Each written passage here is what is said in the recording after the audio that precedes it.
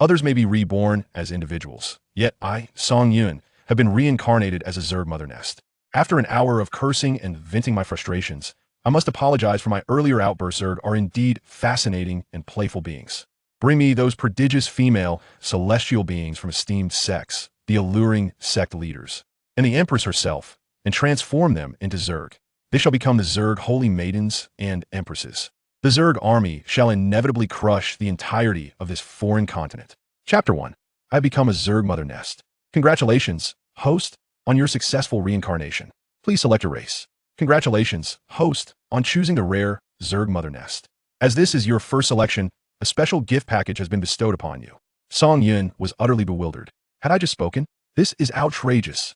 A blinding flash enveloped me, and I found myself in a forest, yet my form was that of a colossal red cellular entity, pulsating rhythmically like a heart, with crimson nerves entwining the surrounding trees.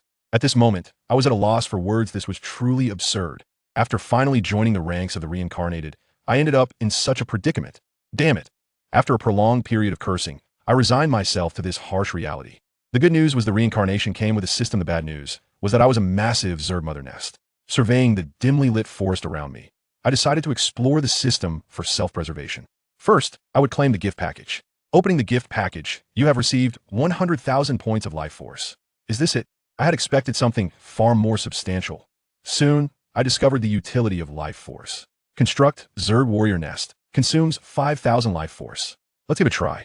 I selected the system's display and positioned the nest adjacent to the mother nest. The construction progressed swiftly, and as it took shape, it was enveloped in a translucent viscous membrane. With a pop, the membrane burst, revealing the Zerg warrior nest in its full glory, surpassing even my mother nest in size, its surface resembling muscular tissue, veins visibly coursing beneath. The ground began to be coated with a thick, black viscous liquid, consuming all flora it touched. Tall trees withered at a mere brush. Yet, my life force was gradually increasing. It dawned on me that life force is the foundation of the Zerg, absorbing others' vitality to fortify itself. For a moment, I found this rather intriguing and opened the Zerg warrior nest. Crystal Spike Zerg.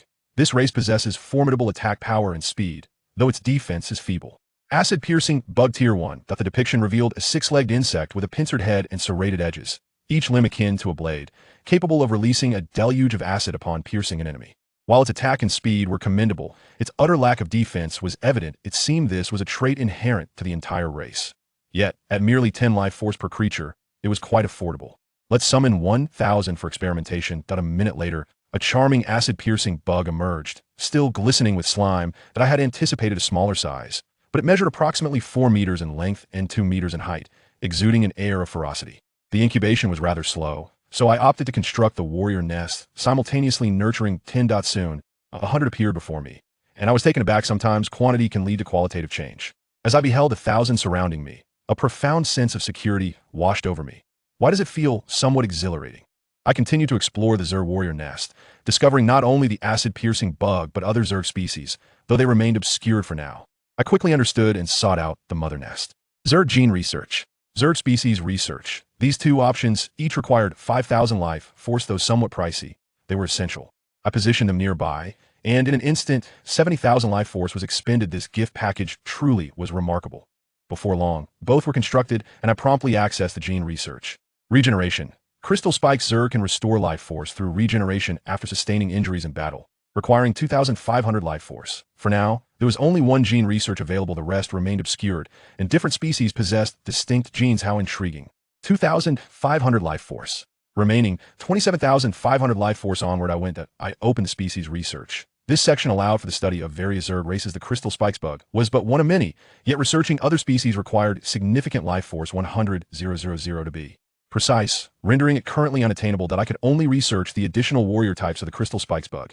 Tier 1 Blade Bug, a stealthy type adept at camouflage with exceptional attack power, costing 2,000 life force. The tier was reasonable in price, so I proceeded with the research. Upon completion, I opened the Zerg warrior nest. The Blade Bug required 15 life force each, which was manageable. Let's summon 1,000. Watching my life force dwindle to just over 12,500 points, I felt that my Zerg army was nearing completion, ready to venture forth and hunt to earn life force. As for upgrading to Tier 2 Zerg warriors, my mother nest needed to reach level 2. The mother nest also possessed the ability to cultivate Zerg leaders, necessitating a level 6 mother nest, alongside a transformation capability I had yet to comprehend. Upgrading would demand 100,000 life for see no small sum. I must be prudent with my expenditure. Upon witnessing the emergence of the blade bugs, I once again lamented the frailty of the crystal spikes. Zerg's defenses. The blade bugs were quite slender, yet they possessed chameleon-like abilities, allowing them to merge seamlessly with their surroundings as assassin-type insects. Impressive. The Zerg experience was rather engaging. Who else could boast such a multitude of subordinates upon their reincarnation? I had invested sufficiently. All forces advance. As commander, I control my army through the system, able to assume the perspective of any single insect at will. Despite the full-scale assault, I retained 500 to guard the nest. Security is paramount. Before long, I spotted an iron-armored wolf, indicated as a Tier 1 magical beast. At my command, the 1,000 insects halted, and I personally controlled one to test the strength of the acid bug. Slowly approaching, I leapt from the underbrush, and with the precision of a blade, I severed the iron-armored wolf's head, which barely reacted. Observing the decapitated wolf, it seemed to be of the same tier. The Zerg appeared stronger in this instance. This was still under my control. If they unleashed their true potential, their offensive capabilities would be even more formidable. Next, I commanded a blade bug to act independently. That I watched as the blade bug nestled against a tree, its body gradually transforming to resemble the trunk. A Tier 1 white python approached, unaware of the imminent danger. The additional 5 life force was no trivial matter. Such a hidden ability is fearsome. Even upon close observation, it was nearly undetectable. The slain magical beasts bore no value. What I needed was magical beasts rich in life force. Let the hunt commence. The 1,000 bugs surged forth in all directions, a sight that sent chills down my spine. Soon, I discovered a presence of death and swiftly shifted my perspective that it was a Tier 2 magical beast, the venomous spider. Chapter 2. Evolution, Initiation. Truly, the second-tier magical beast has cost me 2 acid spikes bugs, yet it too suffers greatly, bearing numerous wounds and beginning to weaken. In an instant, the reinforcements of acid bugs surged from all directions. The legs of the venomous spider were entirely severed, rendering it utterly defenseless. Even the mightiest cannot withstand sheer numbers. Despite the loss of 2, victory over the second-tier beast was achieved, but the prospects against a third-tier creature remain uncertain. However, the cost-effectiveness is remarkably high. Continuing the cultivation, I shall procure 500 of each. The objective is to cleanse this forest entirely. Soon, Song Yun observed a decrease in vitality. And that simply would not do. After all, he aspired to become the master of explosive insects. As the first and second-tier beasts were captured and confined within the warrior nest, vitality began to restore. With the first-tier beasts replenishing 100 vitality points and the second-tier beasts 300, Song Yun deemed this satisfactory. Suddenly, he noticed a significant number of acid bugs had perished. A chill running through him as he swiftly switched perspectives. A third-tier 2-headed serpent had already slain dozens of acid bugs, spewing forth purple venom. And with a sweep of its tail, it dispatched a multitude, rendering resistance futile. Even the blade bugs could only leave shallow wounds on its surface, only to be crushed in the next instant. In this manner, over 100 were lost, prompting Song Yun to issue a retreat order. A third-tier beast was beyond their current capabilities, necessitating an upgrade of the mother nest. The 2-headed serpent observed these peculiar insects retreating, raising its heads to emit a low growl, as if mocking them and proclaiming victory. Song Yun spat disdainfully, vowing to return after his upgrade and extract its serpent eggs. Half a month later, the entire periphery of the forest had been cleared by Song Yun, with first and second-tier beasts now reduced to mere sustenance. Presently, he had amassed 193,245 vitality points. Time to upgrade the mother nest. The cost, 100,000. Instantly, the heartbeat of the mother nest intensified, its form swelling. It had transitioned from being suspended among the trees to resting upon the ground, resembling a diminutive castle of hearts. The next upgrade would require 200,000 vitality points, which felt manageable. It was time to commence genetic research. Reinforced regeneration. The crystal spikes race can recover vitality through regeneration when injured in battle, costing 5,000 vitality points. Savage. The crystal spikes race becomes more ferocious in battle, significantly enhancing attack capabilities, costing 500 vitality points. Regeneration can indeed be enhanced. Although the crystal spikes lack defense, the combination of regeneration and rapid recovery after injury proves to be an excellent synergy. Now, coupled with savagery, it is as if they have gained wings. Upgrade. Let us examine the research on the crystal spikes race.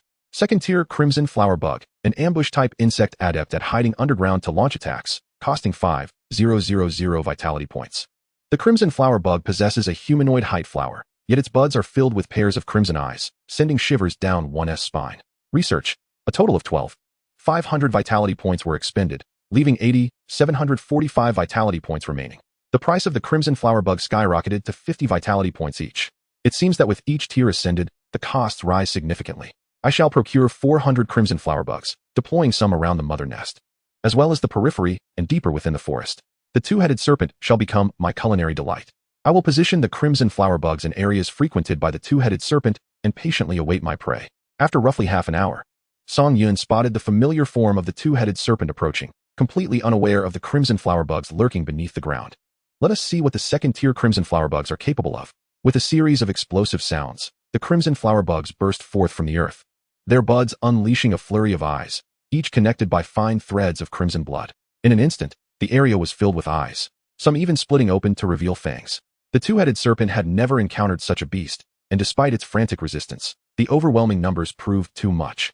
It was bitten and ensnared from all sides. Seeing this, Song Yun seized the moment, commanding the acid bugs and blade bugs to attack. Upon witnessing these two types of insects, the two-headed serpent grew even more enraged, realizing they were part of the same coalition. Attempting to whip its tail, it found itself ensnared, unable to break free. Previously, it could only leave superficial scratches, but now, they penetrated deeply.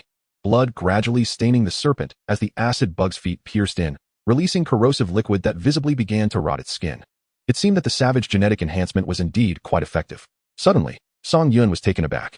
The sharp threads from the crimson flower bugs severed a portion of the serpent's tail.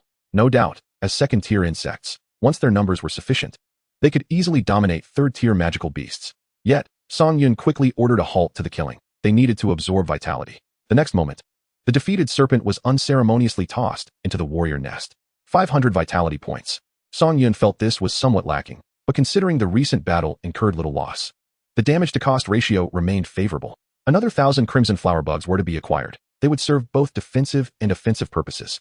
In an instant, 50,000 vitality points vanished, and combined with the previous 400, only a meager 10,000 vitality points remained. However, having witnessed the power of the crimson flower bugs, Song Yun felt a surge of confidence. These charming little creatures would yield considerable returns. Commencing the conquest of the forest interior, tremble, third-tier beasts. I am coming for you. Within the forest, numerous third-tier beasts indeed appeared.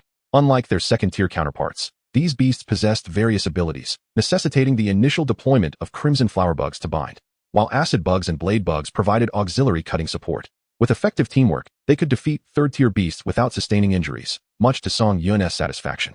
The insect race proved remarkably intelligent. As long as he demonstrated a strategy once, they would learn it. Suddenly, a message from the system appeared. New genes await research. Song Yun was taken aback. How could new genes be unlocked without upgrading the mother nest?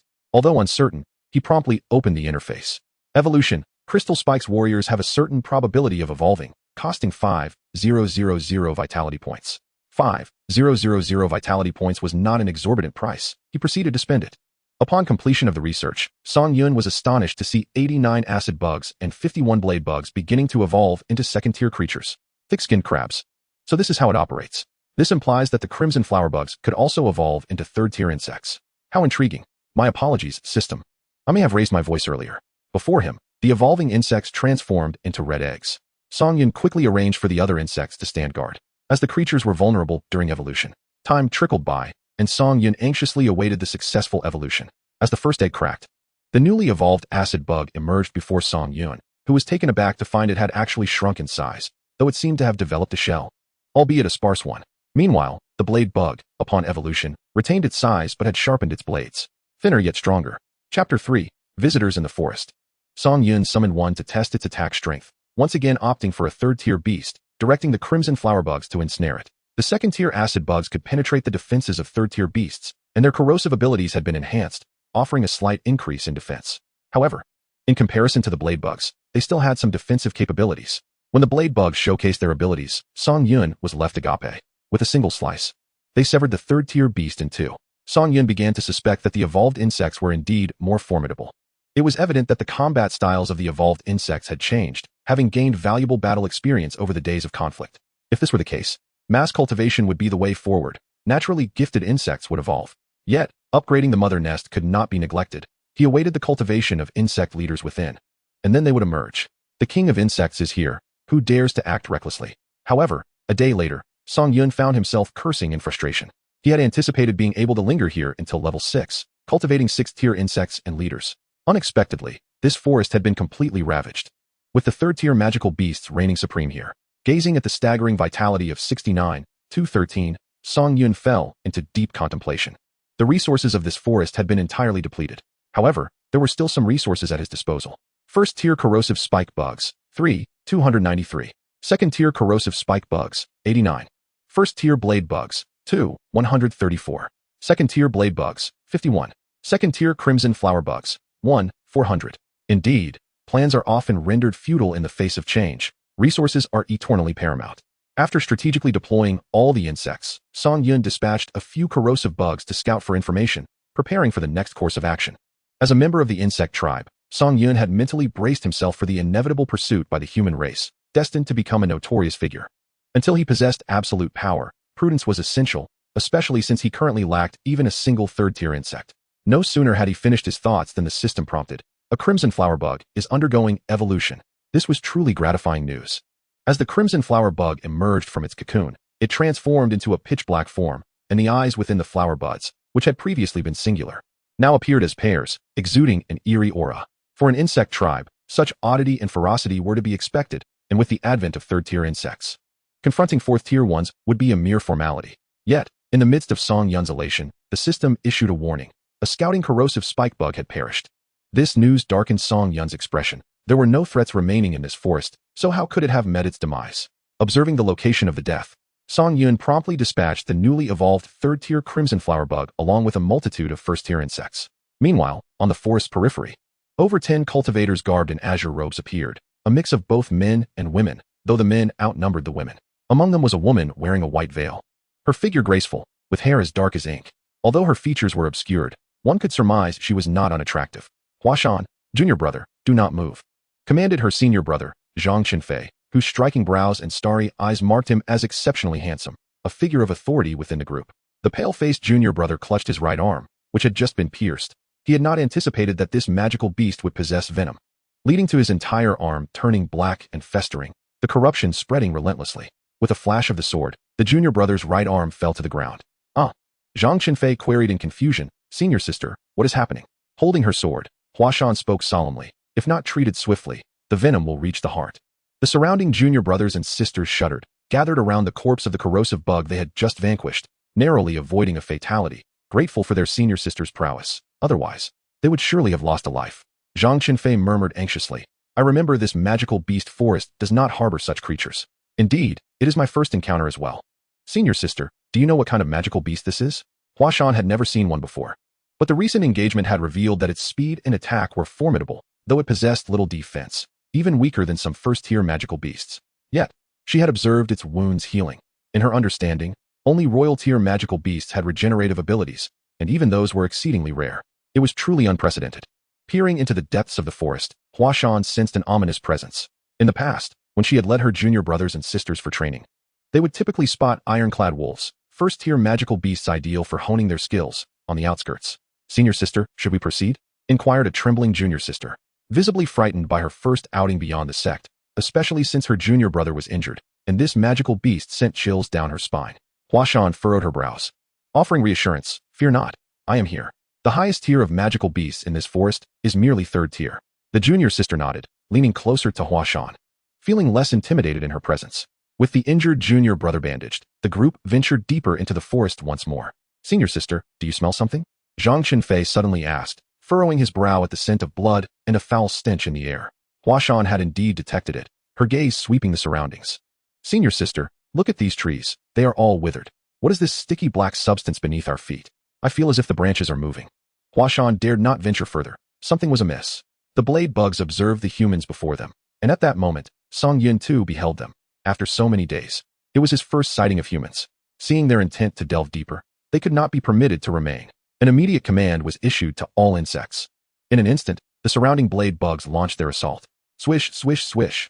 Huashan's beautiful eyes widened, her sword unsheathed as she cried out, "Be careful." However, the junior brothers and sisters lacked such awareness. In an instant, a leg was severed, and they fell to the ground. "What kind of magical beast is this? My leg. Senior sister, save me. I do not wish to die here. Senior sister, my hand is gone. It hurts so much." Witnessing her fallen junior brothers and sisters, Huashan's expression tightened. How could such a magical beast exist, one that she had barely seen? "Russell, Rustle, rustle. Pairs of crimson eyes materialized before her, and Huashan gazed in disbelief at the multitude of creatures. The sight rendered several of her junior brothers and sisters unconscious with fear, while others succumbed to despair. In the face of such a dire situation, Huashan did not hesitate. She turned and fled, leaving her junior brothers and sisters in shock. The revered senior sister would abandon them. As the grotesque creatures approached, they dragged their bodies deeper into the forest, screams echoing throughout. Observing Huashan's flight, Song Yun could not allow a single person to escape. Attracting powerful adversaries would be disastrous. Chapter 4. The Need for Third-Tier Insects. Song Yun immediately commanded capture. They must not be allowed to escape, or his insect army would be exposed. Currently, he had only one third-tier insect, while it could rival fourth-tier magical beasts. Its numbers were woefully insufficient and needed further development. Watching the retreating figure of the woman, Song Yun's eyes were filled with murderous intent. Hundreds of first-tier corrosive bugs seemed to sense his bloodlust, becoming frenzied, their speed significantly increasing. Heavenly Xian sword technique. Huashan cried out, her long sword slicing through the air with a crescent glow. This was the first time Song Yun had witnessed such a technique. The corrosive bugs ahead dodged. Yet those behind, obstructed by their line of sight, were struck down. Losing 69 first-tier corrosive bugs tightened Song Yun's brow. This woman was formidable. Her elders would undoubtedly be even stronger. Without a moment's hesitation, Song Yun dispatched his solitary third-tier crimson flower bug to provide support. At that moment, Huashan felt a wave of relief. Although these magical beasts exhibited impressive speed and attack, they were utterly incapable of withstanding her blade. Suddenly, Huashan's beautiful eyes narrowed, and she raised her sword with vigor. With a clang, she felt a jolt in her right arm. Glancing at a nearby branch, her sword had developed fine cracks. Simultaneously, a surge of murderous intent emanated from below. Huashan swiftly evaded, but her skirt was slashed, exposing her fair, long leg. Huashan stared in astonishment at the two blade bugs. Their bodies were changing color. How could this be? She had never seen such a magical beast before. Observing the fissures in her sword, a sense of unease settled in her heart. This was a spiritual weapon bestowed upon her by her master, now marred by cracks. As Huashan was taken aback, Song Yun was even more astonished. This was his second-tier blade bug, and it had not severed her weapon. However, her legs were undeniably exquisite, long and fair. While Huashan was still in shock, dozens of crimson flower bugs emerged from the ground, rendering her utterly speechless. Especially as the flower buds unfurled, their multitude of eyes fixating on her, sending chills down her spine. Countless eyes surged towards Huashan, while the corrosive and blade bugs awaited their cue to assist. Faced with such overwhelming aggression, Huashan hastily attempted to flee. Yet within the attacking range of the crimson flower bugs, escape proved futile. Suddenly, Huashan felt a sharp pain in her ankle, only to discover that a single eye had inexplicably opened its mouth and latched onto her. A numbing sensation began to spread through her body, prompting her to swing her sword in a decisive strike. Instantly, she suppressed the toxin with her spiritual energy. However, a momentary lapse allowed a blade insect nearby to launch a surprise attack. In the blink of an eye, the sword light burst forth like lightning. Song Yun dispatched a first-tier acid-eating insect and a blade insect to attack, intending merely to wear her down. Meanwhile, the second-tier crimson flower insect awaited its opportunity. It must be said that after so many days, she had encountered the most formidable foes yet. With a soft thud, Song Yun felt a surge of joy.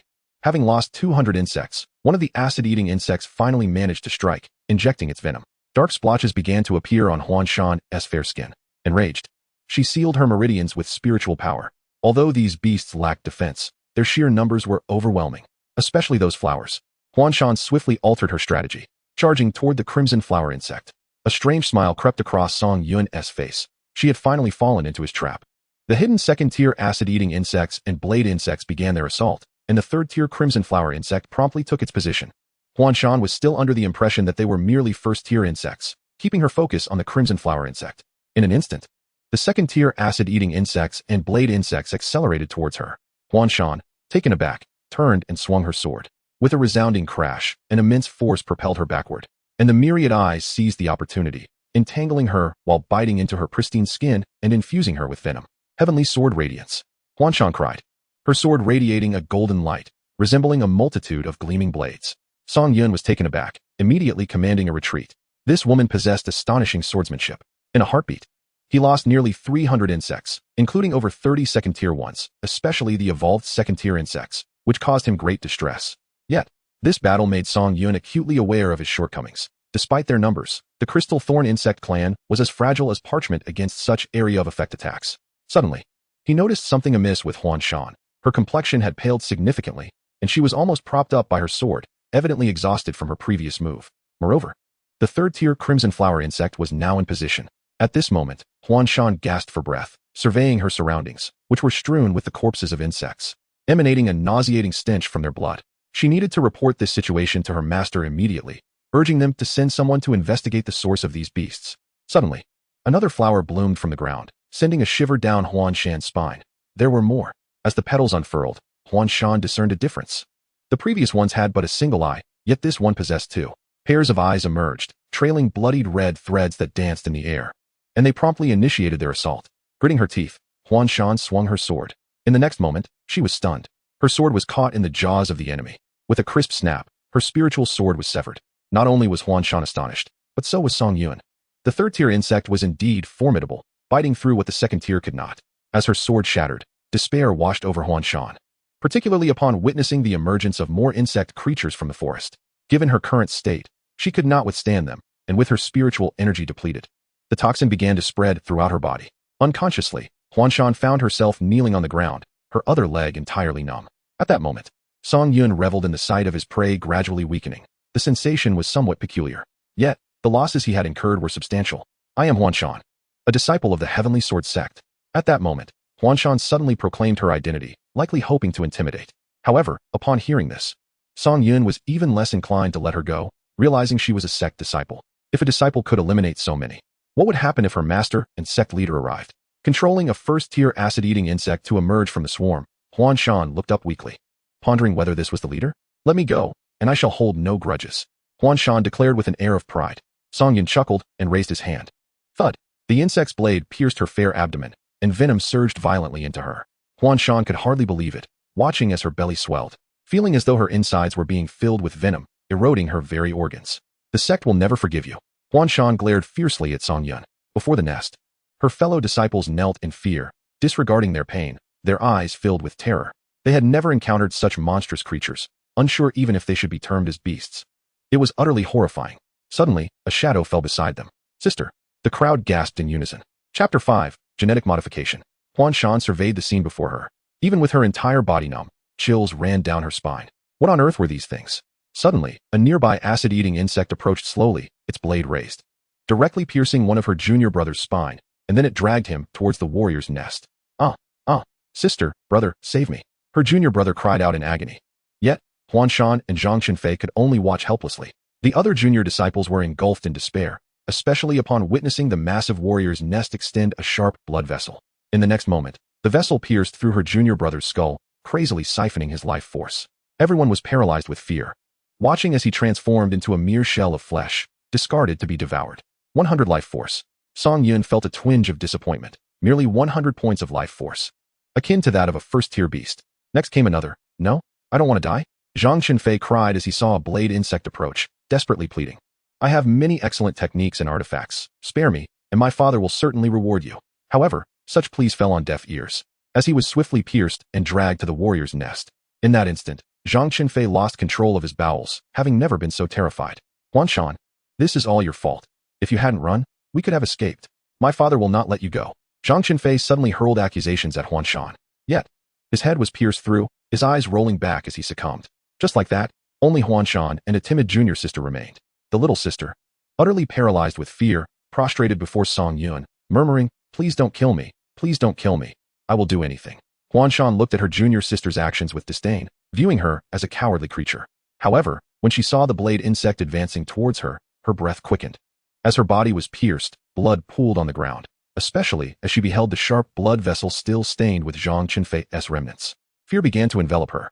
Huan Shan closed her eyes and shouted, if you kill me, the sect will surely come looking.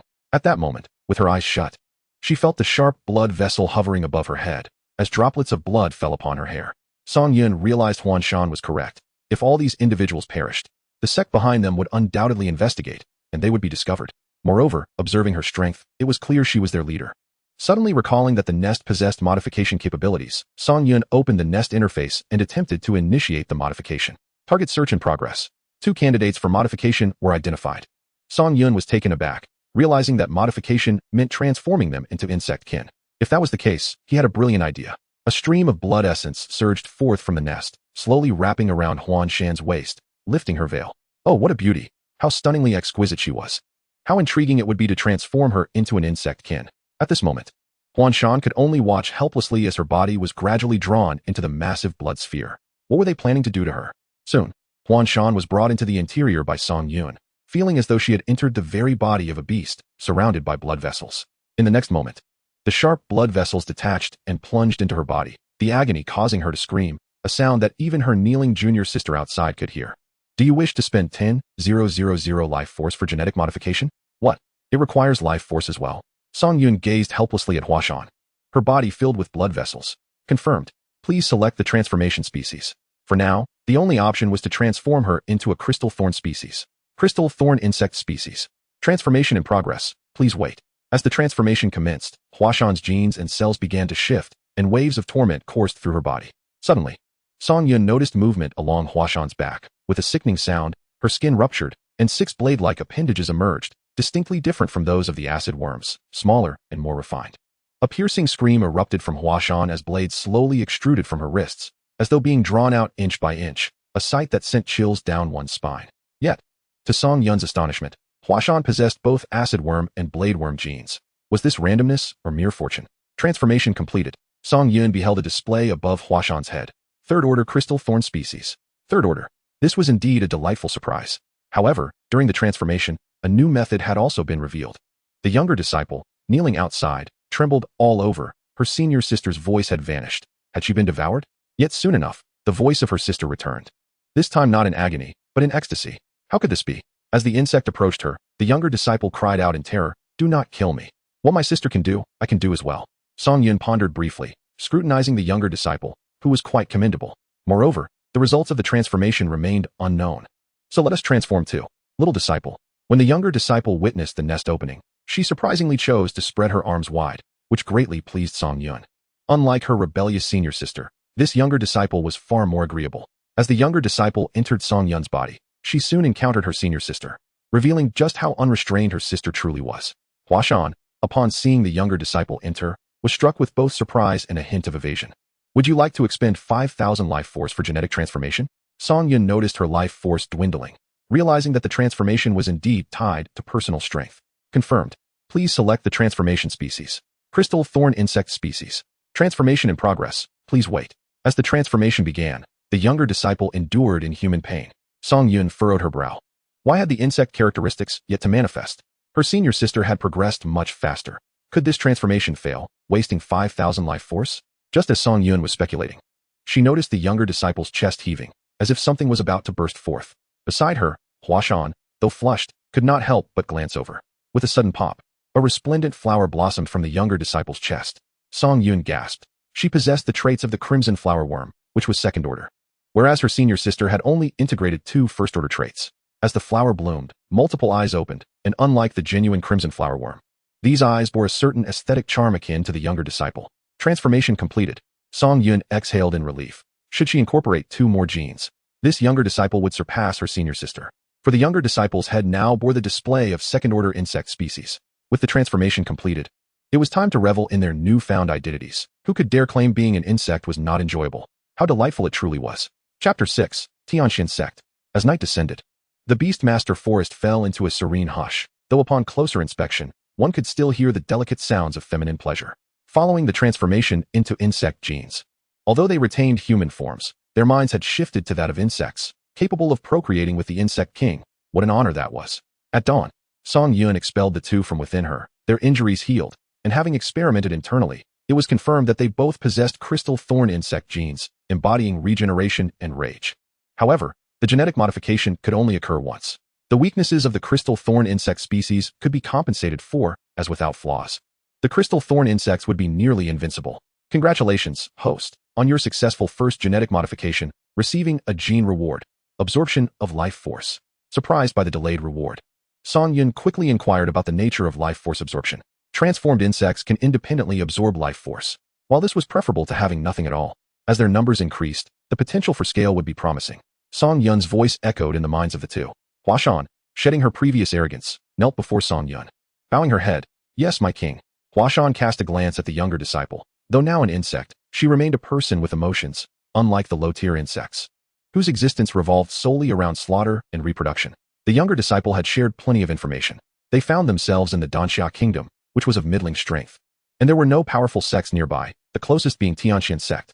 Their sect, Tianxian, ranked third, and Huashan, their eldest sister, was a prodigy, having reached the pinnacle of the soul incineration realm at a young age, equivalent to the peak of third-order magical beasts. The younger disciple, Hanyue, lacked such prowess. Previously only at the third layer of the body refining realm, it seemed the transformation had elevated her to second-order insect status. The sect leader of Tianxian was formidable. At the seventh layer of the Wuxiang realm, comparable to fifth-order insects, but according to insect hierarchy, fourth-order insects could manage them. However, a single insect was certainly insufficient, and presently, they lacked any. Thus, seeking alternative habitats to accumulate life force became paramount. Yet, larger magical beast forests often attracted visitors, increasing the likelihood of discovery. They had to exercise caution and initially seek out ordinary forests to establish subsidiary nests. Once a leader insect was secured, they could venture forth without hesitation. On their way back to the sect, Hanyue maintained her usual position behind Huashan. At this moment, Huashan contemplated how to expand their insect population, which only underscored the terrifying nature of genetic modification. Sister, do you have any good ideas? After all, so many lives have been lost, and we need an explanation. Hanyue inquired softly, appearing as submissive as before. We could say we were attacked by a mysterious figure. Hanyue responded with a soft "oh," then suddenly added, Sister, your fleeing figure was truly beautiful. Huashan halted her steps. Repeat that? The younger disciple dared not respond. Song Yun, observing quietly, remained silent, primarily interested in gauging their loyalty post-transformation. However, sister, you are quite unrestrained before the king. If the sect's brothers found out, their jaws would surely drop. With a swift motion, blades shot forth from her wrist, poised against Hanyue's fair neck. Compared to your sister's hypocrisy, I make no pretense. Huashan glared coldly at Hanyue, but ultimately retracted her blades. You are correct. I am indeed hypocritical. Sister, we must look out for one another and dedicate ourselves to the king. No need for you to remind me. Sister, what do you think about transforming the sect into our territory? Huashan regarded Hanyue in astonishment. Was this still her timid younger disciple, daring to propose converting the entire sect into insects? While bold, this idea was not without feasibility. It warranted careful planning. Hearing their exchange, Song Yun felt a wave of shock. Her earlier concerns seemed excessive, as they had already integrated into the group and were contemplating the future of the insect race. Their pace accelerated, the insect genes perfectly manifesting. Although Huashan had not inherited the second-order insect traits, she still possessed the unique color-changing ability of the blade worm. Along with the corrosive properties of the acid worm, these genes were immensely powerful. Where could they procure 200,000 life force to elevate the nest to level 3? Once they achieved a level 6 nest, it would represent a qualitative leap. As Huashan mentioned, sixth-order magical beasts were akin to beast kings. Thus, her sixth-order insects could be birthed in droves, with millions of beast kings, which sect could withstand an assault from a million sixth-order insects, especially with formidable sixth-order insect leaders? Once again, the same sentiment prevails. An abundance of vitality is required as the majestic Tianxian sect gradually comes into view. The sect is perched atop the pinnacle of the 9 heavens, perpetually enveloped by ethereal clouds and mist. Its grand entrance, fashioned from exquisite Xian jade, towers over 100 feet high, adorned with the ancient remains of A, which have transformed into intricate patterns of purple lightning, signifying its profound heritage. Should this stronghold be seized, it would yield at least several 100,000 units of vitality, if not more, perhaps even 1,000,000. However, given her current strength, it seems implausible. Thus, she must seek another opportunity, reliant on the two of them. First, she instructs Huashan to scout a safe magical beast forest, ideally devoid of major sects nearby. Small sects pose no fear, and any who dare provoke them can be swiftly dealt with. As the two approach their destination, Huashan halts, and the ICU also comes to a standstill. They exchange glances before drawing their weapons, engaging in a fierce clash that leaves Song Yun in awe.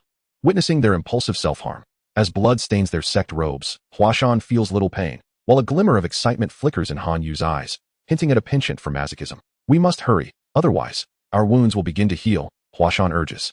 Agreed. Upon reaching the sect's entrance, they encounter a middle-aged man accompanied by others, radiating urgency.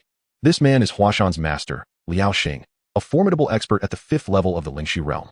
Han Yu promptly feigns unconsciousness, inwardly admiring her senior sister's performance. Liao Xing first ensures Han Yu is settled before attending to Huashan's injuries.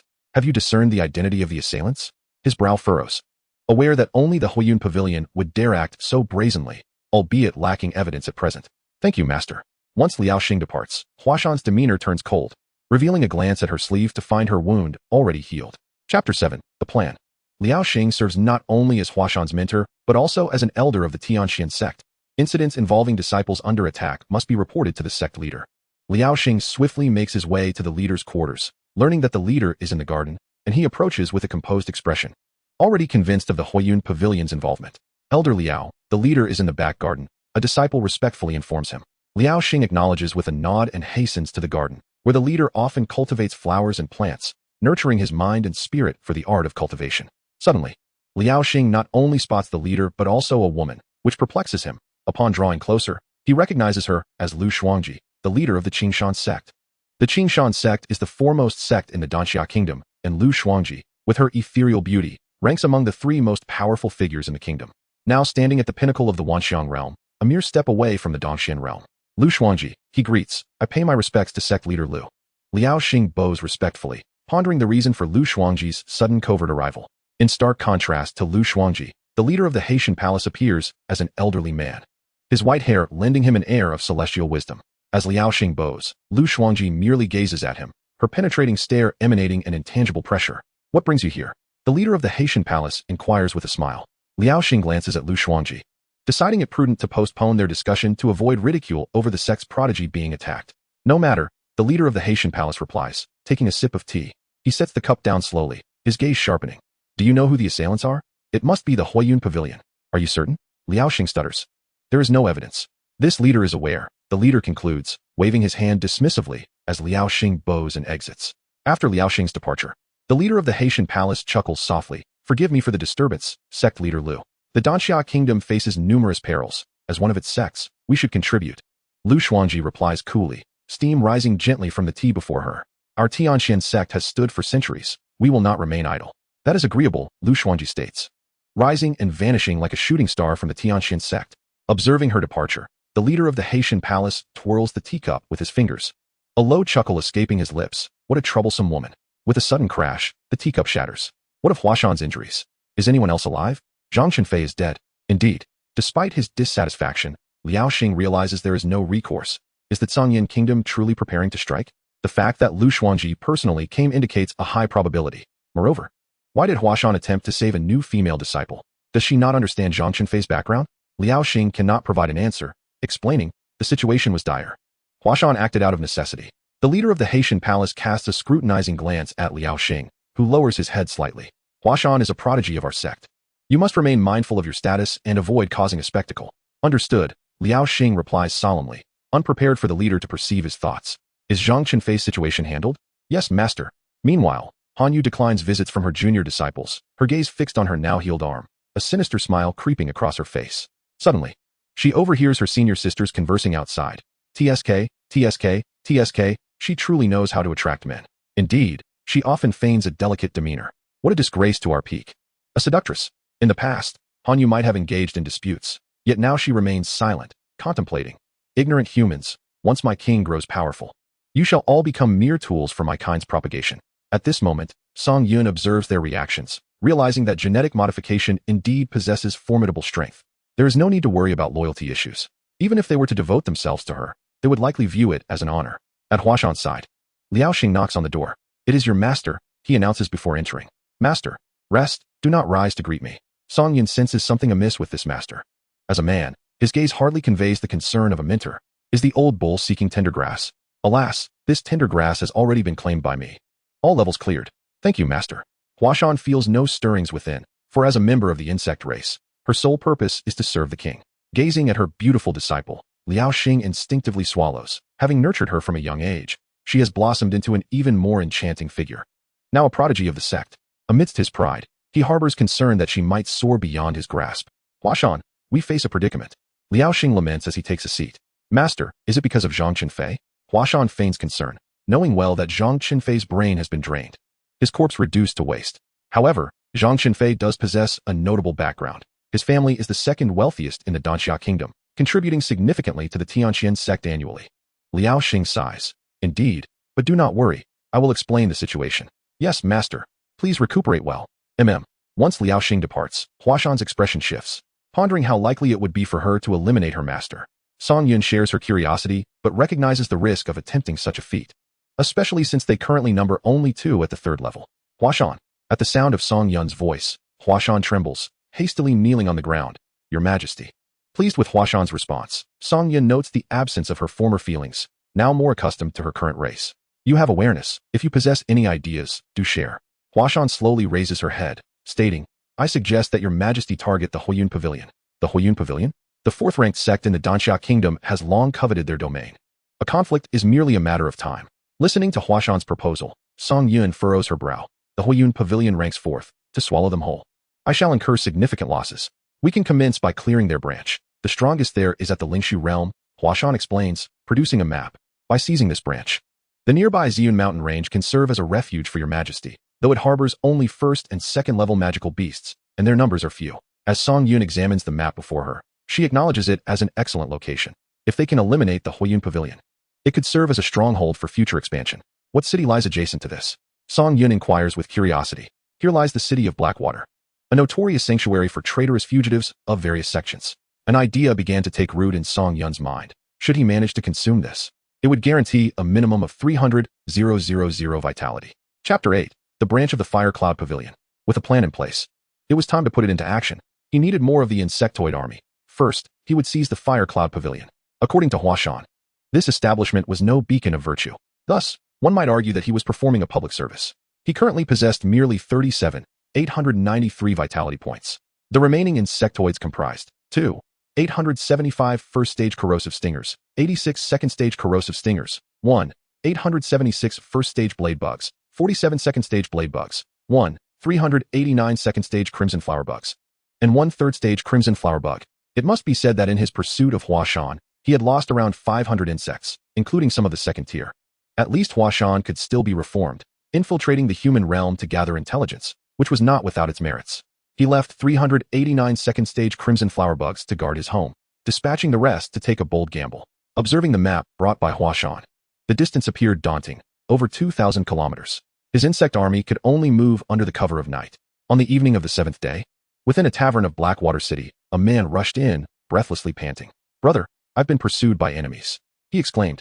A burly man seated nearby, enjoying his drink, jested, What a hurry you're in. The frightened man replied, It's no jest. I just witnessed a horde of magical beasts charging into the purple cloud mountains. The surrounding patrons paused, then erupted into laughter. What are you laughing at? I truly saw them, and these beasts appeared quite bizarre. The laughter only grew louder. What magical beast doesn't look odd? You're making a fuss over nothing. The banter continued, and even the man began to doubt his own observations. But what he had seen indeed resembled insects more than beasts. Meanwhile, Song Yun was directing his insect army towards the purple cloud mountains, encountering no significant obstacles along the way. Upon entering the mountains, it became the domain of the insectoids. He expended 10,000 vitality points to construct a mother nest. This way, even if one were to fall, he would still survive. Without a mother nest, he could not establish warrior nests, which were essential for siphoning vitality. As the great heart began to pulsate, Song Yun exhaled and immediately commanded the extermination of the magical beasts in the mountains, soon filling the air with their anguished cries. Concurrently, he constructed 4 warrior nests, leaving him with just over 7,000 vitality points. It was indeed a desperate situation. Yet, the efficiency of the insectoids was remarkable. Within a day, they had cleared the entire purple cloud mountains. He acquired over 70,000 vitality points, now totaling more than 80,000. It was time to replenish the ranks of the insectoids. He summoned 3,000 corrosive stingers and 200 blade bugs, consuming a total of 63,000 vitality points, and added 4 more warrior nests, successfully reducing his vitality to double digits.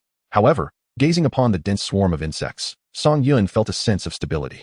With an army of 10,000 insectoids, he should be able to conquer a branch. Upon learning that Huashan had departed the sect alongside her master, Liao Xing, Song Yun recognized that his plan could commence.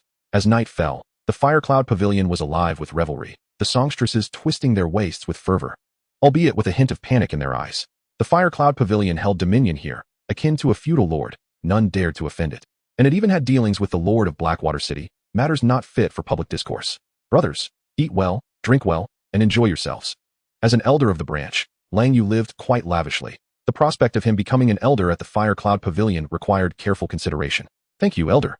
The disciples below shouted, each surrounded by beautiful women, an uncommon luxury among sections. We shall heed the elder's command. Very well, bring forth the beauties. With a wave of Lang Yu's hand, over 50 women, all of exquisite beauty and elegantly attired, were ushered to the center, clearly not daughters of common folk. Lang Yu smirked, What are you waiting for? Seize them. The disciples hesitated, akin to wolves charging into a pen of sheep. The women's feeble cries for help merely added to the spectacle, as the disciples reveled in the chaos. The main hall descended into a scene of unspeakable depravity. Outside the hall, the disciples were equally engaged, their cries only heightening the excitement. Yet, none noticed the ambush of 1,000 crimson flower bugs lying in wait beneath their feet. In Song Yun's words, "I intend to cover every inch. This is exhilarating. You all continue. I'll just step away for a moment. Elder brother, hurry up. There's still a tempting one left. What's the rush? There are even more exquisite ones behind." The intoxicated elder brother swayed as he ambled away. Such activities occurred at least once a month. Cultivation was a tedious endeavor that required release. Suddenly, a sound pierced the air. The elder brother, eyes closed, was oblivious to the blade that rose in the darkness. They were eager to join in. Such revelry was irresistible. The darkness was overwhelming, the bloodshed unfathomable, the filth repugnant. On the watchtower, 2 younger disciples munched on roasted chicken. "I envy the elder brothers. When will we get our turn? What's the hurry? You've only just arrived. I've been here for half a year without qualification. You need to wait a year. I saw the girls they captured today. They were stunning. Fear not. There will be plenty of opportunities in the future." With that, the disciple stood, gazing towards the branch. As a cloud drifted away, the moonlight spilled forth. Suddenly, the disciple was struck with confusion. What had he just seen? The walls were crawling with monsters. Monsters. Hurry, disciple. The younger disciple rose, equally bewildered. What on earth were these creatures? Unbeknownst to them, the shadows of the blade bugs began to materialize. In a flash, 2 heads fell from the watchtower. Everything was under Song Yun's control. As all the insectoids took their positions for battle, a glimmer of murderous intent flickered in Song Yun's eyes. Kill. Chapter 9. Research on third stage insectoids. The first wave of attack saw the crimson flower bugs erupt from the ground, countless eyes emerging from the earth, giving the appearance that the entire branch had sprouted swaying flowers. This bizarre sight left the disciples dumbfounded. Before they could comprehend, they were seized, their bodies rendered immobile. Within the grand hall, the sole third stage crimson flower bug targeted Lang Yu as its primary assailant. The timing was impeccable, as Lang Yu's moment of weakness unfolded. The ground was breached, his limbs instantaneously ensnared, and second stage blade bugs leapt from the shadows.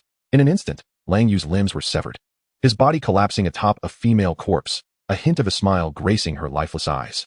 The entire scene transpired too swiftly for the disciples below to react. Not even Lang Yu himself had time to comprehend his fate before his limbs were severed. With a cacophony of chaos, countless flower bugs surged forth, breaking through the ceiling. As corrosive stingers and blade bugs flooded into the branch, the disciples were paralyzed with fear. They had never encountered such creatures. A surreal tableau unfolded. As Song Yun observed no resistance, the disciples were utterly terrified. The only casualty was one of their own, trampled by his own insects. There are too many. In less than 5 minutes, the entire branch had fallen under Song Yun's control, engulfed in wails of despair. This outcome surprised Song Yun. He had anticipated losses in the thousands, especially with an expert at the void realm among them, akin to a 4th stage magical beast. Fortunately, this individual had been preoccupied, or the victory would not have been so easily achieved. Yet now, dragging the captives away felt like a daunting task, though grumbling is inevitable. This evening has proven to be remarkably fruitful. With over 3,000 individuals in the entire branch, even if each possessed a mere 100 vitality, it would amount to more than 300,000. We must hastily transport them all away. Elder, what exactly are these creatures, and why do they not kill us? A terrified elder disciple gazed at the acid-eating worms, whose terrifying appearance was only overshadowed by the even more fearsome crimson flower worms lurking beneath the ground, rendering those with a fear of clusters unable to look. Despite having had his limbs severed, Lang Yu remained alive, albeit devoid of combat capability. "I am an elder of the Fire Cloud Pavilion. I am an elder of the Fire Cloud Pavilion." Lang Yu howled helplessly, bewildered by the monstrous beasts that resembled no known species. "Elder, where are they taking us?" Just as the eldest disciple finished speaking, he was pierced with a chilling dread and whisked away by the acid-eating worms, clamped beneath their bodies. In less than 10 minutes, the Fire Cloud Pavilion's branch had been entirely emptied, the ground littered with blood and dismembered limbs. Fortunately, the journey was safe, leading them to the maternal nest of the mountain range. Upon witnessing the terrifying nest, the Fire Cloud Pavilion disciples were gripped by fear, many fainting as they beheld those whose life force had been completely drained. "Bring your leader out. I am an elder of the Fire Cloud Pavilion. How dare you annihilate my branch?" Lang Yu believed they were under attack by beasts, but it became evident that there were forces behind these worms. Song Yun reveled in such bravado, dragging them directly to the warrior's nest. "You dare! The pavilion master will never let you go." All eyes were fixed on the elder being drained, tears streaming down as they reflected on their misdeeds, convinced they were being punished by heaven, vowing never to commit evil again in their next life. Song Yun had briefly considered transformation, but the thought of altering a man extinguished his interest in an instant. Transforming a fairy seemed far more enticing. and the fairy expressed great joy. As the cries and wails faded, Song Yun's smile deepened as he beheld the vitality, 349, 852 vitality. To acquire such a substantial amount in under 10 minutes through stealth was exhilarating. Song Yun finally understood that the crystalline thornworm species was not meant for direct assault, but rather ambushes, and tonight's results were proof of that. Of course, luck played a part, having encountered them in a group, especially the strongest elder, whose vitality flowed away like a torrent. Upgrade the maternal nest. 200,000. With a single click, only 148, 952 vitality remained. Watching the progress bar steadily rise, Song Yun could hardly contain his excitement. He was on the verge of cultivating the third-tier worms. It was a pity that Hua Shan and Han Yu were not present, otherwise, he would have surely indulged in their company. At that moment in Heishui City, a man from before stumbled into an inn, rolling and crawling. A burly man nearby jested. "Brother, did you see a ghost?" The man's eyes were wide with panic. "I heard countless wails, like vengeful spirits." "Did you really see a ghost? What did it look like?" Faced with the teasing, the man replied in terror. It was too dark to see clearly, but there were so many, all rushing towards the Ziyun Mountains.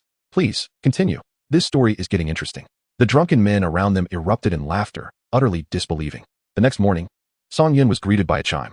The maternal nest had reached level 3. He checked how much was needed for level 4, 500,000 vitality. This made Song Yun gasp. The requirement was escalating alarmingly, necessitating the annihilation of 2 branches. Yet, the prospect of a horde of third-tier worms did not seem insurmountable. First, he examined genetic research. Ultimate regeneration. Crystalline thorn species can recover vitality by regenerating when wounded in battle, requiring 10,000 vitality. Enhanced brutality. Crystalline thorn worms become more ferocious in battle, significantly increasing their attack power, requiring 5,000 vitality. New pain. The more severely injured the crystalline thorn species are in battle, the stronger their attack power becomes, requiring 2,500 vitality. Truly, the genetic traits of the worm species were remarkable, with ultimate regeneration and the new pain gene being a perfect match. The crystalline thorn species was already fragile, with pain. The genetic effects could be triggered rapidly, and combined with ultimate regeneration, they could even maintain a state of suffering. Conduct all research. 17,500. Only 131, 452 vitality remained. He would have to exercise some restraint. Next, he looked at what new worms emerged at the third tier.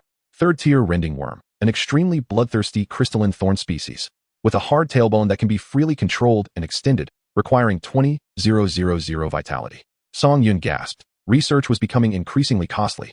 But this was the first time he saw the crystalline thorn species described as hard. The sole third-tier variant was undoubtedly worthy of exploration. Research. 20,000. May the Bodhisattva bless me. Please don't let it cost 1,000 vitality per worm, or I won't be able to continue. When Song Yun opened the warrior's nest, a satisfied smile spread across his face. Each worm cost only 100 vitality. Now that was more like it. Let's create 1,000 of them. 100,000. Alas, there were still many types of worms yet to be researched. He was contemplating the study of a flying worm species, or perhaps one with exceptional defensive capabilities, or even a parasitic worm. But it was of no concern. With 1,000 third-tier worms, wouldn't it be easy to level Heishui City? As the first rending worm emerged, Song Yun thought to himself that its appearance was even more terrifying than that of the acid-eating worms. It stood roughly 2 meters tall, its tailbone exuding a chilling aura and capable of free extension. Could it be that after reaching the third tier, they began to gain abilities? With the emergence of each rending worm, Song Yun was eager to test their strength. This 1,000-strong legion of rending worms could easily lay waste to their enemies, even with a straightforward assault. Chapter 10. The Zhang Family. Regrettably, the warrior's nest here was somewhat lacking. Cultivating 1,000 third-tier worms required time. However, the beast forest would also need some third-tier worms, so he decided to deploy 300 there and the remaining 700 toward the Ziyun Mountains. More importantly, major sects boasted formidable techniques. A single strike could decimate defenseless crystalline thorn worms. It was imperative to research other worm types, prioritizing those with high defense to complement the offensive capabilities of the crystalline thorn worms. There was another issue. Once individuals reached the Lingshu realm, they could traverse the skies. Yet he currently possessed only ground-based worms.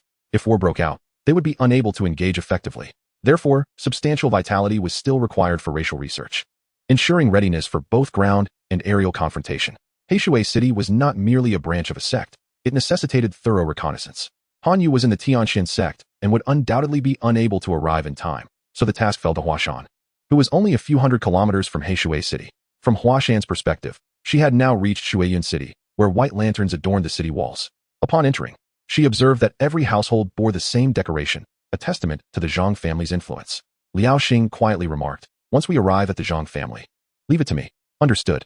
Liao Xing nodded. After days of interaction, he sensed something amiss with his disciple, though he could not pinpoint what was wrong.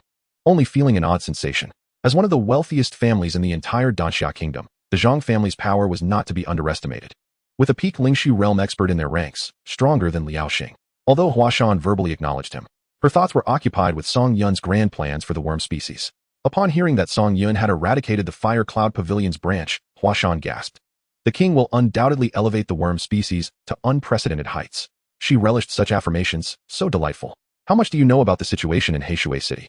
I do not have much information, but I can investigate and gather intelligence for the king's next move. Well done. I shall reward you with the same pleasure as last time.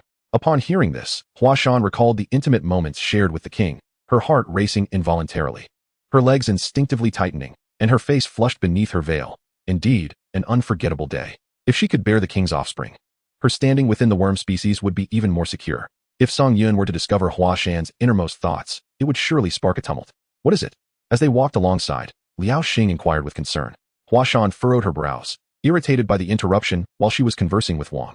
If it weren't for the fact that he still held some utility, she could easily dispatch him with her current prowess. A bit frightened, Huashan murmured. Liao Xing chuckled lightly, no need to be afraid. With that, he reached out to drape his hand over Huashan's delicate shoulder. Considering that no one here would recognize them, Huashan, of course, sensed Liao Xing's intention. Her beautiful visage contorted suddenly, her pupils revealing the characteristics of the insectoid race. She took a slight step back, which displeased Liao Xing. You were cultivated by me, yet you failed to show proper respect. However, for Huashan, the disdain for human contact was palpable, especially since she was favored by Wang. No human had the right to touch her, as it would be a profound insult to him. We are almost there. Liao Xing's tone grew colder, his pace quickening. Before long, they arrived at the Zhang residence, where white curtains draped around the entire estate, and faint sounds of weeping could be heard. The news of Zhang Qinfei's demise had arrived prematurely, casting a shadow of despair over the entire Zhang family. As the eldest son, he was expected to inherit the family business, yet this tragic event had unfolded, leaving even his body unaccounted for. Upon reaching the entrance, a middle-aged man emerged from within. It was Zhang Qinfei's father, Zhang Shi. Few experiences are more harrowing than a middle-aged man losing a child. His once jet-black hair now bore strands of white. Zhang Shi had not pursued cultivation, hoping instead that his son would embark on that path, believing that through cultivation, life could be extended and the family could ascend to greater heights. Zhang Qinfei had not disappointed him. His talent was exceptional, and though he had not reached the pinnacle of excellence, Zhang Shi had felt immense pride. Yet, just days prior, news from the sect had shattered that pride. Their son had perished, without even a corpse to mourn. Unable to accept the reality, Zhang Shi vowed to avenge his son, regardless of the cost. Zhang Shi glanced at Liao Xing, his son's master, and though he offered no warmth, he acknowledged Liao Xing's status as an elder, saying, "Elder Liao, please come in." Liao Xing could sense the resentment in Zhang Shi's demeanor, especially since he had once promised to protect his son. Inside the main hall, a coffin rested, and a woman knelt beside it, weeping profusely. "Let us speak in the side chamber," Zhang Shi said somberly. Liao Xing frowned. Zhang Shi's attitude was vexing. Upon entering the side chamber, Zhang Shi directly confronted Liao Xing. "Elder Liao, you promised me. Have you forgotten?" Liao Xing sighed, acknowledging his fault. "I apologize. My negligence led to their attack. What exactly happened?" He glanced at Huashan. She recounted the events with a fabricated narrative, leaving Song Yun incredulous, sensing that women could indeed weave deceit without a hint of disarray. "So you did not save my son." Zhang Shi's eyes reddened upon hearing this. Unable to fathom that the one his son cherished had ultimately failed to intervene, leaving him in utter despair. Zhang Shi was not mistaken. It was indeed despair upon despair. "The circumstances were dire, and I did my utmost. I apologize." Huashan's mind was preoccupied with matters concerning Blackwater City, eager to resolve the situation here. Liao Xing interjected. "Zhang family head, cultivators inherently grapple with death. No one can guarantee perpetual survival. Then why was it not her who perished?" Huashan remained silent, for she too had been in grave danger at that moment. Fortunate that Wang bore no grudges. Suddenly, a figure clad in black robes appeared outside. "Elder Liao speaks the truth. Who could predict whether one will live to see tomorrow?" The figure lifted the hood, revealing a weathered visage. "Bone Taoist." Liao Xing was taken aback. He never expected the Zhang family could summon him. The Bone Taoist turned his gaze upon Huashan, his tongue flicking across his lips. "Elder Liao, your apology is merely a facade. How can one expect to absolve the death of a son with mere words?" "What do you mean by this?" Zhang family head. Liao Xing questioned Zhang Shi. "Elder Liao, I am but a businessman. I entrusted my son to you, yet he met a death without a complete body. And an apology is insufficient." The Bone Taoist let out a chilling laugh, Elder Liao, if apologies were effective, would we cultivators still resort to violence? Bone Taoist. My Tianxian sect has no quarrel with Blackwater City. Are you seeking to instigate conflict? I, Bone Taoist, have little regard for the sanctimonious pretense of great sections. If you fail to provide an explanation today, it will be difficult for you to depart unscathed. Liao Xing shot a fierce look at Zhang Shi. Do you comprehend the gravity of your actions? I do, for I seek justice for my deceased son. Liao Xing realized Zhang Shi had succumbed to madness. Dragging the entire Zhang family into the abyss for the sake of a single child, unafraid of retribution from Tianxian sect. Yet, Liao Xing underestimated Zhang Shi's fervor for vengeance. It was not I who killed him. Why do you contend with me? Liao Xing's incredulity morphed into laughter. I understand, but your Tianxian sect must find the murderer and provide an explanation, rather than merely offer apologies. With the Bone Taoist present, Liao Xing dared not act recklessly. Having underestimated Zhang Shi's parental devotion, Zhang family head, I will investigate thoroughly. After all, Zhang Qinfei was also my disciple. Upon hearing this, Huashan's heart trembled. This matter could not withstand scrutiny. Once the investigation reached the Beastmaster Forest, the mother nest would inevitably be discovered. This was indeed a perplexing dilemma for the insectoid. Song Yun, too, furrowed his brow. Should an investigation commence, the exposure of the mother nest within the Beastmaster Forest was merely a matter of time. As Song Yun pondered, Huashan made her move. With a swift thrust, the blade pierced through Liao Xing's chest. Zhang Shi and the Bone Taoist looked on in disbelief, particularly Liao Xing, who had never anticipated an ambush from Huashan. She offered no chance for Liao Xing to retaliate, launching a direct assault. The sharp blade sliced through Liao Xing's upper body, her hand gripping his neck, fiercely siphoning the waning life force. At that moment, Song Yun was left dumbfounded. The brutality was staggering, the resolution swift. 5,000 life force. System notification. The insectoid Huashan has evolved to the 4th tier. What? Huashan had undergone evolution. This revelation left Song Yun utterly astonished. However, Huashan was already at the pinnacle of the soul-burning realm. Otherwise, she would not have been recognized as a prodigy of the sect, standing merely a step away from the void realm. This act of absorbing Liao Xing's essence had facilitated her breakthrough. Moreover, according to evolutionary theory, Huashan would surpass those cultivated to the 4th tier. Under the astonished gazes of the two men, Liao Xing gradually transformed into a mere husk. Releasing Liao Xing, Huashan observed the blood on her fingers, savoring its richness. It was a delectable liquid. What have you done? The Bone Taoist bellowed in anger, realizing that he had not intended to kill Liao Xing. As he had no desire to provoke Tianxian sect, he merely aimed to use this incident to irritate them, knowing that the repercussions would ultimately fall upon the Zhang family. Yet, he had not anticipated that Liao Xing's disciple would take such lethal action. Did you not wish for his death? I have assisted you, Huashan said coolly.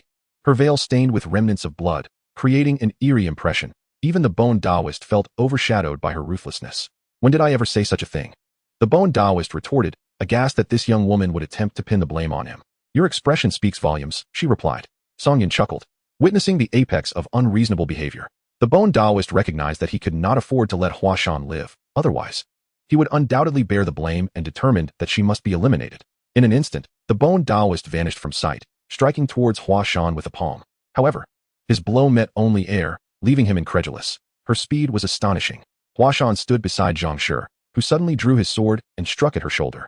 Huashan did not evade. The blade sliced through her fair skin, blood oozing along the edge. Zhang Shi stared at her in shock. I witnessed your son die. Huashan said coldly. Zhang Shi's eyes widened. Why did you not save him? Why should I save him?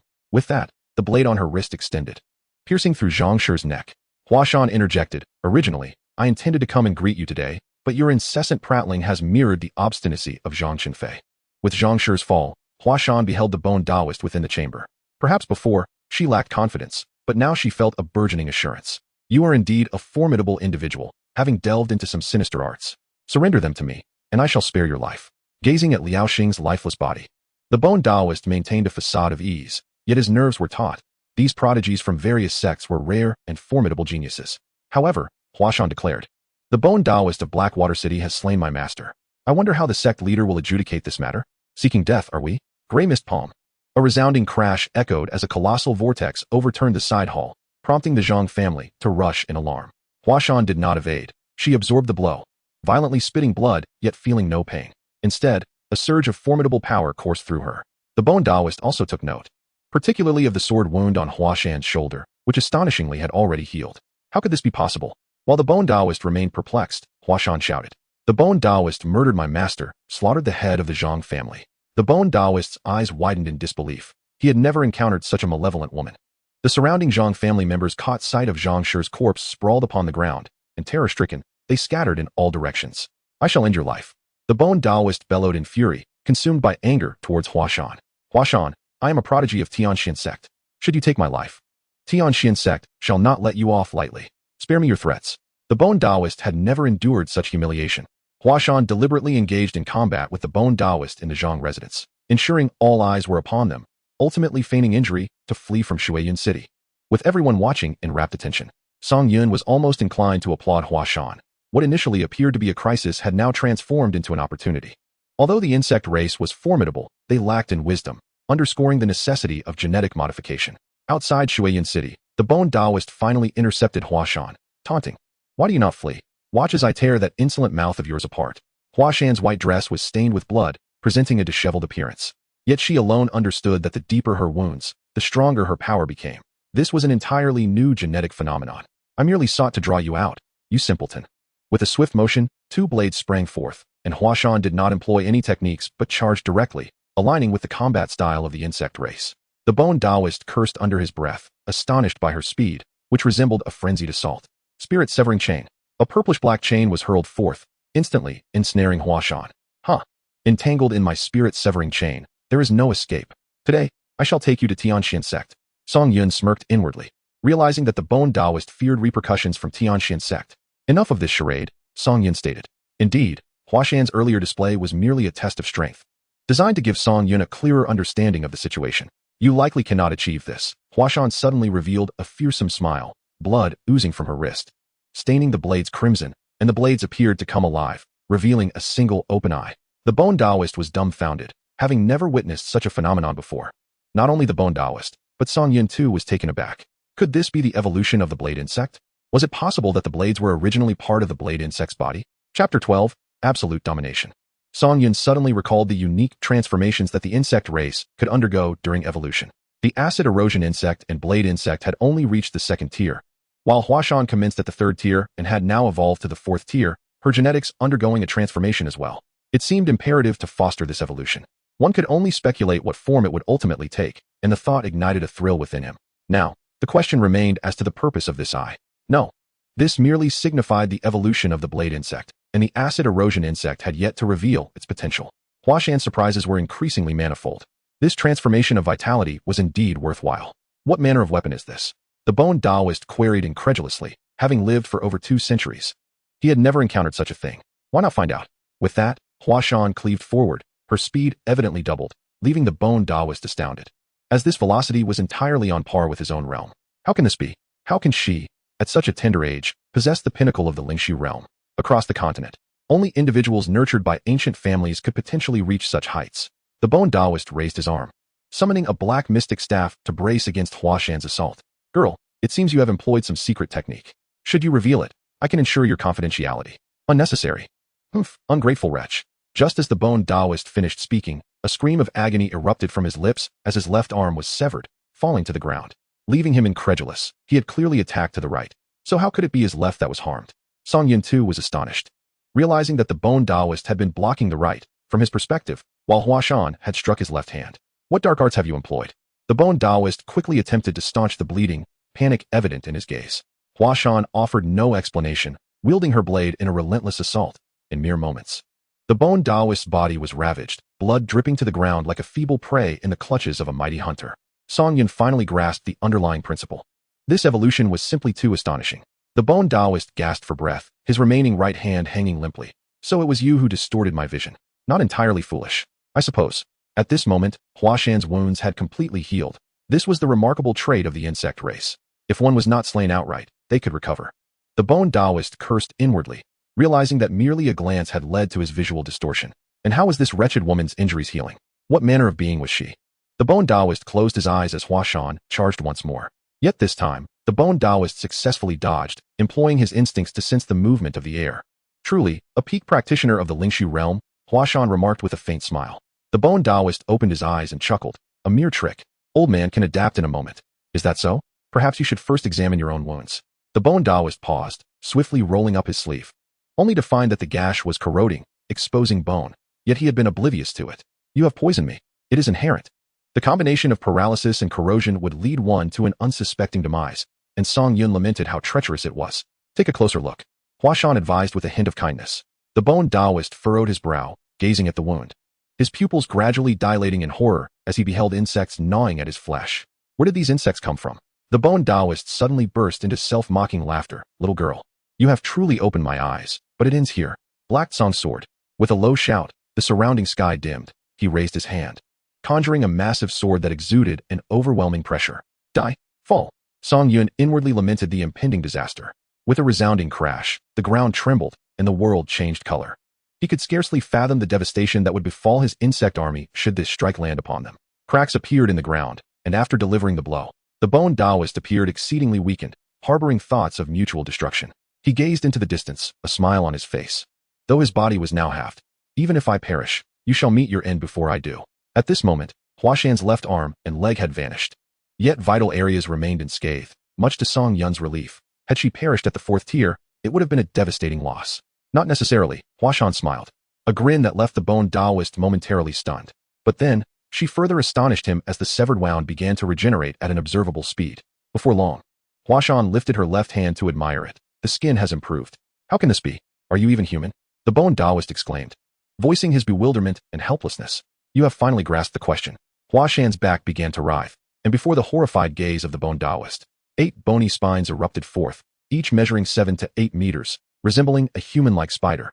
Song Yun's jaw dropped. Was this truly the 4th tier of the acid erosion insect? If she were to sprout wings adorned with feathers, would she not become an 8-winged angel? You are a beast. Fear finally flickered in the eyes of the Bone Taoist.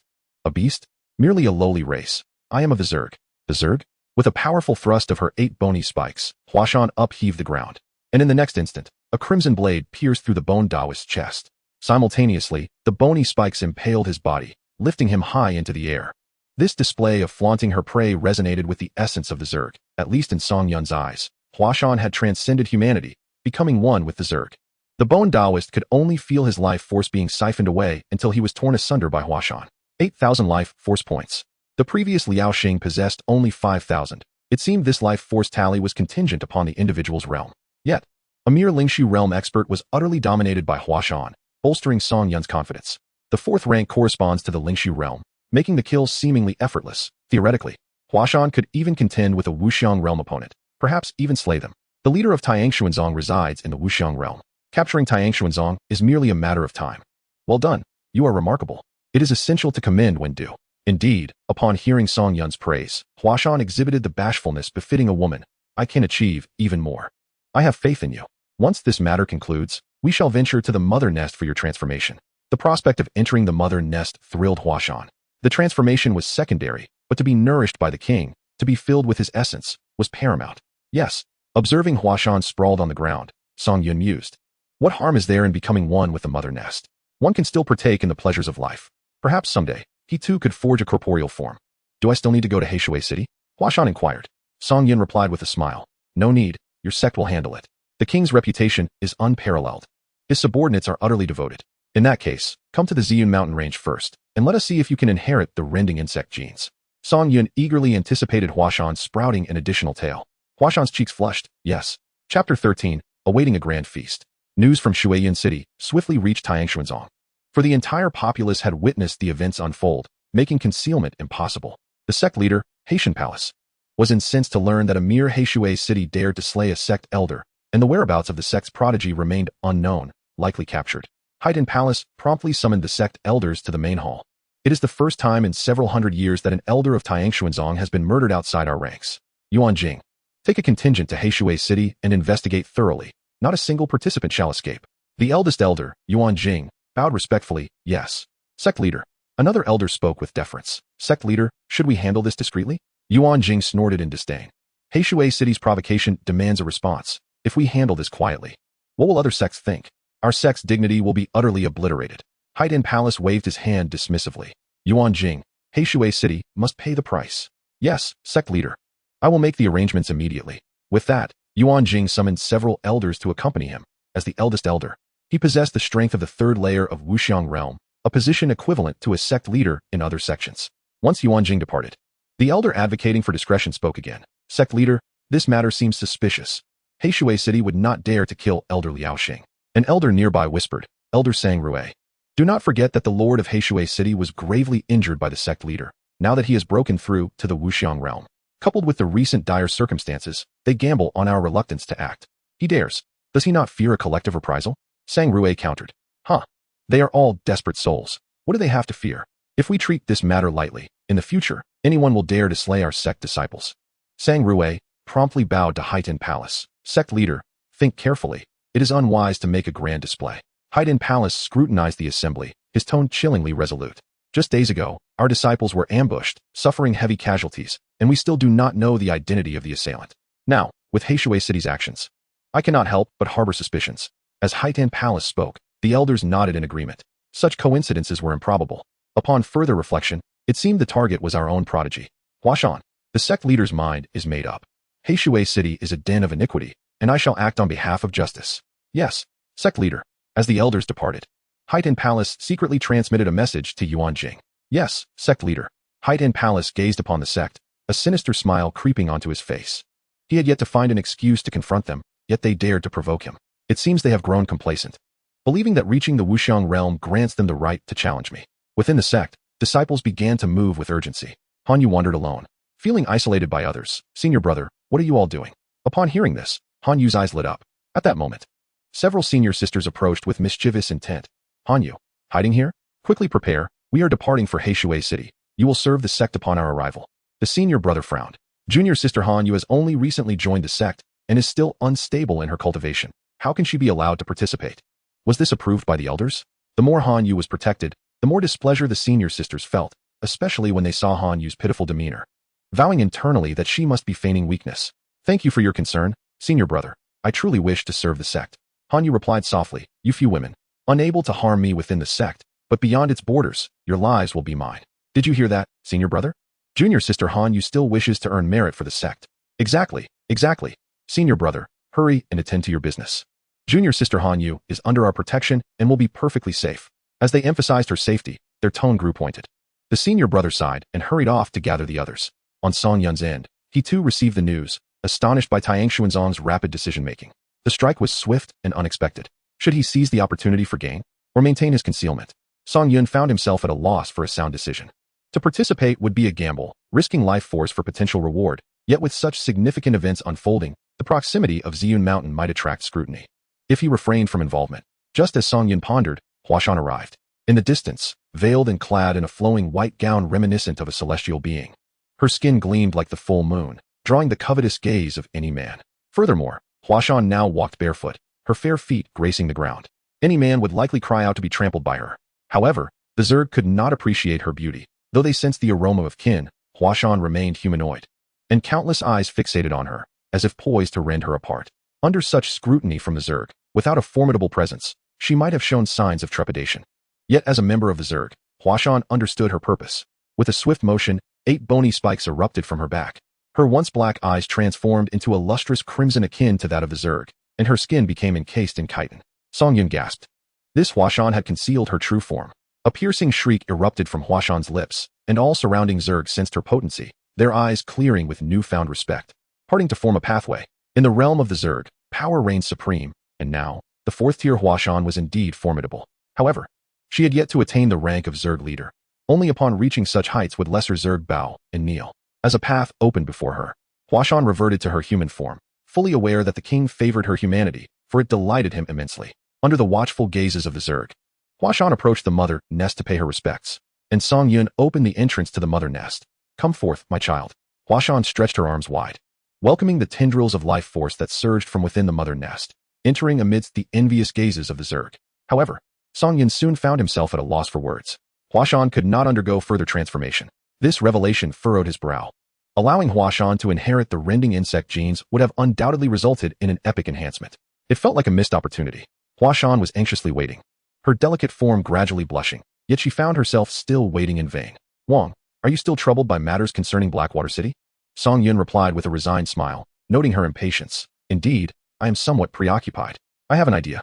Oh, do share. The Heavenly Xian sect will undoubtedly come to Blackwater City to seek an explanation. Conflict is unavoidable. However, they will only eliminate a few formidable warriors from Blackwater City, serving as a lesson before they depart. With Huashan's reminder, Song Yun suddenly realized he had fallen into a trap of his own making, thinking he could consume everything at once. Once the Heavenly Xian sect weakened Blackwater City's strength and departed, he could then take action, minimizing losses. He had to admit he required some modified insect warriors. After all, he was fighting alone and needed strategic suggestions. You must be anxious, Song Yin chuckled. Hua Shan bit her crimson lip and opened her arms. To bear offspring for the king is my honor. As you wish. Chapter 14, Exposure? At that moment, a rather immature thought struck Song Yun. The internal space of the mother nest was vast enough to convene a meeting. He possessed not only a swarm of insect subordinates, but even his second brother had gathered in droves, making Hua Shan insufficient in her capacity. The following dawn, Hua Shan was regurgitated as before, her once flat abdomen now swollen, resembling a pregnancy. After resting for half a day, she awoke, her distended belly now flat, evidently absorbed by her genes. This left her somewhat disheartened. She had thought she had successfully conceived with the king, yet her belly had betrayed her, an opportunity squandered without any response. Get to work. Yes. Under the envious gazes of thousands of insect warriors, Hua Shan departed from the Purple Cloud Mountain range, heading toward Blackwater City. This mission was crucial for her. Should she succeed, perhaps the king would allow her to re-enter the mother nest to reproduce, giving birth to his progeny, destined to lead the insect swarm. The thought exhilarated her. Despite her transformation into an insect warrior, the remnants of her human consciousness remained, aware that her current situation was advantageous. After all, one is esteemed for their offspring. Along the way, Hua Shan envisioned the entire Danxia kingdom becoming a territory of insect warriors when suddenly, faint cries reached her ears. In the distance, she spotted a village from which the lamentations emanated. Given its proximity to Blackwater City, it was likely a village under control. After some contemplation, Hua Shan resolved to investigate. Perhaps she could uncover some valuable intelligence. In the village, all the villagers knelt in the central clearing, surrounded by baskets brimming with purple crystals. Encircling them were practitioners wielding swords and knives, their faces adorned with mocking smiles. Most of them were merely in the body refinement stage, having fled to Blackwater City after committing crimes, their greatest pleasure being the oppression of ordinary folk. After all, the body refinement stage was merely the beginning. The man leading them had already reached the meridian opening stage. He had once been a disciple of a sect, but had escaped after violating its rules. This month, we are short several baskets of purple crystals. Don't blame me if I make things difficult for you, Wen Bao said, strolling among the crowd with a smile. Though the malice in his eyes was unmistakable, the village chief hurriedly bowed and explained, My lord, I beseech you for a few more days. We will surely gather the required amount. It seems you believe I am easy to negotiate with, he replied, seizing a woman and throwing her out. Her husband immediately rushed forward to protect her. My lord, grant us just a few more days. Wen Bao shook his finger, and his subordinates, grinning wickedly, dragged the man away, a knife poised at the woman's neck. We practitioners often say that women are stumbling blocks on the path of cultivation. Without women, the mining speed should improve significantly, don't you think? As soon as Wen Bao's words fell, a cold light flashed. No, the husband cried out in anguish. The other villagers paled in fear, the men clutching their wives tightly, terrified of their loved ones becoming the next victims. You seem quite healthy, not like a sickly wretch. Wen Bao chuckled, gazing at the man. He then turned his gaze back to the crowd. Now, let me see who's next. Which man here lacks the strength to mine? Stop. A sudden voice commanded, causing Wen Bao to pause and turn toward the village entrance. He noticed a figure in black, presumably a woman by her physique. This figure was none other than Hua Shan. Wen Bao assessed her.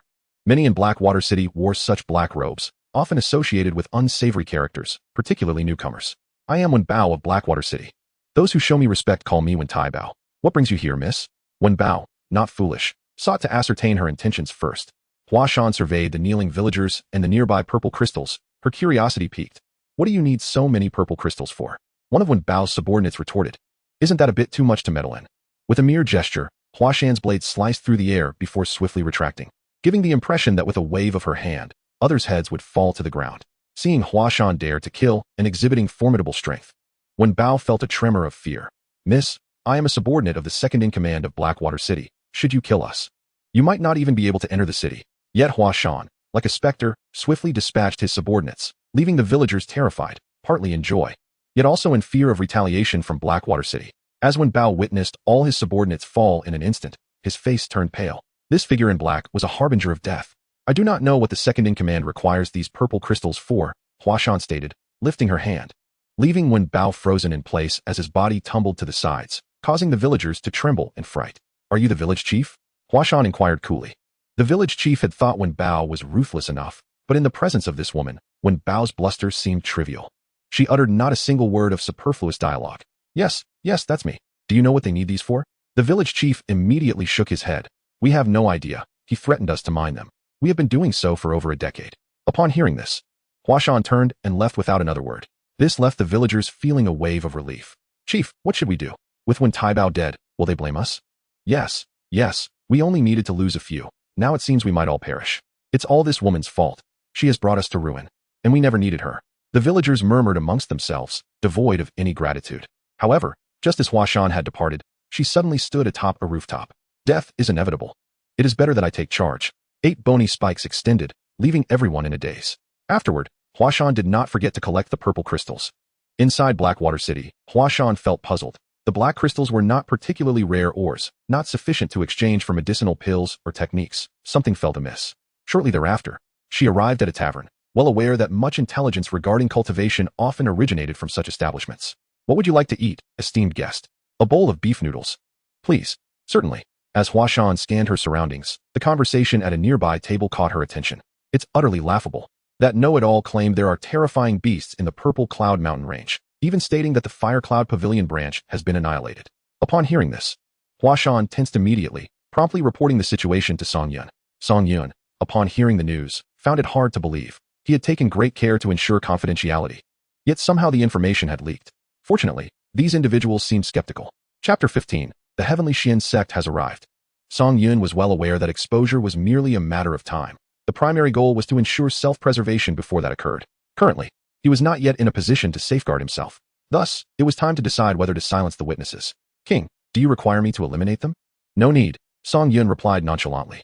It is not appropriate to act now. The Heavenly Xian sect is already on their way, and I merely need to position the Crimson Flower Worm beneath Blackwater City. If the Heavenly Profound sect completes its tasks and departs, it will only strike against Blackwater City. However, should the Heavenly Profound sect intend to venture into the Ziyun mountain range, it would remain for an extended period. Additionally, Song Yun plans to seek another location to establish a nest, specifically the largest beast forest in the Danxia Kingdom, the Haida mountain range. It is said that within the Haida mountain range reside king-level magical beasts, categorized as 6th-tier beasts. Naturally, Song Yun does not aim to hunt these formidable creatures, but rather intends to utilize the Haida mountain range as a place for the evolution of the insect race. Song Yun believes that once exposed, he will face a battle for survival. If victorious against the Danxia Kingdom, it will become his territory, but defeat is not an option. Sir, your beef noodles are ready. Huashan gazed at the bowl of noodles before her, lacking any appetite, and rose to leave. Soon, she arrived at a large establishment that purchased purple crystal stones. Boss, I have a considerable quantity. What price can you offer? The boss chuckled awkwardly. I cannot ascertain the amount. Upon seeing baskets of purple crystals laid out before him, the boss was astonished by the substantial quantity. Miss, this is quite a lot. I cannot make decisions on my own. Perhaps we should discuss with my superior? Very well. The boss did not expect Huashan to agree so readily, and a glint of cunning flickered in his eyes. Before long, the boss led Huashan to a side room. As they stepped inside, several blades were suddenly pressed against her delicate neck, all wielded by experts at the soul-burning realm. What is the meaning of this, boss? Huashan discerned that the performance must be executed in full. It appeared that since it was her first visit to Blackwater City, they intended to impart a lesson about its peculiarities, surrender the purple crystals, or face death. If I hand them over, will you let me go? Huashan inquired innocently. Of course.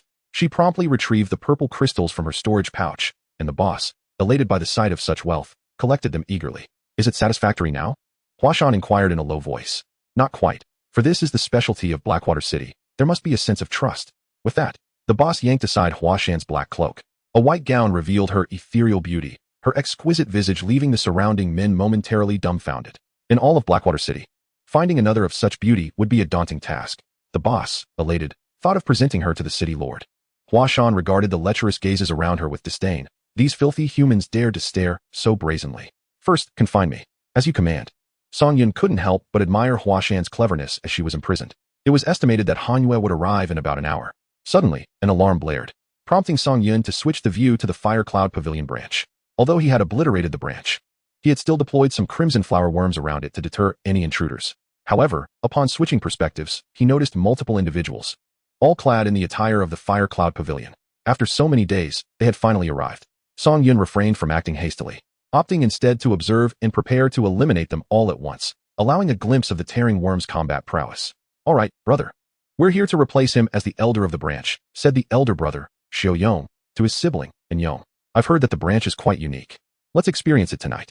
Xiao Yong nodded with a smile. After all, who wouldn't desire the pleasures of the branch after tirelessly cultivating at the Fire Cloud Pavilion? Upon seeing the full view of the branch, both brothers furrowed their brows slightly, sensing something amiss. Bloodstains marred the walls, and crows circled ominously in the sky, enveloping the entire branch in a sinister atmosphere. "Brother, something is wrong," Enyong exclaimed. "Let us investigate." Agreed. The entrance to the branch was splattered with blood as they slowly pushed the door open. Contrary to their expectations, there were no corpses. But the ground was littered with small holes, severed limbs, and the acrid stench of blood lingered in the air. The disciples trailing behind could not suppress their nausea. The brothers exchanged glances, surveying their surroundings. Who would dare to assault the Fire Cloud Pavilion? Blackwater City. At that moment, none noticed the crimson flower worms concealed among the greenery, ready to strike if Song Yun sensed any disturbance. Xiaoyong pondered. If it were not the people of Blackwater City, who else could it be? Could it be first-tier magical beasts from the Ziyun mountain range? Outside the branch, 200 tearing worms stood ready, all third-tier insects. Even if the interior were filled with experts at the Void Realm, their only escape would be to take to the skies. Yet, with a command from Song Yun, the 200 tearing worms slowly retreated, stealthily disappearing. Since they were headed for Blackwater City, they would likely encounter the heavenly profound sect, a notion taking root in Song Yun's mind.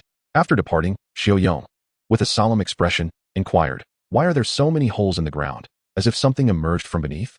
Could it be a magical beast?" And Yong murmured, "How could low-tier magical beasts have possibly decimated the branch?" It had long been rumored that the Lord of Blackwater City dabbled in peculiarities. It seemed highly probable he was involved. Previously, he had heard from Lang Yu that the Lord of Blackwater City was dissatisfied with the distribution of profits. Could that be the reason? Perhaps. Let us head to Blackwater City. Meanwhile, in Blackwater City, the boss had approached the second-in-command. Just as he was about to depart, he suddenly found himself unable to move. "Bone Daoist," a harsh voice called out. An imposing figure appeared above the residence. A middle-aged man with long black hair cascading to his waist, emanating an overwhelming pressure that felt as though he could shatter anyone in an instant. It was none other than the Lord of Blackwater City. "Jiuyin Zhou, Bone Daoist, come forth." With a loud crash, everyone within the residence was sent reeling, coughing up blood. This was the power of a manifestation realm expert, capable of causing those of lower cultivation to bleed with a mere utterance. Yet, in the next moment, he transformed into a mist of blood, leaving the boss utterly dumbfounded. He had never witnessed the city lord so enraged. What could have transpired today? Jiuyin Zhou was undoubtedly furious, having just emerged from seclusion. He received news that the Bone Daoist had slain an elder of the heavenly profound sect in Shuiyun City, and had even kidnapped a prodigy of the sect. This was a perfect excuse for the High Tian Palace. The heavenly profound sect was likely already en route. How swift, indeed. High Tian Palace, you truly cannot wait. Chapter 16. Hanyue's Evolution Elder, we have arrived. Yuan Jing stood at the prow of the warship, surveying Blackwater City, and calmly instructed, "Prepare the disciples. I will handle the city lord, while you address the others." "Yes, elder," they replied, hastening to prepare. Another elder, standing behind, respectfully remarked, "Elder, if a battle ensues, our sect's disciples may suffer significant casualties. This is also a form of tempering. We have all endured similar trials," the elder responded, his gaze resolute. Hanyue reported the situation in real time, enabling Song Yun to adjust his tactics accordingly, which made him realize the advantages of having spies. He longed to place his own agents within every sect, but first, he needed to address the immediate plan before contemplating further. "Little junior sister, you must stick close to your senior sister, otherwise, you may not survive." Several senior sisters cast malicious glances at Hanyue, having already conspired to mar her beautiful face. Eager to see how she would entice the sect's brothers and sisters, Hanyue remained silent. Suddenly, a senior sister shoved her, sending Hanyue crashing to the ground. "I can't stand your smug demeanor. What a fade. All right, it's time to set off." Humph. Hanyue slowly rose, her eyes shimmering with a peculiar light. It was finally her turn. In Blackwater City, upon witnessing the situation, experts at the Void Realm ascended into the air, standing behind Jiuyin Zhou. Yuan Jing appeared, hands clasped behind him, 10 feet away, flanked by numerous experts at the Void Realm, their strength evidently surpassing that of those in Blackwater City. "What? The old rascal from High Tian Palace did not come, so he sent you instead?" Jiuyin Zhou scoffed, yet he remained cautious. After all, Yuan Jing was somewhat stronger than himself. "Some trivial matters do not necessitate the sect master's intervention. I am sufficient." Jiuyin Zhou chuckled derisively. Then, "What brings the esteemed elder to make such a fuss?" "Jiuyin Zhou, your people from Blackwater City killed my sect's elder and abducted our sect's prodigy. What more do you wish to know?" In the depths of Jiuyin Prefecture, a silent curse escaped the lips of the Bone Daoist. This rascal must have fled with that paragon. It is said that the celestial beauty from Tianxian's sect possesses a visage akin to that of an ethereal fairy. Combined with his cultivation technique, he may very well ascend to the realm of myriad forms. What manner of place is Heishui City, that I must bear the brunt of every folly committed by its inhabitants? Of course, with a mere gesture from Yuan Jing, 3 warships descended, unleashing a torrent of disciples, at least 2,000 strong. Though the rabble of Heishui City outnumbered them, They were a disorganized mob. Jiuyin Prefecture cast a cold gaze upon Yuan Jing. You hypocrites. Today, this lord shall act in the name of justice. For the vengeance of Elder Liao Xing. The disciples roared in unison, for vengeance. This fervor was unmatched by the ragtag assembly of Heishui City. The clash of battle erupted instantaneously, leaving no room for Jiuyin Prefecture to offer any explanations. Yuan Jing engaged in combat with Jiuyin, and as the might of a myriad forms expert clashed, the surrounding space began to exhibit signs of rending. A mere touch would spell doom for even those at the pinnacle of the Lingxu realm. Yuan Jing. If you desire something, just say so. There's no need for this pretense. Jiuyin retorted, that belongs to the sect master. Spare me your nonsense, Yuan Jing chuckled. Years ago, the sect master spared your life, allowing you to forge weapons, yet you turned your back on him. One should not behave in such a manner. Has the promise made to me by Haitian Palace been fulfilled? Your pious facade is hardly credible. The sky was ablaze with fierce combat, as several experts of the Lingxu realm fell from the heavens. In a narrow alley, members of Huiyun Pavilion observed the battle above, the echoes of slaughter resonating in their ears. Yet, Xiaoyong chuckled, Tianxian sect dares to conduct itself in such a manner. They shall undoubtedly face the ire of Qingshan sect. At a time of external threats, Tianxian sect engages in internal discord, making it easy to label them as traitors. The entirety of their conversation was overheard by Song Yun, who happened to have a second-tier crimson flower bug concealed beneath their feet. Junior sister, hurry and catch up. All right, senior brother. You go ahead. We will be there shortly. Very well. Once the senior brothers departed, several senior sisters cast sinister glances at Hanhua. Junior sister, with so many eyes in the sect, previously, senior brother Zhang Qinfei could shield you. But now, I wonder who will protect you. With that, she raised her arm, intending to slap Hanhua. Yet, in the next moment, Hanhua seized her wrist. Do you dare to obstruct me? Are you tired of living? The senior sister exclaimed in indignation. Hanhua slowly lifted her gaze, revealing a terrifying smile. You ask who I can rely on? Let me enlighten you. I can rely on Wang. Wang. The senior sister's brow furrowed. Suddenly, she noticed the skin on Hanhua's chest splitting, revealing a blossoming flower. What is this? The senior sister attempted to withdraw her wrist, only to discover Hanhua's grip was formidable. Of course, it is the power bestowed by Wang. The petals unfurled, and with a sickening sound, they pierced through the senior sister's chest. The three nearby senior sisters, who had been smiling just moments ago, were suddenly rendered speechless, their eyes fixed upon the horrifying flower. Hanhua, you dare to kill a fellow disciple? I shall inform the elders, and you will surely face dire consequences. With that, the senior sister turned to flee. Just as she spun around, her skull was penetrated, the forehead adorned with an eye belonging to Hanhua, which even bore a sinister smile. The remaining two senior sisters were paralyzed with fear, as evidenced by their dampened robes. Why have the two of you suddenly grown so silent? Have you lost your tongues? With a sickening sound, the senior sister's mouth was pierced, bloodied eyes burrowing into her skull, while the other senior sister witnessed the veins continuously delivering sustenance into Hanhua's form. Hanhua closed her eyes in bliss, reveling in the exquisite sensation. Song Yun glanced at the system prompt. Genetic modification. Hanhua has evolved to Tier 3. Observing Hanhua's evolution, Song Yun felt a wave of satisfaction wash over him. After becoming part of the insect race, they had developed an insatiable bloodlust, a most gratifying experience. The last senior sister stared in disbelief at the evolved Hanhua, who now possessed two eyes on each flower stem, a stark contrast to the single eye they had before. Who are you? You are not Hanhua. The senior sister collapsed to the ground, her face drained of color. Any normal individual would be horrified to witness Hanhua in her current state, with a flower blossoming from her chest, its open petals bristling with numerous eyes. Enough to haunt one's dreams. Hanhua licked the blood from her fingers. Senior sister, I am indeed Hanhua. I feel so frightened. Are you frightened as well? Do not come any closer. Fear not, senior sister, for I am here to assist you. As the senior sister beheld Hanhua, who was now mere inches away, her body trembled. Upon witnessing Hanhua part her lips to reveal sharp fangs, she gasped. Do you find it appealing, senior sister? With that, Hanhua sank her teeth into the senior sister's carotid artery, blood gushing forth. Song Yun was taken aback, never expecting Hanhua to be even more merciless than Huashan. After completing her gruesome task, Hanhua reverted to her former state, inflicting a minor injury upon herself before shouting, Senior brother, help. We are under siege by Huiyun Pavilion. Song Yun couldn't help but laugh. They were all experts. Chapter 17, Lu Xuanji. With Hanhua's outcry, Tianxian sect was taken aback. How did Huiyun Pavilion come to be here?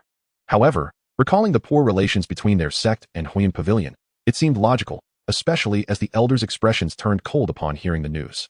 Elder Liao Xing had previously speculated that Huiyun Pavilion was ambushing their disciples during their trials, and now they were openly brazen. All disciples, be cautious of ambushes from Huiyun Pavilion. Understood. At that moment, Xiaoyong and Anyong were both stunned. Could there be more disciples from Huiyun Pavilion lurking around? Aside from that possibility, there seemed to be no other explanation. So they were hiding here. As a disciple shouted, the elders rushed over. Xiaoyong cursed under his breath. Turning to the elders of Tianxian sect with a respectful gesture, we have just, prepare to die. In an instant, a blade of sword energy cleaved through the air. Xiaoyong dodged, shouting in protest, we did not strike. What is the meaning of this? Do you expect me to believe you? The disciples formed a formation, ready to retaliate. Elder brother. Enyang immediately grasped his brother's intent. Quickly flee. In the blink of an eye, as the formation was completed, Xiaoyong opened a path for Enyang. Upon seeing his trapped elder brother, Anyong's eyes turned crimson, vowing to make Tianxian sect pay dearly. From a distance, Hanyue watched the scene unfold, extending her delicate tongue to lick the remnants of blood from her lips. Time to find another senior sister. Each confrontation fills me with exhilaration. As the formation coalesced, Xiaoyong and the other disciples could no longer withstand the onslaught. An elder from Tianxian sect pierced through Xiaoyong's chest, delivering a blow that left him utterly incapacitated. Collapsing to the ground, Xiaoyong coughed violently. Tianxian sect. Huiyun Pavilion will avenge us. Not good. He intends to self-destruct. Scatter. Ha ha ha, come die with me. With a thunderous explosion, those disciples who could not escape perished instantly. Song Yun sensed that this confrontation would likely end in utter destruction. Only chaos could provide him with an opportunity. In the sky, Yuan Jing held the upper hand, while Jiuyin Prefecture lacked the momentum it once possessed, now teetering on the brink of desperation. Do you still wish to resist? Yuan Jing inquired coolly. Jiuyin wiped the blood from the corner of his mouth, muttering, given the chance. I would truly like to raise your Tianxian sect to the ground. You shall not have that opportunity, Yuan Jing asserted. Not necessarily, Jiuyin replied, producing a golden box. The moment the box emerged, Yuan Jing's expression wavered. Is this the Tiangui box? It is said that the Tiangui box can unveil the secrets of the heavens, allowing one to comprehend the laws of the Tao. Haitian Palace's foresight is indeed remarkable. They knew I would soon restore my strength and sent someone to retrieve it. Hand it over, and I shall spare your life, Yuan Jing stated nonchalantly. Jiuyin laughed heartily. Do you truly believe I would trust you? What other choice do you have but to trust me? Just as Yuan Jing's words fell, he sensed a terrifying pressure approaching, one even stronger than that of the sect master. Jiuyin cackled with abandon. Yuan Jing, you remain as verbose as ever. Now, you cannot kill me. Seeking death, Yuan Jing, losing his composure, unleashed a torrent of swords directed at Jiuyin. That should suffice. A melodious voice resonated through the air. The gathered swords dissipated in the sky, transforming into ethereal energy that collided with Jiuyin, leaving Yuan Jing's face etched with unwillingness. To think they actually brought her here. The visitor was none other than Lu Shuangji. Song Yun gazed at Lu Shuangji soaring in the sky, adorned in a magnificent black and gold attire that exuded both opulence and authority. Her exquisite legs were reminiscent of a celestial being, and merely her presence conveyed an overwhelming sense of dominion over all. She was formidable, undeniably formidable. It was precisely her strength that made Song Yun consider her suitable for a council at the Mother Nest. Transforming her into a member of the insect tribe would undoubtedly be an intriguing endeavor. Master Lu, the Blackwater City has slain my elder, and the prodigies of our sect have vanished without a trace. Do you possess any evidence? Upon hearing this, Yuan Jing was taken aback. The one who killed my sect's elder was none other than the second-in-command of Blackwater City, Gu Dao Ren. Many witnessed the event. Then you should seek out Gu Dao Ren instead of turning this city into a slaughterhouse. Yuan Jing felt utterly powerless, especially under the gaze of Jiuyin Zhou, who wore a sardonic expression. With external enemies lurking, I hope you can unite. I will temporarily keep this box with me. With a flick of her delicate hand, Lu Shuangji confiscated the heavenly machine box. Jiuyin Zhou remained unfazed, but Yuan Jing was on the verge of exploding with rage. This is blatant robbery. Song Yun echoed his sentiments, recognizing that strength was paramount. Without it, one would inevitably be oppressed. However, having seized the belongings of Jiuyin Zhou, this woman must be protected. Song Yun quickly recalibrated his plans, instructing Hua Shan and Han Yu to pause. Meanwhile, in the dungeons of Jiuyin Zhou's mansion, Han Yu had bound Hua Shan in a large shape and was mercilessly whipping her, much to Han Yu's glee. In pursuit of the insect tribe's grand scheme, Hua Shan could only roll her eyes in resignation. Suddenly, the two women heard Song Yun's new command ringing in their minds, causing Hua Shan to feel a wave of frustration, realizing her suffering was in vain. Sister, it's fine, it will heal quickly, she said dismissively. Humph, Hua Shan retorted, her lips curling in disdain. In the sky, Lu Shuangji turned to Yuan Jing. Do you have anything further to say? The pressure on Yuan Jing intensified. Nothing, he stammered. As the only fourth tier, Song Yun is of great value. Soon, Yuan Jing departed from Blackwater City with all his disciples. Thank you, Master Lu, Jiuyin Zhou said, clasping his hands in respect. Upon learning that Gu Dao Ren had killed an elder of the Tianxian sect, he immediately sent for Lu Shuangji, offering the heavenly machine box as a price for her assistance. Otherwise, she would not have intervened, merely claiming to ensure its safety. I will be leaving Danxia Kingdom. Jiuyin Zhou murmured, realizing that while he had escaped this time, fortune may not favor him again in the future. Very well. With that, Lu Xuanji vanished without a trace. The swiftness of her departure left Song Yun in awe. He sensed that even a fourth-tier Hua Shan would stand no chance against her. Though perhaps evolving to the fifth tier might tip the scales. Once secured, she could be swiftly integrated into the mother nest for transformation, albeit this would disrupt his plans. Nonetheless, the current situation was tolerable. The Fire Cloud Pavilion would undoubtedly pursue the Tianxian sect relentlessly. Observing the weakened Zhou, Song Yun recognized that an opportunity was at hand. Following the recent battle, a considerable amount of vitality had been lost. But Song Yun felt confident about devouring the entirety of Blackwater City, estimating a minimum of 500,000 vitality points. With such vitality, he could delve into the research of other insect tribes and fully augment them, igniting a frenzy of troop production. Alternatively, there was the option to upgrade the mother nest to level 4, allowing for the cultivation of fourth-tier insectoids. Fourth-tier creatures paralleled the Ling Su realm, where most inhabitants were at the elder level within sections. To amass 10,000 fourth-tier beings would be a game-changer. Chapter 18, it's my turn. So, should he elevate the mother nest level or explore other insect tribes to create a synergistic combat system? Perhaps it would be prudent to first assess how much vitality he could acquire. Who knows, a surprise might await him.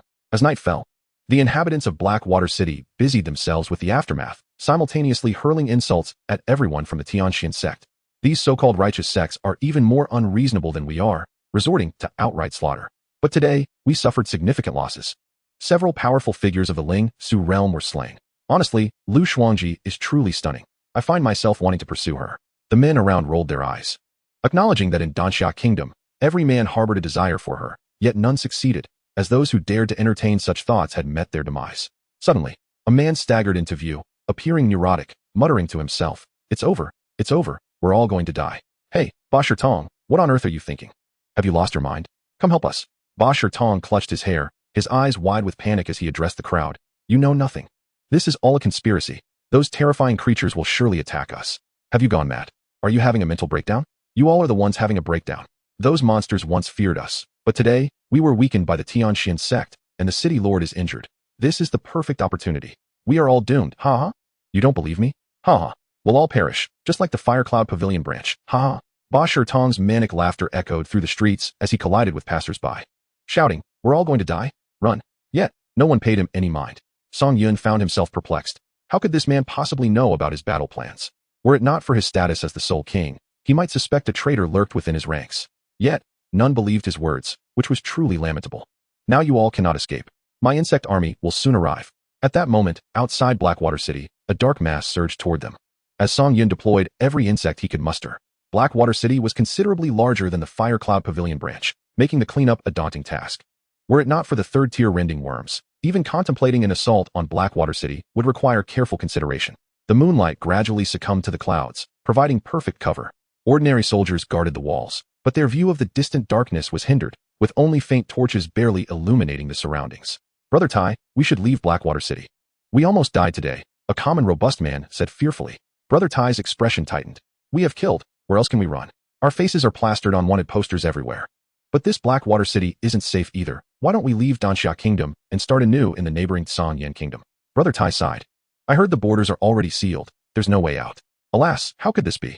Wasn't it said that Blackwater City was safe? Encountering a major sect means death. How come these cultivators can kill without facing the same consequences? It's so unfair. Brother Tai remained silent, staring at the night sky.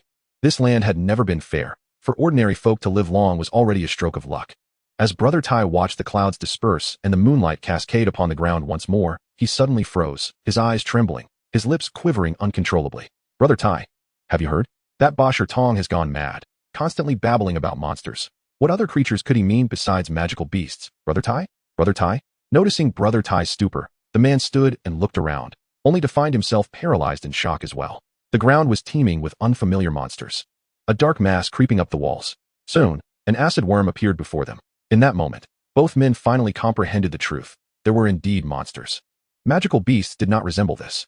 The foot blades pierced through, flinging the remains of what was once a creature into the insect army, reducing it to mere bones. Having gained experience from the night raid on the Fire Cloud Pavilion, Song Yun felt at ease.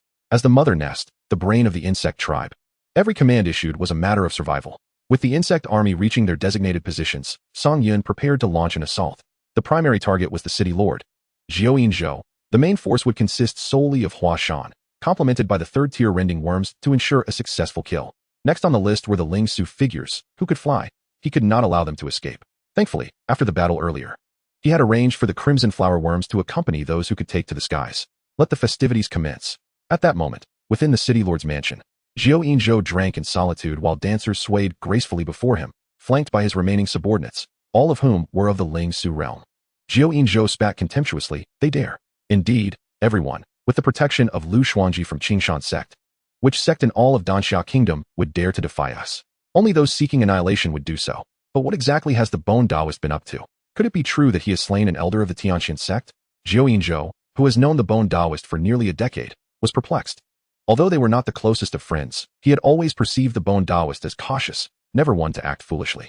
Yet, now he had vanished. It was highly likely he had been killed by the Tianxian sect, leaving no witnesses behind. Haitian Palace, you are indeed scheming. Did you think I was unprepared? If you seek the heavenly mechanism box, you should go and ask Lu Xuanji for it. Zhou Yinzhou exclaimed, rising to his feet. The others raised their glasses in a chorus of shouts. Suddenly, Zhou Yinzhou's brow furrowed. As a formidable presence in the myriad realms, he possessed a heightened sensitivity to danger. City Lord, what is it? Someone inquired. Zhou Yinzhou shouted, be cautious. Bang, bang, bang. The ground of Blackwater City erupted with countless flower stems. As hidden acid worms and blade worms surged forth, alongside the terrifying third-tier worms. In an instant, all the Lingshu realm powerhouses perished, with the exception of Zhou Yinzhou, who narrowly escaped, but was now in shock, staring at the flower stems emerging from the ground, along with the monstrous creatures. No, they shouldn't be called monsters. They were far too grotesque, resembling insects. What on earth are these creatures? In a flash, Zhou Yinzhou drew his weapon to defend himself. With a clang, the force of the blow astonished him. When he beheld the figure before him, disbelief washed over him. How could he not recognize the prodigy of the various sects? Before him stood Hua Shan, the prodigy of the Tianxian sect. Had she not been captured by the Bone Taoist? How could she possibly be here, seemingly connected to these grotesque insects? Suddenly, Zhou Yinzhou noticed the eyes on Hua Shan's blade. What manner of weapon had eyes? As Hua Shan lunged once more, he instinctively parried. But suddenly, Zhou Yinzhou sensed something amiss and dodged again, landing in the center of the great hall, his right hand steadily becoming stained with blood. Hua Shan gracefully descended onto the platform, surrounded by 10-tier worms. At this moment, Song Yun frowned slightly. Indeed, as a powerhouse of the myriad realms, Zhou Yinzhou was proving to be rather formidable, as the first wave had only drawn a trickle of his blood. Chapter 19, The Fall of Blackwater City. Who are you? Zhou Yinzhou glared at Hua Shan, questioning if she was truly the Tianxian sect's prodigy, having barely noticed her presence moments ago. What were these surrounding creatures? That even the Lingshu realm could not withstand them? Hua Shan, blood dripping from her blade, looked down upon Zhou Yinzhou, a figure who previously would not have even had the right to converse with her. Yet now, she had drawn blood from him, and perhaps she would slay him, absorbing his life force in the process to evolve into a fifth-tier entity. We are a new race, destined to instill terror across the continent. Zhou Yinzhou let out an eerie laugh. You? Just look outside. With a wave of his hand, the great doors swung open, and screams echoed as countless flower stems surged forth from the ground, swaying as flames threatened to illuminate the sky. Did Haitian Palace send you? Zhou Yinzhou coldly interrogated, for there was no one else. He was unworthy. Where's the Bone Taoist? Wasn't he said to have captured you? Hua Shan slightly twisted her neck. Without that, how could the Tianxian sect possibly arrive? Did you slay Liao Xing? Indeed, that was I. Zhou Yinzhou struggled to comprehend the actions of this Tianxian sect prodigy. Why would she act thus? As a member of the human race, how could she ally with such grotesque creatures, claiming to be a new race? It seemed she was merely bewitched. With a swift motion, 8 bone spikes erupted from Hua Shan's back, her skin covered in a shell-like armor, even her face obscured, leaving only her blood-red pupils visible. You! Zhou Yinzhou gasped in astonishment. Only king-level beasts possessed intelligence, while emperor-level beasts had the potential to evolve into humanoid forms. Yet her power was clearly not at the emperor level. Yet she could do this. What manner of race is she? In her complete form, Hua Shan launched an assault, the 8 bone spikes thrusting forward, while the other 10-tier worms supported the attack. Zhou Yinzhou dared not underestimate them. He had yet to recover from his previous injuries.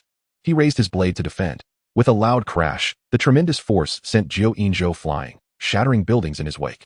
Hua Shan leapt high, casting an eerie and terrifying figure beneath the moonlight. The 8 bone spikes descended menacingly upon Zhou Yinzhou. Boom! A massive crater formed in the ground, and Song Yun gasped. It seemed Hua Shan had not used her full strength against the Bone Taoist. Zhou Yinzhou appeared beside the sunken ground, panting heavily. He had heard that Hua Shan was only at the peak of the burning soul realm. How could she now exhibit power rivaling his own? How could this be? As Zhou Yinzhou pondered, the tear worms surged from all directions. Huh! Jiao Inzhou desperately defended against the onslaught, his mind reeling. The strength of these creatures was astonishing, feeling almost akin to the Lingshu realm, and their ferocity intensified after sustaining injury. Moreover, their wounds were healing. Jiao Inzhou silently lamented, having lived so many years. He had never encountered such monsters. Huashan held nothing back, attacking Jiao Inzhou with full force, gradually overwhelming him as he suffered multiple blade wounds. Presumptuous, Jiao Inzhou bellowed, his pressure from the myriad realms pushing Huashan back a few steps. How could a mere burning soul realm harm him? Soul-severing palm. Jiao Inzhou's defenses were shattered as a massive purple hand appeared in the sky, descending upon Huashan. Huashan met it head-on, the 8-bone spikes driving forward, the terrifying force causing her to spit blood. The agony of her genetic makeup surged, her strength wildly escalating. Seeking death, Jiao Inzhou's expression twisted in rage, channeling all his spiritual energy. With a resounding crash, Huashan was slammed into the ground, leaving behind an imprint of his hand.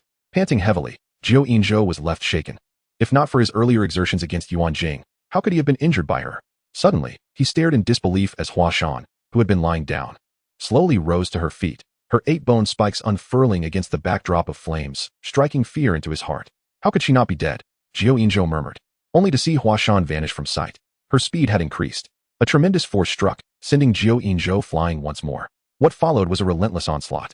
Jiao Inzhou was utterly outmatched by Huashan.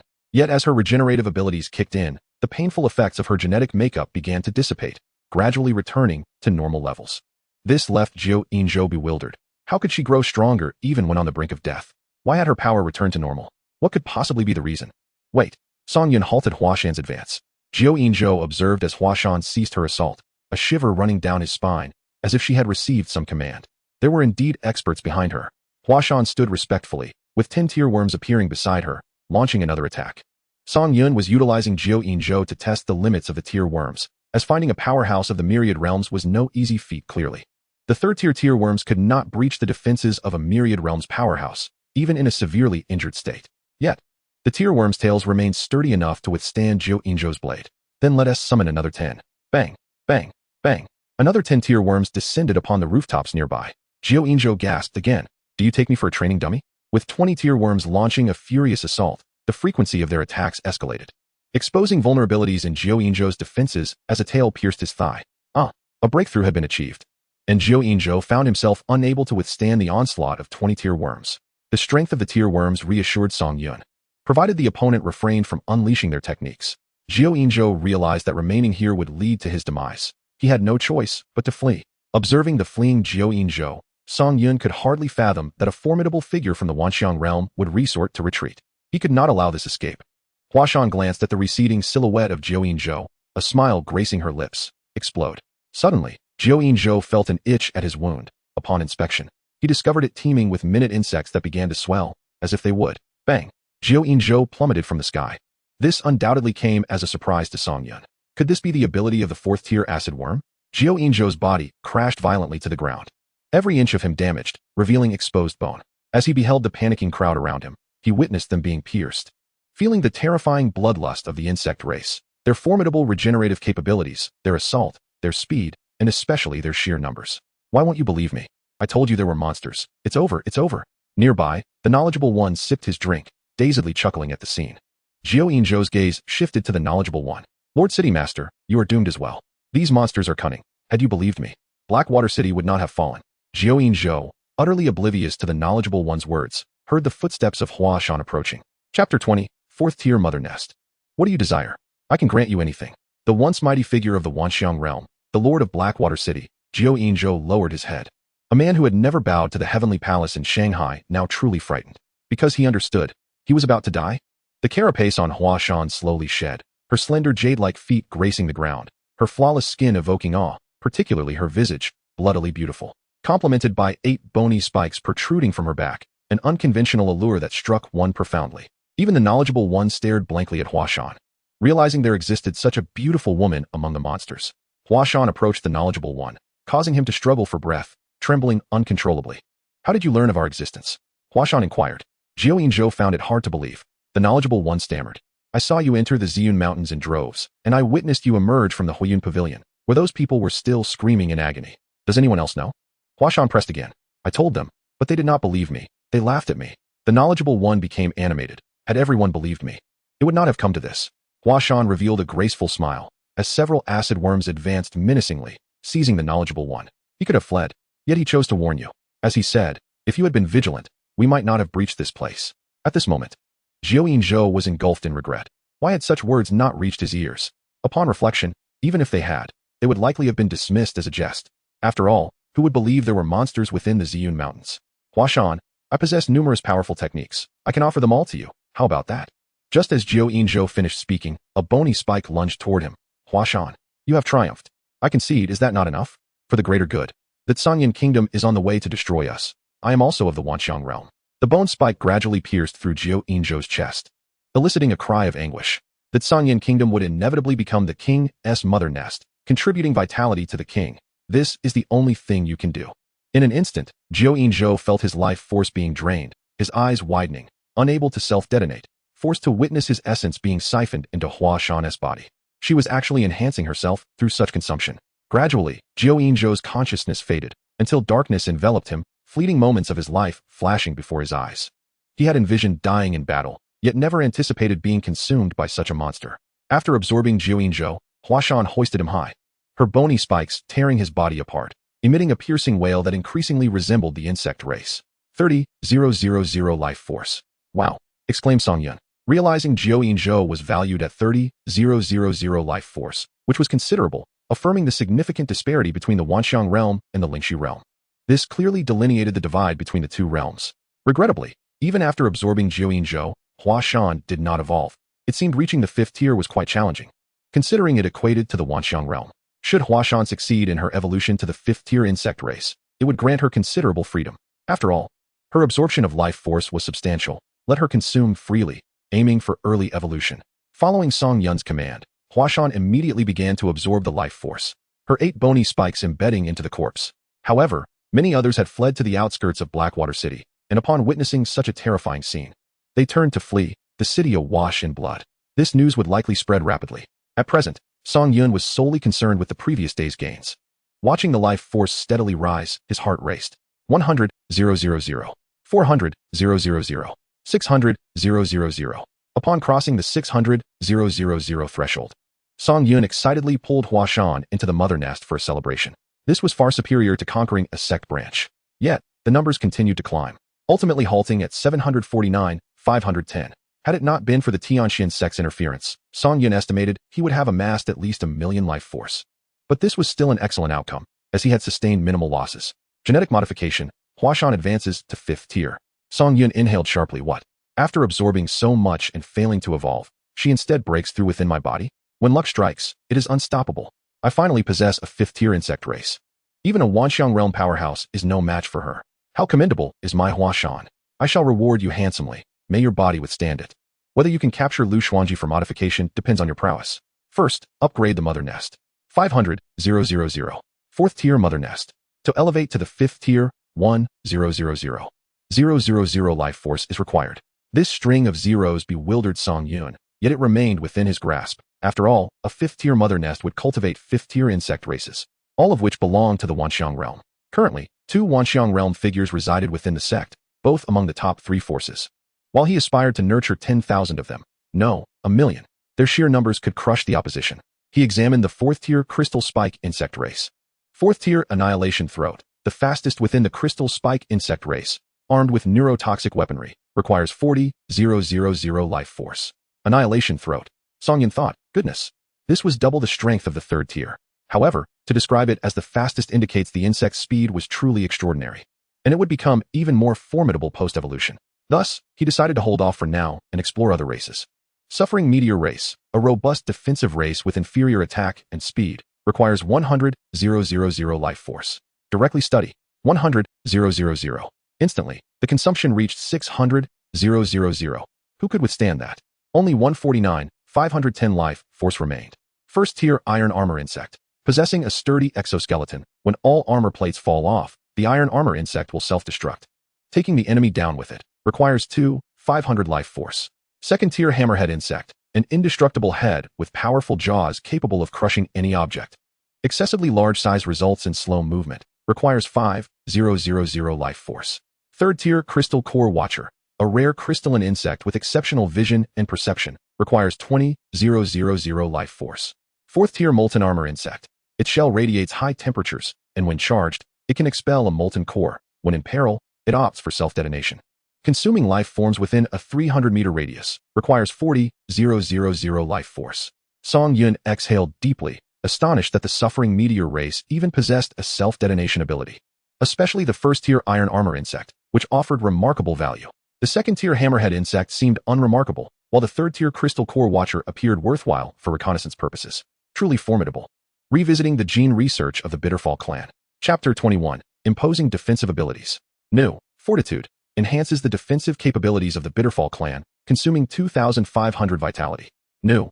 Bloodthirst. The weaker the defenses of the Bitterfall clan, the stronger the attack, consuming 2,500 vitality.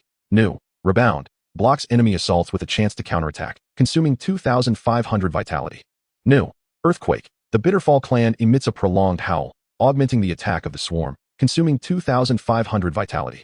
After reviewing the gene research, Song Yun felt that the earthquake buff for the entire clan was extraordinarily powerful. Without further contemplation, he fully upgraded the abilities, with Fortitude and Bloodthirst reaching their ultimate forms, significantly enhancing the Bitterfall clan's defenses while mitigating their weak attack power.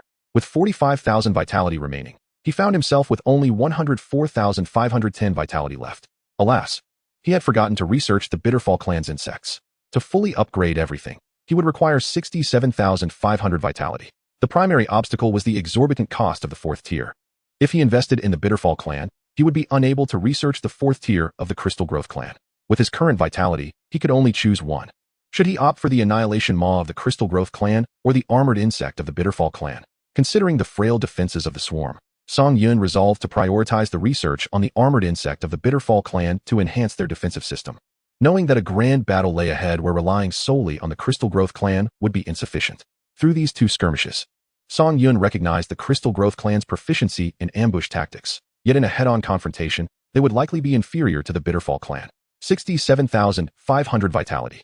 After a few taps, only 37,010 remained. Fortunately, the breeding costs for the Bitterfall clan were akin to those of the Crystal Growth clan. 1st tier 10 vitality, 2nd tier 50 vitality, 3rd tier 100 vitality, and 4th tier 500 vitality. Song Yun felt that the leap between the 3rd and 4th tiers was rather substantial. The first 3 tiers were likely intended for mass production, while cultivating the 5th tier would probably require over 1,000 vitality per individual. He decided to start with 500 armored insects, 300 hammerhead insects, and 100 crystal core sentinel insects. The formidable armored insects would be limited to 30, as their upkeep was becoming quite burdensome. Now he was left with merely 2,510 vitality. In a state of desperation, he suddenly recalled the need to upgrade the new genes of the Crystal Growth clan. Curiously, the initial gene upgrade seemed to require 2,500 vitality. Without a moment's hesitation, Song Yun promptly accessed the gene research of the Crystal Growth clan. New. Invisibility. The Crystal Growth clan gains a brief invisibility effect, requiring 2,500 vitality. Without a second thought, he initiated the research. The Crystal Growth clan was indeed taking the path of assassins, and the addition of invisibility only made them more formidable, causing him to revel in delight. He wondered how long the invisibility would last, counting down internally as he instructed an acid erosion insect to enter an invisible state. Approximately 15 seconds elapsed. After all, this was still a rudimentary ability. Once fully upgraded, it could easily grant a minute of invisibility. A minute of invisibility might not hold much value for lower-tier insects, but for someone like Huashan, that minute would yield immense advantages, especially at higher tiers. With the swift speed of the Crystal Growth clan, 1 minute of invisibility could allow them to cover a kilometer. Excellent. Marvelous. His vitality dwindled to a mere 10 points. He had never been this impoverished before. Anxiety surged within him as he pondered where to acquire more vitality. In the future, it was imperative not to exhaust all his vitality. He needed to retain a reserve for emergencies. As he observed the emergence of the first armored insect, he noticed a certain charm to this little creature. Despite being a first tier like the acid erosion insect, which was large and fierce-looking, the armored insect resembled a hedgehog, completely encased in armor plating, rendering it almost unrecognizable with its oval shape. Song Yun commanded a second-tier blade insect to strike down upon it. Clang! To his astonishment, sparks flew as the strike merely left a dent on the armored insect's armor. What? This was a second-tier assault on a first-tier insect. Unfazed, Song Yun unleashed his full strength for another strike. The dent deepened slightly, yet the armored insect remained unharmed, leaving Song Yun utterly astonished. Was this truly the defensive prowess of the Bitterfall clan? So absurdly strong? He decided to test it with the rending insect. Indeed, The rending insect's tail could penetrate deeper with just a slight tap, and a forceful strike would surely pierce through the armored insect. Yet, this level of defense left Song Yun in awe. If Huashan from before were to deliver a blow, it would likely be quite strenuous. But how did this creature engage in offense? Suddenly, like a hedgehog, the armored insect's spines protruded, launching itself in all directions, severing nearby trees in the process. Witnessing this spectacle, Song Yun imagined an airdrop. If he were to deploy 10,000 of these insects into an enemy stronghold, it would be a stunning display of chaos. Before he could finish his thought, the hammerhead insect appeared. Its first impression was sheer size, towering over 30 meters. With its head comprising nearly half of its mass and its limbs being short, it was evidently not built for speed. Without further ado, he aimed to test its defenses. He directed the rending insect to attack its head. With a resounding thud, the massive hammerhead insect slid back a few meters, yet its head remained unscathed, bearing only a minor dent. Incredible! This defense was astonishingly formidable. He needed Huashan to assess it, though she was presently enjoying herself in her own pursuits. Nevertheless, the sensation was delightful. Returning to business, while the hammerhead insect's head was indeed tough, its other parts were less so, allowing a second-tier blade insect to penetrate easily. Song Yun sensed that the previous combat strategies would need revision. Soon, the crystal core sentinel insect made its entrance, catching Song Yun's attention with its crystalline body. Resembling a white gem, wielding a crescent blade made of crystal, standing as a sentinel. Both were third-tier insects. He was eager to see which faction would prove superior. While relishing the sensations brought by Huashan, he observed the two third-tier insects engage in combat, marveling at the complexities of the insect world. Simultaneously, he felt they too were part of a larger life force. The crystal core sentinel insect lacked such a privilege, given that its clan had not yet fully developed. Suddenly, the hammerhead insect rose, its massive maw agape, unleashing a ferocious roar that reverberated through the ground. The two distinct factions clashed for the first time, surprising Song Yun. Yet such behavior was typical among insects. The rending insect poised itself, ready for an assault, while the crystal core sentinel insect remained still. In an instant, the rending insect charged first, its unyielding tail aimed at the opponent's head. With a thunderous impact, Song Yun gasped in awe. Was it possible to do that? The crystal core sentinel insect's body shed a few fragments, forming a small shield to block its head, yet upon closer inspection, the crystalline pieces were connected by tendrils of blood vessels. In a heartbeat, the crystal core sentinel insect swung its blade downward, evading the rending insect's speed without difficulty. The two became locked in a stalemate. Neither could penetrate the other's defenses. In a contest of equal tiers, the Bitterfall clan's defenses were undeniably unparalleled. If that Nine state were to fight them, the crystal core sentinel insect could likely withstand relentless assaults for an entire day. Yet, Song Yun pondered an even more audacious idea, genetically altering the crystal core sentinel insect to resemble the Bitterfall clan. For instance, that Lu Shuangji, possessing such astounding defenses, would be truly invincible, wouldn't she? Chapter 22, truly a fourth-tier armored insect. However, she was the sect leader of the Qingshan sect, one of the three most powerful figures in the Danxia kingdom, a peak figure in the Wuxiang realm, renowned for her ethereal beauty. Transforming her would be exceptionally challenging. Although the defenses of the Bitterfall clan were formidable, when it came to offensive strength, the Crystal Growth clan remained superior. Song Yun called for a ceasefire, for the fourth-tier armored insect of the Bitterfall clan was about to emerge. Upon witnessing the armored insect's arrival, Song Yun felt a surge of excitement. This would surely challenge Huashan, for even the strongest physique could hardly withstand such devastation.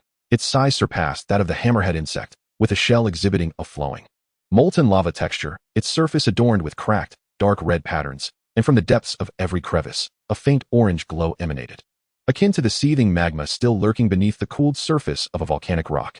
If the formidable nature of the hammer-headed worm is merely a manifestation of its ferocity, then the sheer presence of the molten armor beetle exudes an overwhelming pressure.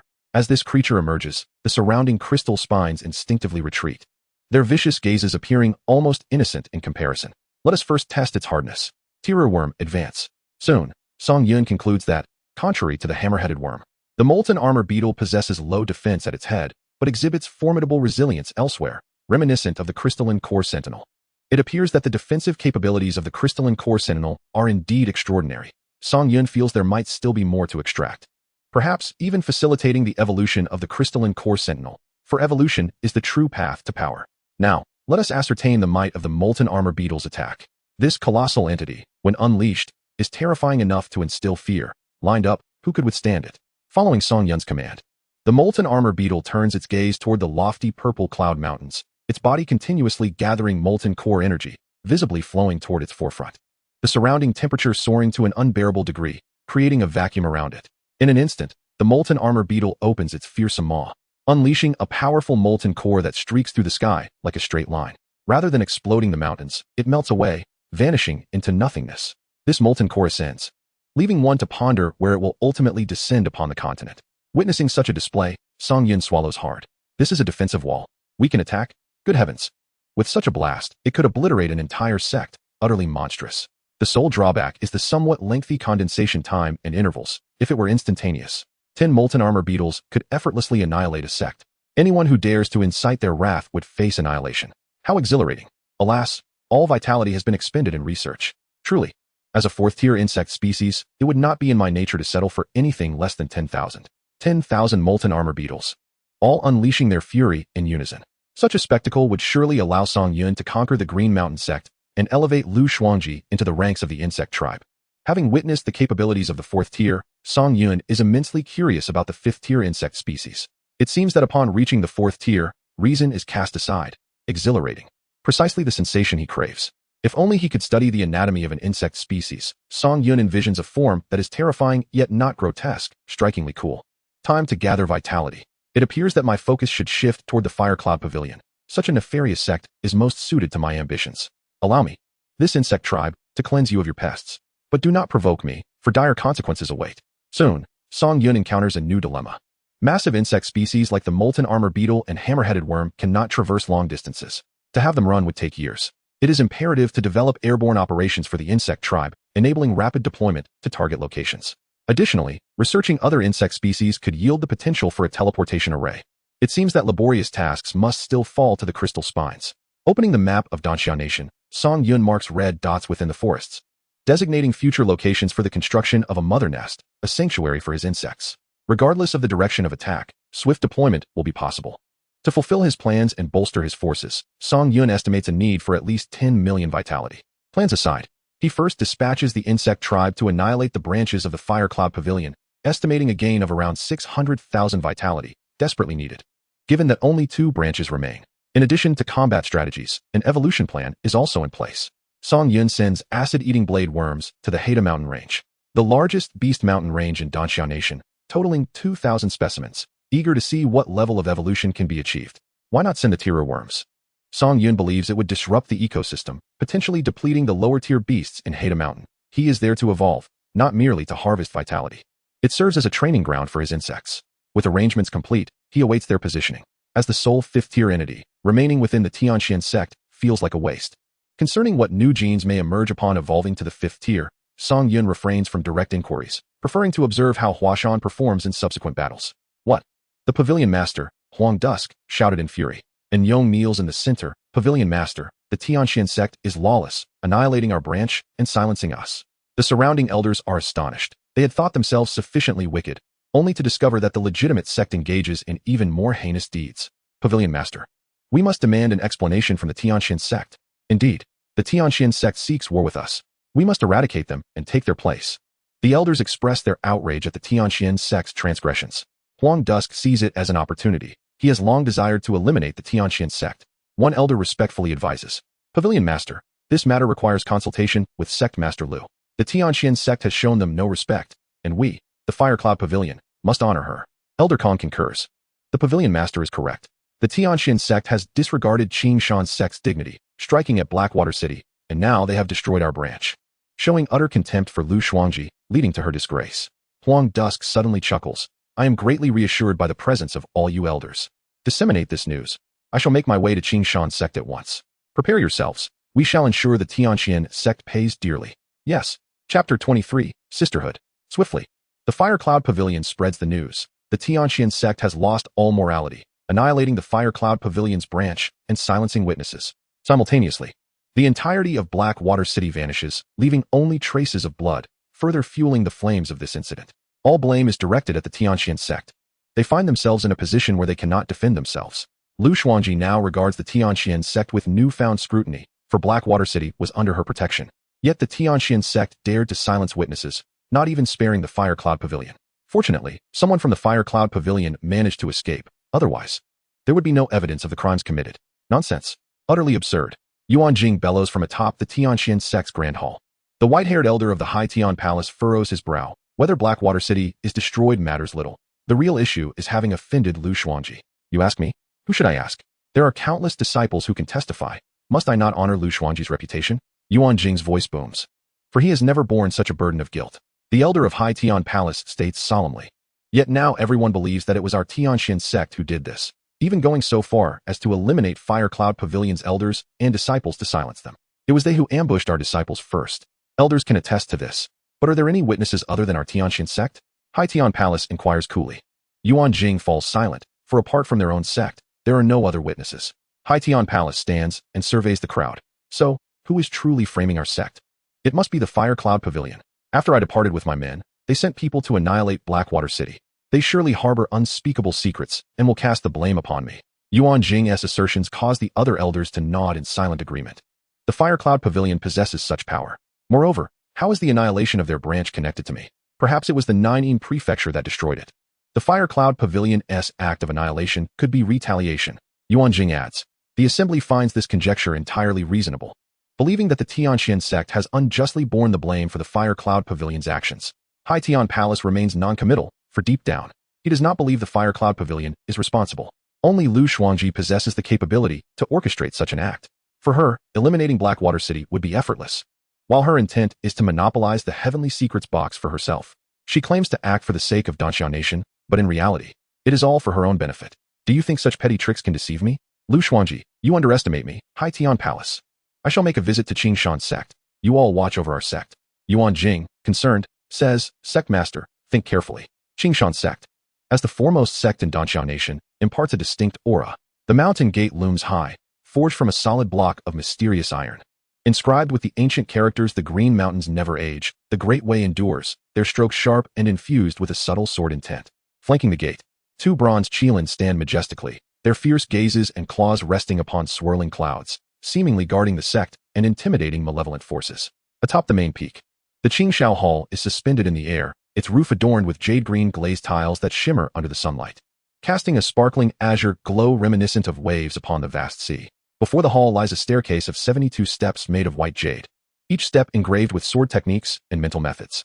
Should a disciple with extraordinary insight ascend these steps, they may witness the manifestation of sword intent, akin to a soaring dragon or a startled phoenix, ever in motion.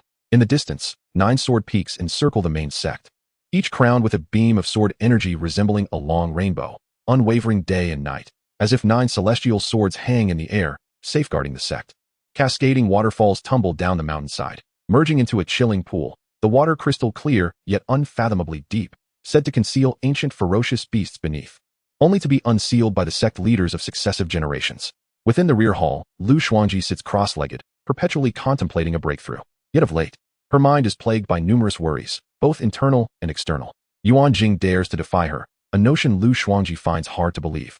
And even the Haishanshan Palace would not dare. As for the Huiyun Pavilion, even with 800 bold hearts, they would not dare to challenge her. Thus, Lu Xuanji concludes that a mysterious force has emerged within, likely originating from the Canyin Kingdom, with a simple aim, to sow discord among the major sections. If she could reach the Dongxian realm, Canyin Kingdom would not dare to act so impudently. And these sect leaders, why do they not use their wits? Allowing Canyin Kingdom to make a mockery of them? Suddenly, a slender figure clad in a black gauze robe with golden patterns appears beside her. Her legs graceful and waves of allure rolling forth, a visage that rivals even Lu Xuanji's. Lu Xuanjiao, the sect leader, respectfully calls out. The two are not sisters, but rather senior and junior disciples, both taken in by the previous sect leader. Lu Xuanji remains with her eyes closed, inquiring softly. What have you discovered? The incidents in Heishui City and the Huiyun Pavilion branch were orchestrated by the same group. Lu Xuanjiao responds quietly, her gaze remarkably calm. Are they from the Canyin Kingdom? Uncertain as of yet, but these individuals likely possess the ability to burrow underground, possibly affiliated with a sect from Canyin Kingdom. Their number is approximately around 1,000. Burrowing? Lu Xuanji opens her eyes, searching her mind for any familiar presence, yet finds none. Lu Xuanjiao stands silently, accustomed to this mode of interaction. Lu Xuanji gestures, revealing a map of the Danxia Kingdom. Observing the two affected areas, the only remaining vicinity is the Ziyun mountain range. Has this area been investigated? Lu Xuanjiao blinks in surprise, responding nonchalantly. The Ziyun mountain range is home to low-tier magical beasts, lacking investigative value. Let us examine it nonetheless. Lu Xuanjiao bows her hands in acknowledgement, stating, Sect leader, that is precisely what I am investigating regarding this low-tier Ziyun mountain range. Sister, there is no need to be so formal. When there are no others around, you may call me sister, Lu Xuanji remarks softly, watching her junior sister prepare to leave. Once departed, Lu Shuangjiao casts a cold glance towards the summit, long weary of that lofty demeanor, always stirring trouble. I refuse to go. What can you do about it? Rather than directing suspicion towards the unrelated Ziyun mountain range, Lu Shuangjiao suspects this group will act again, likely targeting the Huiyun Pavilion branch to frame the Taiyangxuanzong. Concealed. That is Lu Shuangjiao's plan, as she flies in the opposite direction of the Ziyun mountain range. Chapter 24. Those who defy me shall be held accountable. Meanwhile, Lu Shuangji arrives at the Qingshao Hall, where a gathering of elders stands on either side, their gazes imbued with disdain as they observe the two in the center, sect leader Heishinshan and pavilion master Huanghan. It is noteworthy that among these elders, the weakest are at the 5th level of the Wanxiang realm, with 3 sharing the same level as Heishinshan, hence why they are the foremost sect in the Danxia kingdom. Greetings, sect leader. As Lu Shuangji takes her position at the head, all the elders voice their respect in unison. Lu Shuangji elegantly settles into her seat, her gaze fixed upon Heishinshan and Huanghan, exerting immense pressure upon them. I wish to avoid excessive dialogue. How do you both intend to address this matter? Lu Shuangji inquires with a calm demeanor. Lowering his head, Huanghan furrows his brow, pondering why the responsibility has fallen upon him. Shouldn't he be questioning the old man Heishinshan instead? Heishinshan bows slightly. Sect leader Lu, the Taiyangxuanzong does not acknowledge actions it has not committed. Before the sect leader, you still dare to argue? Huanghan immediately retorts. A young elder from the Qingshan sect interjects. Gentlemen, the Qingshao Hall forbids uproar. Pavilion master Huanghan, as a leader, how can you heed mere rumors? With the Danxia kingdom facing external threats, do you wish to incite internal discord? Upon hearing this, Huang Huan's expression darkens, realizing he has been accused of blame-shifting. Lu Shuangji seems to regard Heishinshan with some level of intellect. Nonsense. My pavilion branch was obliterated by your sect, and lives were lost at your doorstep, yet you wish to deny it. Furthermore, Heishui City was also destroyed by you. Who does not know this? Frame and slander. Can the pavilion master not see this? The elders regarded Heishinshan with admiration, while Huanghan seemed to lose his composure as a pavilion master. Fuming, Huanghan, with his face contorted in rage, bows to Lu Shuangji. I beseech sect leader Lu to arbitrate. For the sake of my 3,000 disciples, I am currently investigating. If it truly is the Taiyangxuanzong's doing, I shall not hinder your enmity, but until this is confirmed, I hope you can exercise restraint and not provide others with the opportunity to laugh at you. Huanghan, taken aback, did not expect Lu Shuangji to refrain from blaming the Taiyangxuanzong, even hinting at the possibility of another party orchestrating the chaos. At this moment, Huanghan is filled with fury he cannot express, as he is the aggrieved party. Yet Lu Shuangji's mere statement compels him to endure. The elders present have witnessed everything firsthand. How could there be any doubt? Let us await the results of sect leader Lu's investigation. Lu Shuangji's enchanting gaze gradually shifts to Huanghan. Pavilion master, do you doubt me? A formidable aura suddenly descends upon Huanghan, nearly forcing him to kneel, his complexion paling significantly. This woman possesses immense strength, teetering on the brink of the Dongxian realm. Heishinshan, beside him, also senses the pressure, astonished. Should she reach the Dongxian realm, the Danxia kingdom would need to change its name. I do not, Huanghan responds, his voice trembling slightly, and once he speaks, the pressure dissipates. Lu Shuangji calmly states, do not forget the words I have spoken directly to you, otherwise, prepare for the Qingshao sect's reckoning. Her seemingly light words carry a hidden threat, an intimidation stemming from her confidence in her power. Pavilion master Huanghan, cease your petty schemes. Lu Shuangji cautions. Huanghan bows in acknowledgement, refraining from further dissemination of rumors. Soon after, the two exit the Qingshao Hall, traversing the paths of the Qingshan sect, where disciples bow and greet them, displaying a sense of decorum. What benefits have you granted her? Huanghan inquires in a low voice, realizing everything seemed directed at him. While Lu Shuangji remained unscathed, the Tianji box, Heishinshan replies succinctly. Huang Huan's gaze sharpens. Do not celebrate too soon. Heishinshan halts, fixing his gaze upon Huanghan. If I wish to take action, do you believe you would still have the chance to stand before me? With that, Heishinshan vanishes from sight, leaving Huanghan with a sinister expression, feeling oppressed by Lu Shuangji. Yet what is Heishinshan in comparison? Within the Qingshao Hall, sect leader. Those two are unlikely to let this matter rest. The royal family has dispatched troops to the border, urging the sect leader to mobilize at once. These minor sects lack any sense of the larger picture. Now is a time of peril, yet they remain focused on their squabbles. Lu Shuangji raises her delicate hand, and the elders instantly cease their discussions. Notify the major sects to dispatch disciples. Should anyone attempt to engage in treachery, I shall hold them accountable one by one. Lu Shuangji's eyes reveal a cold arrogance, her aura formidable. Yes, sect leader. In the Ziyun mountain range, the cultivation has been completed, and the main force is now stationed here, thus arranging for 25 molten armor insects. In Song Yun's words, upon witnessing the emergence of 25 molten armor insects, the overwhelming presence they exude indeed carries a sense of oppression, especially when paired with hammer-headed insects, forming a magnificent army of colossal creatures. Certainly, Huashan has deeply experienced this herself, feeling euphoric every day, yearning for more. She is truly a woman whose desires are insatiable. However, one cannot remain ensconced within the maternal nest, forever tethered. It is time to engage in meaningful endeavors. Infiltrating the royal court? Upon hearing Huashan's suggestion, Song Yun found it quite agreeable. His subordinate had made the acquaintance of a princess from the royal family, which could potentially aid in serving the king. It was indeed time for something refreshing. Naturally, it was also essential to place one's own people within the royal confines. This king does not indulge in just any woman. You understand? Song Yun reminded, asserting that it must be of your caliber, ample bosom, and shapely posterior. The subordinate comprehended, assuring that this individual was extraordinarily beautiful and would not disappoint the king. Truly, Huashan is remarkable. If opportunities arise, she should bring along several perceptive allies. Song Yun stated that before reaching level 6, genetic modification was still necessary, especially for those who would infiltrate the inner circle. Huashan nodded in acquiescence. Soon, she was expelled from the maternal nest, and the surrounding insect tribe instinctively took a few steps back. Even the 4th-tier armored insects became less agitated, acutely sensing the dangerous aura emanating from Huashan. Although merely a tier higher, within the insect hierarchy, it signified the distinction between leader and subordinate. Huashan swiftly made her way towards the capital. Song Yun, of course, leisurely manipulated the insect tribe, preparing to launch an assault on the first branch of the Fire Cloud Pavilion.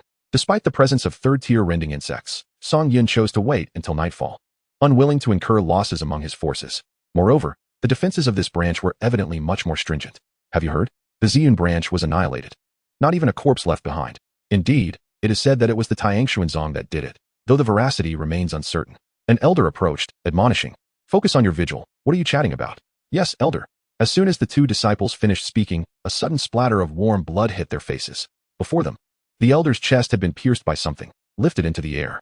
Suddenly, grotesque creatures emerged from the shadows, causing the 2 disciples to tremble in terror, questioning whether they were dreaming, as these monsters appeared out of nowhere. The elder had been slain just like that? Beneath the moonlight, the 2 disciples, filled with despair, were cast into the swarm of insects, leaving not even a bone behind. Chapter 25. Strong, exceedingly strong. One must admit that the invisibility cloak is indeed highly effective. Over time, it will yield remarkable results. Under Song Yun's command, the entire branch quickly succumbed, not to mention the 3rd-tier rending insects. Even the 2nd-tier crimson flower insects were already overwhelming. Suddenly, Song Yun detected a warning signal from another area, leaving him slightly perplexed. Could a branch harbor a formidable opponent? Gazing towards the distant Fire Cloud Pavilion branch, in Song Yun's eyes, it represented countless lives, and the insect forces behind him could easily flatten it. But why did this crystalline core lookout insect react so? He reopened the description of the crystalline core lookout insect. Exceptional vision and perception. Could there be a master within the Fire Cloud Pavilion? This left Song Yun hesitant. Although the other branch was proceeding smoothly, he could not accept such a loss. Standing behind him were 1,000 acid-injecting insects, 1,000 blade insects, 400 crimson flower insects, 300 rending insects, 100 armored insects, and 10 crystalline core lookout insects. Within the entire insect army, this amounted to nearly 1/5 of his forces. Was the leader of the Fire Cloud Pavilion lying in wait for him? If only Huashan were here, she could give it a try, but she was absent. He still trusted the perceptive capabilities of the insect tribe. Withdraw. Tomorrow, he would let the crystalline core lookout insect investigate further. Within the Fire Cloud Pavilion, Lu Shuangjiao had already disguised herself as a disciple, preparing to lie in wait. But several days passed with little to no activity. She began to wonder if she had miscalculated. After much effort, she had finally gathered enough vitality to construct the maternal nest. Upon establishing the warrior insect nests, the absorption commenced. The disciples of the Fire Cloud Pavilion had never encountered such a creature, causing some to faint from fright, while cries and wails echoed through the dark forest. As the vitality gradually increased, Song Yun felt quite satisfied and decided to build a few more warrior nests to expedite the absorption process. As night fell, the screams finally ceased, and Song Yun contemplated the 394 points of vitality, musing that although it was slightly diminished, it was still sufficient for now. In another location, he constructed a maternal nest, awaiting the opportunity to conquer the Fire Cloud Pavilion branch. He also began researching the 4th-tier annihilation insects. Annihilation Maw, 40,000 vitality. The cultivation consumption was the same as the armored insects, 500 vitality each. As combat insects, the numbers needed to be bolstered. Let us start with 400, 200, 000. In an instant, only 394 vitality remained. The consumption of vitality was alarmingly rapid. A surprise was necessary, yet a considerable amount of vitality had already been expended. These 400 annihilation maws were placed in each maternal nest, and from the map, maternal nests were constructed in all directions surrounding Danxia Kingdom, encircling it. with the capital at the center. It had been nearly 2 months since his rebirth, and he had yet to glimpse the capital. It seemed Huashan was nearing her arrival. Before setting foot in the capital, he intended to see what surprises the Annihilation Maws could offer. As the first Annihilation Maw emerged, Song Yun felt it resembled the most humanoid of the insect tribe, lacking a face, with limbs akin to sickles, and a greenish viscous fluid that appeared toxic. In terms of speed, the rending insects were the swiftest among the insect tribe, without exception. Positions. At Song Yun's command, the rending insects and Annihilation Maws bent slightly. Run. In the next moment, the Annihilation Maw burst forth from the forest, leaving the rending insects in its wake. No wonder they claimed the Annihilation Maw was the fastest insect of the crystalline thorn tribe. Its speed was astonishing, even surpassing Huashan's. Speed in a straight line was one thing, but combat was another. 4th-tier Annihilation Maw versus 3rd-tier rending insect. With a command from Song Yun, the Annihilation Maw's weapon was already poised against the rending insect's neck, while the rending insect hadn't even had the chance to react. Song Yun could see the astonishment on the rending insect's face. Moreover, Song Yun noted that not only was it swift in a straight line, but it also turned quickly. The difference of 1 tier was overwhelming. Unless the rending insect evolved to 4th tier, it stood no chance. Bring forth the armored insects, 4th tier against 4th tier. Let us see which insect tribe reigns supreme. As the battle commenced, Song Yun discovered that the speed advantage of the Annihilation Maw had dissipated. As it simply could not land a blow, its exaggerated defense was astounding. The colossal body of the armored insect could hardly reach the Annihilation Maw, resulting in a stalemate between the two insects. Song Yun resolved that once he eliminated a few more nefarious foes, he would proceed to obliterate the Fire Cloud Pavilion. It was time to take the 4th tier out for a stroll. Suddenly, the Annihilation Maw identified the armored insect's weak point and aimed for its head. The armored insect was unable to react, moving sluggishly. Stop. The Annihilation Maw was abruptly halted by Song Yun. The sickle was just about to strike the armored insect's neck, but the descending sickle wind rent the surface layer open. Exceedingly strong. Moreover, its intelligence was notably elevated. While 1st and 2nd tier insects relied solely on instinct, upon reaching 3rd tier, a marked increase in intelligence was evident. However, the Annihilation Maw did possess a weakness. It was too fragile. One could tell by observing its surroundings.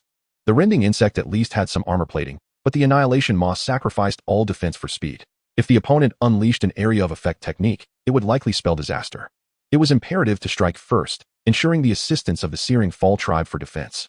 Yet, if 1,000 armored insects were evolved to 5th tier, a simultaneous barrage would be unassailable.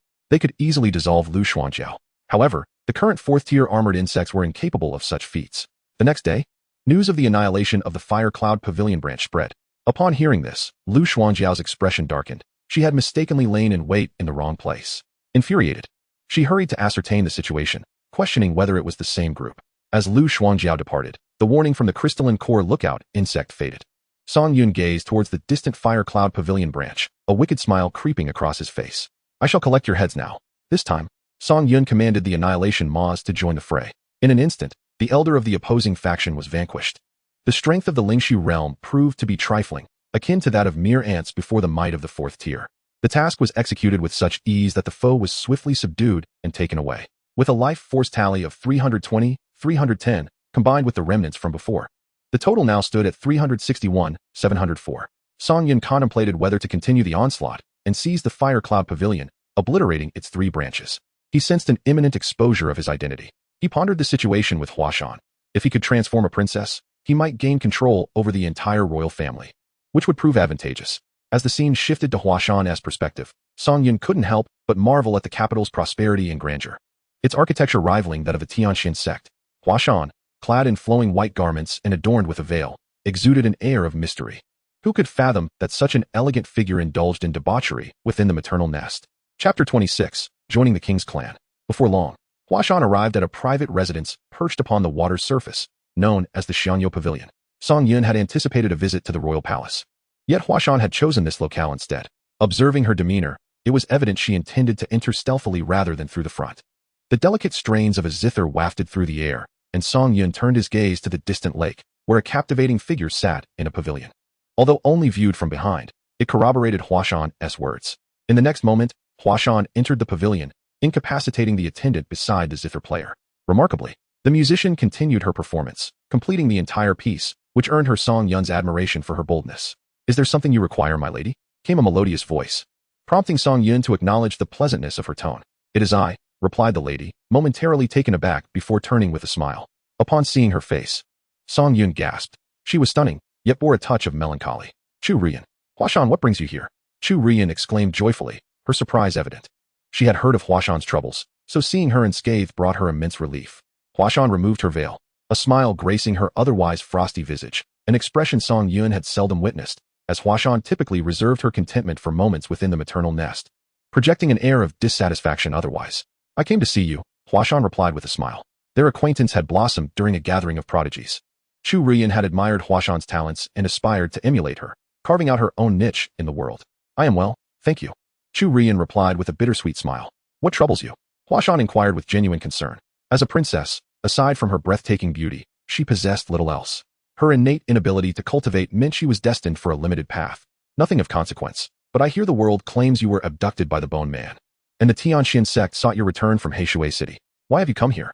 Long story short, Huashan replied, I wish to hear it. Song Yun sensed a playful tone in the princess's demeanor. They couldn't possibly share such a rapport, could they? Someone rescued me, Chu Rian revealed. That person must be remarkably charming, cultured, and possess formidable skills, Huashan teased, lightly tapping Chu Rian's forehead. Song Yun couldn't help but feel flattered by Chu Rian's description. It resonated with his own self-image. Everyone is training to become stronger. While I am left with nothing to do, what is truly happening? Huashan pressed, sensing something amiss in Chu Rian's heart, for she was not typically so subdued.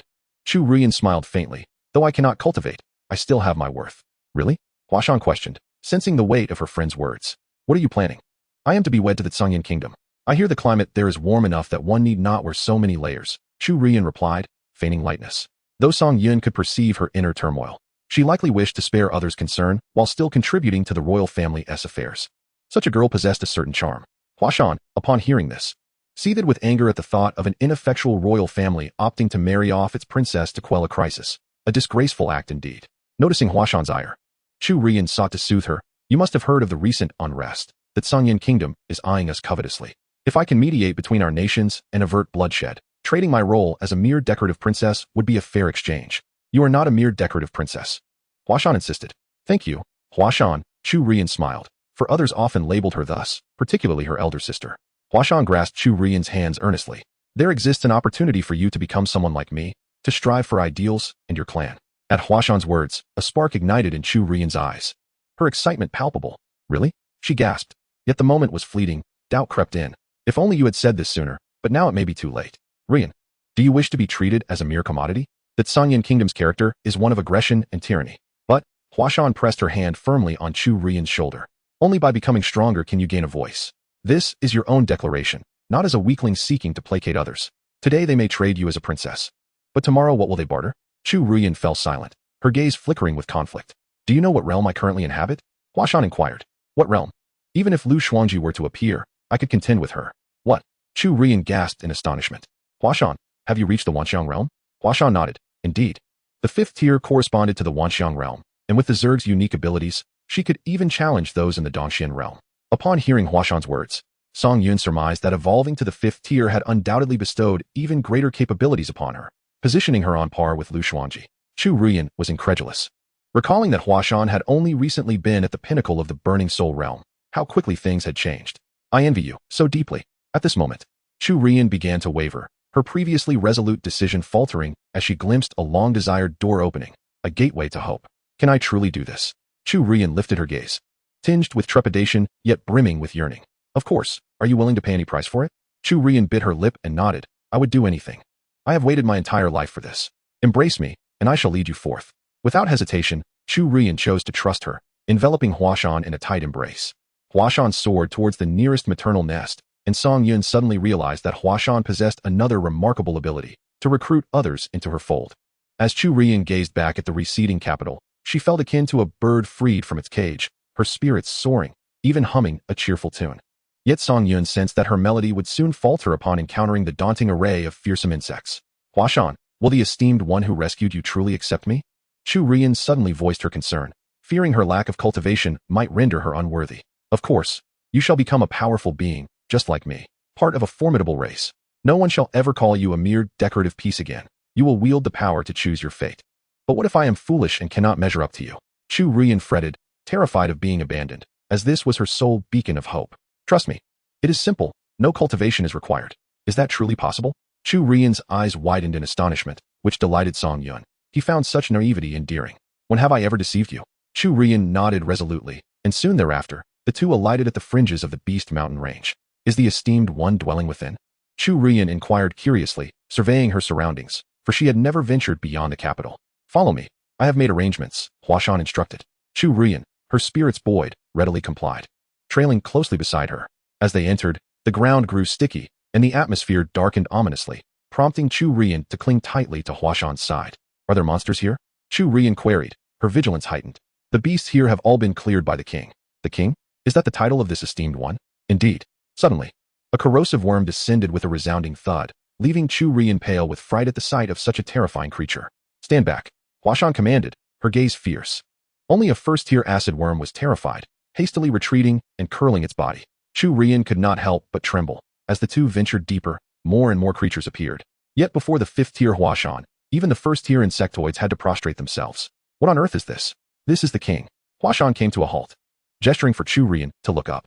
Chu Rian raised her gaze, and a massive mother nest hung between the towering trees, pulsating like a heart. The scattered insectoids gradually converged, seemingly eager to witness the moment when humanity would be transformed into their kind. Chu Rian found it difficult to breathe, especially upon seeing the various beasts surrounding them, creatures she had never encountered in any book. Rian, welcome to the king's lineage. Chapter 27, Transformation, Chu Rian. Listening to Huashan's words, Chu Rian felt a sense of confusion, her legs trembling and unable to move, even the will to speak dissipating. The monstrous beings around her instilled a profound fear deep within her. Suddenly, she felt the ground tremble beneath her, her gaze drawn to the slowly approaching hammer-headed worm. Its crimson lips paling slightly. Rian, do you see? This is merely a fragment of the king, Huashan declared with an air of pride. Yet, Chu Rian could not share in this sentiment. She was petrified. As the mother nest opened, veins slowly extended towards her. A sight so horrifying it felt like a nightmare she had never even dreamt of. Do not fear. Enter the mother nest and embrace the baptism. We shall become noble warriors. Gazing at Huashan's resolute face, Chu Rian trembled as she asked, What must I do? Simply extend your arms. Chu Rian's breath quickened. Yet she gradually extended her delicate arms. The veins slowly entwined around her, lifting her into the air, facing all the insectoids. A roar erupted from the swarm, celebrating the transformation of humanity into insectoid kin. To Chu Rian, this ritual was astonishing, akin to receiving recognition, a feeling that had vanished over a decade ago. In that moment, her inner dread lessened. Gradually, Chu Rian realized she had entered the mother nest, a crimson space filled with writhing veins pulsating around her. Soon, her limbs were ensnared, her body involuntarily sprawling, causing her heart to race, especially as the veins swayed before her, seemingly observing her. Outside, Huashan awaited anxiously, recalling her own transformation, an ordeal not meant for the faint of heart. Suddenly, a piercing scream echoed from within the mother nest. The insectoid army stomped in excitement. The transformation had begun. Would you like to spend 1,000 life force for genetic transformation? Song Yun had never anticipated it would be so inexpensive. After all, Chu Rian was an ordinary person without any cultivation, so the low cost was to be expected. Confirm transformation. Please select a race for transformation, Crystal Spire Clan, Bitter Falling Clan. Song Yun pondered for a moment and chose the Bitter Falling Clan to see how much she could inherit. Bitter Falling Clan. Transformation in progress. It should be noted that Huashan had cultivation during her transformation, allowing her to withstand a certain level of pain. Chu Rian, however, was merely an ordinary person. If she could not endure the agony of transformation, it could very well lead to her demise. Song Yun focused intently on the results, which indicated that Chu Rian's endurance had reached its limit, and she could perish at any moment. This revelation confirmed to Song Yun that ordinary individuals were ill-suited for transformation. One must possess a certain level of cultivation. With nothing inherited thus far, would she simply remain an ordinary spy? Song Yun decided to consult the individual involved. Having overheard their previous conversation, this princess did not desire mediocrity. Your current situation is far from optimistic. You could die at any moment. What of being an ordinary member? Listening to Song Yun's voice, Chu Rian's face contorted in pain. I do not want to be ordinary. I would rather die. Then hold on. Let us see how much you can inherit. All right, I will not let the king down. Song Yun raised an eyebrow. It appeared the insectoid mindset had already been transformed. Do your best, princess. I look forward to your performance. Suddenly, Song Yun noticed Chu Rian's life force plummeting, her voice diminishing. If you stop now, you may still retain your beauty. Perhaps we can convene in the mother nest later. But if you continue, you will ultimately become a mere skeleton. This was not what she wanted, nor was it what Chu Rian desired. You are a vase or a phoenix. The choice is yours. Gradually, her voice faded, and her life signs disappeared. Song Yun sighed, realizing from this transformation that ordinary people were ill-suited for genetic alteration. Outside, Huashan felt a jolt of concern. It could not be so swift. Could something have gone awry? Even the insectoids displayed an unusual frustration. Just as everyone presumed, Chu Rian had perished. A dazzling light erupted from within the mother nest, piercing through its walls, leaving Huashan and the other insectoids dumbfounded. Song Yun was even more astonished, observing that Chu Rian's life force was surging dramatically. What on earth is happening? Outside, Huashan understood. The royal bloodline had awakened. This light must stem from the awakening of her royal lineage, which explained why Chu Rian had been unable to cultivate. She had simply not triggered her bloodline awakening. Once awakened, her cultivation speed would increase exponentially. It was said that royal bloodlines possessed unique abilities. Strange gene detected. Would you like to replicate it? This will cost 20,000 life force. Song Yun immediately received Huashan's alert. The royal bloodline awakening? Let us see what this gene entails. 20,000 life force is a small price to pay. Confirm. Gene replication in progress. Gene replication successful. Star Radiance gene. Well, this is quite a treasure. However, Song Yun soon discovered that the Star Radiance gene was confined within the mother nest's confines. Did this mean it could not be standard for the insectoid army? Upon closer inspection, exclusively for insectoid leaders or the mother nest. These words ignited Song Yun's excitement, particularly the latter two. What gene would the mother nest require? It seemed there was more to the mother nest than merely convening. It had other functions as well. Suddenly, Song Yun noticed crystals forming on Chu Rian's skin. Oh, could it be? This was the crystal core sentinel. Just as she thought, the crystals began to gradually fade, leaving Song Yun somewhat speechless. Suddenly, Chu Rian emitted a terrifying scream, her body undergoing a bizarre splitting. This left Song Yun tense. Could it be the molten armor worm? No way. Had she directly ascended to a fourth-tier molten armor worm? At that moment, Chu Rian's delicate form was gradually enveloped by the armor plates of the molten armor worm, and the molten core seemed to coalesce within her. Had it not been for the awakening of her bloodline, she might have already melted. Yet even now, it was not easy. She was undergoing the gene transplantation of the molten armor worm, unable to falter lest all her efforts be in vain. The sounds of agony persisted. In Chu Rian's mind, countless images flashed by, her childhood, being adored like a cherished jewel by her parents. Upon learning she could not cultivate, her father's disappointment was evident. And her mother no longer showered her with affection. It felt as if everyone around her had vanished overnight. She could not recall when she had become merely a pretty vase. No, I, Chu Rian, am not a vase. I will grow stronger. I will make everyone see me differently, cause all to tremble. Her splitting body gradually began to heal, the sounds of pain diminishing. Gene transformation complete. Fourth tier, Chu Rian. Chapter 28, Forging the Body. Song Yun exhaled a sigh of relief, marveling at Chu Rian's extraordinary willpower. Transforming an ordinary person into a fourth-tier molten armor worm was nothing short of a miracle. Observing Chu Rian's delicate physique as the king, she felt compelled to reward her steadfast belief. Outside, Huashan, who was waiting, felt a wave of relief wash over her upon hearing Chu Rian's joyful voice. The transformation had been completed, and she couldn't help but wonder which traits Rian had inherited. Her anticipation was palpable. After an indeterminate amount of time, Chu Rian emerged from the mother nest, her abdomen noticeably swollen and her entire body flushed. Are you all right? Huashan rushed forward to inquire. Chu Rian, panting, responded with a soft her beautiful visage radiating satisfaction and pride after the transformation, indicating a harmonious integration with the Zerg's consciousness. After a considerable pause, she regained her composure and gazed at Huashan with a rosy complexion. I succeeded. That's wonderful. What did you inherit? The queen said it was a fourth tier. Huashan gasped in astonishment. Fourth tier was extraordinarily powerful, especially since she herself had only inherited 2 first tiers. Although Huashan had merely inherited a first tier, her evolutionary advancement surpassed that of someone who had not evolved at all. As Song Yun often said, inheriting a higher tier was less advantageous than acquiring multiple types. Yet for a woman like Chu Rian, who had 0 foundational skills, inheriting a high tier was indeed remarkable, providing a direct boost that surpassed all else. What kind of fourth tier? Huashan inquired with curiosity. The big one. Chu Rian pointed to the molten armor bug, and now, looking at these Zerg, she felt no fear. Only a sense of the clan's flourishing resurgence. Huashan, utterly speechless, gave Chu Rian a thumbs up, causing Rian to blush with modesty. All right, they said as the two knelt in reverence before the mother nest and departed. On their way back, Huashan curiously asked, how does it feel? What do you mean? You know that. Chu Rian's cheeks flushed slightly.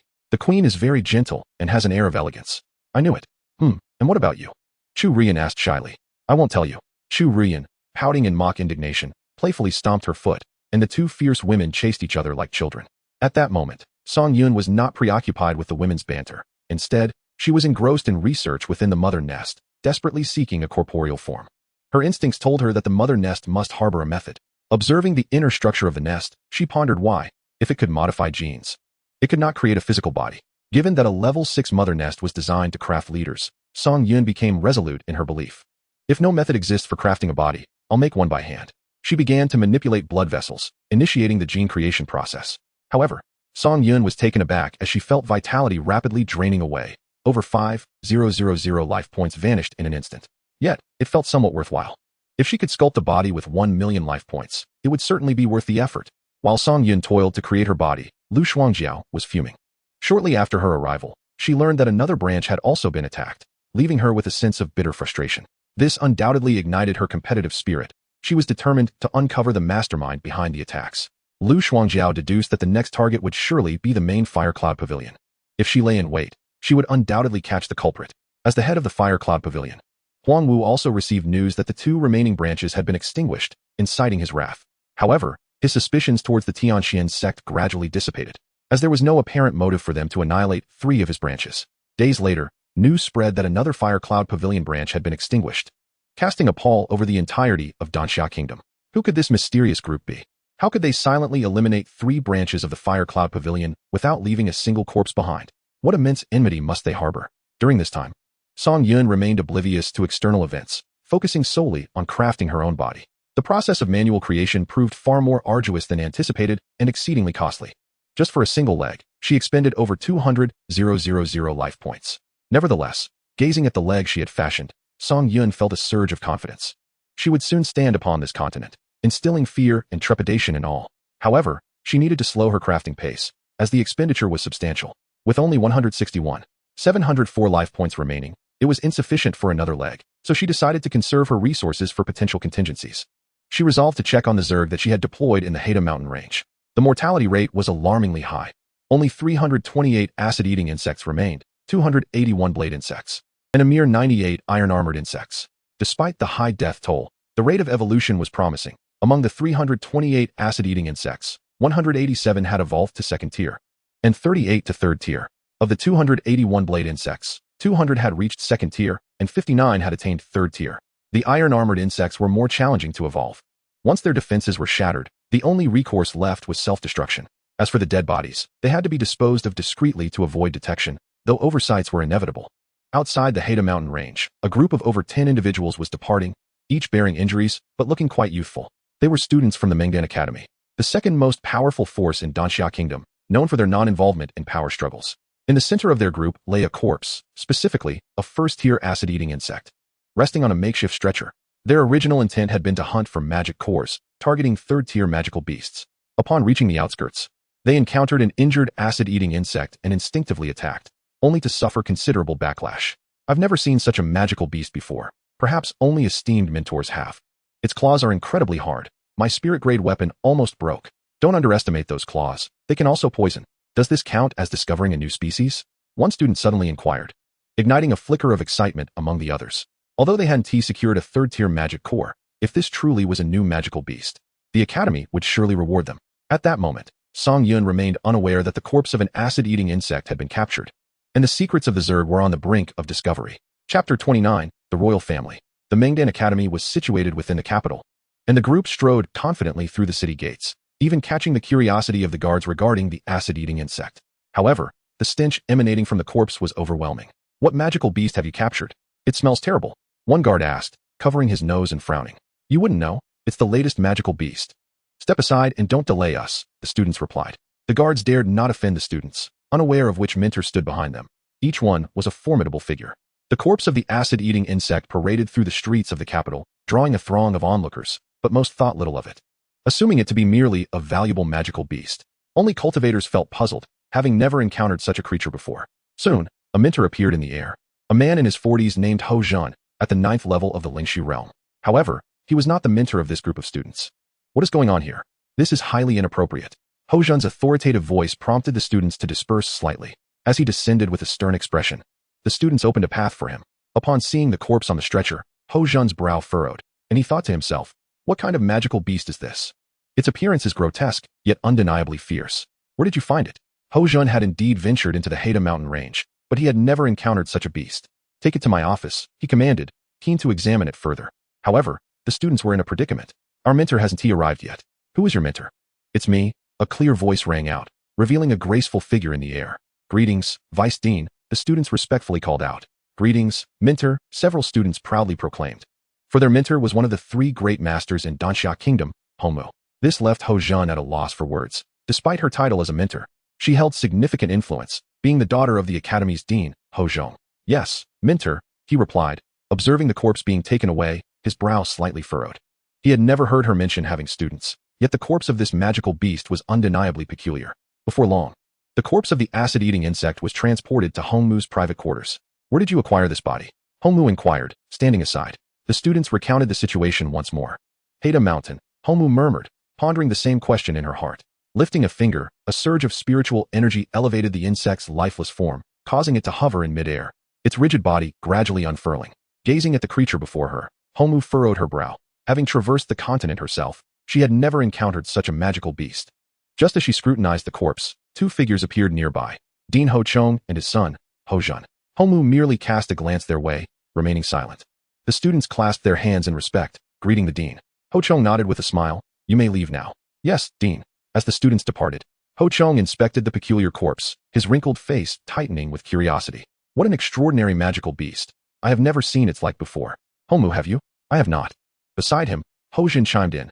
Father, with the royal banquet tonight, why not present this creature? Though it is merely a corpse, it is indeed rare. What say you? Hongmu? Ho Chong inquired, evidently valuing her opinion. I shall conduct further research. Ho Chong nodded in agreement and subsequently departed with his son. Hongmu approached the body, observing it intently. How could such a magical beast appear in Hada Mountain? Despite sustaining grave injuries, it retained its combat prowess and exhibited rapid healing. If only it were alive. Meanwhile, in the palace, the maidservants had begun preparing for the evening's banquet. Naturally, Princess Chu Rian would be in attendance. Though Huashan had been summoned away by Song Yun to strategize an attack on the Fire Cloud Pavilion. At this moment, Song Yun was in dire need of vitality, yearning to physically manifest his essence. Upon returning to the palace, Chu Rian did not display any unusual demeanor. She was as resplendent as ever, adorned in lavish attire and crowned with golden hairpins, exuding an air of opulence. Yet, everyone was aware that Chu Rian was destined to marry into the Zhongyan kingdom, aimed at halting the conflict between the two nations. Outside the grand hall, everyone engaged in conversation, except for Chu Rian, who stood solitary. In the past, she would have felt an overwhelming sense of loneliness, as though abandoned by all. However, now she felt no such pangs, for she was backed by an entire clan yearning for survival, bloodshed, and conquest. The king, too, awaited her actions. You look stunning this evening, sister. A voice suddenly remarked from nearby. Although they were biological sisters, their relationship was far from amicable. In their youth, Chu Rian had basked in favoritism, provoking jealousy in her younger sister, Chu Ruqing, who felt her sister had usurped everything from her. However, as they matured, the tables turned. Chu Rian found herself unable to cultivate, while Chu Ruqing exhibited remarkable talent.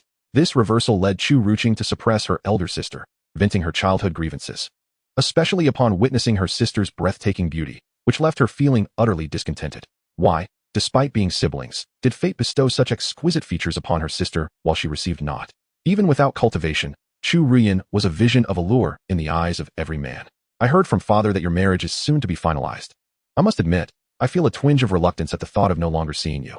Upon hearing such news, Chu Rian remained unfazed, smiling gently. Then, sister, be sure to gaze upon me frequently and etch my visage in your memory. Do not forget your sister. At that moment, a graceful figure descended. Upon sighting her, everyone immediately clasped their hands, exclaiming, we pay our respects to Master Lu. The newcomer was none other than Lu Shuangji, who had arrived, mindful of her royal obligations. Lu Shuangji acknowledged them with a nod, casting a glance at Chu Rian.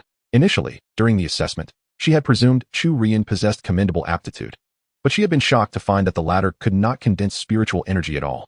Chu Rian, too, could not forget that day, the darkest moment of her life when the hopes of all were shattered, and her sister had taken her place as Lu Shuangji's disciple. Chapter 30. If you do not bow, neither shall I. Outside the sect, cultivation must not be neglected. Disciples shall remember, Chu Ruqing said respectfully, while reveling in the admiration around her. As a prodigy of the Qingshan sect, having reached the first layer of the Lingshu realm in her early 20s, she had surpassed most of her peers. Had she not been a daughter, the throne would surely have been hers.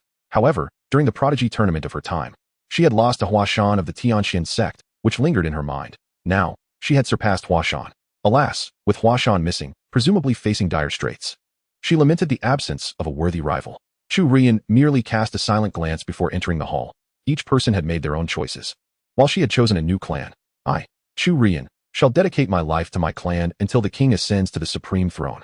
Chu Ruqing gazed at her sister's retreating figure, inwardly lamenting, "It is always like this. She envies yet never speaks of it. Why is it so difficult for you to admit your pain and let your younger sister take joy in it? If you did, perhaps I might speak favorably of you before father, and you could avoid marrying into the Tsangyan kingdom." At this moment, Song Yun observed the unfolding dynamics. His curiosity piqued. "It seems there is a significant rift between you two." Even the king had perceived it, and his subordinate felt a pang of shame. Chu Rian, feeling somewhat embarrassed, acknowledged. Every family has its own difficulties.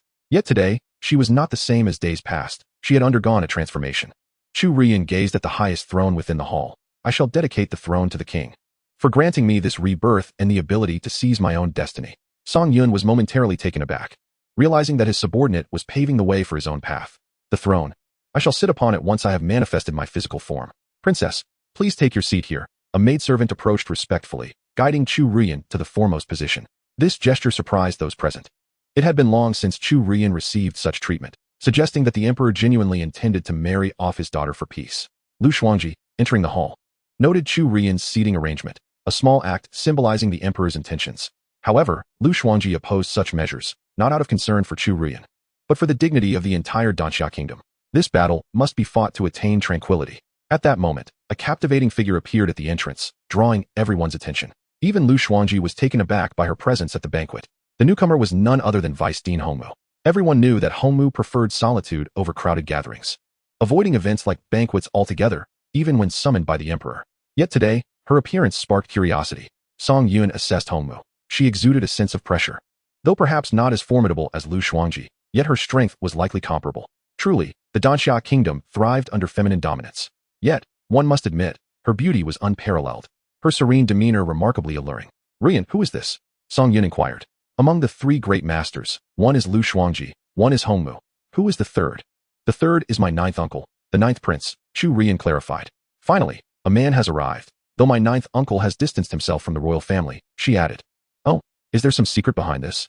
Song Yun's interest was piqued. Royal gossip was always tantalizing. "My ninth uncle has fallen for someone. That person must be an ordinary woman." Song Yun chuckled. "The royal family would never permit it. Your uncle forsook everything for love. I am quite curious. Has that woman cut off all ties?" Chu Rian was momentarily perplexed until Song Yun elaborated, causing her cheeks to flush. "No, that woman is none other than her, Lu Xuanji," Song Yun exclaimed.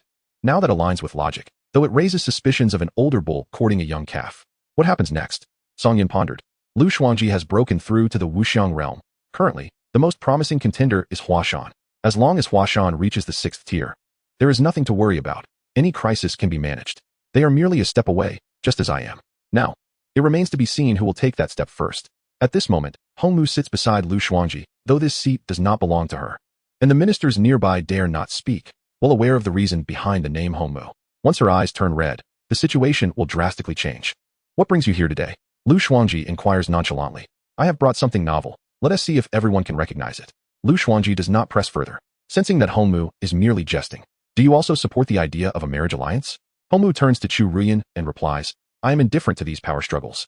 Who reigns as king or not is of no consequence to me. To voice such sentiments in this place, do you not fear being scorned?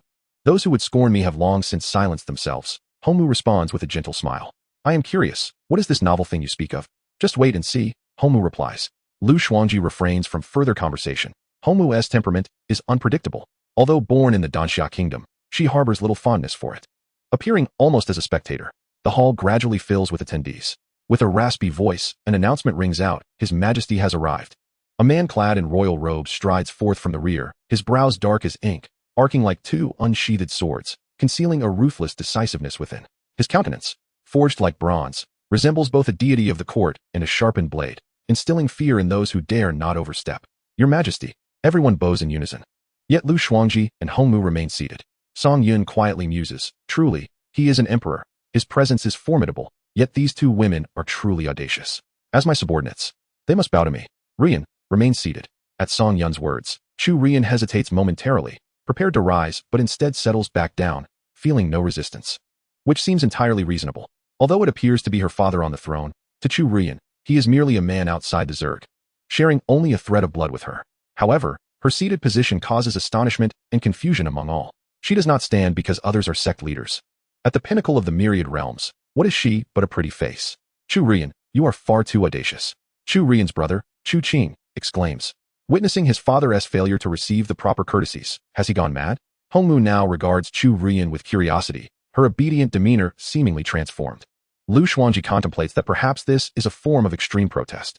As the Emperor Chu Tianxiong observes his daughter's defiance, the tension in his expression softens into a smile. Ruian is unwell today. She is excused from formalities. Upon hearing this, the hall is engulfed in shock. Who among the Emperor's children dares behave so insolently? It seems the Emperor has resolved to marry Chu Ruian to the Songyan kingdom to quell their anger, hence his leniency.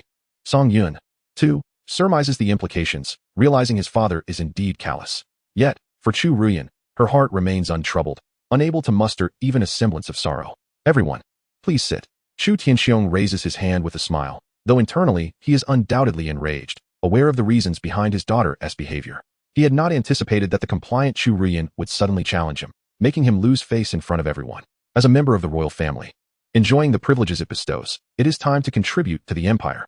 Today's banquet permits free discourse, devoid of the usual hierarchies. Just as Chu Tianxiong finishes speaking, Lu Xuanji calmly inquires, might I ask how your majesty intends to address the border issue? The hall immediately falls silent, sensing that Lu Xuanji is offering no quarter. Hongmu, seated nearby, sips her drink, a smirk gracing her lips.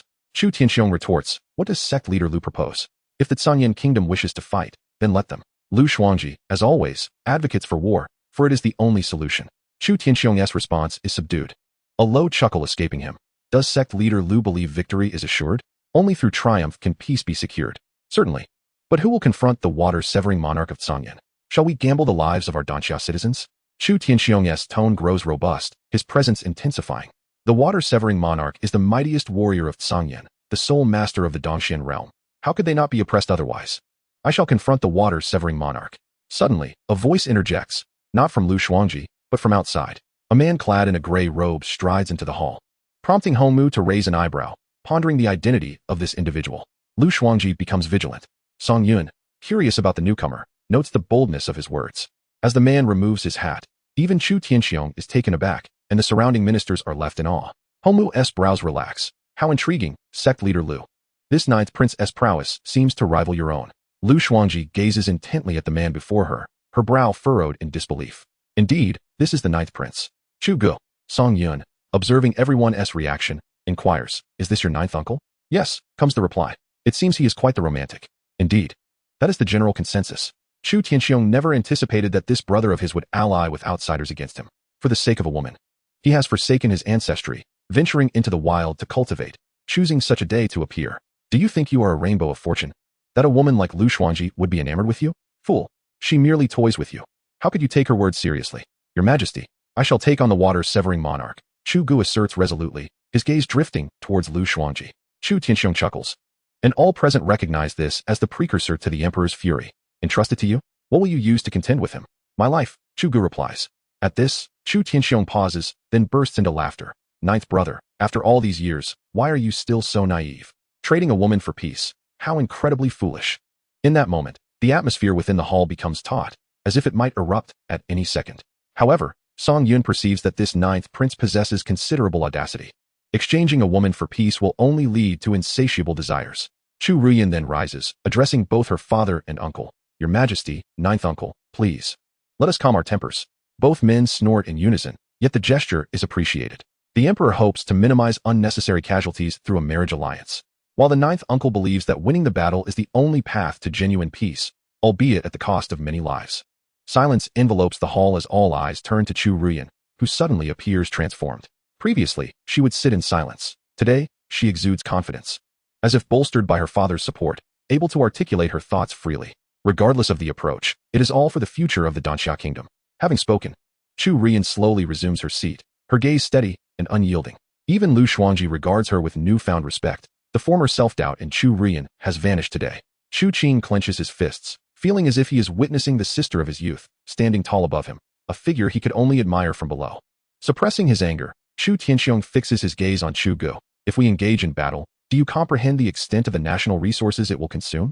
Should we lose, the women of Danxia will become slaves, and the men will be conscripted to toil in mines. Are you prepared for that? Every time Songyan makes a demand, you would marry off another daughter. How many daughters do you have to spare? This is the disgrace of the royal family. You often label me as shameful, Yet what you are doing now would draw the contempt of our ancestors. You, Song Yun, has never witnessed such a fierce exchange. The brothers' faces flushed with indignation. At this moment, Lu Xuanji interjects, her voice steady. Your Majesty, rather than live in shame, it is better to die fighting. There are no cowards in the Danxia Kingdom. Simultaneously, those aligned with Lu Xuanji rise in solidarity. There are no cowards in the Danxia Kingdom. The individuals standing are all warriors and cultivators.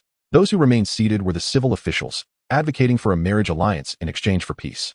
Upon seeing these individuals, Lu Xuanji felt an overwhelming urge to eliminate them all. This matter shall be deliberated another day, Chu Tianxiong declared coldly. His earlier good spirits completely dissipated as he took a swig of his wine. Noticing a shift in Chu Tianxiong's demeanor, Chu Gu refrained from pressing further and prepared to turn away. Wait, Chu Tianxiong called out, prompting Chu Gu to halt. Old Jiu, it seems your cultivation has progressed remarkably over the years. Does the agreement you once made with Lord Lu still hold any weight? The room fell into a hushed silence at this revelation. What agreement? Lu Xuanji remained composed, softly stating, Your Majesty, I implore you not to engage in hearsay. Chu Tianxiong turned his gaze to Chu Gu, as if questioning whether she would acknowledge such a claim. Chu Gu, unperturbed, replied coolly, I have no agreement with Lord Lu. At that moment, Chu Tianxiong felt an intense desire to pry open Chu Gu's head to discover what thoughts could render her so foolish. Wondering if she had indeed been consorting with other men, requiring assistance in lighting candles for her. Just as Chu Gu was about to depart, Hongmu suddenly interjected. Hold on a moment. Prince Chu, well versed in the world, expressed curiosity as Hongmu continued. I possess a peculiar object that I would like everyone to examine. The onlookers were intrigued, especially given that it was Hongmu who spoke. Song Yun was also intrigued. With a wave of Hongmu's hand, a corpse materialized at the center of the room. Chapter 32, You Are Seeking Death.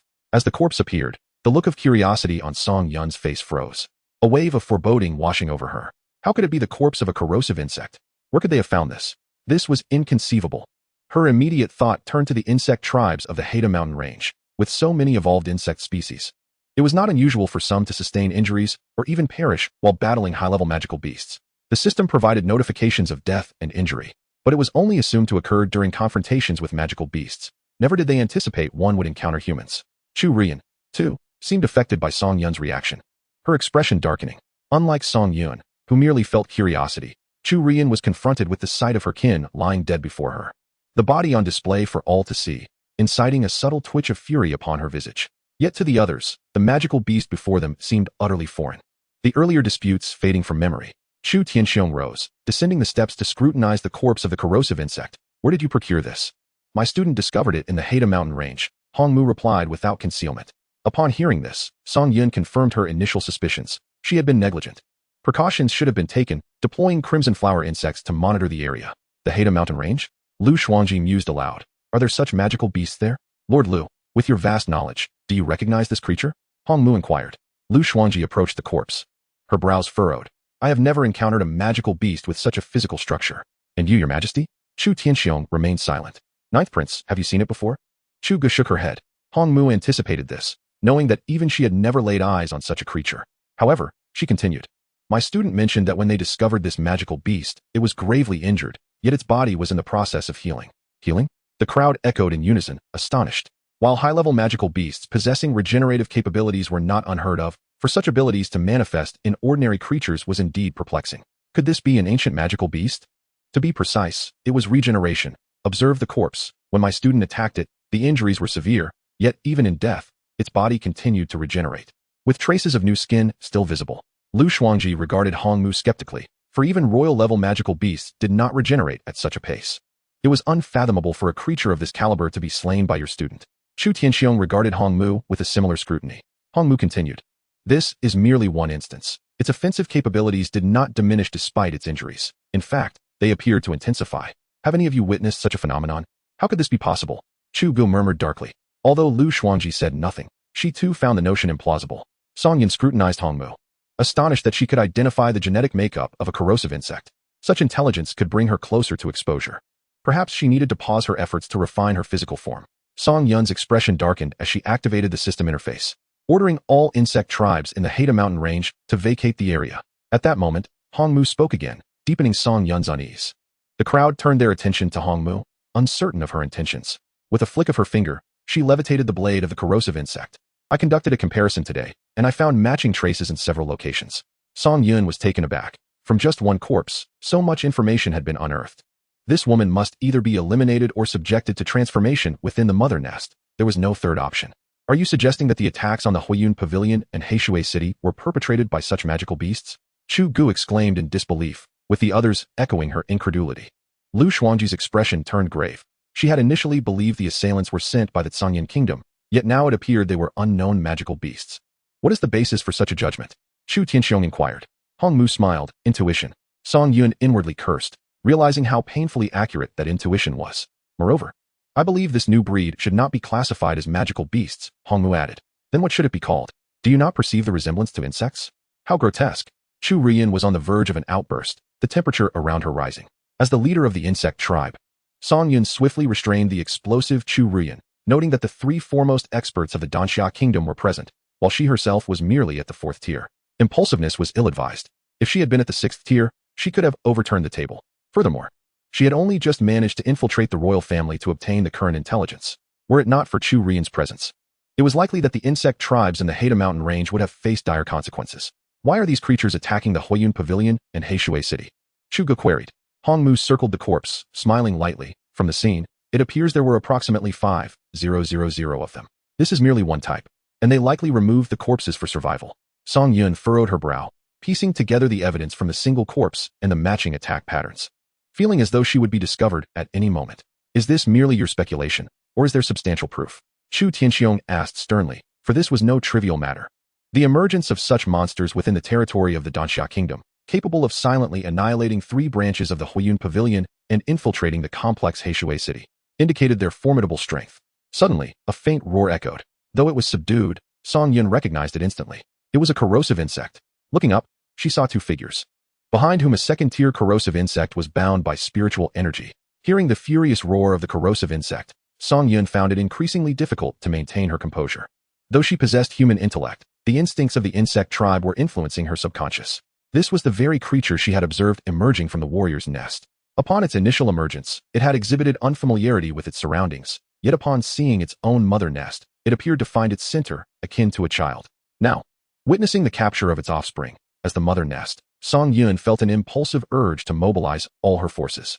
In truth, she had felt a surge of emotion upon seeing the corpse earlier, but as the corpse remained silent, the impact was not as intense. Yet this was a living creature. With a resounding crash, the corrosive insect was violently hurled outside the hall, where Ho Zhong restrained it with a massive spiritual shield. Chu Tianxiong was the first to step forward, followed closely by the others, while only Chu Ruyan remained seated, her fingers trembling slightly as the furious roars of the corrosive insect echoed in her ears, awakening the bloodthirsty potential within her insect lineage. Although Song Yun did not exhibit the same intensity as Chu Ruyan, her expression was equally grim. The emotions coursing through Song Yun also resonated with the mother nest, causing the 4 nests to pulse vigorously, while the surrounding insect tribes slowly rose, emitting war cries of defiance, waiting for the command from the mother nest. Chapter 33, Testing the Zerg? In Song Yun's mind, he calculated the odds of victory. With his current army, facing the entire Danxia kingdom would yield nearly no chance of success. More of the bitter meteor race was needed to bolster the defenses of his forces, especially since he currently lacked air superiority. No one suspected that Song Yun, the leader of the Zerg, was contemplating how to annihilate them. Your Majesty, this was just captured from the Haida Mountains, said Ho Zhong, descending with a smile. Chu Tianxiong fixed his gaze on the frenzied corrosive insect within, his brow furrowed. Such a ferocious creature was a rarity, leaving those around him in awe. They had seen magical beasts before, but none as vicious as this one, especially with its grotesque appearance, as if it were about to tear something apart at any moment. Lu Xuangji suddenly inquired, what is its strength? Having encountered Master Lu, I can assert that this creature is formidable, comparable to the soul ignition realm, replied Ho Zhong, causing an uproar among those present. A creature of such might rival the soul ignition realm. Some elders from smaller sects were at that level. Indeed, upon hearing this, Lu Xuangji's expression grew even more grave.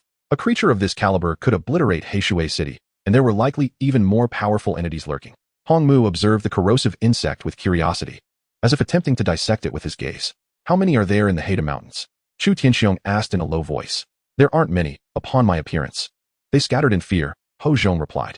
Chu Tianxiong let out a derisive laugh, not worth worrying about.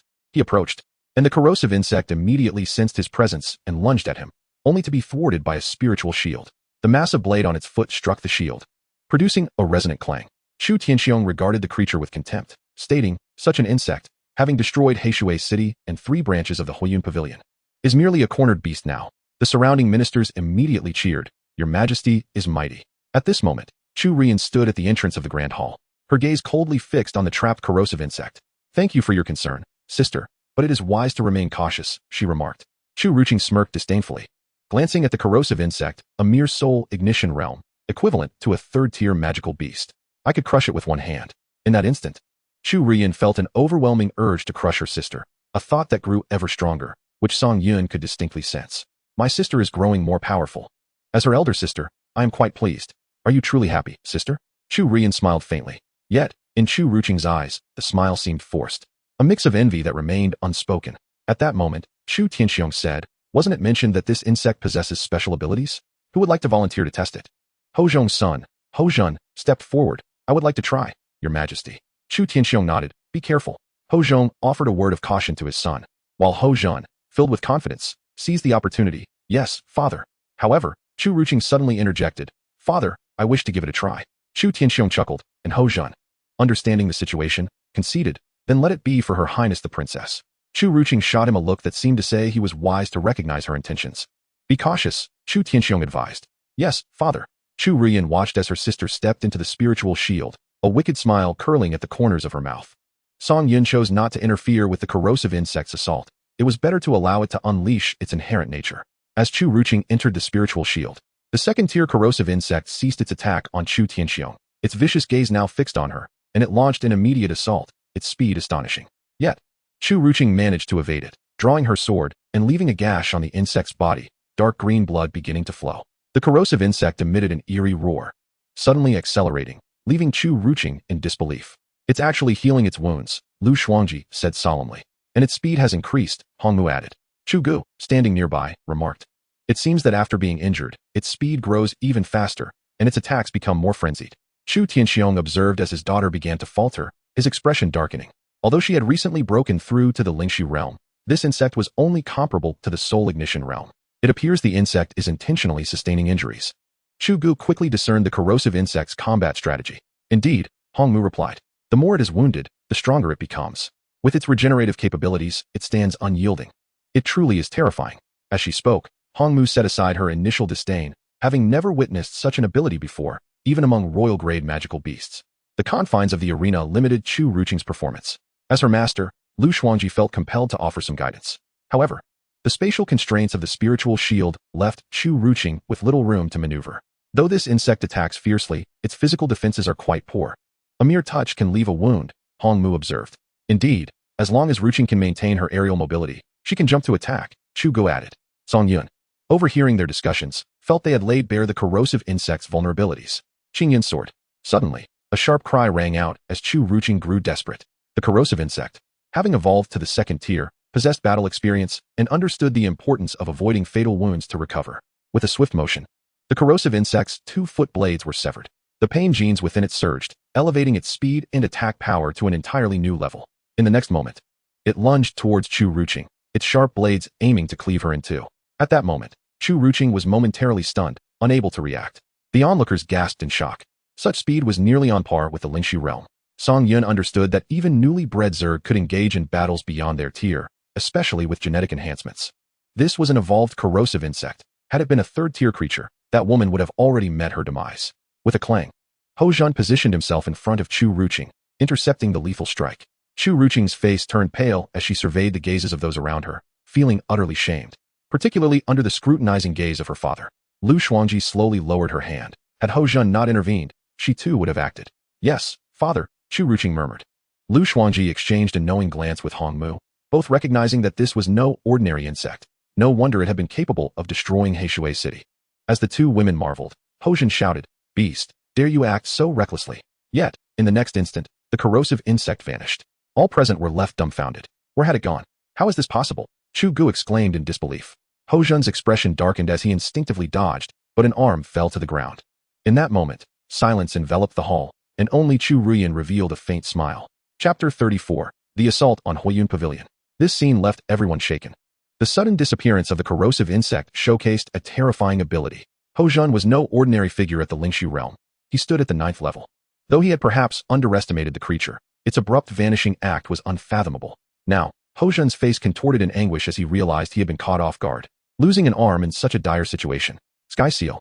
Ho Jun formed a seal with one hand, summoning a golden insignia that descended, even breaking through the spiritual shield. The corrosive insect, engulfed in a wave of pressure, fought desperately, its foot blades deeply embedded in the ground, the disparity in their tears immediately evident.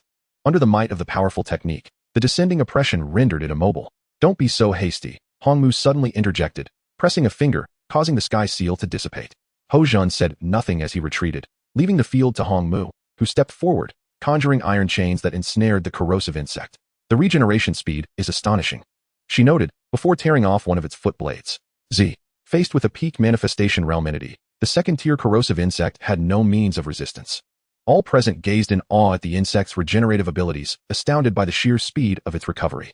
Hongmu proceeded to rip off all of its foot blades, severed limbs cascading dark green blood, as the anguished cries echoed throughout the palace. Song Yun fixed his gaze intently upon Hongmu and the assembly of onlookers. Before long, the acid erosion worm's serrated limbs regenerated anew. Hongmu raised his hand in a fluid motion, inflicting deep, unfathomable wounds upon the acid erosion worm's body.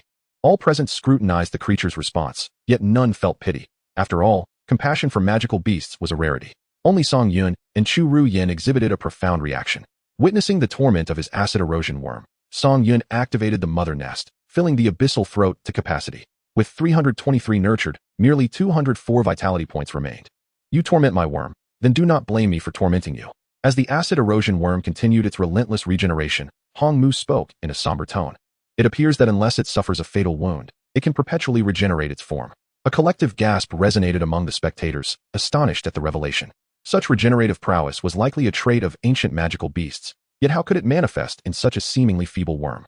Hongmu even severed the acid erosion worm's limbs, causing corrosive fluids to seep forth, as if to conduct a thorough examination of the creature. After nearly half an hour, Hongmu paused, remarking, "What an intriguing worm. Surely, you must possess a worm king." The acid erosion worm glared at Hongmu, roaring fiercely, its combat prowess undiminished. A chill coursed through Song Yun. This acid erosion worm seemed aware of its existence, yet it did not yield, continuing to fight valiantly. Hongmu, since you were so intrigued by me, why not come to the mother nest? I shall teach you the meaning of pain and fill your being to the brim. I will capture the worm king and study you thoroughly, if it can be tamed. Upon concluding his words, Hongmu gestured, and the struggling acid erosion worm ceased its movements, its body splitting in two, unable to regenerate further. Chu Gu lamented.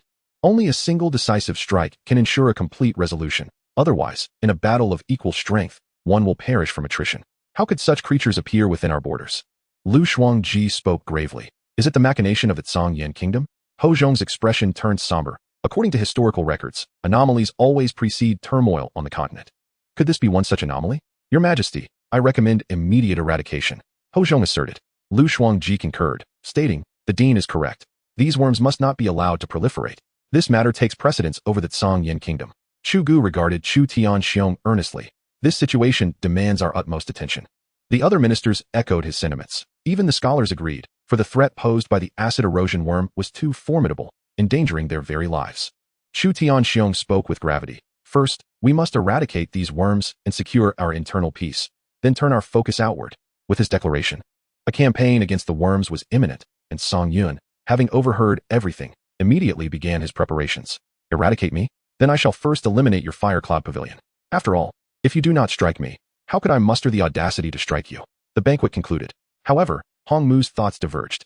Should such worms be brought under control and cultivated, their terrifying regenerative capabilities could rival those of ancient magical beasts. Shuangji, a voice resonated behind Lu Shuangji. Chu Gu stood in her shadow, the moonlight casting an ethereal glow upon them. Does our previous agreement still stand? Chu Gu inquired. He remained rooted in place, unable to quell the turmoil within, reluctant to turn around and display the same indifference as before. Lu Shuangji, in her heart, harbored only herself, unable to accommodate anyone else. Suddenly, Chu Tianxiong appeared beside him, speaking lightly. I shall win her over, Chu Gu asserted resolutely. Chu Tianxiong inhaled deeply, suppressing his ire, having scolded for years without yielding any results. Even if you were to perish before her, she would scarcely spare you a glance.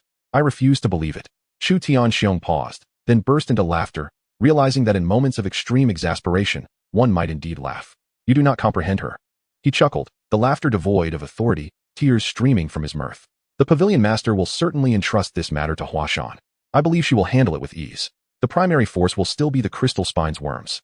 The hammerhead worms and molten armor worms of the Ku Yun clan are simply too cumbersome.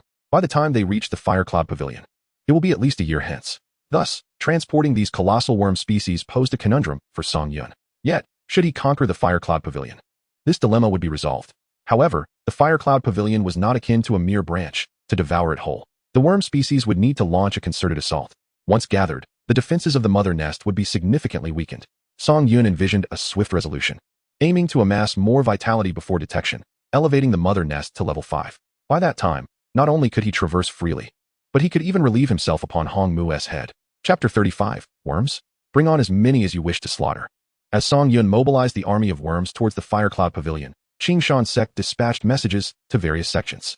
In Hong Mu's words, these worms concealed themselves within dense forests, urging all major sects to send representatives for reconnaissance. Within the Tianxian sect, High Tian Palace convened in the Grand Hall. Scrutinizing the message from Lu Shuangji, Worm Swarm, High Tian Palace murmured, perplexed by Lu Shuangji's latest ploy. From the information, it was evident that these worms were formidable in strength and considerable in number, with the annihilation of Blackwater City and Fire Cloud Pavilion linked to their presence. This revelation deepened High Tian Palace's confusion. Could these worms also frame them? Did they possess such intelligence? Esteemed elders, what are your thoughts on this matter? High Tian Palace inquired, casting his gaze upon the Council of Elders. Yuan Jing spoke solemnly, though we lack concrete details, ensuring safety necessitates sending disciples for reconnaissance. The Grand Elder's suggestion is sound. Not far from Tianxian sect lies a magical beast forest, and it is imperative we conduct an inspection.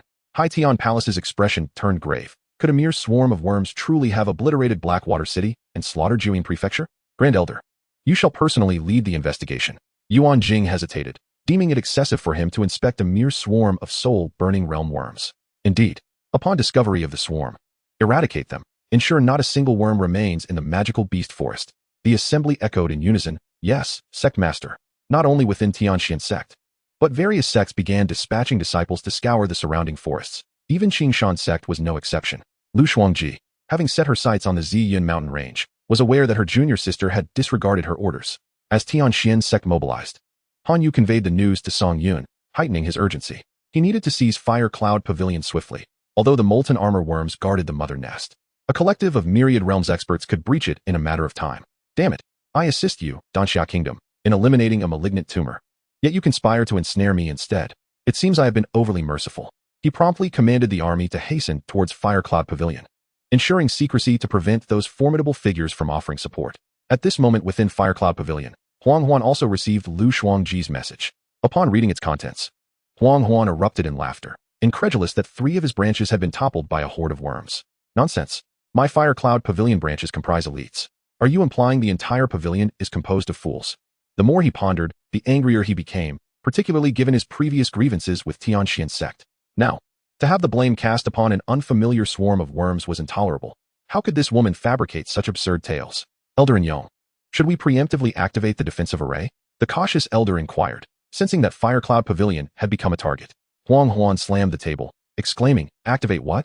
Just because Lu Shuangji uttered a single sentence, I am to expend vast amounts of spirit stones? If there are truly worms, I shall slay as many as dare approach. Let her be frightened. Huang Huan huffed repeatedly, yet had he been present that day, the scenario would have been drastically different. The impact of the acid erosion worm was indeed colossal. Both Lu Shuangji and Hong Mu recognized that if not fully eradicated, the Danxia Kingdom would not require the Songyan Kingdom to annihilate them, for these worms would consume them whole. Elder, the annihilation of the 3 branches is suspicious. We must remain vigilant, Higong, the Grand Elder, advised solemnly. As Twilight cast a glance at Higong, a sudden chill enveloped her voice. What? Do you intend to teach me how to act? Or would you prefer to take my place? Although the elders refrained from voicing their thoughts, they could sense the instability in the sect leader's emotions. The annihilation of the 3 divisions had yielded no favorable outcomes for the Qingshan sect, and it was only natural for them to harbor frustration. Twilight narrowed her eyes. Are you suggesting that I am unworthy of occupying this position? Instantly, the oppressive aura of the myriad realms surged forth, leaving the elders in discomfort as they bore its weight. Calm your fury, sect leader. Twilight snorted coldly. Attend to your duties. I will demand an explanation for the destruction of my 3 divisions. Insect hordes? Utterly laughable. With that, she turned and departed. As Twilight left, the elders sighed in unison, engaging in hushed discussions. And Yong approached Higong respectfully, inquiring, Elder, is there anything we should do? The other elders also looked towards Higong, their anxiety palpable in light of the 3 divisions' demise and the sect leader's volatile state. Order the disciples to bolster the sect's defenses and remain vigilant. Understood, Elder. However, Twilight had not truly departed. Instead, she observed the elders with a glint of malice in her gaze. Elder, you truly believe yourself to be the sect leader. Soon, the entire Firecloud Pavilion entered a state of alert. The disciples appeared tense, acutely aware of the news regarding the annihilation of the three divisions. In such a state of readiness, it seemed inevitable that they would be next, unaware of who their adversary might be. The disciples scurried about anxiously. For the Firecloud Pavilion had never been in a state of defense before. No one is to leave or enter the Firecloud Pavilion. Arm yourselves and slay as many as you can. Rewards of formidable techniques await those who prove themselves. Senior brother, who is coming to attack us? The surrounding disciples raised their weapons, shouting for vengeance. Among the throng, Lu Xuanjiao transformed into a female disciple. Recognizing that the Firecloud Pavilion's state of alert signaled the onset of a great battle, it seemed their predictions had not been in vain. Meanwhile, the Tianxin sect had already set forth, demonstrating remarkable efficiency. From Hanyu, they learned that the strongest presence was at the third layer of the myriad realms, which offered a slight relief, as it posed no immediate threat to the mother nest. Nonetheless, they needed to hasten their pace. Other mother nests would soon be under siege. Outside the monster beast forest, Yuan Jing led several elders and 100 disciples, as the forest size was not overly vast. Upon arrival, Yuan Jing sensed a distinct change in the monster beast forest, now suffused with an ominous aura. Previously, the forest had been lush with greenery, sunlight filtering through the leaves, teeming with life. Now, however, the excessive foliage obstructed the light, rendering the forest lifeless, with a foul stench carried by the wind. Yuan Jing found it hard to believe there were no foul creatures lurking within. Stay vigilant, he commanded solemnly. Yes, Elder. Each elder took a few disciples and began advancing towards the forest's periphery, while the crimson flower insects conveyed the information to Song Yun. Song Yun rubbed his nose, realizing that the day he had dreaded had finally arrived, and sooner than anticipated. Initially, he had wished to bide his time until invincible, but that was no longer feasible. So be it. Let the battles commence until they yield. Chapter 36, Assaults on the Mother Nest. Hanyu, where were you attacked? Inquired an elder walking ahead. The disciple, Hanyu, hesitated before weakly responding. Not yet within the monster beast forest. Be cautious, the elder warned sharply. Yet, in the next moment, the elder's chest was pierced. His body suspended, leaving all disciples in stunned silence. They had seen nothing. Upon closer inspection, the blood flowing from the elder's chest did not touch the ground. It streamed along some unseen entity. The elder beheld the cracked claw insect, its massive maw lined with sharp teeth, secreting a viscous substance. Invisible. He recalled the elder's warning about such insects possessing the ability to cloak themselves. Yet the creature before him was unlike any description. The acid erosion insects and blade insects, concealed nearby, were poised to strike the most formidable elder. In an instant, screams shattered the silence as terror gripped the disciples, who watched in horror as the creature lunged, severing legs before they could react. Chu Heng, run, informed the others. One fortunate disciple broke through the encirclement, shouting, Hanyu, what are you waiting for? Run. Another disciple urged upon seeing Hanyu's paralysis. At his behest, Hanyu finally turned and fled. Why aren't these insects continuing their assault? I don't know. It seems they are waiting for something. At that moment, the elder was on the brink of collapse. Then, faint footsteps echoed, leading the disciples to believe it was the elder returning, only to reveal Hanyu, dragging along none other than the previously departed Chu Heng. All disciples stood agape. What on earth is this little junior sister doing? Especially when they noticed the insects parting for Hanyu, it left them utterly dumbfounded. Hanyu. The elder hissed, his gaze brimming with malice, yet he could no longer move. Casually discarding Chu Heng at the center, Hanyu inhaled deeply, subtly twisting her neck, her delicate demeanor gradually fading. Elder, I am listening. The onlookers felt a chill run down their spines, questioning if this was still the same little junior sister they knew. She was undeniably allied with the insects. Hanyu, please don't kill me. I've even delivered elixirs to you. Chu Heng whimpered, crawling on the ground, his severed limbs oozing blood that stained his robe. Hanyu's lips curled into a sinister smile. You dare invade my home, yet expect me not to retaliate? That seems rather unreasonable. You truly are one of them. The elder glared at Hanyu with hatred. Elder, you are mistaken. We are kin, of the same lineage. As she spoke, Hanyu spread her arms wide, her chest blossoming with resplendent flowers. All disciples stared in terror as they realized their little junior sister was also one of the insects. In an instant, countless flower stalks surged forth, accompanied by pairs of small eyes that moved before the disciples, mirroring the beauty of their junior sister. Yet as the eyes opened, revealing fangs, everything changed. Life force was frantically siphoned by Hanyu, propelling her toward the fourth tier of evolution. At that moment, Song Yin also observed, directing Hanyu to absorb the vitality of others, thus avoiding the need to delay until they reached the warrior's nest while facilitating her evolution. The absorbed vitality would nurture the fourth tier devouring maw, for only at the 4th tier could she suppress the myriad realms. Shortly after Han Yu departed, Yuan Jing arrived. Witnessing the withered corpses and gasping for breath, he disregarded everything and surged deep into the forest. How could the team he brought be entirely ambushed? Damn insects. Instantly, the crimson flower insects launched an attack, but Yuan Jing was no novice. Drawing his sword, he unleashed a dazzling light, clearing the area. Yet this impeded his speed. 3 cracked claw insects swiftly approached, activating their cloaking abilities. Yuan Jing's eyes narrowed. Trivial tricks. Heavenly thunder explosion. An explosion erupted beside him, shaking the surrounding space. And the 3 cracked claw insects disintegrated into dust, along with the hidden crimson flower insects below. As Song Yun beheld the scene, his brows knitted together. This area's technique could not be resisted by the Crystal Spikes clan. Only the Bitterfall clan could withstand it. Yuan Jing, surveying the insect corpses, snorted coldly. Mere insects, hardly a challenge. However, no sooner had he spoken than his gaze sharpened, instinctively preparing to defend. With a clang, weapons clashed, creating a shower of sparks. And Yuan Jing was sent sliding back several meters. Who goes there? Concealing your identity. Yuan Jing shouted, his eyes widening in horror. The terrifying speed was alarming. It could not possibly be the insects, but perhaps the unseen master behind them. As Yuan Jing remained vigilant of his surroundings, he suddenly sensed an inexplicable wave of heat that caused the temperature to rise sharply. In an instant, a torrent of golden molten energy surged forth. And Yuan Jing felt an imminent threat. Qiankuan shield. An ancient shield materialized before him, but upon contact, its surface began to melt. Despite Yuan Jing seeking refuge behind it, the intense heat ignited his robe, searing his skin in the process. Alarmed, he pondered, what kind of technique is this? So formidable that it can dissolve the Qiankuan shield.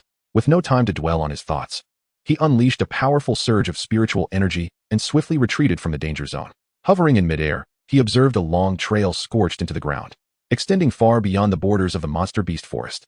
Glancing at his charred robe, Yuan Jing understood that recklessness could lead to peril.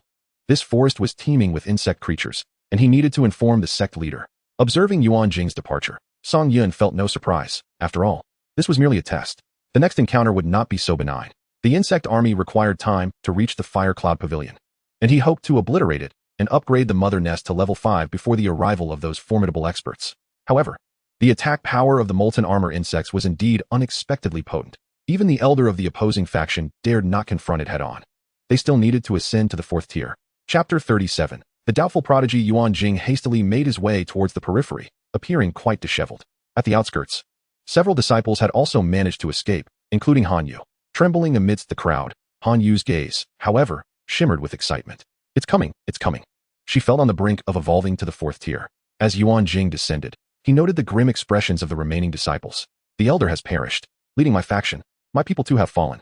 So many insects appeared suddenly, leaving us no time to react. Song Yun took note of Yuan Jing's reaction. This initial skirmish was a victory for him, as their hasty actions stemmed from ignorance of the situation. Moreover, they had unwittingly delivered a bounty of vitality to him. Particularly, the smaller sects that previously had no reason to seek him out had now presented themselves. The vitality that had been nearly depleted was replenished with an additional 232 points thanks to their demise. He owed a debt of gratitude to Lu Shuangji, for those smaller sects had indeed offered up numerous disciples. However, this vitality needed to be conserved to prevent any shortfall during the upgrade of the mother nest to level 5, or to ensure the research into the 5th tier insect race could proceed smoothly. Yet, one of the nests remained untouched, or rather, it was about to be attacked. As reinforcements had reached the outskirts, within the outer regions of the Ziyun Mountains, the forces of the Qingshan sect had assembled. Among the leaders of this mission was an elder named Zhuo Ran, a practitioner of the 4th layer of the Wuxiang realm, considered relatively weak among the elders. However, in Lu Shuangji's eyes, he was adequate for handling unforeseen circumstances. Additionally, she dispatched one of her favored disciples, the prodigy Fan Zhe. At the age of 22, he had already attained the 2nd layer of the Lingshu realm, ranking within the top 100 across the continent, surpassing Chu Ruqing by a level. Yet, Fan Zhe's demeanor was somewhat aloof and proud, resembling Lu Shuangji herself. This mission was also a test for the disciples. Fan Zhe, follow my lead in the upcoming operation. Zhuo Ran whispered, mindful that the disciples he brought must not encounter any mishaps. Fan Zhe, handsome in appearance, was driven solely by a thirst for strength. If he remained by the elder's side, he would lose the desire to engage in battle. No need, I shall seek out the challenge myself. With that, Fan Zhe leaped into the Ziyun Mountains, exuding confidence. Zhuo Ran's expression darkened. This Fan Zhe, relying on his master's status as sect leader, clearly underestimated the situation. All disciples, proceed under the guidance of the elders. Should danger arise, signal with smoke. Yes, elder. Song Yun relished this dispersal of forces, as it aligned with his strategy of taking them out one by one. A direct confrontation would be disadvantageous for him. As for those daring to act independently, he had arranged a fitting lesson to teach them that arrogance could lead to folly. Within the mountains, Fanzai gripped the sword sheath, his gaze sweeping the surroundings, where the ground was slick with a black, viscous substance. I heard my junior sister was defeated in the palace. What a disgrace for our master. I must redeem our master's honor. Just a few pesky bugs. There's no need for the elder to intervene. Fanzai, can handle this. His master was far too cautious. As Fanzai contemplated, a rustle among the leaves caught his attention. Clang. He swiftly drew his weapon. A premium spiritual artifact befitting the sect leader's disciple. Gazing into the darkened forest, his expression grew serious. Suddenly, a rotund creature tumbled nearby, and Fanzai furrowed his brow, pointing his sword at the approaching entity. The round creature sprouted sharp spines, and with a loud bang, it shot spikes in all directions. Startled, Fanzai swung his sword, clashing with the projectiles. What in the world is this? He exclaimed in disbelief, for this was unlike anything his master had described. Regardless of its nature, it must perish. Qing Yin sword. Fanzai soared into the air, unleashing a series of azure sword energies that struck the iron-armored bug, cleaving through its exterior. Amidst the ensuing thunderous noise, he gradually descended, spinning his sword a few times before sheathing it with flair. Humph! A heavy snort escaped him, clearly proud of his victory over a first-tier iron-armored bug. Observing the deceased creature, curiosity piqued him. He had never encountered such an insect before. It seemed his master had been correct. Numerous varieties existed. And although its outer shell was thick, the underbelly was a weakness. Suddenly, he noticed a pulsation within the iron bug's body. In the next moment, boom! A tremendous explosion erupted, causing all disciples entering the Ziyun Mountains to tense, drawing their weapons and scanning their surroundings. Fanzai cried out in agony, clutching his cheek as blood mixed with green fluid oozed between his fingers. In that explosive instant, though he had shielded himself with spiritual energy, he was still splattered on his handsome face. The heat was overwhelming, and he hastily applied hemostatic powder to his injury, but it proved ineffective. He frantically resorted to pills. Other disciples vaguely recognized their senior brother's voice. Particularly, Zhuoran, engaged in battle, felt a sense of foreboding regarding Fanzai's situation and was about to fly toward the source of the sound when smoke signals shot up into the sky, followed by cries of distress. Zhuoran's expression darkened. Just as he prepared to rush to one location, additional smoke signals erupted elsewhere, accompanied by more cries. Waves of smoke ascended, and Zhuoran was left bewildered. How could this be? He was at a loss as to where to provide assistance. Ultimately, he had to prioritize the nearest source of distress. Meanwhile, Fanzai, having finally regained some composure, vaguely discerned a swarm of plump iron-armored bugs emerging. Likely drawn by the explosion, he quickened his pace to escape. My master never mentioned that the bugs would explode. Observing the carnage on his hand, Fanzai's face had been utterly disfigured, more grotesque than the insects themselves. Suddenly, he spotted a white object standing a short distance away, unmistakably another bug, and an overwhelming rage surged within him. Reverse Heaven Sword. Fanzai and his sword seemed to merge into one as he charged toward the white figure's back. Die! With a resounding crash, the sword shattered upon impact, sending him hurtling against a nearby tree. Stunned, Fanzai thought, what manner of creature is this? My sword shattered, and I was thrown back. He stared at his broken hand, his thumb hanging limply from his arm. In that moment, Fanzai questioned the very essence of his existence, gazing at the slowly turning white crystal. This was not what his master had described. His master had said these insects were weak in defense and could be defeated by targeting their vulnerabilities. Why had it failed? Could my master have deceived me? The defensive capabilities of the Crystal Core Sentinel were no trivial matter. Even ordinary practitioners of the Wuxiang realm would likely struggle to breach its defenses. Once it evolved to the 4th tier, Song Yun knew not the extent of its formidable protection. Yet, witnessing Fanzai's despair, Song Yun felt a sense of satisfaction. Chapter 38. The Prodigy Goes Mad. Fanzai gazed as the crystalline core sentinel insect approached slowly, a growing dread enveloping his heart, starkly contrasting the confidence he had upon entering. Yet, to his relief, the crystalline core sentinel did not attack, but instead veered off in another direction. Overwhelmed, Fanzai collapsed to the ground, his robe drenched in perspiration. Suddenly, the sound of footsteps pierced his momentary reprieve, and his heart raced anew. Straining his eyes, he discerned yet another green insect, a 4th-tier annihilation throat. Rising to his feet, Fanzai retrieved a mid-grade spiritual weapon from his storage pouch, gripping it firmly with his left hand. Since your defenses are so formidable, let us compete in speed. His mentor had once proclaimed that insects, while not particularly swift, possessed a deadly resilience. The more they were wounded, the stronger they became. With a swift gesture, Fanzai invoked a technique, Gale Steps, Thunderous Might. As he shouted, a tempestuous wind and crackling lightning surged beneath his feet.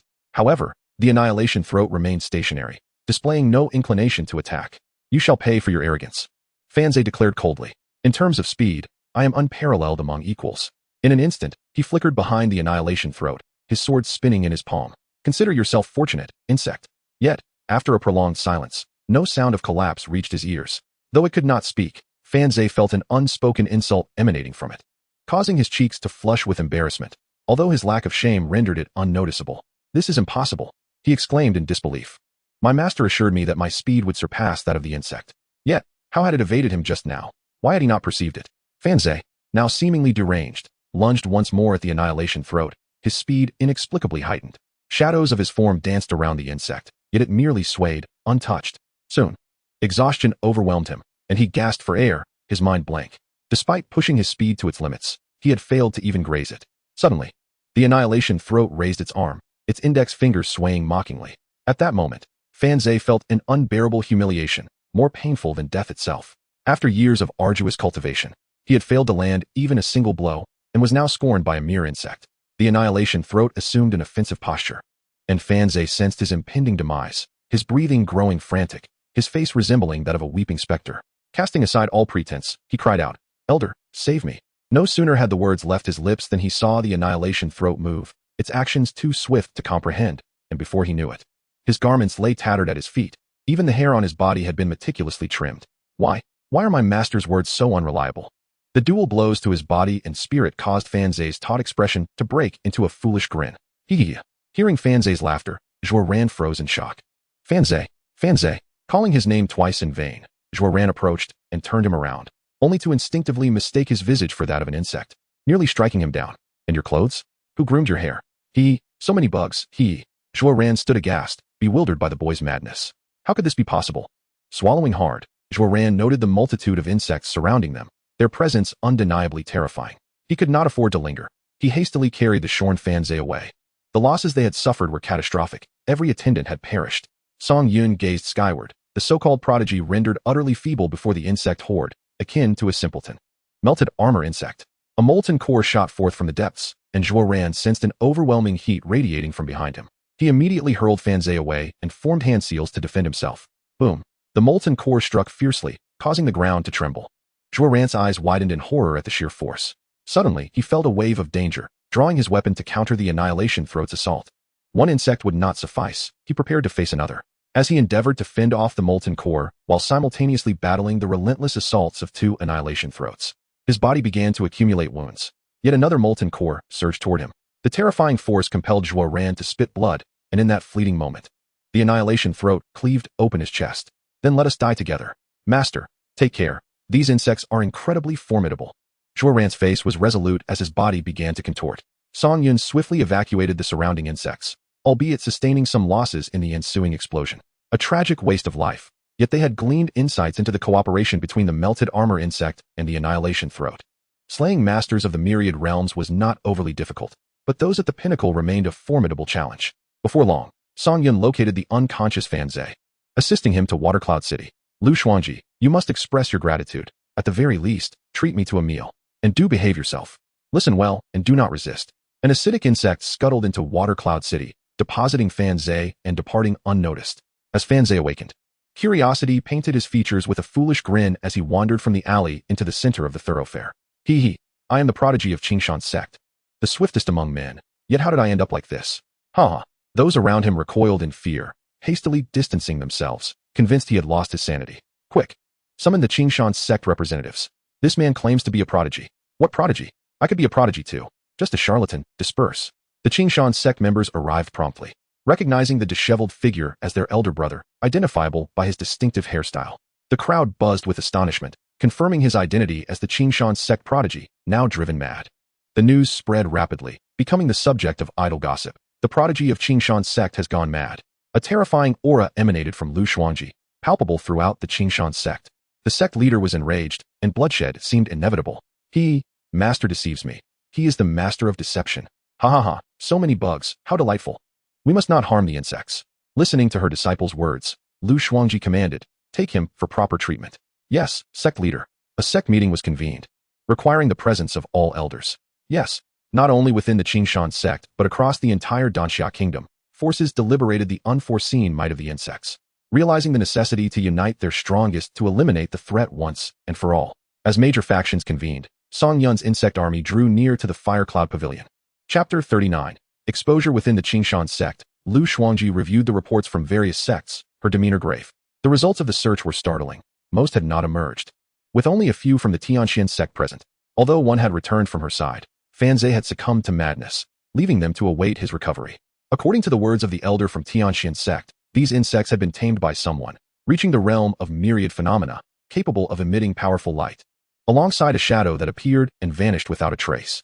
Confronted with such information, Lu Xuangji redirected her suspicions toward the Sanyan kingdom. Could they be responsible for introducing these new species? Mapping the territory, it became evident that Danxia Kingdom comprised 4 significant areas. It was truly unforeseen that such a dire threat could emerge within Danxia. Had a corpse not been discovered, the consequences would have been catastrophic. As the foremost sect in Danxia Kingdom, they had to instill confidence among the populace. At Ziyun Mountain Range, sect leader, Hongmu from Mengdan Academy requests an audience. Lu Xuangji nodded, observing as Hongmu entered, the surrounding elders casting wary glances, aware of her volatile temperament. Youngsters require further refinement. I wonder what brings you to our sect. I believe sect leader Lu will personally attend, as I too wish to observe. It would be a collaboration from Mengdan Academy. Hongmu expressed that he initially had no desire to partake in this venture, yet upon hearing that even the Qingshan sect had suffered defeat, his interest was piqued immensely. Lu Xuangji gazed intently at Hongmu, finding no reason to decline his company. Having the Vice Dean Hongmu accompany them was indeed preferable, though she hoped he would refrain from any reckless behavior. Of course, I merely wish to observe what kind of insect has managed to vanquish you, Hongmu remarked, eliciting immediate displeasure among the elders. The Grand Elder, Qinghe, replied coolly, Vice Dean Hongmu, this is the Qingshan sect, not your Mengdan Academy. Do not take offense. My greatest flaw is my penchant for honesty, he retorted. Lu Xuangji, however, had no intention of engaging in futile squabbles within the Qingxiao Hall. Elders, heed my command and accompany your sect leader to the Ziyun Mountain Range. Yes, sect leader. Lu Xuangji refrained from bringing disciples along, knowing their presence would serve little purpose and only lead to unnecessary casualties. The group departed from the Qingshan sect without wasting a moment, leaving no time for Song Yun. In the distance, a figure joined their ranks. It was Chu Ge. As a member of the royal family, he felt compelled to contribute. In response to Lu Xuangji's scrutinizing gaze, Chu Ge offered an explanation. Lu Xuangji said nothing further, merely quickening her pace. Meanwhile, within the grand hall of the Tianxian sect, Haitian Palace wore a frown as he observed Yuan Jing and the surviving disciples. How could the Grand Elder Yuan Jing, a formidable figure of the Wuxiang realm, be so thoroughly overwhelmed by mere insects? Sect leader, the creatures in the monster beast forest are formidable. Lu Xuangji's assessment is exceedingly one-sided. Yuan Jing exclaimed, unable to contain his frustration. This was an invitation for disaster, aimed solely at weakening their adversaries. Haitian Palace shared a measure of doubt, yet there lingered an even greater mystery concerning one disciple, Hanhua. It was understandable for one to escape death once, perhaps even twice, but to evade it thrice transcended mere fortune. Why did she survive when all others perished? If memory served, it was she who had reported the ambush by the Huoyun sect in Heishui City. Connecting the dots, this female disciple appeared far more formidable than her outwardly delicate demeanor suggested. Hanhua sensed the scrutiny of Haitian Palace and began to contemplate her next move. You are Hanhua, are you not? Haitian Palace suddenly inquired. The surrounding elders looked upon Hanhua with puzzled expressions, wondering why the sect leader had chosen to question such a minor disciple. Yuan Jing furrowed his brow, seemingly weighing the sect leader's intentions. How long have you been in the sect? Just over 4 months, Hanhua replied. Haitian Palace nodded. Have you adjusted well to life in the sect? What is your current cultivation level? Yes, my senior brothers and sisters are all very kind. I am currently at the meridian opening stage. Excellent. To have reached the meridian opening stage in just 4 months. You are destined to become a prodigy of our sect, Haitian Palace remarked with a satisfied smile. However, the smile quickly faded as he asked solemnly. Then, Hanhua, how did you manage to escape those insects unscathed with your current cultivation? The elders exchanged wary glances at such an inquiry. Yuan Jing realized he had overlooked something. Hanhua had sustained injuries earlier, at least there had been blood. Yet, the regenerative abilities of the insect race were astonishing. Her previous wounds had healed completely, leaving only the stains on her robe. Perhaps it was just good luck, Hanhua replied meekly. Yuan Jing, however, was not inclined to indulge her. He rolled back her sleeve, revealing her delicate arm, smooth and unblemished, devoid of any injury. Grand Elder, what are you doing? Hanhua exclaimed, resembling a frightened rabbit as she recoiled. Yet, when observing the other disciples, many were missing limbs or severely injured, while Hanhua, despite being at the meridian opening stage, remained entirely unharmed. Something was amiss. Your wounds have healed, Yuan Jing stated firmly, recalling the injury he had noted earlier. Yet, Haitian Palace was not a man easily swayed by appearances. This tactic proved ineffective. Hanwue, do you know the whereabouts of Huashan? Haitian Palace suddenly queried. How would I know where my senior sister is? Were you not together? The elders gasped, and Yuan Jing recalled previous events. During their expedition to the monster beast forest, they had not been attacked by the Huyan sect, but rather by these very insects. Given the ferocity of those creatures, there was little chance Huashan had escaped. The only explanation was that they had become the eyes and ears for those insects. Realization struck Yuan Jing. Sending a chill down his spine, the sect's plans were laid bare. Drawing his sword, he declared, What have those insects done to you?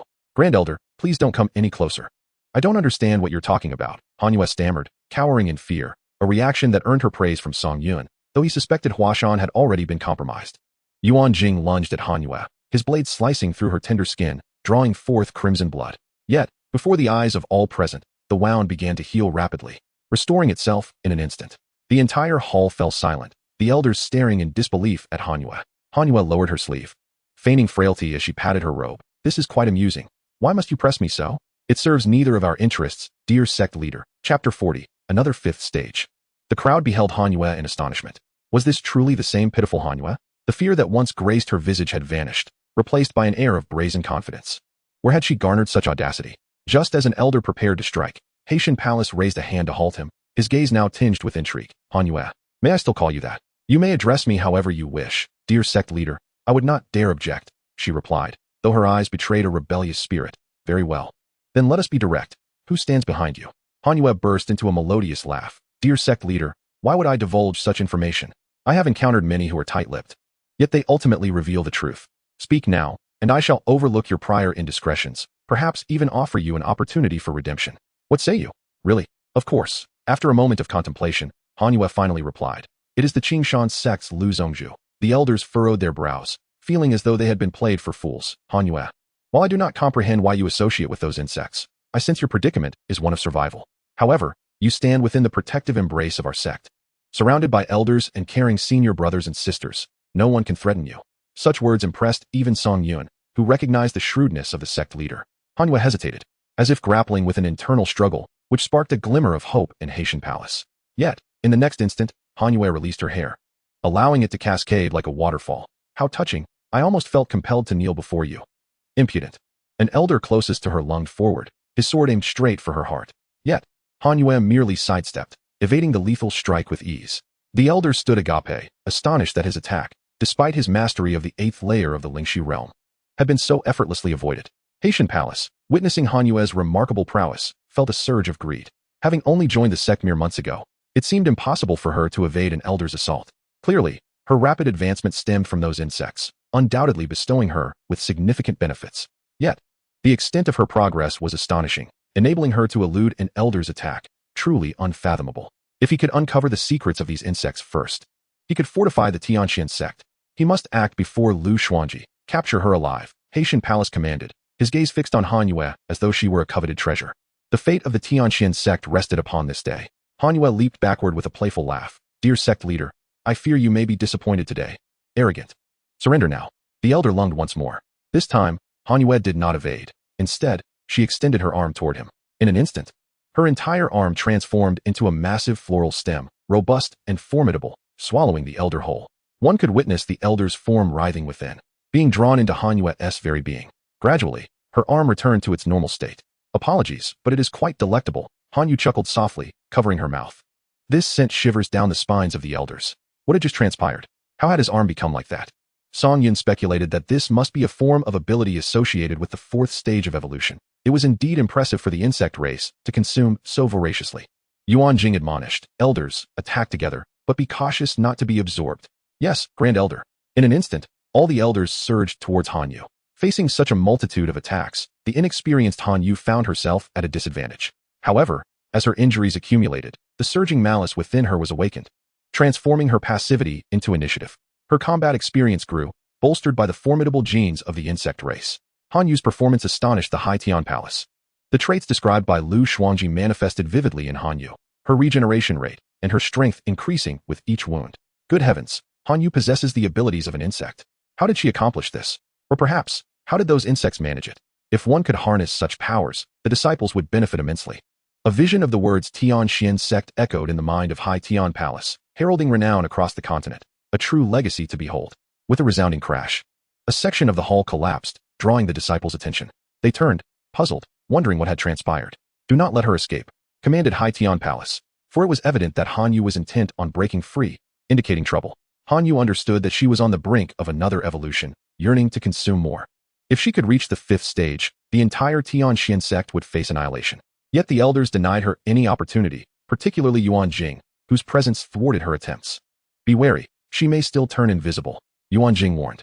"Grand Elder, you speak too much," Hanyu thought to herself, planning to use her invisibility to launch a surprise attack on an elder, only for her intentions to be uncovered. Yuan Jing barked, "Elders, form the 5 elements formation."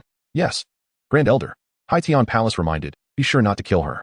As the elders took their positions, the 5 elements formation initiated, and Hanyu's limbs transformed into flower stalks, seeking an escape route. However, an icy chain materialized, swiftly ensnaring her ankles. More and more ice chains coalesced, binding Hanyu tightly. Fire! Suddenly, the chains ignited, searing her flesh. As the heart of the formation, Yuan Jing began to sweat, feeling Hanyu's power surge as she resisted the formation. High Tian Palace observed this, and with a pointed finger, a beam of light infused the formation with renewed strength. Hanyu let out a heart-wrenching wail. Song Yun watched Hanyu, his brow furrowed. Though she was at the 4th stage, theoretically capable of contending with an ordinary Wuxiang realm practitioner, facing multiple skilled opponents with diverse techniques posed a significant challenge, especially against formations in a one-on-one duel. The Grand Elder might not even be Hanyu's match. Suddenly, Song Yun discerned Hanyu's subtle intentions, the corners of his mouth curling upward. Indeed, she was no fool. As he had surmised, at Hanyu's feet, a flower stalk extended into the ground, burrowing its way outside the hall. Inside the sect, "Senior brother, please, don't. Junior sister, just yield to your senior brother. I will protect you and teach you formidable techniques. Senior brother, if you persist, I will scream. Scream as you wish. Your cries will amount to nothing." The junior sister paused, her eyes fluttering open to find her senior brother gone, replaced by a hole in the ground. With the infusion of life force, Song Yun witnessed the announcement. Gene modification. Hanyu has evolved to the 5th stage. At that moment, Hanyu felt the transformation within her body. Her mournful cries ceased. Slowly, she lifted her gaze toward High Tian Palace, a peculiar smile gracing her lips. "It seems you are in for some misfortune. Still resisting?" Yuan Jing's voice was low and commanding. Hanyu leaned back, fissures appearing above her chest, and an eye abruptly opened. Within that eye, countless pupils emerged, rendering the surrounding elders momentarily entranced. The ice chains binding Hanyu disintegrated. "What are you doing? Form the array." Yuan Jing shouted angrily at the other elders, yet they remained unresponsive, their pupils changing as if entranced by Hanyu's gaze. Song Yun realized. Is this the ability of the 5th stage? The petals that once adorned her chest have transformed into an eye. This eye bore similarities to Hua Shan's, yet appeared even more potent, exerting control over those nearby. However, the Grand Elder was not among those controlled, indicating he could only dominate those of a lower tier. Song Yun's conjecture proved accurate. This was indeed the ability granted by reaching the 5th stage, undeniably formidable. "You have squandered your chance to eliminate me. You were merely a hair's breadth away." Hanyu gestured with her thumb and forefinger, a gesture that sent a wave of unease through High Tian Palace. The elders, except for Yuan Jing, silently approached Hanyu. With a smile, she extended her finger, "Kill him." The elders, who had been attacking Hanyu, turned their aggression toward Yuan Jing, showing no restraint. Yuan Jing, hesitant to truly kill, found himself overwhelmed. "Master, are you still watching? We are all about to perish." High Tian Palace rose, speaking calmly. "I never expected a mere ordinary disciple to achieve such heights in such a short time. I find myself increasingly intrigued by you." No sooner had he spoken than an elder attacked. Without hesitation, High Tian Palace crushed the assailant's skull with a swift grasp. Observing the flowing blood, Hanyu exclaimed, "Such waste." A surge of spiritual power severed the flower stalks, and High Tian Palace chuckled. "Before my eyes, you shall find it impossible to absorb. You are the sect master. Your word is law." "Ah, Yuan Jing, cease holding back," High Tian Palace instructed the elder. Hanyu inhaled deeply. "You humans cannot fathom this exhilaration." Upon hearing her words, High Tian Palace hesitated slightly. "So, the principle is that you belong to the insect race?" "Indeed, Master Sect Leader. You are correct, but there is no reward. You are my reward, Tianxian Sword." The Tianxian Sword wielded by High Tian Palace was entirely different from that of Hua Shan, coalescing instantly, causing the entire hall to tremble. Felt by disciples throughout the sect, who turned their gazes toward the main hall, pondering what was occurring inside. "I hope you can withstand this," High Tian Palace said, pointing. The terrifying sword surged towards Hanyu. Flower stalks surged from Hanyu, enveloping her. Yuan Jing promptly formed seals to protect the main hall, otherwise, it would not withstand the onslaught. With a resounding boom, cracks appeared in the steps leading to the main hall. shocking the disciples as they beheld the protective barrier enveloping the hall, questioning what was transpiring within. Inside the main hall, dust swirled, revealing a deep pit in the ground. As the dust settled, the flower stalks began to twirl and then unfurl. Remarkable strength, High Tian Palace mused, his expression darkening at the realization that she remained unscathed. What level has she attained? Is Lu Shuangji's information reliable? It is my turn now, Han Yu said with a charming smile, her limbs transforming into flower stalks, enveloping the entire main hall, as if plunging into a world of petals, with myriad eyes emerging around her. Yuan Jing gazed in disbelief at the unfolding spectacle. What is this? Song Yun felt that the fifth stage of the crimson flower insect was indeed exaggerated. However, for High Tian Palace, Han Yu's growing strength only brought him delight. Han Yu, do not forget, I am the sect master. Tian Xin sword ignite. Swoosh swoosh. Swoosh. The multitude of swords shot forth in all directions, piercing through the myriad eyes, from which flowed not red blood, but dark green ichor. Master, do not let her suffer harm. It will only make her stronger. Yuan Jing urgently cautioned. Haitian Palace paused for a moment, nearly forgetting the matter at hand. No matter. No matter? Han Yu chuckled. In an instant, the pupils of all eyes transformed into slits. Haitian Palace was taken aback and immediately shouted, Yuan Jing, close your eyes. However, Haitian Palace's warning came too late. Yuan Jing's eyes were wide open, his pupils assimilated. Oh, what is this ability? Originally weak, Han Yu had unexpectedly grown so powerful through this incident, nearly rivaling Huashan. Haitian Palace was unprepared for this soul attack. Within those myriad eyes, his very soul began to waver. A single eye, adorned with a floral stalk, extended toward Yuan Jing, slowly opening to reveal sharp fangs. Great Elder, thank you. Yuan Jing displayed a peculiar smile. Long live the insect race. With that, he thrust his head into the gaping maw. With his eyes tightly shut, Haitian Palace commanded, Yuan Jing, maintain your composure. Master, I have already absorbed the Great Elder. Truly, he was sweet and fragrant. Shatter the mountains and rivers. Haitian Palace roared, a terrifying surge of spiritual power coalescing. Song Yundu silently marveled at the strength displayed, uncertain if Han Yue could withstand such an attack. Die! Boom! The barrier was shattered, and the main hall was breached, a fist mark soaring skyward. Han Yue's lower half vanished, the eyes surrounding him retracting into his body as he spat out a mouthful of blood. Haitian Palace opened his eyes, witnessing the vulnerable Han Yue, and remarked, Lai Shuangyi was right about one thing. You possess no defense whatsoever. Coughing, he added, it takes the master to render me so disheveled, but that is the extent of it. Han Yue's remaining half had transformed entirely into a floral stalk, leaving only his head. The myriad eyes that had just vanished reappeared, and above Han Yue's head, an even larger eye materialized. At that moment, Song Yundu was struck by the overwhelming might of the insect race's genes, their strength bordering on the monstrous. Did Lai Shuangyi not inform you to deliver a fatal blow? Han Yue said gently. Soul Lock Tomb. It is futile, master. Remember to sever my head in your next life. The enormous eye began to spin, and the soul lock tomb shattered, as Haitian Palace felt his very soul being torn apart. No, this cannot be happening. Haitian Palace could not fathom why a mere disciple was so formidable, strong enough to slay him before he could even employ other techniques. If only he had aimed for her head.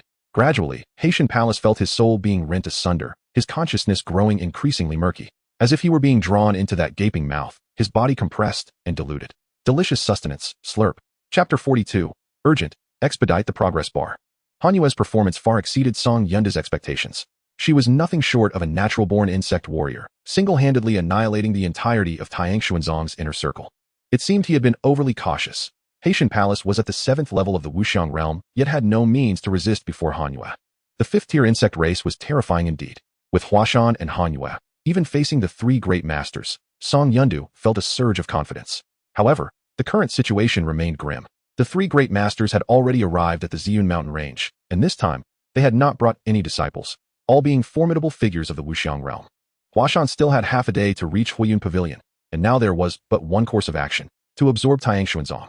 Han Yue alone was too slow. Song Yundu immediately set about constructing a mother nest within the main hall. Restored to her human form, Han Yue stood respectfully beside the swelling mother nest, a sense of indescribable glory swelling within her. She had finally accomplished a significant deed for her king, ensuring that she did not disappoint him in his time of need. Outside the main hall, the disciples had encircled the area, displaying palpable vigilance, for the sounds of battle within had ceased. Master, what transpired inside? Has something happened to the sect master? I do not know either. Everyone, be cautious. There is likely some unforeseen change. Just then, an anomaly occurred within the main hall.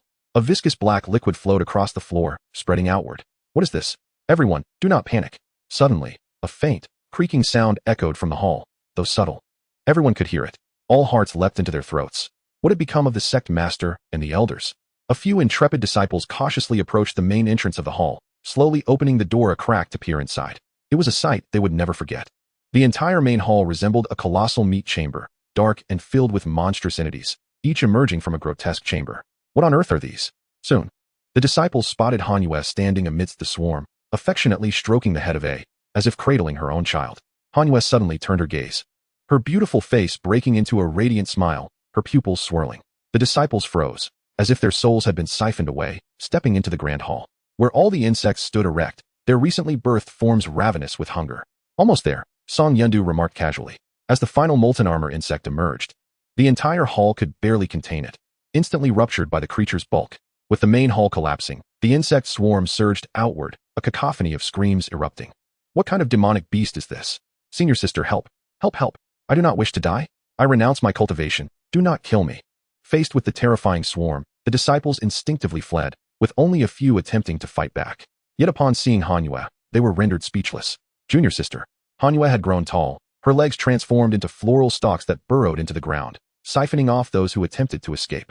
Greetings, senior brothers and sisters, Hanwaa called out. Do not resist. Offer your lives to my kin. Simply close your eyes, and it will be over soon. I beg you. Hanwaa, you traitor. Kill Hanwaa, avenge the disciples. Hanwaa sighed. It is regrettable to resort to force against my own sect, but, with a swift motion, the underground floral stalks pierced through the disciples, suspending them in the air, sending chills down their spines. Watching the surging vitality rise, Song Yundu finally wore a satisfied smile. More warrior nests were needed to absorb this life force. For Liashwengi was already on her way. Hurry, hurry. When the vitality reached 1 million, Song Yundu did not hesitate to click, upgrade the mother nest. Watching the progress bar begin to fill, he felt a sense of urgency. Had it not been for the exposure, he would have already fashioned a physical body through labor, and he had not intended to upgrade to the 5th tier so soon, planning instead to develop flying insect races and form a combat system. Now, he could only strive to delay their advance. Once the 5th tier insect race was developed, they would truly be no match. In the Ziyun mountain range, Liashwengi and her party were gradually approaching the mother nest.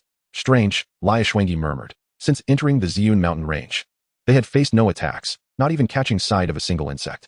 Beside her, Chugu chuckled. It seems these insects know to pick on the weak. Hiding away entirely.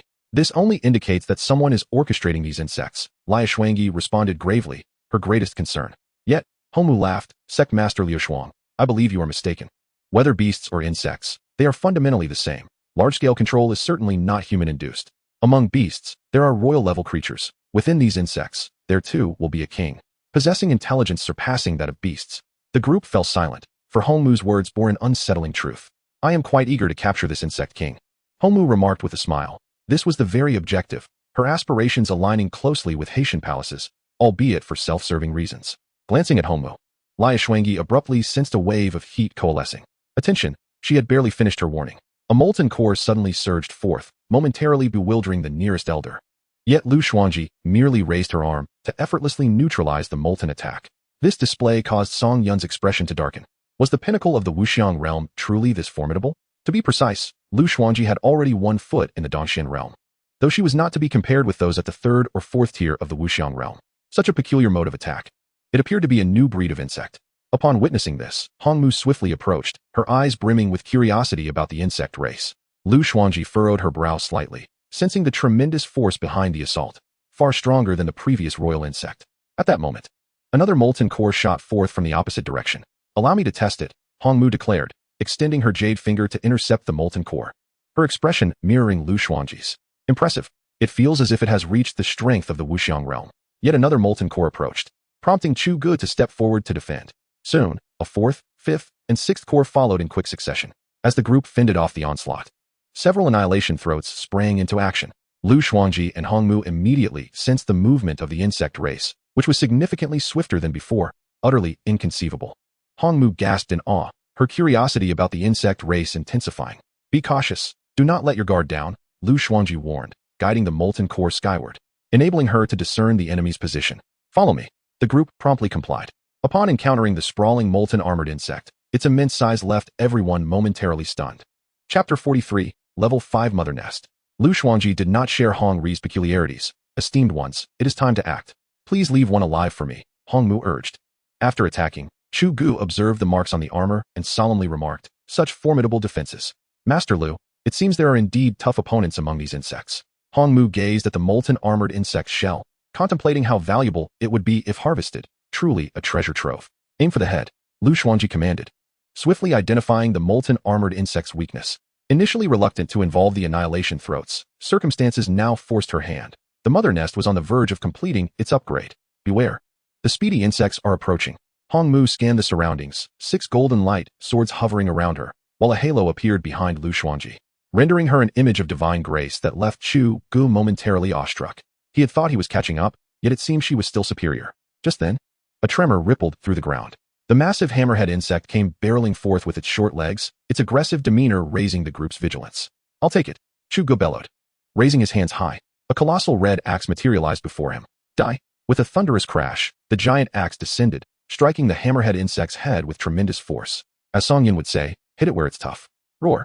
The hammerhead insect let out an enraged roar, astonishingly deflecting the axe formed from spiritual energy, sending powerful ripples that forced Chu Gu back several paces. Chu Gu could scarcely believe it. This creature was exceedingly resilient. Song Yun felt the same. This was indeed remarkably hard. Level 5 Mother Nest upgrade complete. Upon receiving this message, Song Yun barely had time to express his astonishment before he immediately accessed the research on insect warriors, specifically the Crystal Spikes tribe. Level 5 Ghost Mist Insect. The most elegant of the Crystal Spikes tribe, yet extremely bloodthirsty and brutal, its physique closely resembling that of humans. Once its facial mask is ruptured, it activates a special ability that consumes 80,000 vitality. Ghost Mist Insect. Goodness, 80,000 vitality already? Fortunately, we managed to take down the Tianxian sect first. Otherwise, the mother nest in the Ziyun mountain range would surely have been uprooted. We must commend Hanyue for this achievement. Research. Next, he turned his attention to the level 5 Ku Yun tribe. Level 5 Agos. When Agos opens its massive maw, it tears through space, absorbing surrounding enemies, requiring 80,000 vitality. Agos. Delightful. After reaching level 5, things are becoming increasingly formidable. Research. Simultaneously, Song Yun urged Huashan to expedite her efforts, and he implored Hanyue to hasten her absorption as well. Breeding a level 5 insect necessitated 1,000 vitality each, in stark contrast to the mere 10 vitality for a level 1 corrosive insect. Setting aside those concerns, he resolved to breed a level 5 ghost mist insect and a level 5 Agos. He needed at least one of each. I'll annihilate you. Just as Song Yun was deep in research, a resonant sound echoed, indicative of the Ku Yun tribe's ability. Song Yun quickly turned to observe. The situation had deteriorated. The hammerhead insect, having identified its weak point, was now dead, while the molten armored insect's neck was nearly severed. One annihilation throat had already succumbed to death. Onward. Hold them back. As soon as the level 5 insects emerged, they would exact a toll, and their sect would not be allowed to escape unscathed. What is that sound? Chu Gu inquired, puzzled. Hongmu, too, could not afford to be complacent. The prowess of these insects was astonishing, nearly all akin to king-level magical beasts. It feels as though they are calling for reinforcements or sending word, Hongmu speculated. Lu Xuanji suddenly lunged forward. Her sword tip stained with green blood as a claw-splitter insect gradually revealed itself, though its tail still opted to attack. Chu Gu rushed in to sever it with a single strike, warning the others, be cautious, they can all turn invisible. Meanwhile, the annihilation throats unleashed a frenzied assault, their power surging under the effects of the ground rumble. How have they grown stronger again? Lu Xuanji could hardly believe it. How could there be a principle where the larger one grew, the stronger they became?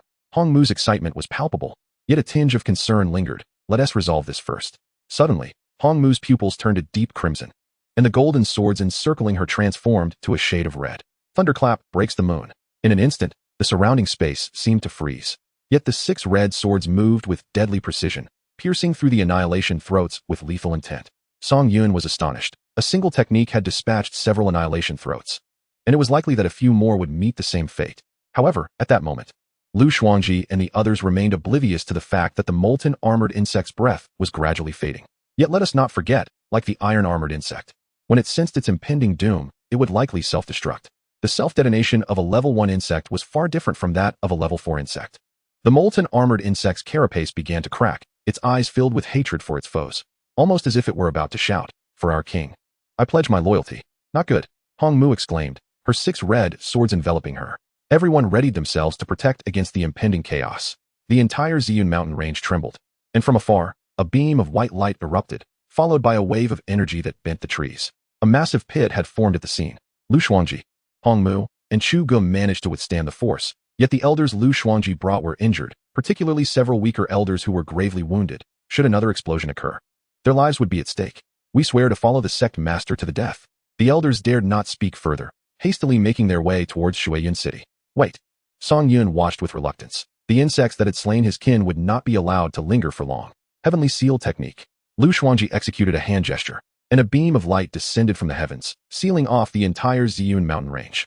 Positioned in the void, Lu Xuanji exerted her strength, at least. That was how Song Yun perceived it. He was eager to witness just how powerful the pinnacle of the Wuxiang realm truly was. Sword come. Lu Xuanji cried once more. Above, thunder rumbled as a violet longsword slowly descended from the clouds, its surface adorned with intricate runes, crackling with electricity. With a resounding crash, the violet longsword pierced through a molten armored insect. Song Yun frowned. What sort of technique was this? The defenses of his molten armored insect felt as fragile as parchment. In an instant, every exposed molten armored insect was obliterated. Song Yun fixated on the breeding progress bar, urging it to accelerate. As expected of Master Lu, truly impressive. Hong Mu applauded, a smile gracing her lips. Lu Xuanji exhaled, evidently having expended a considerable amount of spiritual energy. From the recent swarm of insects, it appeared they were guarding something, located just a few miles ahead of us. Song Yun interjected. How did you know I had encircled the mother nest? I truly wish to discover the depths within you. If I am not mistaken, it must be the insect king. Hong Mu, unable to contain her excitement, soared ahead. Chu Ge cast a gentle glance, cautioning, be careful. Lu Xuanji remained silent, but followed suit. Soon, the trio arrived before the mother nest. Upon witnessing the level 5 mother nest, their expressions mirrored sheer astonishment, as if their understanding of the world had been completely transformed. What lay before them resembled the very brain of the insects. Chapter 44, Fear. I have traversed the continent for years and have never encountered such a creature. Hong Mu murmured. To think something like this could be concealed within our borders, and we remain oblivious, Chu Ge mused, a chill running down his spine. Lu Xuanji, gazing at the mother nest, felt an overwhelming sense of threat. She gathered her fingers, and a colossal purple sword hovered ominously above the nest. Wait, Hong Mu immediately interjected. What is it? Hong Mu replied in a grave tone. Lu Zongzhu, do you truly wish to destroy it? The abilities of these insects are exceedingly rare. If we could harness them, not only would the Canyan kingdom bow to us, but other realms would follow suit. Her words left Lu Xuanji in contemplative silence. As the sect leader, she naturally aspired to elevate her sect to unprecedented heights. Having witnessed the insect's capabilities, it would be disingenuous to claim she was not tempted. Do you believe these abilities could be applied to humans? Lu Xuanji inquired. Hong Mu responded with a smile. How can we know without trying? However, Chu Ge harbored doubts, particularly regarding Hong Mu, whom he perceived as having ulterior motives. Lu Zongzhu, do not trust her words. We should destroy this place and proceed to eliminate the threats elsewhere. With a serene smile, Hong Mu directed her gaze at Chu Ge. What is the matter? Afraid that our Lu Zongzhu may become uncontrollable? Men cannot bear to see women surpass them. Nonsense, do not let her deceive you. TSK, TSK, TSK, always claiming to distance herself from the royal family. Yet here she is, still considering their interests. Lu Zongzhu, your judgment is sound. Men are indeed unreliable. Do not slander. As Song Yun listened to the trio bicker before him, it was evident they were not united, each harboring their own motives. This discord, however, bought him precious time. Just as the three continued their heated debate, the warrior nest began to swell ominously, prompting them to cease their quarrel and adopt a vigilant stance. Haha. My 5th-tier insect race is arriving. I offer you an opportunity. You are rather ineffective, Hong Mu taunted. Before the trio's eyes, 5 ghost mist insects tumbled out from the warrior nests, their bodies glistening with a viscous substance, sending shivers down their spines. Is this how these creatures manifest? They pondered. The 5 ghost mist insects gradually rose, their skeletal structures appearing almost pliable, writhing grotesquely. The moment they stood upright, an overwhelming aura surged towards the trio. Their pupils dilated. They sensed the formidable strength of the insects, far surpassing any they had encountered before. Before they could fully process this revelation, another 5 warrior nests began to pulsate. This time, the emerging beings were colossal, leaving Hong Mu bewildered. How can anything so large emerge from there? 5 Egoris were expelled, their massive forms sprawled before them. One attempted to rise but slipped on the slick surface, creating a somewhat comical scene that elicited no laughter from the trio. The 5 Egoris were not as large as the molten armor insects, being half their size, yet the pressure they exuded was palpable, especially in their piercing gazes. Song Yun sighed in relief. The timing of their arrival was impeccable. They had finally summoned 5th-tier insects. Although they lacked the strength of Huashan and Hanyue, their sheer numbers compensated. Lu Xuanji, what are you still hesitating for? Hong Mu bellowed. Faced with the 10 insects before them, even she felt uncertain. Lu Xuanji shot back. Had you not been incessantly chattering, I would have severed this thing with a single strike long ago. Fall. Lu Xuanji commanded, and the massive sword suspended in the air, imbued with terrifying lightning, descended. One Egerus lunged forward, its gaping maw wide open. Roar! A spatial rift manifested above the mother nest. The sight rendered the trio dumbfounded. Space itself was being torn asunder. This was a hallmark of a Dongxian realm expert. Chu Gu watched as the fearsome sword plunged into the rift. When the rift vanished, it was as if nothing had transpired. A bead of sweat appeared on Lu Xuanji's brow. The previously nonchalant Hong Mu fell silent. Had she known it would unfold this way, she would not have interrupted Lu Xuanji. The 5 ghost mist insects lifted their proud heads, standing 10 meters away from the trio. The 5 Egerus loomed behind them, their gaping mouths seemingly mocking, as if to say their demise was imminent. At that moment, a rumble echoed, and an attack buff enveloped them. Eliminate them. Instantly. 5 spatial rifts materialized around the trio, a tremendous suction nearly pulling them in. Hong Mu shouted, "Red Moon Day?" The crimson swords encircling her coalesced, radiating a dazzling red light, casting their surroundings in a crimson hue. Chu Gu shouted, "Snow breaks the long river." The 4 words exploded like thunder. Boom! A chill erupted from his palm, akin to a celestial dragon descending from the heavens.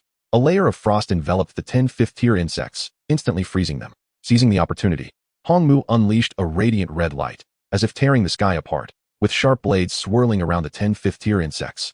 Cracks formed in the frost, and the 5 ghost mist insects began to crumble, their masks shattering. The 5 Egerus, however, remained unscathed. The frost merely peeled away, inadvertently aiding them. Killing 5 is still acceptable, Chu Gu panted, surprised that they had only managed to take down 5. Lu Xuanji was astonished, fully aware of their strengths. Yet they had failed to eliminate these 5 formidable creatures. Song Yun furrowed his brow, incredulously contemplating, is it possible for 5th-tier ghost mist insects to be defeated so easily? They made quite the entrance, yet their reign was short-lived. Suddenly, the ice on the ground shattered, pieces of flesh melding back together, rising once more before the trio's astonished eyes. Not only Lu Xuanji and the others, but even Song Yun was taken aback. What the hell? This is truly perverse. They can reassemble even after being shattered. However, the reassembled ghost mist insects had lost their masks, revealing hideous visages, devoid of features save for a gaping mouth. Even Song Yun felt a chill. In the next moment, they extended their hands into their mouths, extracting weapons. This scene left Lu Xuanji utterly astonished. What on earth are these creatures? Chu Gu could hardly comprehend, grappling with the fact that they had survived the recent assault. In an instant, the 5 ghost mist insects launched their attack, their speed perhaps not matching that of the annihilation throat, but their strength was on an entirely different level, especially with weapons that unfurled like spiked umbrellas. Lu Xuanji even noted that these insects grew increasingly adept, demonstrating remarkable learning capabilities, even mimicking her own techniques. Song Yun recognized their prowess. Indeed, they were 5th-tier insects, terrifying in their abilities. The Egerus, appearing more agile than the molten armor insects, intervened, actively shielding the ghost mist insects from attacks. Yet, Song Yun observed that the 3 of them could hold their own against 10 5th-tier creatures using their formidable techniques. But what would happen if another 10 joined the fray? Hong Mu shouted a warning. These 5 little insects must not be allowed to retain their physical forms, or they will infinitely merge. Understood, radiant light. Lu Xuanji unleashed a powerful beam from her palm, directed at one of the ghost mist insects, certain it would leave no trace behind. However, a white silhouette intercepted her attack, the crystal core sentry insect. How is this possible? Lu Xuanji gasped in disbelief. What kind of insect is this?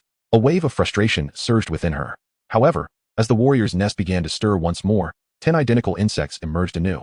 A long-forgotten sensation resurfaced, fear. Indeed, it was fear, a sentiment that had eluded him even in the face of the celestial flame kingdom. Chapter 45, The Flight. At this moment, Song Yun felt far from at ease. These 10 5th-tier creatures represented the final count, as the Tianxian sect had already been drained of vitality, and the Huiyun Pavilion had yet to arrive. 25th-tier beasts, what other trump cards do you possess? Suddenly, Hong Mu soared into the sky, hovering in midair. Seeing this, Lu Xuanji and Chu Gu also ascended, and the 3 of them remained aloft, observing the scene below. Noticing their actions, Song Yun chuckled. Have they succumbed to fear? Or are they merely contemplating their strategy? Hong Mu gazed cautiously at the insects below, remarking, it appears they truly cannot fly. It was astonishing that these creatures had reached the level of king-tier magical beasts, their abilities surpassing even that, entirely different from the one we encountered previously. Chu Gu murmured in a low voice, to think they could unleash 20 at once, each possessing strength comparable to that of a human at the manifestation realm. It is simply unbelievable. Lu Xuanji shared similar sentiments. Initially considering them a minor threat, her perception was completely upended with the emergence of these 20 creatures. Master Lu, do you have any countermeasures? Hong Mu inquired. A powerful technique was unleashed, yet the opponent tore through space, absorbing everything. How do we fight this? There were only 5 before, and now there are 5 more. making them even more challenging to deal with. Not to mention those few insects capable of infinite fusion. And the crystalline ones that are as tough as nails. We have yet to discover a method to eliminate them. Each type of insect seems to require a unique strategy for extermination. Without the correct approach, they are virtually immortal. Lu Xuangji fell into contemplation. If they chose to retreat now, it would likely render future encounters even more difficult. Yet, remaining in place offered no chance of victory. By the time their spiritual energy was depleted, they might find escape impossible. We must deliberate carefully, Lu Xuangji said, casting a glance at Homu. Homu nodded in agreement.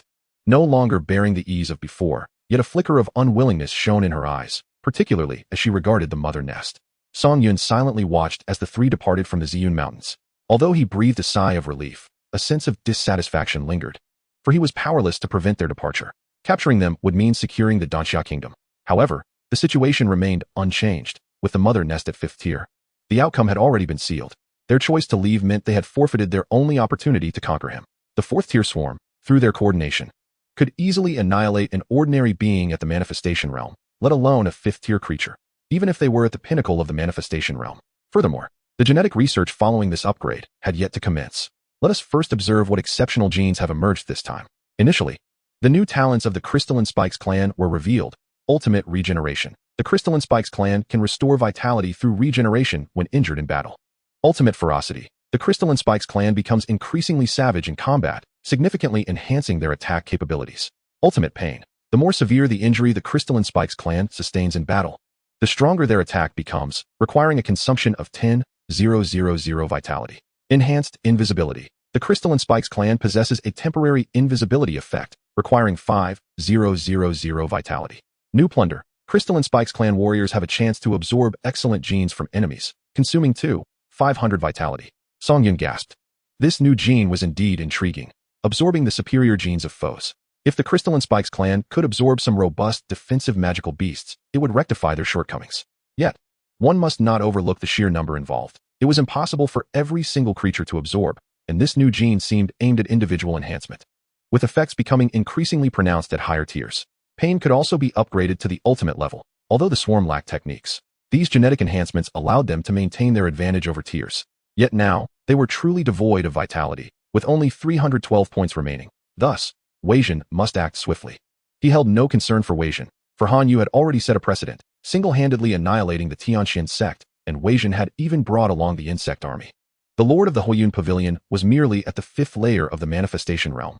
Weijin could eliminate him in an instant.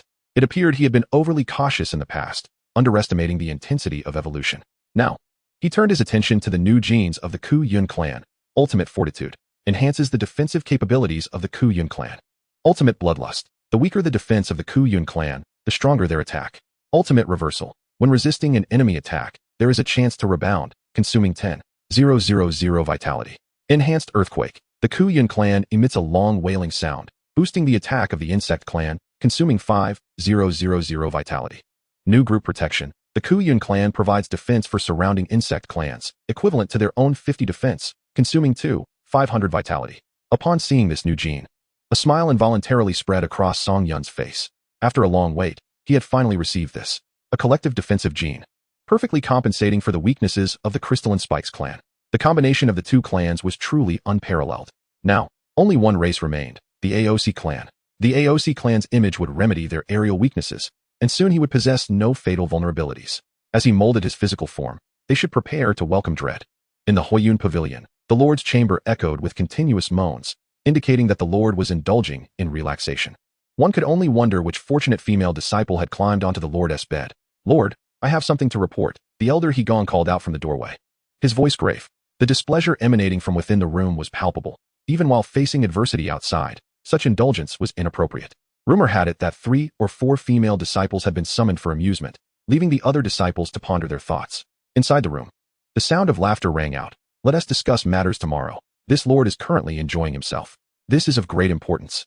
I have just received news that various factions attempting to investigate the mysterious insects have all met with failure. We must remain vigilant. The room fell silent as the door swung open, revealing a scene of beauty sprawled across the bed, with Huang Yun emerging from the room, draped in a robe and barefoot. Let us talk in the main hall. Yes.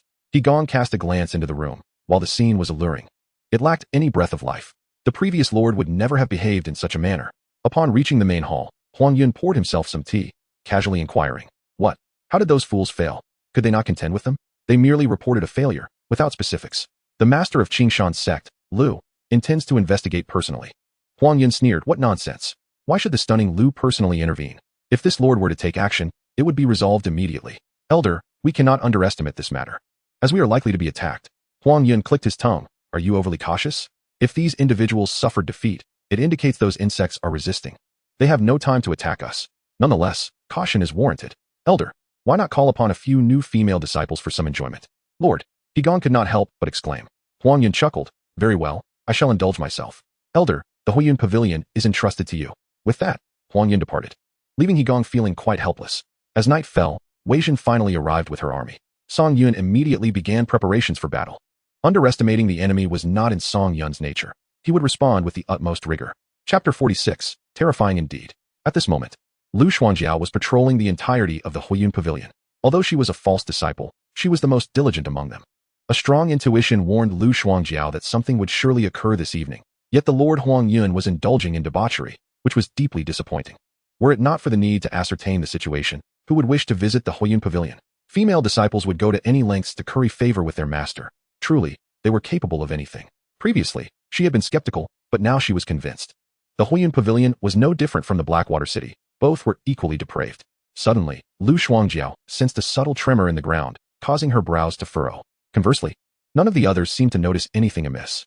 This was, of course, due to Lu Xuanjiao's superior cultivation level. After all, she was at the 9th layer of the manifestation realm. Have they arrived? Lu Xuanjiao murmured somberly. Suddenly, a disciple exclaimed, someone has arrived at the entrance. The other disciples were momentarily taken aback. Who could possibly come at this hour? Soon, a figure clad in a black robe appeared at the entrance of the Fire Cloud Pavilion, prompting the disciples to grip their blades and gaze intently. Elder Kong materialized in the air, demanding, who goes there? The figure in black slowly lifted their head and removed the robe.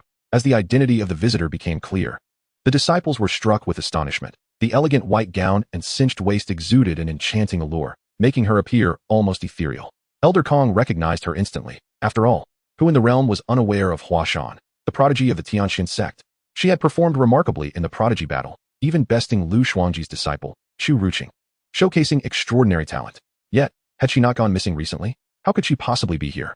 Elder Kong's expression grew grave, sensing that something was amiss. At that moment, Lu Xuanjiao revealed herself, ascending from among the disciples to hover in the air. This startled Elder Kong. Who are you? As Lu Xuanjiao shed her disguise, revealing her true form, Elder Kong was taken aback. I have encountered Elder Lu before. What brings you here? Lu Xuanjiao's brow furrowed as she gazed at Hua Shan, who met her gaze in return. They have come, Lu Xuanjiao stated in a hushed tone. They? Who are they? Elder Kong inquired, puzzled. Hua Shan slowly raised her arm, pointing towards the Fire Cloud Pavilion. Loyalty for the king. The previously invisible swarm of insects became visible, and Elder Kong stared in disbelief at the mass of darkness before him. At that moment, even Lu Xuanjiao was taken aback, let alone the disciples who stood before Hua Shan. Their hands trembled involuntarily, their legs weakened. With a resounding roar, the swarm surged forward, their brutal instincts ignited, and the corrosive insects charged forth. The disciples, paralyzed by fear, instinctively screamed in terror. This was not an ambush, it was an overt assault. Previously, there had been hesitations. But now, there was no need for concealment. The swarm crashed upon the Fire Cloud Pavilion with overwhelming force, leaving the disciples with no chance to resist. Meanwhile, Elder Kong clutched his throat, blood seeping through his fingers, as Hua Shan descended gracefully, her blade not stained with a single drop of blood. Lu Xuanjiao was in disbelief. How could Hua Shan possess such strength? Was she not merely in the soul-burning realm before? Now, she commanded these insects and could even slay an elder of the void-transcending realm with a single blow. But who was this woman? She was quite striking, worthy of attending the Mother Nest conference. With Hua Shan present, there was no worry. She was invincible beneath the realm of Cavern Profound. No, even against those of the Cavern Profound realm, she could still engage in battle. Her evolved 5th-tier strength was terrifying. Observing Hua Shan's current speed, it was comparable to that of the Devouring Throat, perhaps even swifter. Let us not forget, the Devouring Throat was the fastest of the Crystal Thorn clan, and theoretically, its speed would only become more formidable upon evolution. At that moment, Lu Xuanjiao looked around, astonished to witness the Fire Cloud Pavilion's swift demise. The air was filled with the wails of disciples, with even the elders unable to retaliate. In that instant, Lu Xuanjiao felt an unprecedented terror. The Fire Cloud Pavilion, the 4th largest power in the Danxia Kingdom, had fallen. Suddenly, the ground erupted with countless crimson flowers, the impact of the scene leaving Lu Xuanjiao momentarily dazed. realizing the fate of the Fire Cloud Pavilion was sealed. Slowly, she descended, casting her gaze upon Huashan. Perhaps eliminating Huashan would yield a glimmer of hope. Huashan regarded Lu Shuangjiao coldly. She certainly recognized the woman before her, a figure of significant standing in the Qingshan sect. Though rumors suggested she had some grievances with Lu Shuangji. Huashan, Lu Shuangjiao probed tentatively. Elder Lu, long time no see. Hearing Huashan acknowledge her, Lu Shuangjiao's brow furrowed. How did you become like this? Like this? What do you mean by like this? Why do you bring these creatures to kill? The Fire Cloud Pavilion is infamous. I do this in service of righteousness. Huashan's words rendered Lu Shuangjiao speechless, for indeed, the Fire Cloud Pavilion bore a notorious reputation. Even if the Fire Cloud Pavilion is irredeemably wicked, associating with these creatures means I should die? Huashan interrupted, a smirk gracing her lips. Continue. Elder Lu, these are my kin. To you, they may appear grotesque and savage, but to me, they fight for survival. Does the Qingshan sect not do the same? We are human. I am not human. With that, Huashan's back unfurled, revealing 8 bony spines. The sight left Lu Shuangjiao aghast. She could scarcely believe that such a prodigy had transformed in this manner. Qingyun Blade. Lu Shuangjiao immediately launched an attack, the sword slicing through the air, seemingly intent on cleaving Huashan in two. However, a single bony spine shot forth, effortlessly shattering all momentum. Song Yun sighed in awe, truly a reversal of fate. Elder Lu, you should count yourself fortunate. You possess a beautiful face and a flawless physique. What do you mean? Lu Shuangjiao demanded. Her heart racing with anxiety as her attack was effortlessly neutralized. You will find out soon enough. With that, a bony spine pointed at Lu Shuangjiao. Lu Shuangjiao immediately tensed. As a stream of green, unknown liquid shot forth like a beam of light. A spirit shield formed before her, but Lu Shuangjiao instinctively dodged. For the shield was rapidly dissolved, the liquid piercing through. Looking back, she saw the green substance seemingly penetrate the Fire Cloud Pavilion, creating a small hole. Was this the 5th-tier corrosive insect? This was utterly monstrous. How could an enemy possibly survive this? Lu Shuangjiao struggled to comprehend how a mere soul-burning realm individual could possess such strength. Suddenly, Huashan raised the blade in her hand. Watch closely. The entire blade began to writhe as if imbued with life, and in an instant, the blade's edge opened its eyes. Songya noted that Huashan's blade had opened its eyes before, but they were not as large. This time, the entire blade was awakened. In an instant, a wave of spiritual pressure rippled, causing the entire Fire Cloud Pavilion to tremble. With a thunderous crack, a fissure appeared, and Huashan was cleaved in two. This brought relief to Lu Shuangjiao. Fortunately, her realm was higher, or else. Lu Shuangjiao's eyes widened in shock as she looked down at her chest, where a bony spine had emerged, followed by a second, then a third. Song Yun smiled as he watched Huashan. She was indeed monstrous in her strength, effortlessly toying with her opponents. Just don't break her. I still need to use her for new stock. Chapter 47. The Process of Transformation. One could not help but marvel at Huashan's evolution. Moreover, it seemed that the Crystal Thorn clan's evolution revolved around the eyes. The eyes that had appeared on Huashan's blade previously could alter an opponent's field of vision. And now, this was no mere alteration. Within her perspective, Lu Shuangjiao reveled in her triumph over Huashan, her expression genuine, yet Huashan had already moved behind her. What was this? Forced hypnosis? This was akin to the eye of the cold moon, yet the cold moon's influence was limited to those beneath her rank. While Huashan could easily eliminate even those of the Cavern Profound realm if she mastered this technique. Song Yun began constructing the mother nest on the spot. Such a beauty was simply irresistible to transform. At this moment, Lu Shuangjiao had lost the strength to resist. Her body was riddled with piercing wounds, blood staining her crimson. Yet, amidst her weakness, she beheld an indistinct object before her, and even in her frail state, terror flickered in her eyes. Veins extended outward, burrowing into the ground, entwining with the structure as a massive, blood-red mass expanded, resembling a powerful heart. As the mother nest was completed, the swarm emitted piercing cries. The chamber of the mother nest slowly opened, and Huashan gently ushered the weakened Lu Shuangjiao inside. What are you doing? In that moment, Lu Shuangjiao was enveloped in fear, her eyes still reflecting the pride of a being of the myriad realms, yet revealing the helplessness of a mere woman. In the face of the unknown, instinctual dread took hold. Elder Lu, enjoy your first night. When you emerge, we shall be kin, pledging loyalty to the king. Despite her frantic struggles, Lu Shuangjiao was inexorably delivered into the mother nest. Having orchestrated this, Huashan still needed to deal with the sect leader. The vicinity of the mother nest began to see the construction of warrior nests, as 2,000 insects ceased their assault, encircling the mother nest in vigilant watch. Once Lu Shuangjiao's transformation was complete, she emerged as a 5th-tier insect. Upon entering the mother nest, Lu Shuangjiao was immediately bound in a cruciform position, her eyes wide with panic as she surveyed her surroundings, utterly bewildered by her predicament. Yet, according to Huashan, she too would undergo a transformation akin to hers. Could it be?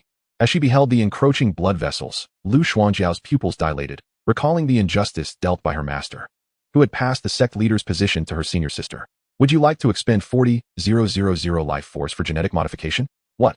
The modification required 40,000 life force. However, considering her level, it was somewhat acceptable. After all, she was exceptionally beautiful. Otherwise, who would squander such a vast amount of life force on a transformation? Surely, acquiring more fifth-tier insects would be more beneficial. Just look at these legs and that magnificent form. Unfortunately, she lacked the requisite 40,000 life force at present. The warrior nests were still under construction. She would have to wait. Yet, idleness was not an option. She decided to relish the pleasures brought forth by her spoils. Meanwhile, the dusk was lost in indulgence, even erecting a barrier to avoid disturbances, completely oblivious to the unfolding chaos outside. Sect leader. Higong observed the besieged fire cloud sect, overrun by insects, with disciples unable to resist as the swarms swiftly advanced. Yet, the sect leader was ensconced within the palace, having set up a barrier around it. In a moment, Higong chuckled. Break it for me. With a single punch, Higong shattered the barrier. Inside, Dusk furrowed his brow at the sudden cacophony of screams. Hastily placing the female disciple he was holding down, disregarding his image as he rushed outside. Upon witnessing the scene before him, the piercing cries and the roars of the insect horde, he stood frozen in shock. What is this? Dusk asked, bewildered. Higong laughed mockingly. This is the insect swarm. Did you not say you could kill it? Well, go on. At Higong's bellow, Dusk instinctively recoiled, watching as his hard work was consumed. Yet, rather than attempting to salvage the situation, he hurriedly proclaimed, Elder, hold on. I will summon reinforcements. I will go to the Qingshan sect. Higong made no move to pursue or escape, merely sporting a contemptuous smile as he sauntered towards the grand hall. Within the hall, a group of injured elders conferred on a strategy, and upon seeing Higong approach, they immediately inquired, Elder, where is the sect leader? Our disciples are dead. We must fight back. The elder exhaled deeply. The sect leader has gone to the Qingshan sect for reinforcements. Upon hearing Higong's words, the elders were momentarily stunned before erupting in anger. Reinforcements? At such a critical moment, he fled.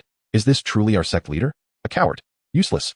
Higong surveyed the assembly. Esteemed elders, it is an honor to share this space with you. The current situation is dire, and I can understand your desire to flee. Those who wish to leave may do so. The elders fell silent, and after a moment of struggle, Elder Inyong clasped his hands before the others. My apologies. With that, he turned and departed the grand hall. The remaining elders, however, chose to stand with the Fire Cloud sect to the bitter end. Higong smiled. These elders had risen through the ranks from disciples to their current stature. The Fire Cloud sect was their home, and leaving it would be akin to becoming a stray dog. Those who pursue cultivation possess their own sense of honor.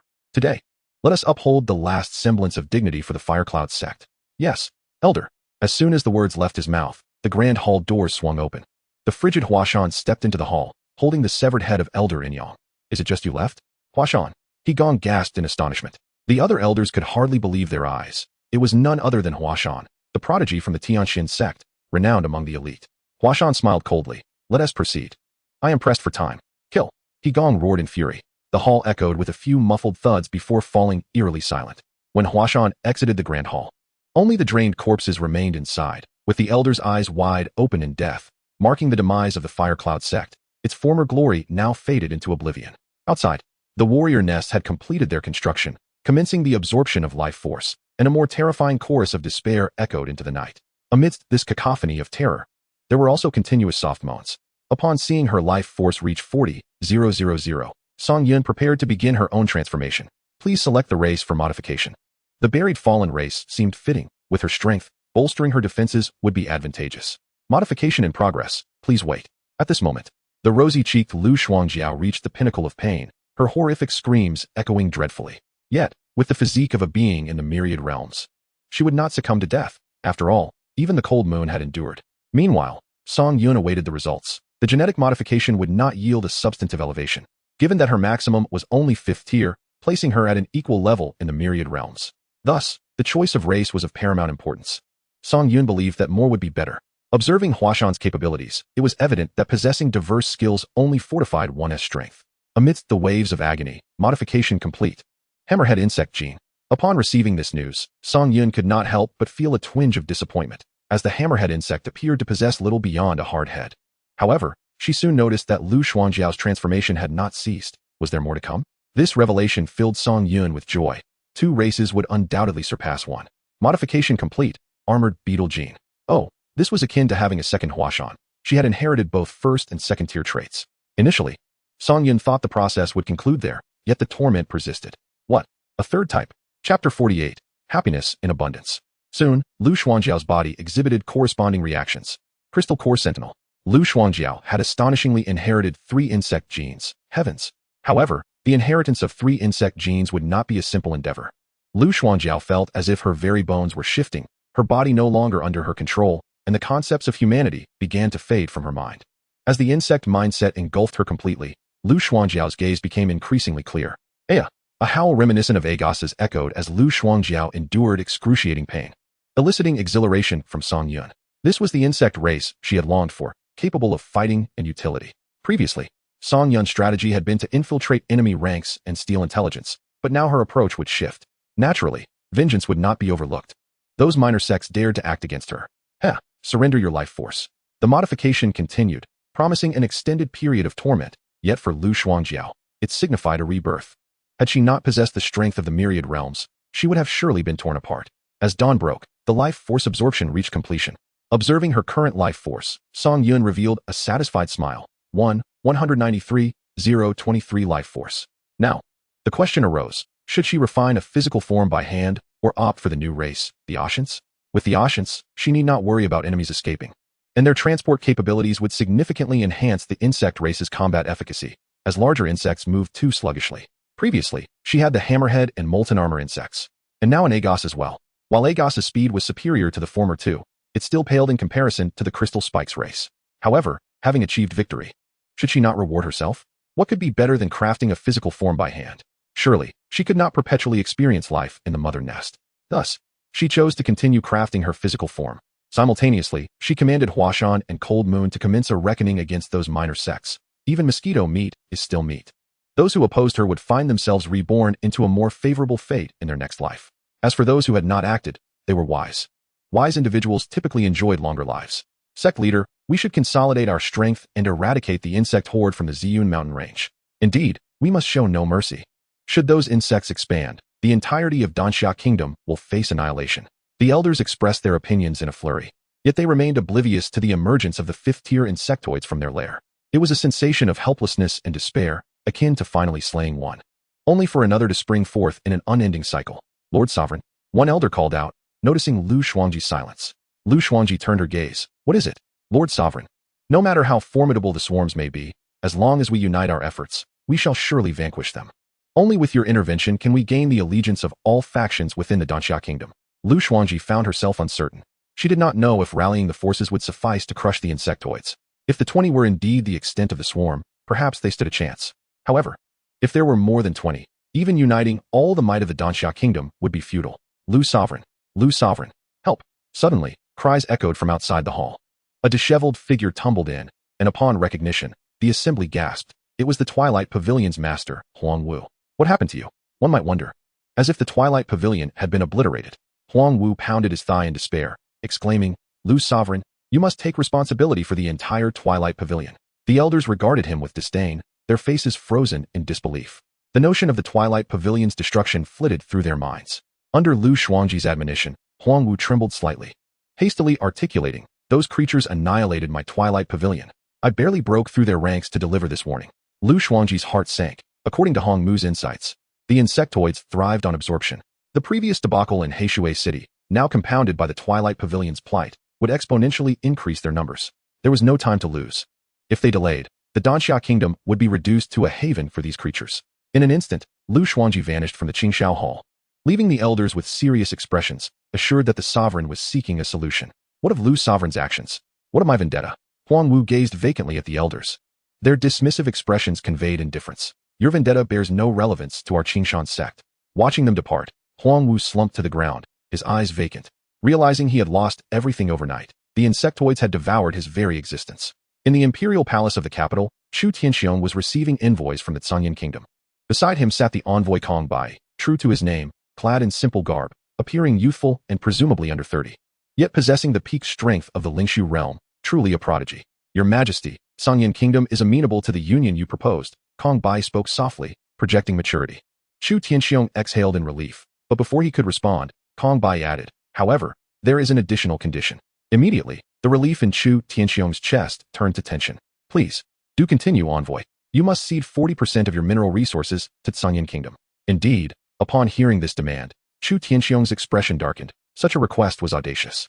Kong Bai continued, Your Majesty, the marriage benefits only our royal families, yet our Tsangyan Kingdom's interests cannot be overlooked. At that moment, Chu Tianxiong comprehended Lu Shuangji's call for war. His concessions had only whetted their appetite. Just then, a figure suddenly landed outside the hall, startling the guards who promptly announced, We greet the 9th prince. Chu Gu rushed into the hall, exclaiming, Elder brother, a grave matter has arisen. Chu Tianxiong shot him an admonishing glare. When alone, he could call him elder brother, but in public, he must show proper respect. Yet, seeing his younger brother in such a flurry was a first.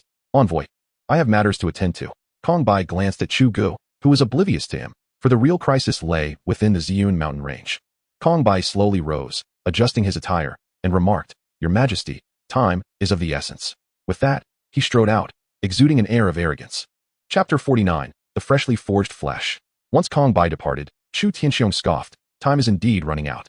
Chu Gu, panic lacing his voice, recounted the horrific images etched in his mind. What are you talking about? And why are you in such disarray? Were you not with Lu Shuangji to deal with the insectoids? Chu Gu replied with fervor, Those insectoids are no ordinary foes. They are unlike those we captured that day. His excitement rendered his lips quivering. Chu Tianxiong, exhibiting a perplexed demeanor, took a leisurely sip of tea. What could be so different? Surely you cannot be bested by them. It is not just me. Lu Shuangji and Hong Mu are involved, and together, we could not prevail. With a crack, the teacup shattered, spilling tea onto the royal robe. Chu Gu recounted all he had witnessed, leaving Chu Tianxiong incredulous. Such marvels were unheard of across the continent. You mean that lair can continuously spawn insectoids rivaling king-tier beasts? Chu Tianxiong struggled to believe it. It remained uncertain. It was merely Hong Mu's speculation, perhaps contingent on certain conditions. In the span of mere moments, 20 appeared. The entire Danxiao kingdom does not possess 10 king-tier beasts. Chu Tianxiong clenched his fists, his voice heavy with dread. We must devise a countermeasure, and swiftly. For if their numbers increase, the consequences will be dire. What do Lu Shuangji and Hong Mu think? Chu Tianxiong's gaze turned steely. The Tsangyan kingdom lurked hungrily at the borders, while the insectoids thrived within their realm, boasting 20 king-tier creatures. A low chuckle escaped Chu Tianxiong's lips. Elder brother, what is so amusing? Nothing, merely an involuntary chuckle. Chu Gu fell silent, understanding the pressure his elder brother faced. It was an ironic laugh born of rage. In the dead of night, Lu Shuangji and Hong Mu hastened to the imperial palace, accompanied by the head of the Mengdan Academy, Ho Zhong. The five convened in the palace's rear garden, the surroundings cleared to avoid disruption. Hong Mu, no longer frivolous, appeared grave. What? The Twilight Pavilion has been annihilated? Upon hearing Lu Shuangji's words, the other four gasped in astonishment. Indeed, Master Huang Wu sought assistance from the Qingshan sect, Lu Shuangji replied somberly. Moreover, the Tianxian sect's situation remains uncertain, with no word for some time. It is likely. The two ominous tidings cast a heavy pall over the atmosphere. Ho Zhong spoke gravely. The Twilight Pavilion is relatively weak, yet the Tianxian sect is fortified by the presence of the Haitian palace, and thus should be secure. As for Hong Mu interjected coolly. Chu Gu and Lu Shuangji remained silent. If those formidable insectoids were indeed involved, the Tianxian sect could very well fall. We cannot remain idle. We must eradicate them swiftly, regardless of the cost. Lu Shuangji declared, casting her gaze upon the assembly. I concur, Chu Gu affirmed.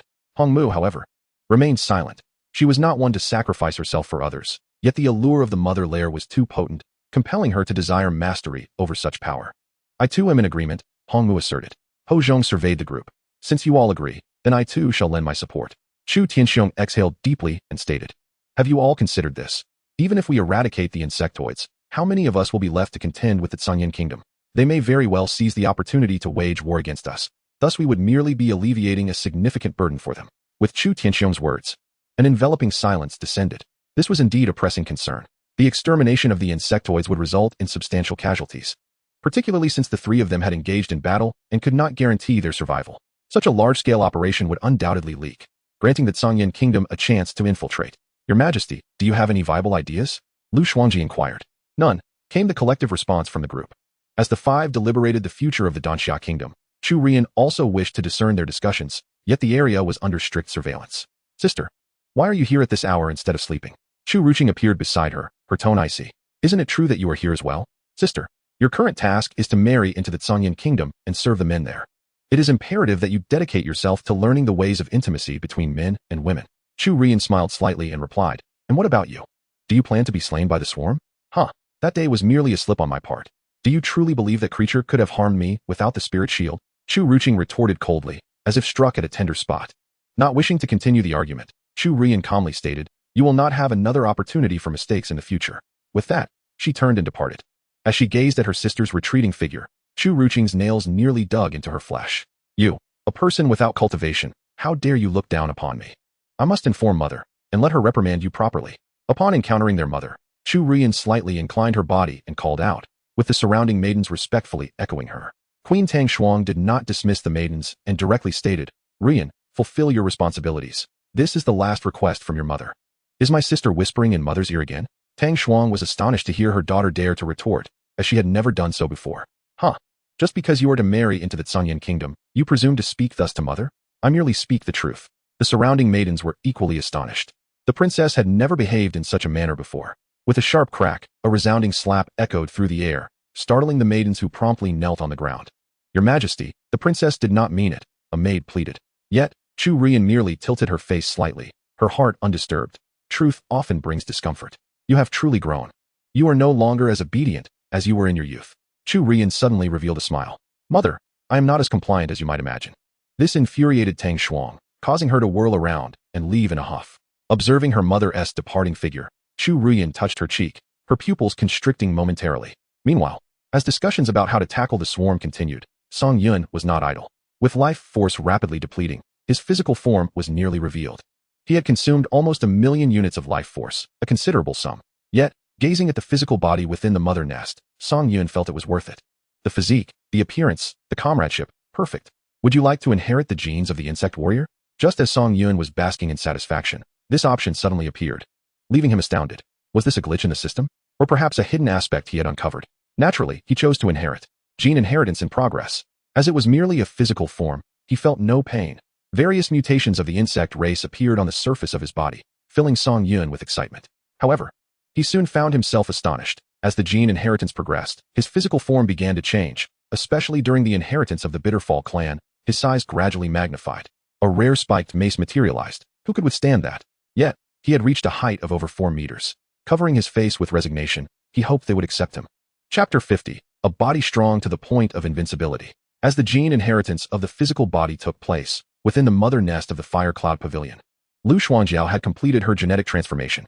As the mother nest opened, Lu Xuangjiao was expelled, her delicate body still bearing the traces of modification. The surrounding swarm gazed at the fallen Lu Xuangjiao, sensing no hostility in her eyes, only respect for their powerful kin. A chorus of howls erupted from the entire insect swarm, welcoming another formidable member into their ranks. Lu Xuangjiao slowly rose, her alluring form clad in armor. The curvaceous silhouette beyond the appreciation of mere insects, while her formerly coiled hair cascaded down her back, transforming her entire demeanor. Listening to the cheers from the surrounding kin, Lu Xuangjiao's lips curled into a slight smile as she lifted her arms and began to float. With her movements, the swarm fell into a frenzy. Should anyone witness this scene, they would likely never experience a peaceful night's sleep again, plagued by nightmares. A sharp roar erupted from Lu Xuangjiao's throat, further agitating the swarm, prompting her to instinctively use the earthquake technique. Lu Xuangjiao looked down at the swarm beneath her, then at her newly transformed body. Grasping the meaning of what Huashan had said earlier, this sensation was akin to breaking free from shackles that had bound her for years. Glancing towards Huashan perched atop a distant rooftop, Lu Xuangjiao instantly appeared beside her. Song Yun mused that if another battle were to ensue, Huashan would still likely have the upper hand. However, with Lu Xuangjiao having undergone modifications from 3 Bitterfall clan strains, her defense was remarkably formidable. The outcome remained uncertain. Moreover, Lu Xuangjiao already possessed a high realm, and coupled with the unreasonable defensive capabilities of the Bitterfall clan, she could easily take on Lu Xuangji even without further evolution. "Now you understand my meaning," Huashan softly addressed the full moon. Lu Xuangjiao nodded. "In the past, I believed that cultivation could change everything. It turns out that being born beautiful can achieve the same. Indeed, without this visage and physique, one would be no different from the rest." The two women surveyed the drained disciples, their eyes devoid of pity, only reflecting indifference towards the alien race. "You received the king's command, correct?" Huashan inquired. "Yes, I have received it." "Then perform well. Do not disappoint the king." Lu Xuangjiao took a deep breath, her pupils transforming into slits as she declared resolutely, "I shall offer everything to the king." "Offer everything," Huashan echoed in a low voice. The two then led the swarm away from the Fire Cloud Pavilion, preparing to reckon with the surrounding forces. Most of the swarm remained within the Fire Cloud Pavilion. After all, with their combined strength, they could venture forth alone if needed. Yet, appearances still mattered. In the Ziyun mountain range, the insects gazed up at the colossal mother nest, each insect's eyes filled with reverence and fervor, for the great insect race was about to birth the king's body.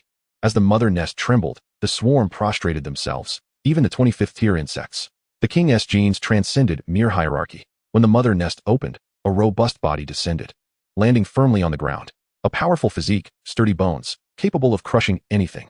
Although Song Yun had exerted control over the insect race, it had merely been control, unlike now, where he possessed a physical form of his own. Observing the world around him, he felt elevated. He now stood over 4 meters tall, nearly at thigh level of an average person. Looking down, he was quite satisfied. He could indeed be lethal. Next, he needed to test the strength of his body. There was no need to test the first and second tiers. Beginning with the third, he first faced the rending insect. Surprisingly, it was too frightened to strike. Truly an adorable little creature. Yet, the king's command was invincible. The rending insect's strongest feature was its tail, which Song Yun also possessed, indeed, a black tail.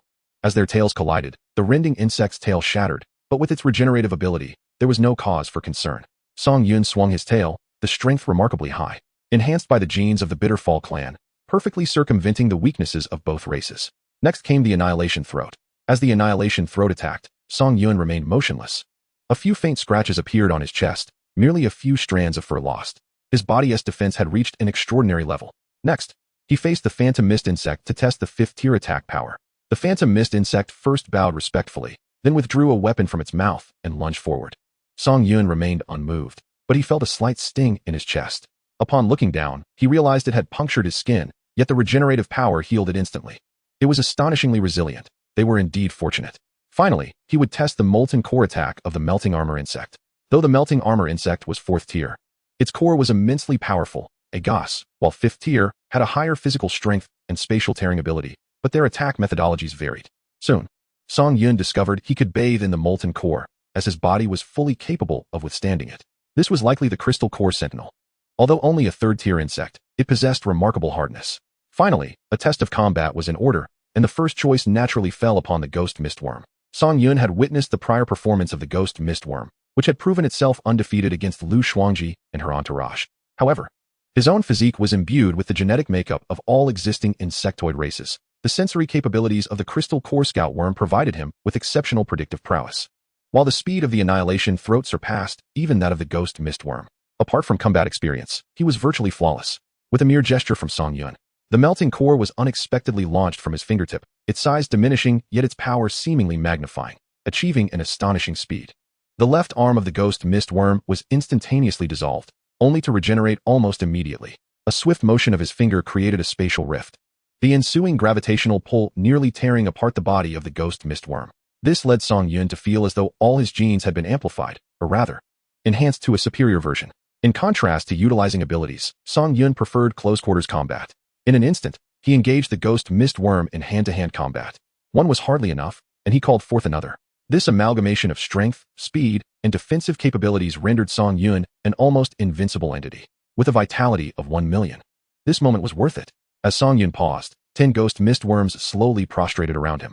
The surrounding insect swarm raised their voices in a triumphant chorus, heralding the might of their king, standing undefeated amidst the siege of 10 Ghost Mistworms. Song Yun had held back, refraining from delivering a fatal blow. Listening to the jubilant cries of the insect swarm, Song Yun understood that this was not the extent of his power, although his genes had been fortified. Further evolution was essential for greater strength. As for the classification of his body, he surmised it to be at level 5, growing in tandem with the level of the mother nest. Upgrading the mother nest and subsequently enhancing his body within it was a necessity. Elevating the OS clan to level 5, alongside researching the genes of warrior races, would likely require hundreds of thousands of vitality points, and to reach a certain scale, millions would be needed. Currently, there were only 20 level 5 entities, far too few. At least 10,000 were required. There was no longer a need for excessive concealment. It was time to convey his intentions. Ru Yan, your subordinate is here. You go. Yes, my king. Chapter 51, The First Appearance. Having given Ru Yan her instructions, Song Yun resolved to personally oversee the reckoning. Bloodblade Palace, a formidable force within the Danxia Kingdom, ranked 7th in power. He had previously heard from Huashan that the Bloodblade Palace operated under the auspices of the Qingshan sect, handling various unsavory tasks that could not be publicly attributed to them, though no evidence had ever surfaced. Now, with Lu Shuangjiao's information, he had confirmation. The Qingshan sect, a renowned orthodox faction, sometimes resorted to ruthless actions for the sake of profit, often delegating these unsavory tasks to the Bloodblade Palace. Coincidentally, Lu Xuanjiao was tasked with this very area, highlighting Lu Xuanji's trust in her. Yet, Lu Xuanjiao felt otherwise, believing her senior to be revered while she herself dealt with the sordid affairs.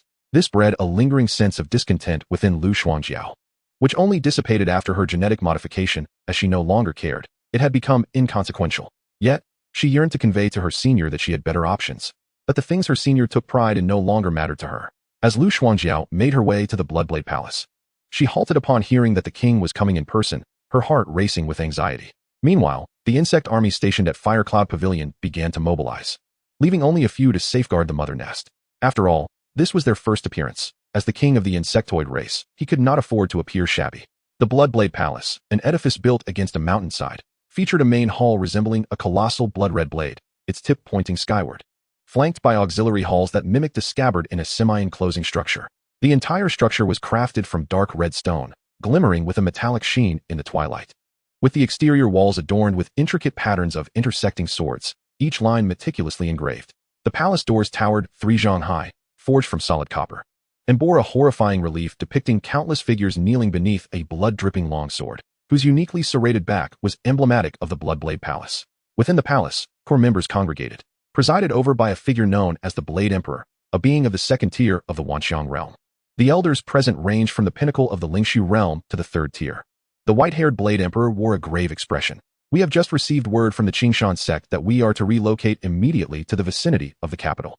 Upon hearing this, the elders were taken aback. My lord, what is the reason? Why must we leave? Is it because of the aforementioned insects? The elders exchanged anxious queries, causing the Blade Emperor to grow increasingly agitated. Silence. With the Blade Emperor's ire, the elders fell silent, too fearful to utter another word. My lord, what crisis are we facing? Did sect leader Lu provide any clarification? At the very least, we should be aware of the situation, one elder implored. As all awaited an answer, their unease mounting. These individuals were not typically so apprehensive. The Bloodblade Palace was notorious for its bloodshed, eliminating any who posed a threat to their interests, whether through silencing or complete extermination. Each elder had blood on their hands. Since the Qingshan sect had been backing them, they had grown increasingly unrestrained, with the sect intent on cultivating and enhancing its standing within the Danxia kingdom. If even sect leader Lu perceived a crisis, it must indeed be significant, one elder weakly remarked, recalling the previous reconnaissance mission concerning the insects, feeling it was somehow connected to the current matter. The Blade Emperor barked sternly. Regardless of the reason, we must comply immediately. Inform all disciples to prepare at once.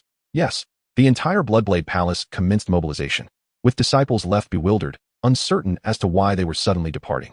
The Blade Emperor gazed outwards, waving for a servant to bring tea, feeling a rising sense of anxiety, sensing that something monumental loomed. Previously, he had communicated solely with Elder Lu. Why now was it sect leader Lu? Could something have happened to Elder Lu? This seemed implausible.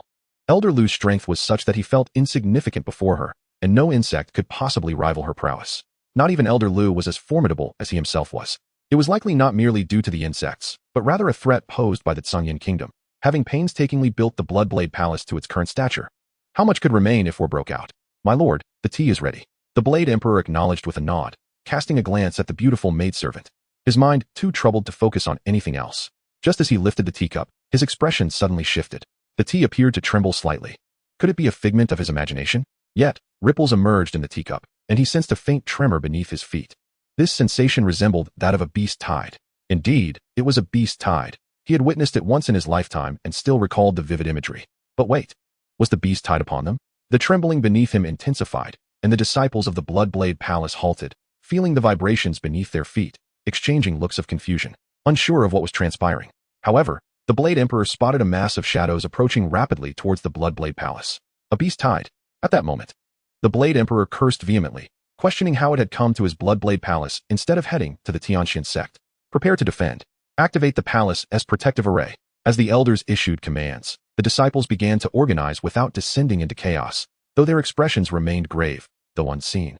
The tremors reverberated like a hammer against their chests. With the protective array activated, a crimson barrier enveloped the palace, and the Blade Emperor and the elders stood in the void, gazing into the distance as the approaching threat drew nearer. As the figures became discernible, the expressions of all present fell into disarray. What in the world are those? Are they magical beasts? I have never encountered such grotesque creatures. No, these must be the insect sect leader Lu spoke of. Those speeds rival that of second or third tier magical beasts. The Blade Emperor remained silent. For above his opponent loomed a shadowy figure, one that felt strikingly familiar. At that moment, the disciples stationed at the watchtower also discerned the approaching entity, and they were rendered speechless by fear. The advancing swarm of insects halted before the grand formation, prompting a collective sigh of relief. Thankfully, the protective array had been activated. "Master, what do these insects signify?" one inquired. "How should I know?" The Blade Emperor suddenly bellowed, terror etched upon his visage. More frightening than the insect horde was the enchanting silhouette before him. Having encountered her before, he could not mistake her identity, Elder Lu from the Qingshan sect. What was she doing here? It seemed as though the insects were responding to her command. The Blade Emperor called out to the edge of the formation, "Elder Lu, what is the meaning of this?" The elders were astonished, recognizing Elder Lu of the Qingshan sect. Lu Shuangjiao, clad in a flowing black gown, possessed a captivating figure that drew the eye, yet also posed a peril. Such a woman was beyond the reach of ordinary men. The Blade Emperor dared not harbor even a flicker of disrespect, his gaze averted from her form. Elder Lu remained silent, her eyes radiating an icy demeanor. With a thunderous boom, she gracefully descended to the ground, subsequently prostrating herself, her forehead touching the earth. The entire insect swarm mirrored her actions. This scene instilled a profound dread within the Blade Emperor. What manner of being could command such reverence? The elders behind him could hardly believe their eyes. Suddenly, a dark figure leaped into view, the sound echoing from its jump. With a resounding thud, the shadow landed before Elder Lu, and the Blade Emperor swallowed hard. Who was this? The esteemed Elder Lu of the Qingshan sect showed such deference to it. Chapter 52. Chaos and carnage. As he surveyed the Bloodblade Palace before him, Song Yun finally grasped his perspective. The sensation was exquisite, tinged with an exhilarating thrill. Glancing at the Blade Emperor not far away, he perceived the tension and panic reflected in his eyes. Indeed, it was that very expression. "Elder Lu," Song Yun called out. Elder Lu lowered herself further, her delicate visage nearly grazing the ground. This sight shattered the Blade Emperor's composure. Why would she treat a creature so grotesque, neither human nor beast, with such humility? "Your subordinate is here. Raise your head," she replied softly. Elder Lu gradually lifted her beautiful face, one that the insects behind her could not appreciate, but Song Yun certainly could.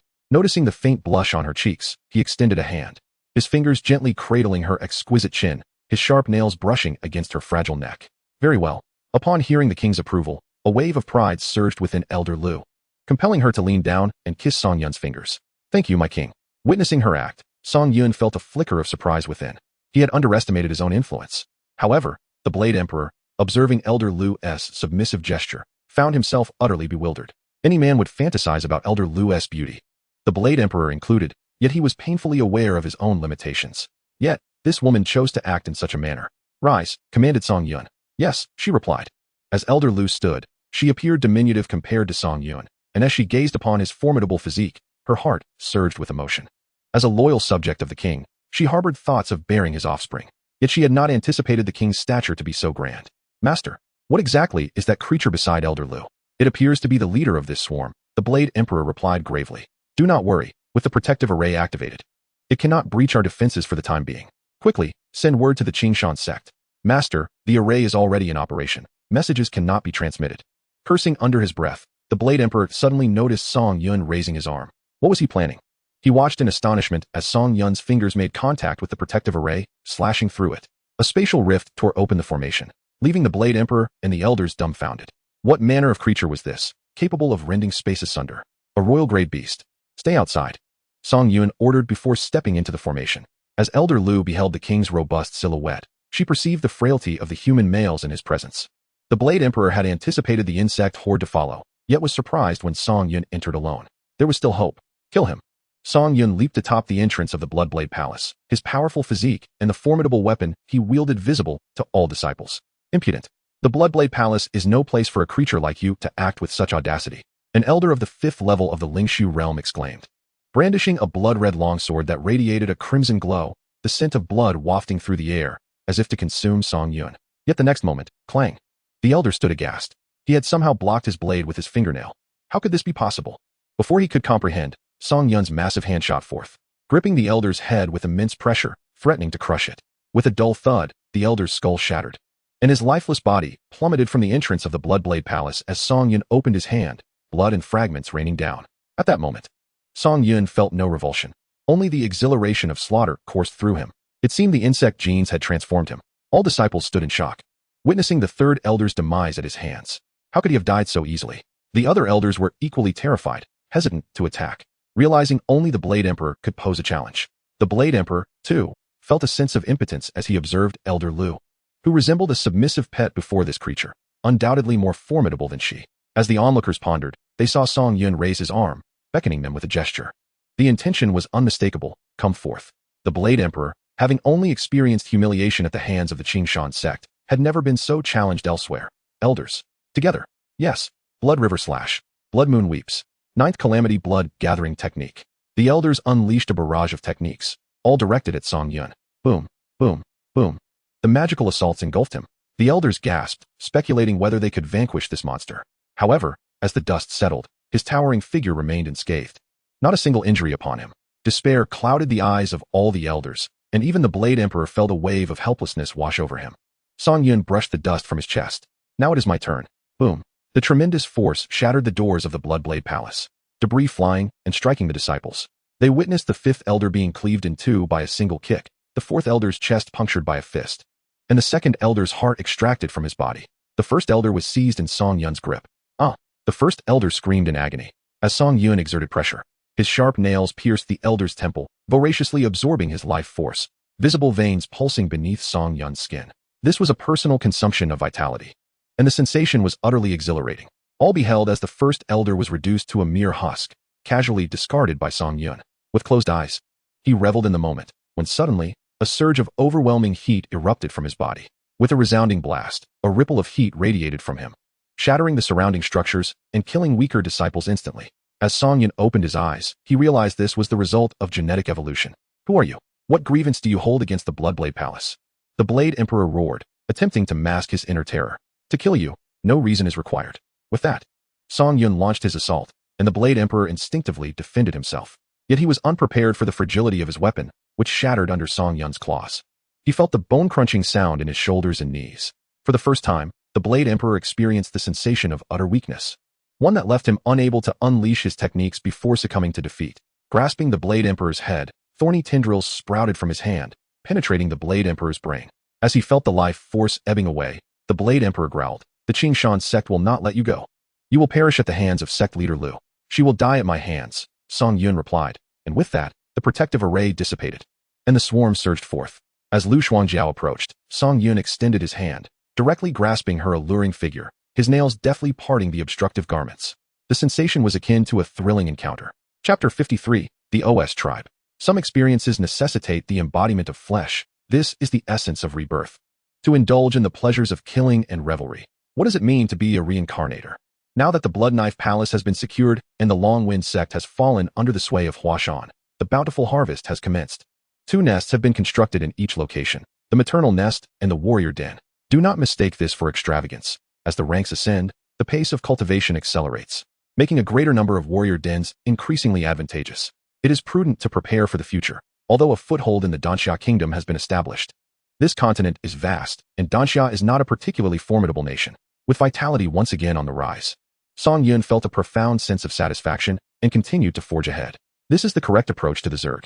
Upon exhaling deeply, Song Yun set Lu Shuangjiao down, observing her abdomen, which resembled that of a woman 9 months pregnant. The vitality of the Zerg is indeed formidable. Stepping outside, the sounds of wailing and lamentation filled the air as the warrior den absorbed vitality, with all disciples queuing, a scene drenched in blood.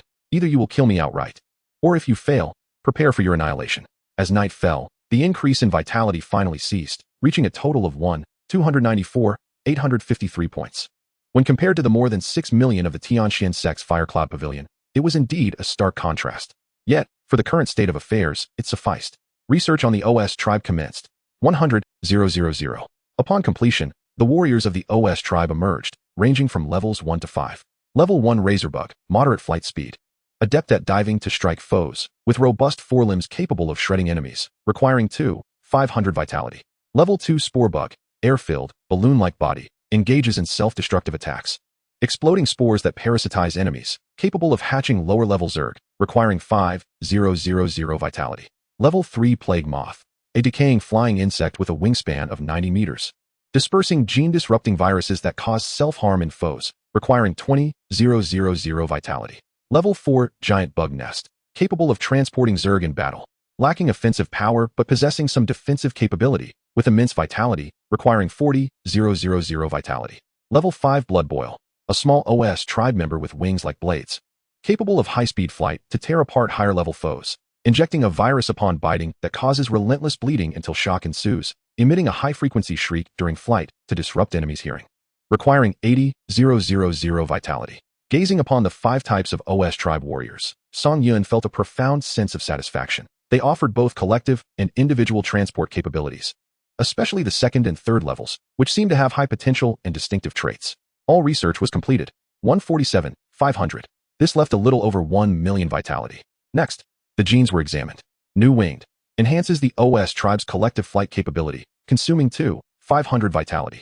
New Pussbag. The OS tribe's attacks can inject corruptive spores into enemies, causing wounds to fester, consuming 2,500 vitality. New Diffusion amplifies the OS tribe's virus-releasing abilities, consuming 2,500 vitality. New Hive. The greater the number of OS tribe members, the stronger their combat power, consuming 2,500 vitality.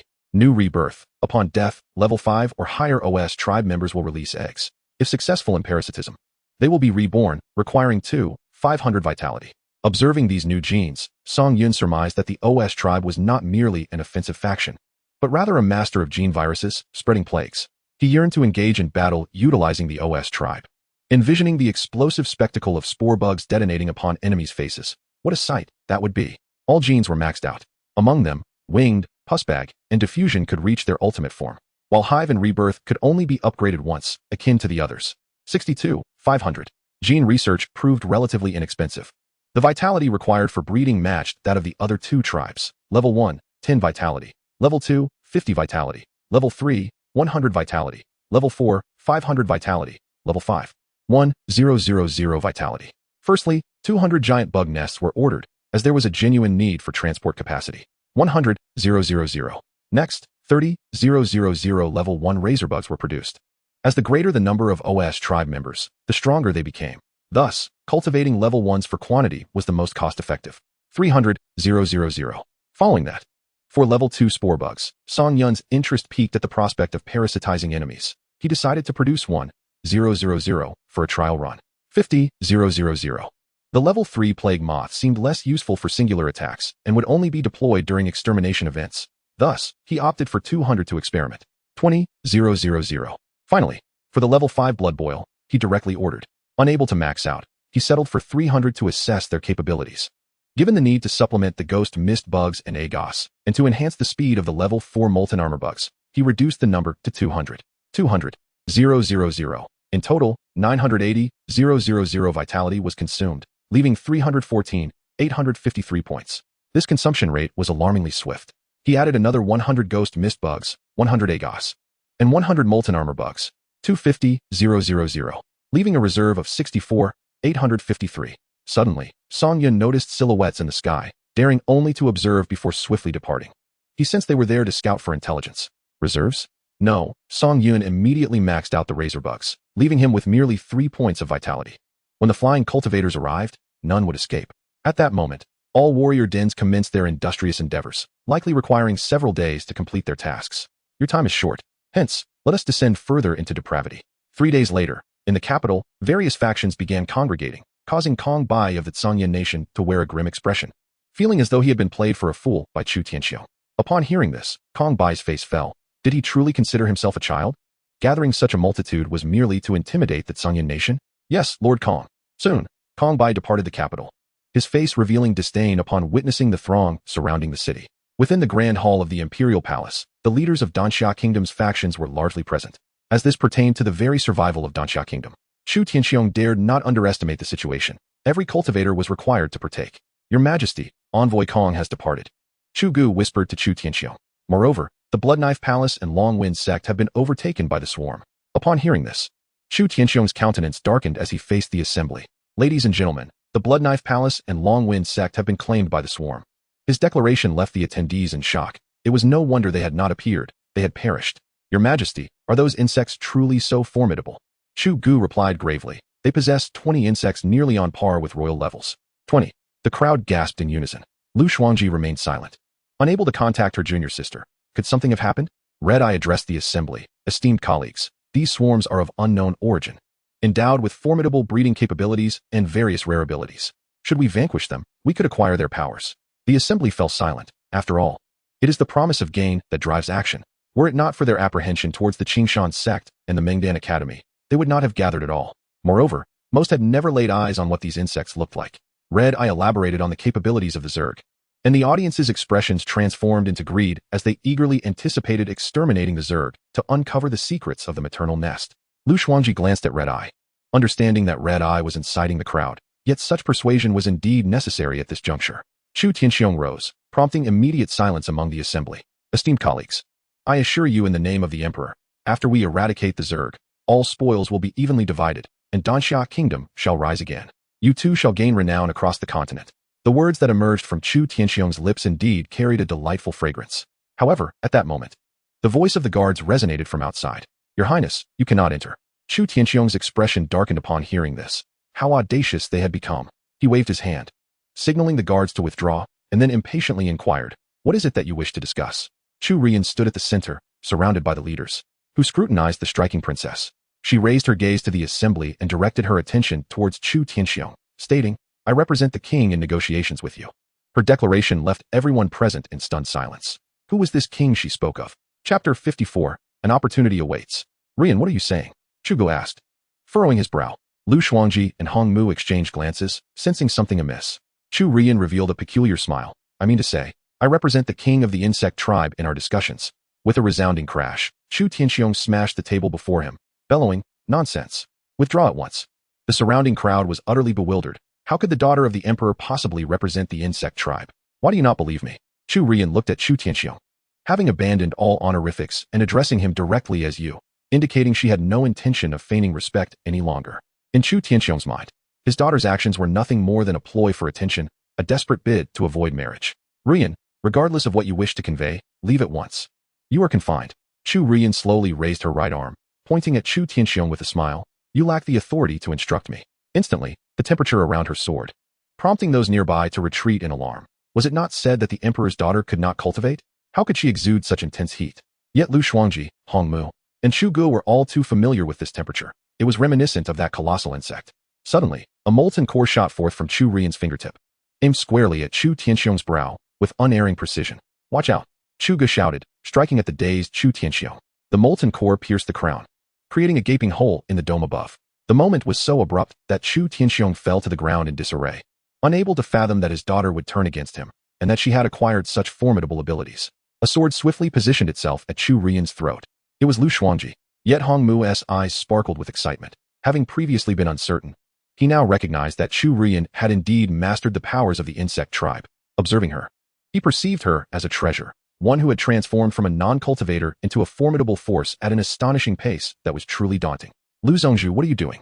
Chu Rian maintained her composure, even smiling in the face of Lu Shuangji, showing no signs of fear. You are of the insect tribe? Lu Shuangji interrogated, recognizing the technique she had just employed. Without hesitation, Chu Rian nodded. You are correct, Lu Zhongzhu. I am indeed of the insect tribe. The statement left everyone incredulous. How could a princess of a nation willingly descend to the level of a lowly insect tribe, tarnishing the honor of the royal family? Especially Chu Tianxiong, whose face reddened with rage at his daughter's apparent degradation. Chu Rian, you are truly my disgrace, he shouted as he rose to his feet. Yet Chu Rian merely smiled lightly, turning her gaze to Lu Shuangji. Lu Zhongzhu, kindly remove your sword. If a single hair on my head is harmed, your Qingshan sect will become a graveyard. Whose graveyard remains to be seen. As Lu Shuangji prepared to act, Hong Mu restrained her wrist. Lu Zhongzhu, why not hear what the insect king wishes to negotiate before resorting to violence? Lu Shuangji regarded the smiling Chu Rian with cold scrutiny, feeling an inexplicable sense of unease. Had the insect tribe truly developed further? Do you wish to hear? Chu Rian asked, directing her question at Chu Tianxiong. Fuming, Chu Tianxiong felt as though he could sever familial ties in righteous indignation, prompting Chu Gu to bark. Speak. My king has but one demand. Henceforth, the Danxia kingdom shall consist of a singular race, the insect tribe, and you shall become its vassals. The proclamation plunged the hall into a profound silence. Hilarity erupted from Chu Tianxiong as he suddenly burst into laughter, prompting the men around him to join in mockery. Did I mishear? You want us to serve the insect tribe as slaves? Truly the most ludicrous notion on the continent. Why not have your insect king come to be my pet? Huh, a mere insect king? I could dispatch it with a single hand, and you expect us to become slaves? Ridiculous. Laughter echoed throughout the hall, all eyes jeering at Chu Rian. Chu Rian responded coolly, Swan Hong of the Sun-Chasing Sect, Ding Chungfeng of the Mountain Fire Gang. You all seem to be enjoying yourselves. The three named men felt their smiles falter, but pride compelled them to maintain their bravado. I'm still laughing. Come on, have your insect king come and kill me. Swan Hong taunted. Ding Chungfeng boisterously laughed. I've never tasted insect meat. I wonder if it's foul. How about we host an insect feast? I want to gnaw on the insect king's thigh. Upon hearing this, Chu Rian's voice turned frigid. What you say will reach the king. Your kin will pay the price for your words. The laughter among the three faded. My king is merciful. Today, you assemble to plot an assault. Should you depart now, the king will hold no grudges. However, should you persist in your folly, you three should be well aware of the consequences. Chu Rian warned as she gazed at Lu Shuangji and the others. Though she stood alone, her words grew increasingly oppressive. Chu Tianxiong regarded his daughter. Recognizing the formidable presence he had once envisioned, she had now attained it, yet she was no longer his. Whoever dares to leave shall be an enemy of the emperor, Chu Tianxiong declared, causing beads of sweat to form on the brows of those present. In light of the unknown insect king, they also faced the Qingshan sect and the Mengdan Academy. Chu Rian added, leave, and my king will ensure your safety. Those who remain will face annihilation, including you. You have but a cup of tea to deliberate. Be swift, for your time is limited. Let us see who dares. Chu Tianxiong bellowed, veins bulging with fury as he struggled to comprehend how his daughter could threaten the royal family. In contrast to my king, who never resorts to threats, the crowd winced. We pledge our lives to follow the emperor, to follow Lu Zongzhu. As one spoke up, others echoed his sentiments. We pledge our lives to follow the emperor, to follow Lu Zongzhu. I wish to abstain. A sudden voice pierced through, drawing astonished gazes from all. A young man, no older than 30, appeared pale and bloodless, prompting disdain from those around him. Are you not a man, retreating like this? The Nangong family has truly fallen. With Nangong Song dead, there is no successor. Huh? What Nangong family? More like a family of rats, all vermin. Yet Chu Rian smiled at Nangong Hao. Ah, the youth shows wisdom. He will not accompany you to your demise. Nangong Hao kept his head bowed, unable to meet the scornful gazes directed at him. For he knew their words rang true. He was indeed afraid of death. Lu Shuangji suddenly grasped the insect tribe's ploy. They sought to sow discord. They lacked the confidence to emerge victorious, hence this charade. With that, Lu Shuangji lunged at Chu Rian with her sword. Chu Rian's gaze sharpened. And as Lu Shuangji's blade approached, she swiftly withdrew, stepping back with vigilance, while Hong Mu too refused to underestimate her, conjuring 6 swords to hover around him. Chu Gu stood protectively before Chu Tianxiong, keeping watch. Insect King, Lu Shuangji demanded. Song Yun turned to Lu Shuangji, his tone indifferent. Lu Zongzhu. It is a pleasure to finally meet you. Chapter 55. You have only 3 days. The stark contrast in tone and aura made Lu Shuangji's heart quiver. Beside him, the red-eyed figure instinctively enveloped himself in spiritual energy, while Chu Gu gazed intently at Song Yun, poised to act. No one understood the insect race better than they did. And now they were confronted by the insect king. Vice President Hongmu. Do not be anxious, Song Yun calmly addressed the red-eyed figure. However, Hongmu furrowed his brow. Pondering the insect king's intentions, judging by his tone, he seemed to possess comprehensive knowledge about their side. This information must have been relayed by Chu Rian, revealing that he had long ago planted a spy. How could this insect king exhibit such sagacity? You are the insect king? Lu Shuangji questioned sharply. One could say that. He replied. What are your intentions? Song Yun scoffed. It is not a matter of what I intend to do, but rather what you wish to do. At this moment, Chu Tianxiong interjected. You inquire about our intentions? You slaughter our sects and cities. What do you expect us to want? I am merely ridding the world of pests. Am I not, Master of Dusk? The Master of Dusk in the crowd felt a chill run through him. Despite being at the peak of the Wanxiang realm, he had developed a profound fear of the insect horde. Within my domain, it is not your place to intervene, he declared. Huiyun Pavilion and Heishui City commit countless atrocities, tormenting the common folk, pillaging and burning. If you esteemed sects remain inactive, I shall take it upon myself. Do not forget to express your gratitude. Lu Shuangji retorted coldly. And what of your annihilation of the Tianxian sect? Blame yourselves, the insect king shot back. My kin hide amidst the forests, yet you seek us out, capturing my little insects and attempting to eradicate my kin. You truly court death. Nonsense. Chu Tianxiong bellowed. You have no right to speak here. Chu Tianxiong widened his eyes in disbelief. Do you presume I lack the power to annihilate you? You need not seek me out. I shall come to you. Reinforce your walls. Take 3 days to bid farewell to your loved ones, to revel in the joy of familial bonds, for afterward, you shall have no opportunity. Of course, you two may yet survive. I still require you for breeding purposes. Instantly, Lu Shuangji and Hongmu unleashed formidable spiritual pressure, causing the entire palace to tremble, for it had been long since anyone dared to so blatantly insult them. Those who once did had met their demise. I must warn you, Rian is under my protection. Should a single hair fall from her head, an entire multitude shall accompany her to the grave. Qingshan sect, Mengdan Academy, the royal family, and even you. 3 days hence, ensure you are cleansed, he concluded before stepping back. Chu Ruyan, regaining her composure, smiled at the gathered crowd, saying, esteemed guests, there is still time to depart. As she prepared to leave, Chu Gu obstructed her path. I fear you cannot depart so easily, he stated solemnly. Chu Ruyan shrugged with indifference. Do as you wish. Seize her, Chu Tianxiong commanded in a low voice. Chu Ruyan chuckled, offering no resistance. Yet before leaving, she cautioned, you have 3 days. Your lives or deaths lie in your own hands. The grand hall fell into an oppressive silence, a stark humiliation for Chu Tianxiong, especially with so many witnesses present, leaving him utterly discredited. This insect king is merely posturing, Chu Gu asserted, rousing the surrounding individuals from their stupor, as the pressure brought by Song Yun remained palpable. Lu Shuangji and Hongmu felt offended and were even less inclined to capitulate. Ladies and gentlemen, the insect horde possesses weaknesses as well. 3 days shall suffice for our preparations. Hongmu had already devised a plan to sever that which needed to be severed and discern whether a heart truly resided within. Vice President Hongmu, I would greatly appreciate your assistance in organizing our personnel. Chu Gu bowed in respect. Hongmu nodded, addressing the assembly. Those who flee at the last moment shall face retribution. In the crowd, Nangong Hao felt wavering uncertainty. Unless he aligned himself correctly, he would jeopardize his family's survival. His choice would gamble the lives of his entire clan. Yet they had all opted for the Qingshan sect's royal family. However, he harbored doubts. Lu sect master and Vice President Hongmu had clearly exhibited trepidation, lacking confidence. Nangong Hao, should you dare to leave, our family's union shall cease at this point, declared a middle-aged man named Wen Jing. The Wen family was well regarded in the Danxia kingdom, and Wen Jing wished not to be implicated by Nangong Hao's actions. This statement struck a chord deep within Nangong Hao. For his bond with Wen Yu was not merely one of familial alliance, but rather one of mutual affection. Uncle Wen, do not call me that. You shall bring shame upon your father's name. The crowd cast disdainful glances as Chu Tianxiong departed, and soon, many followed suit. Upon entering, he found his uncle standing there. Accusatory expressions etched upon their faces. We have all heard. Do you intend to lead us to escape? How did you emerge as such a coward? With so many, how can you propose a way for us to lift our heads? Nangong Hao hastily explained. This time is different. Trust me, will you? Staying here will only lead to death. I would rather die in battle than live in shame. Nangong Hao, have you forgotten your father's teachings? Alas, what misfortune had befallen their family? If you wish to leave, then go. The Nangong family has no place for you. With that, they forcefully pushed Nangong Hao out. Standing at the threshold, Nangong Hao was bewildered. He had only sought the welfare of his family, yet his uncles refused to listen. Suddenly, a familiar voice called from behind him. Rushing towards it, Nangong Hao grasped Wen Yu's hands tightly. We should not involve ourselves. It is not too late to leave now. Gazing longingly at the woman he cherished, he felt a persistent voice within urging him that those who remained would surely perish. None would survive. Wen Yu regarded her beloved with a panicked gaze, her eyes gradually steeling with determination. Very well. Nangong Hao's tense expression finally softened, and he embraced Wen Yu tightly. Without further ado, they set off towards the city gates.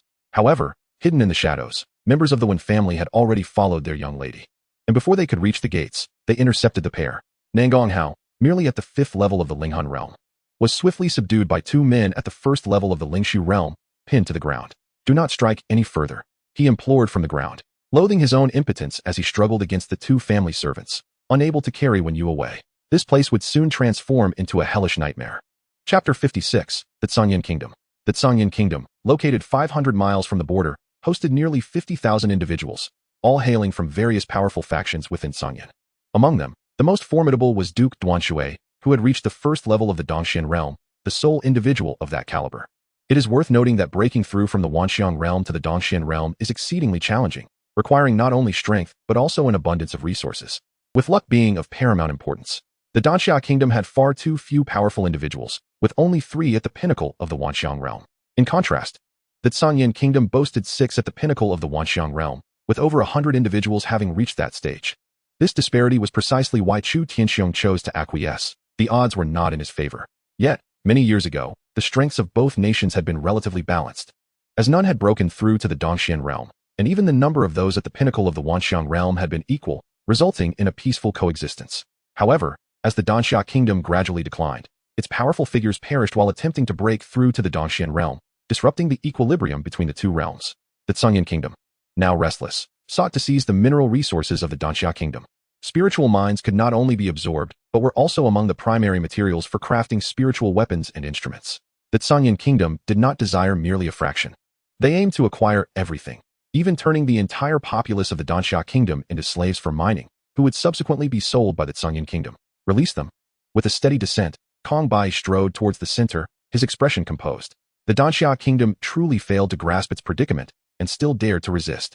Commander, Kong Bai requests an audience, came a voice from inside. Within the chamber, a fair-skinned man sat at the head, clad in a white robe, exuding an air of cleanliness and restraint. His face bore no wrinkles, a hallmark of a Dongxian realm expert who could alter his age and appearance at will. Who could have imagined he was over 300 years old? He was none other than Duke Duanshui, the mightiest of the Songyan kingdom. Seated below him were 3 others, 2 men and 1 woman, each at the peak of the Wanxiang realm. Their gazes filled with the haughty disdain characteristic of those in power as Kong Bai entered. Greetings, Commander, esteemed leaders, he acknowledged. Duke Duanshui smiled and nodded. It appears there is no good news. In the kingdom of Danxia, procrastination reigned supreme, devoid of sincerity, and even preposterous excuses were concocted. As they gathered forces in the capital, preparing to resist to the bitter end. Upon hearing such news, Lord Duanshui exhibited little reaction. To his left sat a man of notable stature, Prince Baiyu of the Songyan kingdom, also a participant in this arranged marriage. However, he was not there merely for superficial gains. He harbored ambitions to annex the kingdom of Danxia, having been a prince for far too long and yearning for the throne. Truly, he was unaware of the peril he faced. Unfortunately, the lady would be out of reach. The man seated opposite him remarked teasingly. Baiyu scoffed. If that is the case, they shall become slaves. Lord Duanshui raised his hand, prompting both men to cease their conversation, a testament to his authority. What was the absurd excuse you mentioned earlier? He inquired. Chu Tianxiong replied. They claim there is an infestation of insects within Danxia, and their assembly is to exterminate these pests. They presume I am a mere child of 3. Insects? The only woman present let out a low chuckle, her veiled face obscuring her features, though her voice was at least pleasing to the ear. This lady was no ordinary individual. She was the saintess of the Songyan kingdom. Zhong Shui. Indeed, Commander Zhong, she softly queried. What do they resemble? I have only seen corpses, and they are not much different from magical beasts. Zhong Shui responded with a slight "oh," lapsing into silence, appearing somewhat reclusive. Insects. How intriguing, Lord Duanshui mused, then gestured for Kong Bai to take his leave. Your subordinate takes his leave. As Kong Bai exited, Lord Duanshui flicked his sleeve, his gaze growing notably colder. Regardless of the reasons they fabricate, it will not alter their fate of enslavement. Baiyu revealed a hint of bloodlust. This day has been long awaited. Zhong Shui sighed. This will result in untold suffering. I have heard that Lu Xuanji of the Qingshan sect is as beautiful as a celestial being. Acquiring her as a slave would surely be quite entertaining. Xiaotai shrugged, as if success were a foregone conclusion. This individual, too, was of considerable standing, being the young master of the largest sect in the Songyan kingdom. And he shared a close bond with Baiyu, with no one daring to provoke them. Yet, despite their rudeness, both men treated the saintess with utmost respect, indicating her formidable status. Listening to Xiaotai's words, Lord Duanshui merely smiled. Such matters were merely superficial resources, while the true assets he sought lay within the royal family of Danxia. Disseminate the orders. Make preparations to strike 3 days hence, to utterly dismantle the power of the kingdom of Danxia, and subsequently send reinforcements to maintain order. The 3 men rose, clasping their hands in salute. Yes, Commander.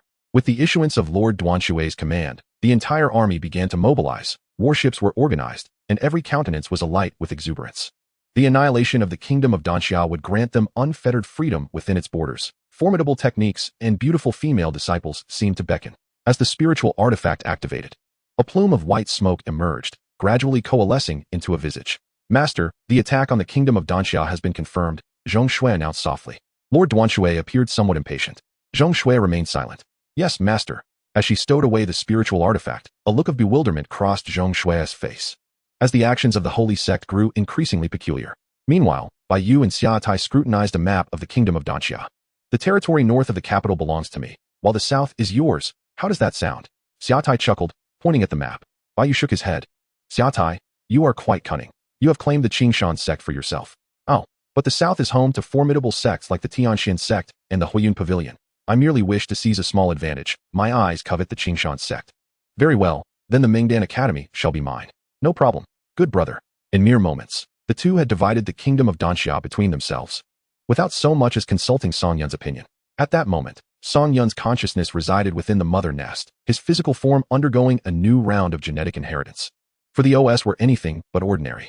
Moreover, he sought to validate his hypothesis. If he possessed OS genes, would the hive effects encoded within those genes prove beneficial? If so, it would be sheer madness. Thus, Song Yun felt a surge of anticipation. In 3 days, a great battle would ensue. Do not falter. I desire you to fight. If you do not, how can I justify harvesting vitality? At this moment, 2 figures appeared in the sky, undoubtedly scouts.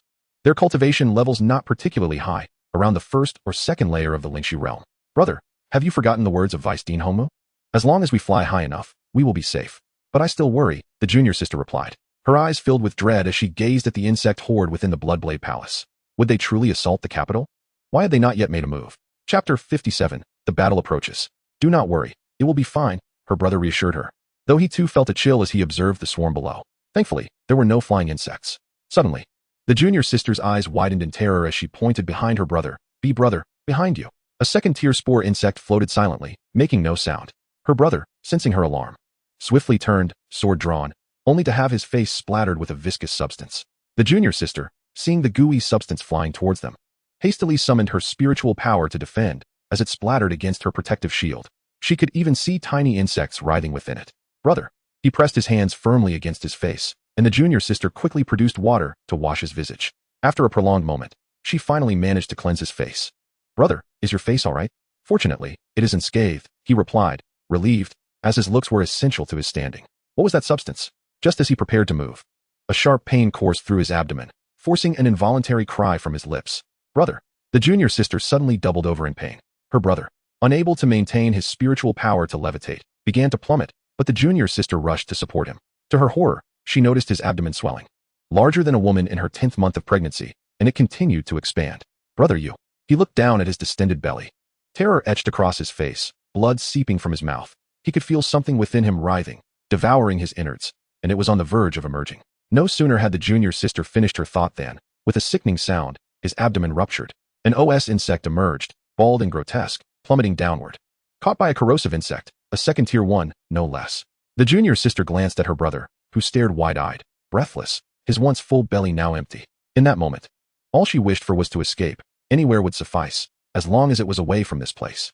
Abandoning her brother's lifeless form, she turned to flee, only to collide with a chest. Her pupils dilated, her body trembling. This chest did not belong to a human, adorned with barbs. Slowly, she raised her gaze, encountering a visage she would never forget, one that radiated bloodlust. If the insect race held a contest for the most hideous face, Bloodboil would claim second place. For no insect dared to assert the first. Though Bloodboil was a diminutive OS, he stood at 2 meters tall, with a wingspan of 4 meters. How can this be? Didn't Vice Dean Homu say the insect horde could not fly? How could it have wings and make no sound whatsoever? Bloodboil seized the junior sister by her hair and ascended, her terrified screams echoing throughout the Bloodblade Palace. At the entrance of the palace, Lu Shuangjiao gazed coldly. Witnessing the junior sister being cast into the swarm, her body torn apart, leaving not a single bone intact. Suddenly, Lu Shuangjiao caressed her abdomen, feeling its flatness, perplexed. Why? After receiving so many favors, could she not bear offspring for the king? What was the reason? Gazing at the imposing mother nest, Lu Shuangjiao sighed. For the king had been inside for a day and had yet to emerge. Sister, this time you cannot win. 2 days later, within the Qingshan sect, Lu Shuangji sat cross-legged, a Tianji box floating before her. Suddenly, she opened her eyes, as if sensing something. Throughout her life, she had never tasted defeat, regardless of the challenge, and this time would be no different. To break through to the Dongxian realm was the only path to victory, even if it meant risking her own demise. Commence. The celestial mechanism emitted a crystalline sound, unfurling like petals, enveloping the Qingshan sect in a radiant glow, while a beam of light penetrated into the mechanism itself. Her entire being resonated with a torrent of spiritual energy, violently crashing against the invisible shackles within her. As beads of blood surfaced upon her skin, each vein enduring a torment akin to being torn asunder. Yet, it proved insufficient. With gritted teeth, Lu Shuangji murmured, her fingertips digging into her palm, droplets of crimson cascading to the ground, transforming into wisps of scarlet mist. Just as she approached the brink of exhaustion, the mechanism erupted with resplendent silver light, countless arcane symbols swirling like stars, a pure essence overflowing, instantaneously manifesting into myriad threads that entwined around her, forcibly connecting her to the laws of heaven and earth.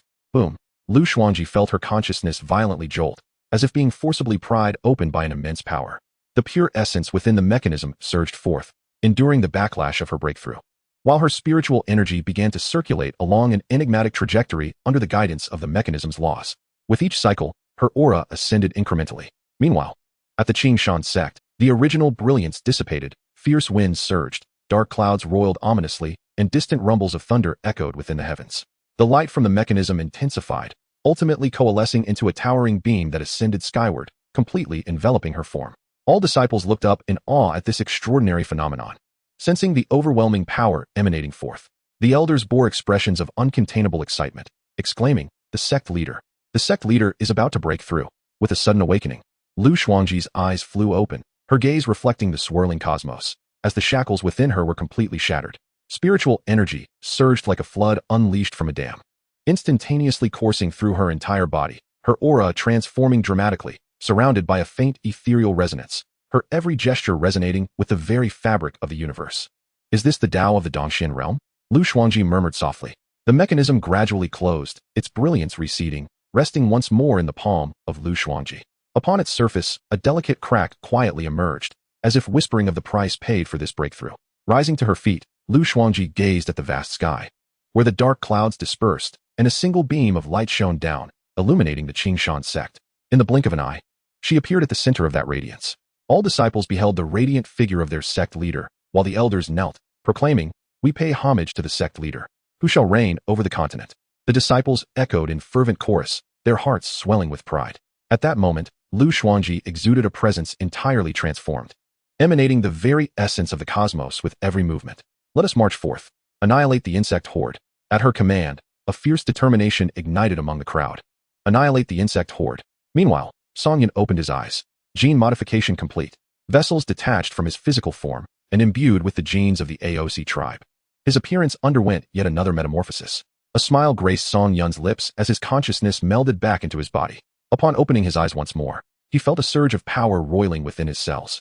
It seemed his conjectures were indeed correct. He too could harness the genes of the AOC tribe, and his newfound strength eclipsed his previous capabilities, bolstered by various genetic enhancements.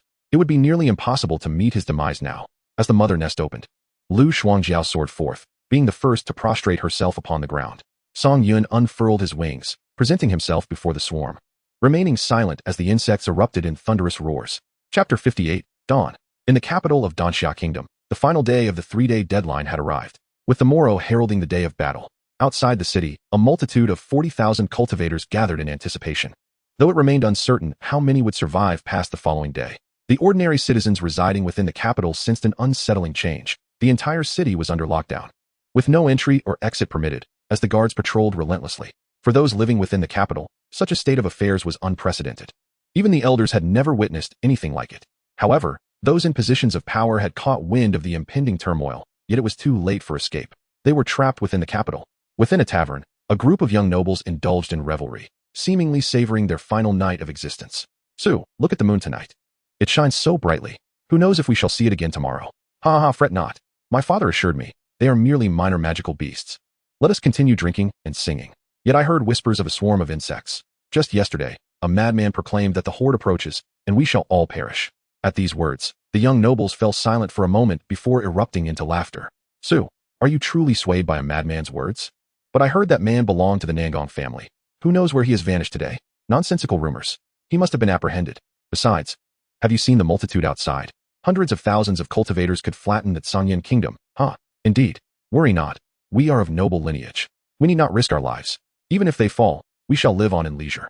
Drink. We shan't return until we are inebriated." Suddenly, a prison guard approached from a distance, carrying a wretched figure, battered and bloodied, with his mouth sealed, a pitiful sight indeed. It was none other than Nangong Hao. The young nobles raised their wine flasks, shouting towards the cart, while the weakened Nangong Hao opened his eyes, as if glimpsing his former self. Soon, Nangong Hao was delivered to the city gates, where a guard issued a command, and he was unceremoniously hung at the entrance. Many outside the gates bore witness to this spectacle. "Look, that is the scion of the Nangong family. How tragic. How could it not be tragic? Spreading rumors of doom. He deserves to be executed. A few wretched insects. I would simply slash at them, humph." The crowd murmured, their gazes filled with disdain. It could be said that none present had ever encountered the insect horde, for those who had perished, save for Lu Shuangji and her companions. Hanging at the city gates, Nangong Hao surveyed the encroaching army, the aura of death growing ever more palpable. He wondered if when you had fled the capital, as long as she remained alive, that was enough for him. Yet, when you had not departed, she remained securely within the city, which was deemed the safest haven for the Wen family. Among the ranks of the army, students from the Mengdan Academy were also present. For the youthful students, excitement kept them awake at night, eagerly anticipating the chance to engage in combat the following day, particularly in such a grand scale of warfare. Should they achieve merit, accolades from the academy would surely follow. "Senior sister, tell us about those insects. Were you afraid when you encountered them?" The senior sister in question was one of those who had slain the corrosive worm. and the surrounding students looked on with curiosity. Afraid? The senior sister replied earnestly. How could I be? But senior sister, you are so powerful, a soul flame realm cultivator. How could you fear? Some younger students expressed disbelief, idolizing a senior who could feel fear. The senior sister gravely stated, that creature was formidable. Blades and swords would strike its body, and it would heal almost instantaneously. But you didn't know the method to defeat it, right? Didn't the Vice Dean instruct us on how to kill them? One strike to end it. Senior sister, when the time comes, I shall avenge you by slaying even more insects. A younger student puffed his chest in pride. The senior sister managed a faint smile. Everyone, be sure to prioritize your safety tomorrow, and employ the techniques we've learned for the kill. Rest assured, we are not fresh recruits. We have hunted second-tier magical beasts before. Tomorrow, I will slay 10. Ha ha ha. I shall capture one and study it thoroughly. Listening to their banter, the senior sister felt a heaviness in her heart. An inexplicable sense of suffocation. In the royal palace, Chu Ruoyan sat quietly in her princess chamber. Your Highness, it grows late. You should rest, a concerned maid suggested. Chu Ruoyan gazed at the full moon, smiling as she shook her head. At that moment, a figure descended beside her. It was Chu Ruoching. A sharp sword rested upon Chu Ruoyan's delicate shoulder, while she effortlessly picked up a pastry and took a gentle bite. Sister, why are you not resting at such an hour? She gestured for the maid to withdraw. The maids, ghostly pale, were taken aback, even in times of discord. Such an encounter had never occurred. You will not rest until I am dead, Chu Ruoching stated coldly. So, you desire my demise, she continued with a chilling laugh. In my childhood fantasies, I envisioned your death as the moment all affection would be bestowed upon me. I see, Chu Ruoching replied. When we underwent the test that day, I assumed I would merely remain a supporting figure by your side, never anticipating it would become the happiest day of my life. Chu Ruoching set down her pastry and inquired, having achieved your desires, why do you still seek to undermine me? No matter how hard I strive, the moment you appear, all attention is diverted to you. You are merely a decorative vase. Why should you garner more admiration than I? Chu Ruoching screamed in anguish, unleashing years of suppressed resentment. It is because of your lack of beauty. This statement transformed Chu Ruoching's demeanor into one of ferocity, her sword trembling in her grip. Do not let your hand tremble. Injuring me would incur a tremendous cost. Your father and mother will regard you with the same cold indifference they reserve for me. The words had their intended effect, and Chu Ruoching's emotions stabilized. Leaning closer, she whispered, do not rejoice too soon. Tomorrow, I shall sever the head of that insect king, and you will be branded a traitor to the royal family. I will personally execute you, and no one will henceforth obstruct my radiance. With that, Chu Ruoching turned and departed. Sister, Chu Ruoching suddenly called out. Chu Ruoching halted. I too shall kill you. As Chu Ruoching exited, Chu Ruoching picked up a piece of osmanthus cake once more and smiled. Your Majesty, have you been watching for so long that you are hungry?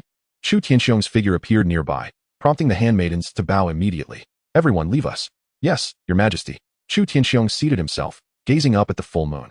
It has been ages since we sat together like this. The night before the test, Chu Ruoching smiled gently, devoid of any emotional fluctuation. Chu Tianxiong sighed, as a father, I have erred, yet you should not have allied with the insect race, becoming their messenger. Ruoching, you have been exploited. Exploited? You are mistaken. It is the king's favor towards me. Upon hearing this, Chu Tianxiong's gentle expression turned icy. Do you truly believe that mere insects can prevail? You are hopelessly naive. Chu Ruoching regarded him, her smile dimming slightly. Your words are laced with disdain. Every life form deserves respect. What nonsense. If your king dares to come, his head shall be presented before me. Observing the agitated Chu Tianxiong, Chu Ruoching chuckled softly. Only the inept resort to such roaring. Where's the dignity of a king in that? Chu Tianxiong nearly spat blood in rage, realizing he was being outmatched by an insect. Very well. I shall wait here with you. If your king can indeed take you away, my head shall remain here. I hope you speak true this time, he responded, shaken by the weight of his own broken promises. Agreed. In the distance, Chu Gu watched the father-daughter duo, letting out a deep sigh as his gaze drifted towards the horizon. A dark crimson streak, sharp as a blade, split the night sky, not the warm glow of dawn, but rather a tainted blood, seeping slowly into the clouds. The morning light, which should vanquish darkness, now felt extraordinarily oppressive, as if the heavens were gripped by an unseen hand, distorting even the light. The air was thick with a metallic scent, reminiscent of rust, perhaps foreshadowing the impending slaughter, or signaling a warning from the very fabric of this realm. This was not the dawn of a new beginning. It was the final breath before the storm. Chapter 59. The kingdom of Canyin comes to bury us. As the sunlight gradually enveloped the capital, the ordinarily bustling city appeared eerily silent, with naught but the guards patrolling the streets. All remained indoors, anxiously awaiting the unfolding events. Some were restless, while others gazed towards the horizon as if spectating a spectacle. Outside the city, various factions had assembled, poised to confront the impending swarm of insects. Enormous magical arrays had been established at the four corners of the army, While the city walls were equipped with a formidable spirit weapon known as the Tiger Cannon, designed for large-scale warfare, its firepower rivaling that of a formidable master. This was a testament to the wisdom of the Mengdan Academy, a trump card that had never been deployed before, now brought forth to face the overwhelming insect horde. Yet, only 20 of these tiger cannons existed, and they consumed vast amounts of spirit stones to replenish their energy, necessitating a lengthy recharge. Hongmu and Chu Gu stood suspended in the air, surveying the distance. A figure from the Lingshu realm approached, reporting respectfully, "Vice Dean, no anomalies detected."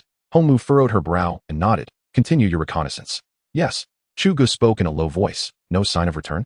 Do you believe those insects are merely posturing?" Hongmu inquired, her long hair swaying with the breeze, exuding an unusual allure. Chu Gu remained silent, sensing that the insects were not simply making threats. "But where is Lu Xuanji? Surely she wouldn't miss this." Hongmu remarked with discontent. "If someone as selfish as me is here, it would be rather disrespectful if she chose not to come." Chu Gu chuckled. "I know her well. She will undoubtedly show up. Even if she does not appear today, I would not be surprised." However, if she truly failed to arrive, he was prepared to flee at any moment, his gaze fixed on the crowd below. 20 of them. To this day, no weaknesses have been identified. Their physical forms can merge, and the only way to reduce them to ashes is with the Tiger Cannon. "They are here," Chu Gu called out softly. "Vice Dean, a multitude of warships is appearing in the distance." "Warships? Warships?" Both Hongmu and Chu Gu exclaimed in astonishment, looking at one another in disbelief. Within the ranks of the Mengdan Academy, Hojun whispered, "Father, with Hongmu's fall, no one will be able to overshadow you in the academy." "What are you saying? The battle is imminent."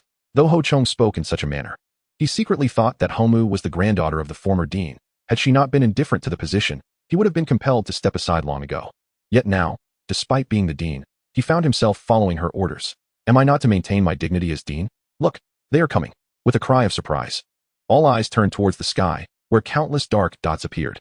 Hearts raced as the dots drew closer, revealing their true nature, especially the battle flags upon the warships. They were not the insects. They were the kingdom of Tsangyan. The kingdom of Tsangyan has arrived.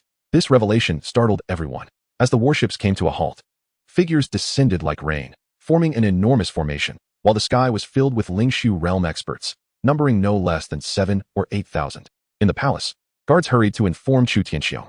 "Your Majesty, the kingdom of Tsangyan has unexpectedly appeared before our army, with an estimated 40 to 50,000 troops." Chu Tianxiong remained impassive, merely waving his hand to dismiss the guards. Beside him, Chu Ruing remarked, "Truly worthy of your Majesty, bringing the kingdom of Tsangyan to accompany us in our burial." "Ruing, does your king still dare to come?" Chu Tianxiong asked casually while sipping tea, exuding an air of strategic acumen. Chu Ruing remained silent, merely smiling as she poured a cup of tea. "Today is indeed a beautiful day. Blood shall stain the ground crimson. With such a multitude, the power of the factions will ascend to a new level, and the king will make significant strides forward." Noticing her unusual smile, Chu Tianxiong furrowed his brow deeply, now understanding why Ruching often expressed her disdain for such expressions, masking fear with an air of indifference. Outside the city, Hongmu and Chu Gu approached the Tsangyan forces, exuding an impressive presence. At that moment, 3 figures emerged swiftly from the Tsangyan warships, standing before them. They were Crown Prince Bai Yu and 2 others. Jun Duanshui did not make an appearance, as his status rendered it unnecessary. However, he was puzzled, for the Danxiao forces had not mobilized for battle but had instead adopted a defensive formation. Did they anticipate his arrival? "Oh, is that not the Vice Dean Hongmu? Why the tension?" Xia Tai teased, observing her demeanor. Chu Gu sternly questioned, "What brings the kingdom of Tsangyan here?" "Of course, we have come for you." Prince Bai Yu declared coldly. "Are we not engaged in negotiations between our 2 nations? Do you not fear the mockery of other countries on the continent for such actions from the Tsangyan kingdom?" The silent figure with crimson eyes felt a twinge of irony. However, it was better to arrive late than not at all. The veiled Zhong Shui spoke calmly. "During negotiations, your gathering of such formidable forces here is suspect and warrants condemnation. That is due to the swarms. We are dealing with swarms." Chu Gu retorted, laughter bubbling forth from his indignation. "You are truly ignorant." Xia Tai erupted into laughter. "Swarms? Show them to me. In all my years, I have never seen such swarms." "Humph. The Danxia kingdom spins tales with such ease. Surrender now, lest we annihilate your entire nation." Bai Yu revealed a confident smile, his right hand resting upon the hilt of his sword. Beside him, Xia Tai and Zhong Shui gradually emanated a powerful spiritual energy, clearly indicating that Bai Yu's side held the advantage in this stalemate. The cannon atop the city wall had been awaiting orders, the operator drenched in sweat. Yet the command from the crimson-eyed figure never came, for he knew that the true adversary today was not the Tsangyan kingdom. "Lord Duanshui." Suddenly, a cold voice resonated, imbued with the power of the heavens, leaving all present in astonishment. The crimson-eyed figure could hardly believe it. In just 3 days, Lu Xuanji had actually achieved a breakthrough. Chu Gu, however, smiled, proud of his beloved, though the gap between their strengths had widened. The once calm Lord Duanshui's pupils quivered, his form flashing into the sky. In the next moment, Lu Xuanji appeared, accompanied by the warships of the Qingshan sect from a distance. Chapter 60. They have truly arrived. Woohoo! The people of the Danxia kingdom could not contain their joy. After so many years, they finally had a strong practitioner at the Cave Profound realm. Not only would this address the threat of the swarms, but it could also thwart the incursions of the Tsanyan kingdom. Ho Zhong observed Lu Xuanji's silhouette and remarked solemnly, "The Danxia kingdom will need to change its name. Father, it seems that after this concludes, our academy should strengthen ties with the Qingshan sect." Ho Zhong nodded. A practitioner at the Cave Profound realm was of paramount importance, capable of turning the tide of war. Lord Duanshui gazed at Lu Xuanji before him, astonished that she had reached the Cave Profound realm in just a few years. What incredible fortune, and at such a critical moment. Congratulations, Sect Master Lu, Lord Duanshui smiled. However, Lu Xuanji had no time for mirth. Lord Duanshui, will you fight today? Lord Duanshui's expression darkened slightly. He had not anticipated such a challenge from Lu Xuanji. Sect Master Lu, you have just recently broken through. Your aura is still unstable. What are your chances of victory? You may come and see for yourself. Faced with Lord Duanshui's assertiveness, Lu Xuanji showed no signs of retreat. Yet, Lord Duanshui was reluctant to engage her, for neither could afford a loss. Especially with the swarms still approaching. Prince Baiyu felt a sense of foreboding. It seemed they would need to retreat today. He gazed longingly at the distant capital, his heart unwilling to accept this turn of events. How could she have broken through? Xiaotai lamented, equally discontent. Lord Duanshui's tense demeanor suddenly transformed into a congenial smile. Hands clasped behind his back. Sect Master Lu, you truly have exceeded my expectations. You have achieved what your master could not. Seeing Lord Duanshui's willingness to yield, Lu Xuanji moderated her stance. It is merely luck. There is no room for luck in the path of cultivation. It requires effort and a fearless attitude. Today, I may leave, but Sect Master Lu cannot expect me to depart without recompense. Lu Xuanji understood that Lord Duanshui sought a way to save face. Otherwise, his departure would negatively impact his standing in the Tsanyan kingdom. Of course, but before that, might I request a favor from Lord Duanshui? Speak. Lord Duanshui's demeanor shifted to one of utmost courtesy. You must have seen the situation here. Gathering so many forces is not to resist you, but to confront the swarms. Lord Duanshui paused, his gaze drifting to the people outside the city and the spiritual artifacts atop the walls. Merely swarms? Surely, Sect Master Lu, you can handle them without my assistance. Do you think I risked my life to break through for your arrival? Is it not so? Not at all. Lord Duanshui's brow furrowed slightly. Was this an insult to his prowess? Did he, Lord Duanshui, fall short of a mere swarm of insects? Humph, Sect Master Lu. Your words are somewhat displeasing. Whether you are pleased or not, these swarms are not as simple as magical beasts. Once they conquer the Danxia kingdom, the Tsanyan kingdom will be next. After all, the Tsanyan kingdom is advancing toward the continent, and there will be no escape for you. Lord Duanshui scrutinized Lu Xuanji, as if attempting to discern some hidden scheme in her gaze. Yet he found nothing but profound caution. This only deepened Lord Duanshui's frown, having reached the Cave Profound realm. How could she still appear so unsettled? Tell me about these swarms. Seeing Lord Duanshui's contemplative expression, Lu Xuanji did not withhold the truth. The swarms appeared within the Danxia kingdom months ago, with Heishui City and the Huiyun Pavilion being the first to suffer attacks, leaving no survivors. Subsequently, the Tianxian sect, Huiyun Pavilion, Bloodblade Palace, and Shanfeng sect were all annihilated, prompting us to organize a counteroffensive to prevent their continued growth, lest they threaten the entire continent. Lord Duanshui suddenly laughed. Sect Master Lu, you are perhaps overstating the severity of the situation. Do you merely wish for my assistance? I have witnessed those insects, along with their insect king. I assure you, my claims are not exaggerated. Lord Duanshui's demeanor turned serious again. What is the strength of these swarms? The weakest are approximately second-tier magical beasts, while the strongest are akin to royal-level magical beasts, around 20 in number. The total exceeds 10,000. Upon hearing such formidable strength, Lord Duanshui's serious expression softened. Sect Master Lu, even at your peak in the Vortex realm, along with these individuals, handling 20 royal-level creatures should not pose a challenge. Moreover, you have now achieved the Cave Profound realm. If it were that simple, why would I be seeking your counsel? Though they are royal level, the true terror lies in their abilities. I have witnessed a royal insect tear open a spatial rift, and I have seen another royal insect, whose corporeal form was shattered, reassemble itself piece by piece. I have seen a white insect withstand my light flash without a scratch. They even possess rapid regeneration. Should one fail to eradicate them in a single strike, they will recover swiftly. Lord Duanshui, should you witness this, you too would share my prudence. Lord Duanshui hesitated, unable to fully believe her claims, for he had never heard of such phenomena, not even among the royal-level beasts. For a moment, Lord Duanshui fell silent. I wish to see for myself if such power truly exists, Xiaotai scoffed. However, Baiyu held a different perspective. Commander, We must consider this carefully. We cannot recklessly intervene, as this is fundamentally a matter for the Danxia Kingdom. Next to him, Chu interjected. This is no longer merely a concern for the Danxia Kingdom. If it falls, and the swarms gain strength, you and the Zhangyan Kingdom will find yourselves as their next meal. The silent Zhong Shui murmured, we still do not know the true nature of the swarms. The commander must also consider the safety of the army. Bai Yu transmitted a message. Commander, we can feign a retreat. If the swarms are as strong as claimed, they will surely lead to mutual destruction, allowing us to reap the benefits and eliminate both the Danxia Kingdom and the swarm. Upon hearing this, Lord Duanshui privately acknowledged the wisdom of Bai Yu's words. Indeed, he was a prince. The saintess speaks true. As commander, I cannot afford such risks. We must deliberate further. Time is of the essence. Chu could no longer contain himself, shouting. Lord Duanshui turned. That is your urgency, not mine. With a single command, the Zhangyan Kingdom's forces began boarding their ships, and Lu Shuangji could not intervene. After all, her initial intent was to avoid causing disruption. Yet if she failed, the Danxia Kingdom would become a mere tool for the swarm's ascendants. The crimson-eyed figure murmured, they likely intend to observe. I only hope those swarms arrive swiftly and do not let them escape. Chu exclaimed in frustration. Lu Shuangji remained silent, watching as the warships began to ascend. Suddenly, Nangong Hao, suspended at the city gate, opened his weary eyes, a sudden surge of strength flooding through him. He struggled fiercely, the stitches on his lips bursting with blood. And miraculously, he broke free. They have come. They have come. Nangong Hao shouted urgently. The guard let out a cold snort. Give him a few lashes. He has gone mad. No sooner had the words left his lips than a colossal molten core shot forth from the distance, engulfing the warship in its fiery embrace, which was reduced to ashes before the eyes of all. The guard gaped in disbelief, unable to comprehend the scene unfolding before him. As the blinding light even split the clouds apart, Chu was well acquainted with this maneuver. The crimson-eyed one glanced at the forces of Zhangyan Kingdom and chuckled. You were right after all. They have arrived. Lu Shuangji emanated a palpable aura of murderous intent. Chapter 61. The brutality of the insectoid hordes. At this moment, everyone felt the ground beneath them tremble. This sensation was familiar to most. It was akin to the vibrations caused by a colossal beast bounding nearby.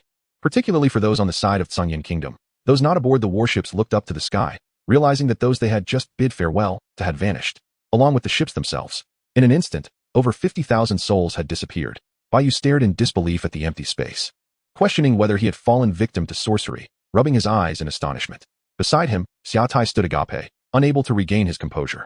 The small mouth of Zhong Shui, hidden beneath her veil, fell slightly ajar. Song Yun would surely appreciate this subtle display. As the commander, Duanshui Jun's eyes widened in shock. The onset was too abrupt, leaving no time for preparation.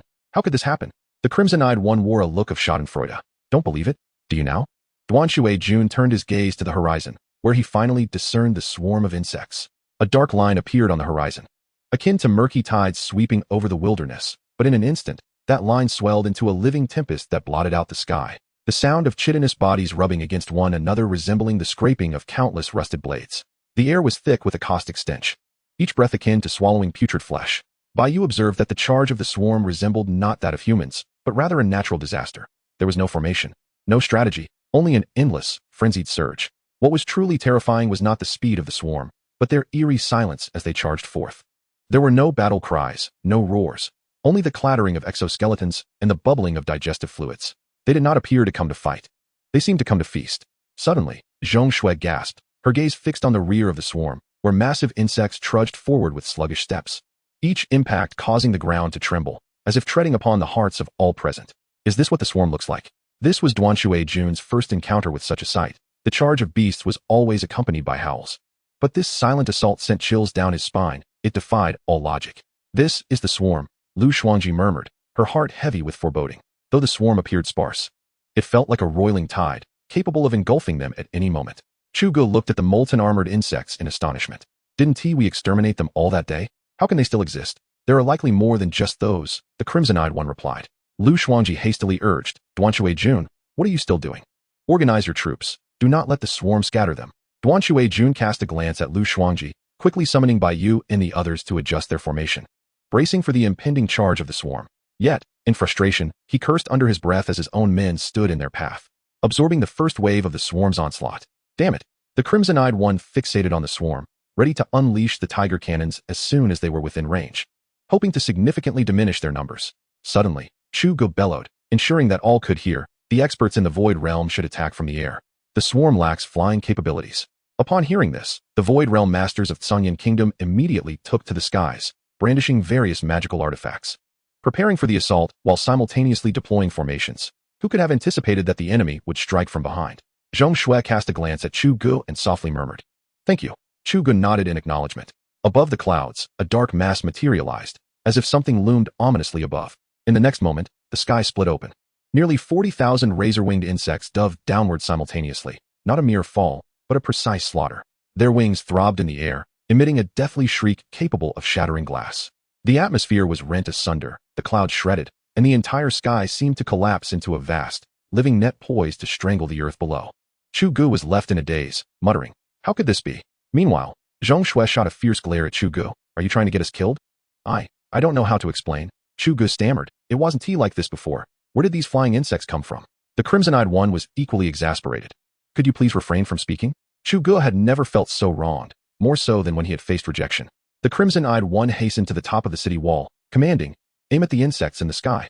The tiger cannons gradually steadied, their barrels aligning with the descending razor-winged insects. With such density, the shot would surely. The barrels of the tiger cannons swelled ominously, as if they might burst at any moment. Yet, in the next second, a surge of white spiritual energy erupted forth, carrying an aura of terror as it shot towards the descending swarm, 20 beams in total. The spectacle was both beautiful and laden with the specter of death. Duanshui Jun's brow furrowed. He had not anticipated that Danxia Kingdom possessed such a trump card. This shot rivaled that of a master at the manifestation realm. Under such formidable power, these unprotected flying insects would meet their demise. Yet, unbeknownst to anyone, several insects were perched upon the backs of the razor-winged ones. Among them were the crystal core sentinels. In the face of the lethal beams, the Kuyun clan on the backs of the razor-winged insects exhibited their genetic abilities. Group Shield. The Kuyun clan provided defense for the surrounding insectoids, equating to a defense of 50 for themselves. Layer upon layer of shields manifested before them. "What on earth is that?" Xiaotai exclaimed in astonishment. It was not just Xiaotai who had never witnessed such a phenomenon. Even Chu Gu was taken aback. In just a matter of days, the swarm had acquired new capabilities. With a thunderous boom, the skies erupted into blinding brilliance. The first layer of shields was pierced through, and by the time they reached the third layer, they began to falter, failing to breach the fifth layer as the spiritual energy dissipated. Not a single insect was slain. The crimson-eyed one stared blankly, feeling a tightening in his chest. He knew the power of the tiger cannons well, and even a master at the manifestation realm would hesitate to confront them. Yet these insects... "Hurry, continue," the crimson-eyed one shouted, as everyone scrambled to feed the tiger cannons with spiritual stones to absorb their energy. However, time was slipping away. The swarm was merely 20 meters away from Songyan Kingdom. The swarm showed no signs of halting, nor did they utter a word. As Song Yun had foretold, what lay ahead was a blood-soaked slaughter. With another thunderous explosion, the formation was triggered, and the corrosive insects were obliterated, scattered into pieces. Yet even with a severed limb, they pressed on relentlessly, their dismembered appendages regenerating. The cultivators of Songyan Kingdom witnessed this and could hardly believe their eyes. How could they fight against such a foe? These insects could not be killed. Especially when they witnessed the swarm up close, their terrifying and grotesque forms far surpassed the impact of any beastly charge. "Kill! Avenge the fallen!" The thunderous cry for vengeance resounded as the cultivators of Songyan Kingdom charged at the swarm. In that fateful moment of contact, their fragile bodies were torn apart, collapsing to the ground as countless insects trampled over them, leaving them riddled with wounds. Zhong Shui watched in horror as this scene shattered all her previous notions. As the two forces collided, a mist of blood erupted, and the swarm resembled a gory maw, devouring all in its path. Their severed limbs barely touched the ground before being crushed and consumed by their kin, melding into the relentless tide of the charge. It was akin to a black tsunami, inch by inch obliterating all hope. Chapter 62. Overwhelmed. In that instant, even Duanshui Jun, standing at the peak of the Dongxian realm, felt a chill run down his spine, let alone by you and the others who stood nearby. None had ever witnessed such a scene. Even encountering a rare beast tide would not evoke such a sense of oppression. At that moment, the diving razor-winged insects fell like rain, crashing into the throng and sweeping through them, a dark mass resembling a scythe that sliced across the ground, leaving behind countless severed limbs and broken bodies. The scene before them resembled a hellish nightmare. The guards atop the city walls had forsaken their duty to transport the spirit or, instead standing in a daze as they gazed into the distance. The formidable Songyan Kingdom had been shattered in an instant by the relentless swarm, leaving a bloody path in its wake. "What are you still doing there? Quickly, prepare the spirit stones." The guard's face was a mask of terror, and despite his efforts to suppress his emotions, his voice trembled uncontrollably. In that moment, within the ranks of the Danxia Kingdom, the practitioners at the forefront had become rigid with fear as the acrid scent of blood assaulted their senses. Was this the swarm? Was it something that humanity could withstand? Particularly for Nangong Hao, who hung lifelessly from the city wall, his heart felt as if it had turned to ash. At that moment, the razor-winged insects ascended once more, poised for another dive, but as they took to the sky, they released a cascade of round, bulbous objects. An unfortunate cultivator from the Songyan kingdom, having narrowly evaded a lethal sweep, now found himself without an arm. He surveyed his fallen comrades, some still alive and screaming in agony, while others lay tangled in confusion, begging for salvation. Suddenly, a round object plummeted to the ground, leaving the cultivator bewildered. This was, of course, a second-tier spore insect. The cultivator stared in astonishment as the spore insect began to swell ominously. With a series of explosive bursts, the spore insects detonated amidst the throng, inflicting instant devastation. Even those who survived were left parasitized, as second-tier larvae gnawed upon the innards of their hosts before bursting forth from within. Such a sight shattered Lu Shuangji's understanding of reality. The swarm was in a frenzy, slaughtering the masses with impunity, and within every trio of insects, one was a member of the Kuyun clan, capable of wielding protective abilities to mitigate mortal wounds, as long as they did not perish. The Crystal Spikes clan could regenerate.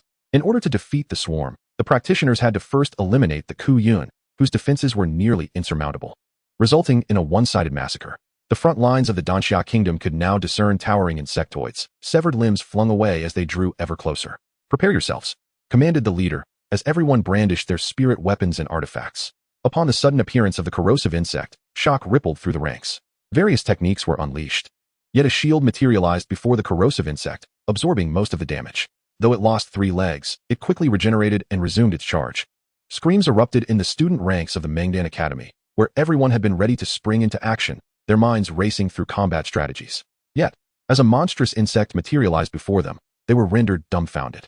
The world flipped upside down, and as they fell to the ground, their peers were beset by the sudden onslaught of insects, the air filled with cries of despair. "Sister, save me. This is nothing like what you described." At that moment, the ground erupted with countless floral stems, creating a veritable hellscape. "Lu Shuangji, why are you still standing there?" "Act!" roared Duanshui Jun. Lu Shuangji replied solemnly. "This area is yours to defend. Where are you going?" "To capture the king." Lu Shuangji's eyes were fixed on the rear of the swarm, certain that the insect king lay therein. "If we slay the king, the swarm will be leaderless, and we can deal with the rest at our leisure." "Understood." Lu Shuangji took off with renewed speed, soaring towards the backlands, where she soon beheld a row of molten armor insects, numbering in the hundreds. A shiver coursed through her. Having slain 10 on a previous occasion, it was unfathomable that so many had now appeared. Surrounding them were hundreds of the same insects she had encountered before, some even capable of flight. Despair surged within her. There had only been 20 then, and now there were hundreds. How could this be? Suddenly, Lu Shuangji noticed a unique presence among the swarm, different from the others, encircled by its kin, radiating a distinct aura. The insect king. Without hesitation, she pointed her sword skyward, sword shadow, celestial gate. In an instant, the power of heaven and earth was summoned, and a colossal sword descended from the clouds. "Die!" Lu Shuangji exclaimed fiercely. Song Yun glanced sideways, but made no move, as a graceful figure soared toward the giant blade, positioning herself to absorb the lethal blow. As the celestial power dissipated, Lu Shuangji beheld that figure in disbelief. "Junior sister?" Lu Zhuangjiao stood unharmed, looking at Lu Shuangji with a smile. "Sister, it has been a long time. I never expected you to break through to the Dongxian realm. Master would surely take pride in you if you were here. What are you doing here, risking your life for an insect?" Lu Shuangji's emotions surged uncontrollably as she shouted at Lu Zhuangjiao, her beautiful visage twisted with rage. "To serve the king is my honor, sister. You share in this honor as well. Join the clan and bear offspring for the king. We are still sisters." Looking at her junior sister's proud expression, Lu Shuangji trembled with fury as her spiritual energy radiated uncontrollably. "This is madness. Sister, you remain as stubborn as ever. Then defeat me." At that moment, Song Yun turned to Lu Zhuangjiao. "She is yours to handle." His gaze shifted forward, and the remaining 5th-tier cultivators surged toward the battlefield. This sight filled Lu Shuangji with panic, as she also spotted Huashan, accompanied by another woman. They must not be allowed to advance. Just as she prepared to intervene, Lu Zhuangjiao obstructed her path. "Sister, today you must either slay me or submit." "Lu Zhuangjiao, today, I shall cleanse this traitor in Master's stead. Come. I have awaited this moment for far too long." Song Yun had no time to dwell on Lu Shuangji. The surge of life was paramount. The earlier volley of molten armor insects had resulted in a significant loss of life, which could be converted into life energy sufficient to elevate his mother nest by 6 levels. However, in such a large-scale conflict, it was impossible to merely injure. If he could eliminate the leaders, the remaining forces would lack combat efficacy. This battle would yield at least millions of life energy, perhaps even tens of millions if handled properly. "You deal with the other pinnacle practitioners. Make it swift," commanded Song Yun, as Huashan and Han Yuan nodded respectfully. each taking a contingent of over 10 fifth-tier cultivators. The remaining fifth tiers, under Song Yun's orders, entered the fray, focusing on annihilating those at the Wanxiang realm. There was no need for fifth-tier fighters to engage those beneath that level. Song Yun's gaze shifted to Duanshui Jun, another Dongxian realm practitioner. He would test the strength of his new flesh with him. Chapter 63, Sister and Junior Sister. Your Highness, the situation grows dire. Xia Tai swung his blade at a crystalline sentry insect, only to recoil as his grip fractured from the impact. Baiyu was faring little better. These insects could even cloak themselves. Damn the Danxia Kingdom for using us as fodder. Surveying the battlefield, he noted that the Zhongyan Kingdom's practitioners were in disarray, fighting amongst themselves, with some attempting to flee, only to be impaled by the ground-dwelling insects. The entire arena, both ground and sky, was sealed off by the swarm, seemingly intent on leaving no one alive. Xia Tai, we must find a chance to escape. There is no hope left here. Baiyu's eyes were filled with panic. After years of being the prince and reaching the pinnacle of the Wanxiang realm, he had faced life and death many times, always believing in hope. But now, there was truly no glimmer of hope left. Even with Duanshui Jun present, he was currently preoccupied with a few insects, and with the Zhongyan cultivators below. He dared not employ his strongest techniques recklessly. Where on earth do these monstrous insects come from? Gasped Xia Tai, gazing upward as each dive of the insects claimed countless lives, some protected by a shield. Baiyu was unwilling to ponder the origins of these creatures. His focus was on how to escape. Suddenly, a thunderous sound echoed from the distance. Turning to look, he beheld 500 massive hammerhead insects charging forth. And Baiyu even witnessed a master of the Lingshu realm being flung away like a rag doll. What are they made of? Following behind the hammerhead insects were the molten armor insects, their bodies radiating scorching heat. The advance of these colossal beings rendered the remaining resisting practitioners powerless, as despair welled within them. Under the command of Song Yun, the charge was swiftly halted, providing the surrounding Crystal Spikes clan with enhanced defensive capabilities. Xia Tai exchanged a glance with Baiyu, their spirits dampened, and they promptly prepared to flee. As Xia Tai turned, he spotted a white figure soaring towards the direction of the Zhongyan Kingdom. Damn, that saintess is fleeing faster than we are. Without further ado, the two hastened to follow. The surviving cultivators of the Zhongyan Kingdom, witnessing their leader's attempt to escape, felt even less inclined to continue the fight. Even Duanshui Jun cursed under his breath, lamenting the three useless individuals, a true waste of their profound cultivation. Zhong Shui was equally taken aback. The swarm was far too terrifying, and it was imperative to relay the situation here. Yet, before the trio could exit the battlefield, dozens of shadows emerged, encircling them entirely. Beautiful fairy, why the haste? With your enchanting figure, why not stay and entertain Wang? Han Yu's laughter rang out, and they found themselves surrounded by nearly 65th-tier blood boils. Zhong Shui's expression darkened instantly. Having encountered one of these formidable creatures before, she had thought them rare, but now she was confronted with a multitude. To her astonishment, there were even humans among the swarm. You actually allied with the insect swarm, traitor of humanity. Xia Tai rebuked Han Yu, declaring her inhuman. Han Yu's laughter grew even more melodious as her chest split open, revealing an eye. If I am not human, then I cannot be a traitor. Guard your minds. Zhong Shui bellowed. In an instant, Han Yu's limbs transformed into flower stalks, ensnaring the three and the surrounding blood boils, resembling a colossal and mesmerizing blossom to the onlookers.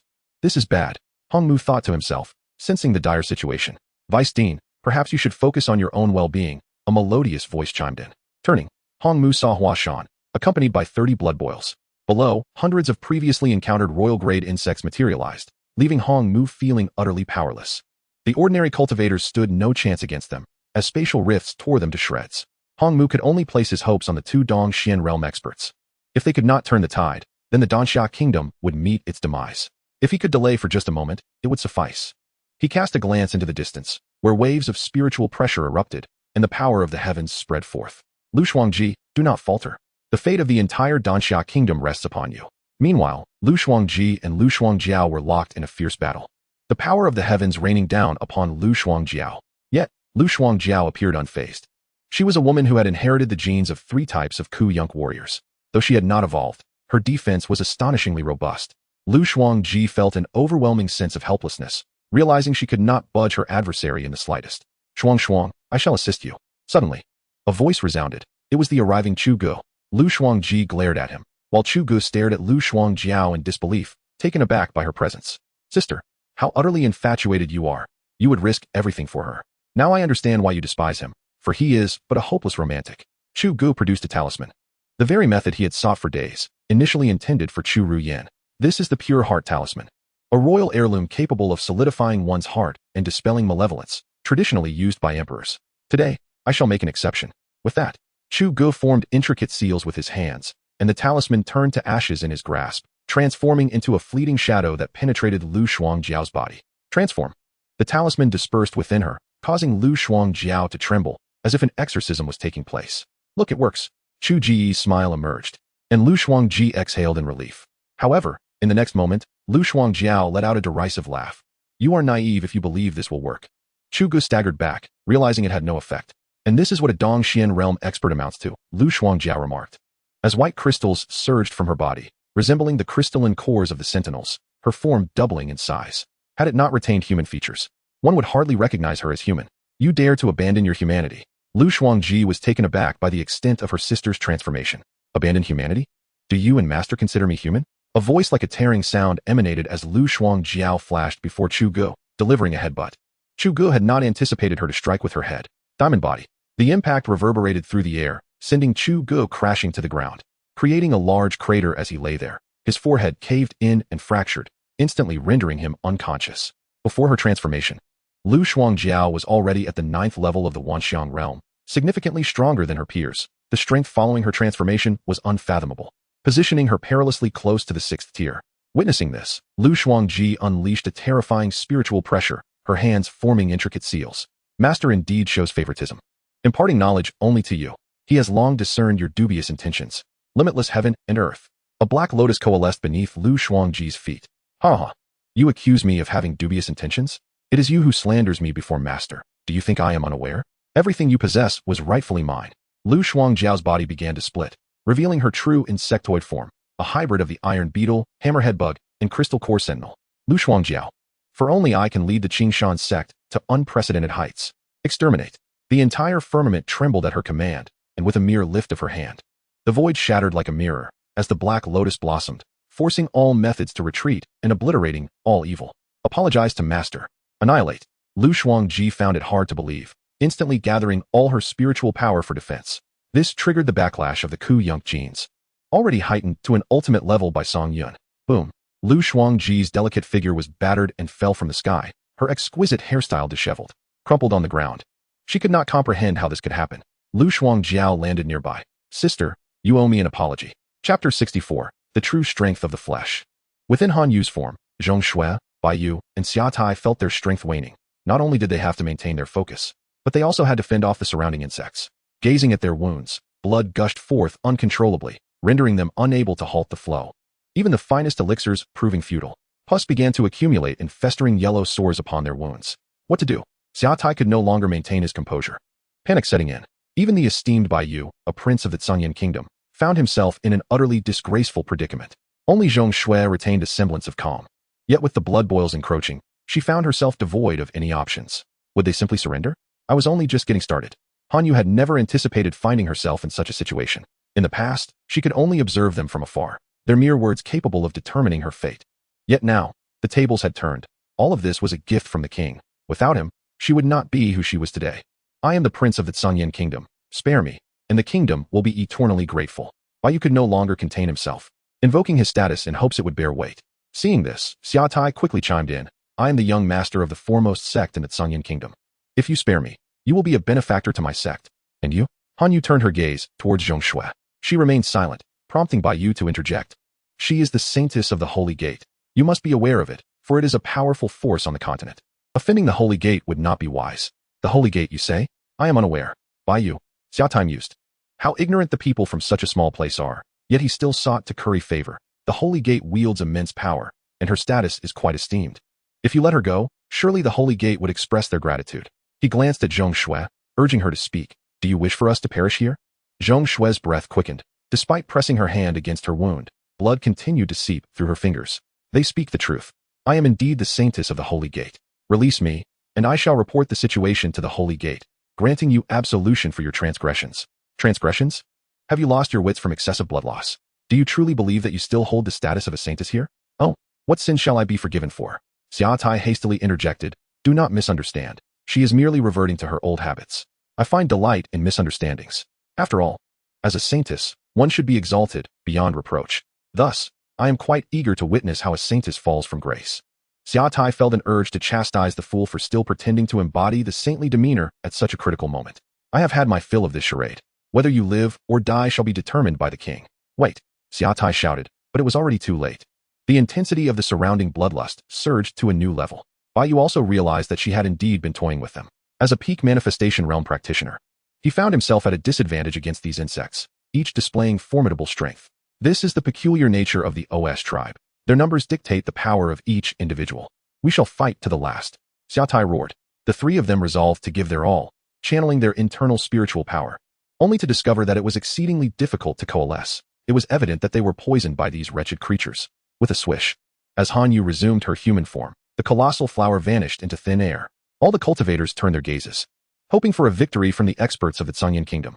However, the three experts from Tsunyan Kingdom were suspended in midair by the insects, their blood staining their dignity.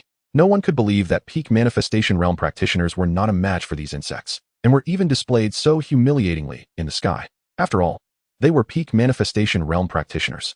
In this lower-tier kingdom, they were akin to divine beings. It turns out that even gods can bleed. Duan Shuai-jun looked at the three, as well as Hanyu, and with a single punch, he obliterated an acid-eating insect. This time, we have truly been duped. Suddenly sensing a potent aura emanating from Lu Shuangji, he glanced into the distance, uncertain whether Lu Shuangji could prevail. Just as Duan Shuai-jun was deliberating, Song Yun had already approached him. Hey! Duan Shuai-jun was taken aback, immediately putting distance between himself and Song Yun, observing him warily. He discovered that Song Yun was unlike any of the other insects. Could he be the king of the swarm? To have approached without being noticed? How could that be? In that fleeting moment, Duan Shuai-jun cursed Lu Shuangji vehemently. Are we capable of dealing with this? Do you realize we might perish, dragging me down with you? I, Duan Shuai-jun, shall not meet my end. He straightened his posture, smiling. You must be the king of the insects, correct? You are quite polite, unlike Lu Shuangji. Naturally, our Tsunyan Kingdom has always treated others with courtesy. I sincerely apologize for any unintended offense, and I kindly ask for your forgiveness. Song Yun chuckled softly. What did you say? I didn't hear you. Duan Shuai-jun was momentarily stunned, forcing out a smile. I meant no offense today. I hope the Insect King can forgive me. His voice lowered. Speak up a bit. You are a Dongxian realm powerhouse, have you not eaten? Duan Shuai-jun immediately grasped the implication. He sought to humiliate him before everyone. How is this possible? Insect King, I respect you somewhat. Do not be ungrateful. Somewhat? Every breath you take now is a gift from this king. Duan Shuai-jun's eyes widened. Arrogance. Do you think I truly fear you? With that, he took the initiative to attack, precisely what Song Yun desired. At that moment, even those within the city gazed skyward, as waves of aftershocks threatened to tear the heavens asunder, the ripples crashing against the capital. The royal family immediately activated the city's defensive array, sealing everyone outside, which was utterly despairing for the cultivators of Danxia Kingdom. Before them lay the insects, and behind them, there was no path for escape, akin to abandoned children. Meanwhile, within the city, everyone pointed and gawked at the sky, some even wearing grins, entirely oblivious to the gravity of the situation. Even a mere glance at the conditions outside the city would induce sheer terror. In a secluded estate, when you clasped her hands over her heart, praying for her family's victory and for Hao Gu's safety. Suddenly, when you looked up in astonishment at the sky, as a figure was sent flying, hurtling towards her. With a loud crash, the impact caused cracks to form in the protective array, startling Wenyu. Duan Shuai-jun coughed up a mouthful of blood, his eyes wide with terror as he beheld the approaching Song Yun, utterly unprepared for the fact that this insect king possessed Dongxian realm strength as well. Song Yun had also come to understand his own power. Though merely at the 5th tier, he could easily crush Dongxian realm practitioners. Bolstered by the genetic advantage of the OS tribe, oblivious to where his limits lay. Then you shall all perish together. Duan Shuai-jun resolved, leaping high into the air. Arms raised, spiritual energy surged towards him, and a massive spiritual sphere formed in his hands, its magnitude and power palpable to all. Little did he anticipate that he would not be slain by the insects, but rather by his own kind. Duan Shuai-jun braced himself for the impending attack, yet was taken aback when the Insect King remained still, allowing him to gather his strength. Arrogance will exact a toll. Many a powerful being has met their demise this way. The people within the city perceived the emergence of a new sun, dazzling in its brilliance. However, had it not been for the protection of the array, the structures within the city would have surely crumbled. Even Duan Shuai-jun, gathering his power, was nearing his limit. Insect King, had you allowed me to depart earlier, you might have had a chance, but now, that opportunity is gone. Song Yun raised his arm, beckoning with his finger. At that moment, silence spoke louder than words. The sheer humiliation reflected in Duan Shuai-jun's twisted expression was palpable. Die, sun and moon pierced the heavens. Duan Shuai-jun hurled his attack towards Song Yun, only to find himself staggering back, blood pouring forth from his mouth upon release.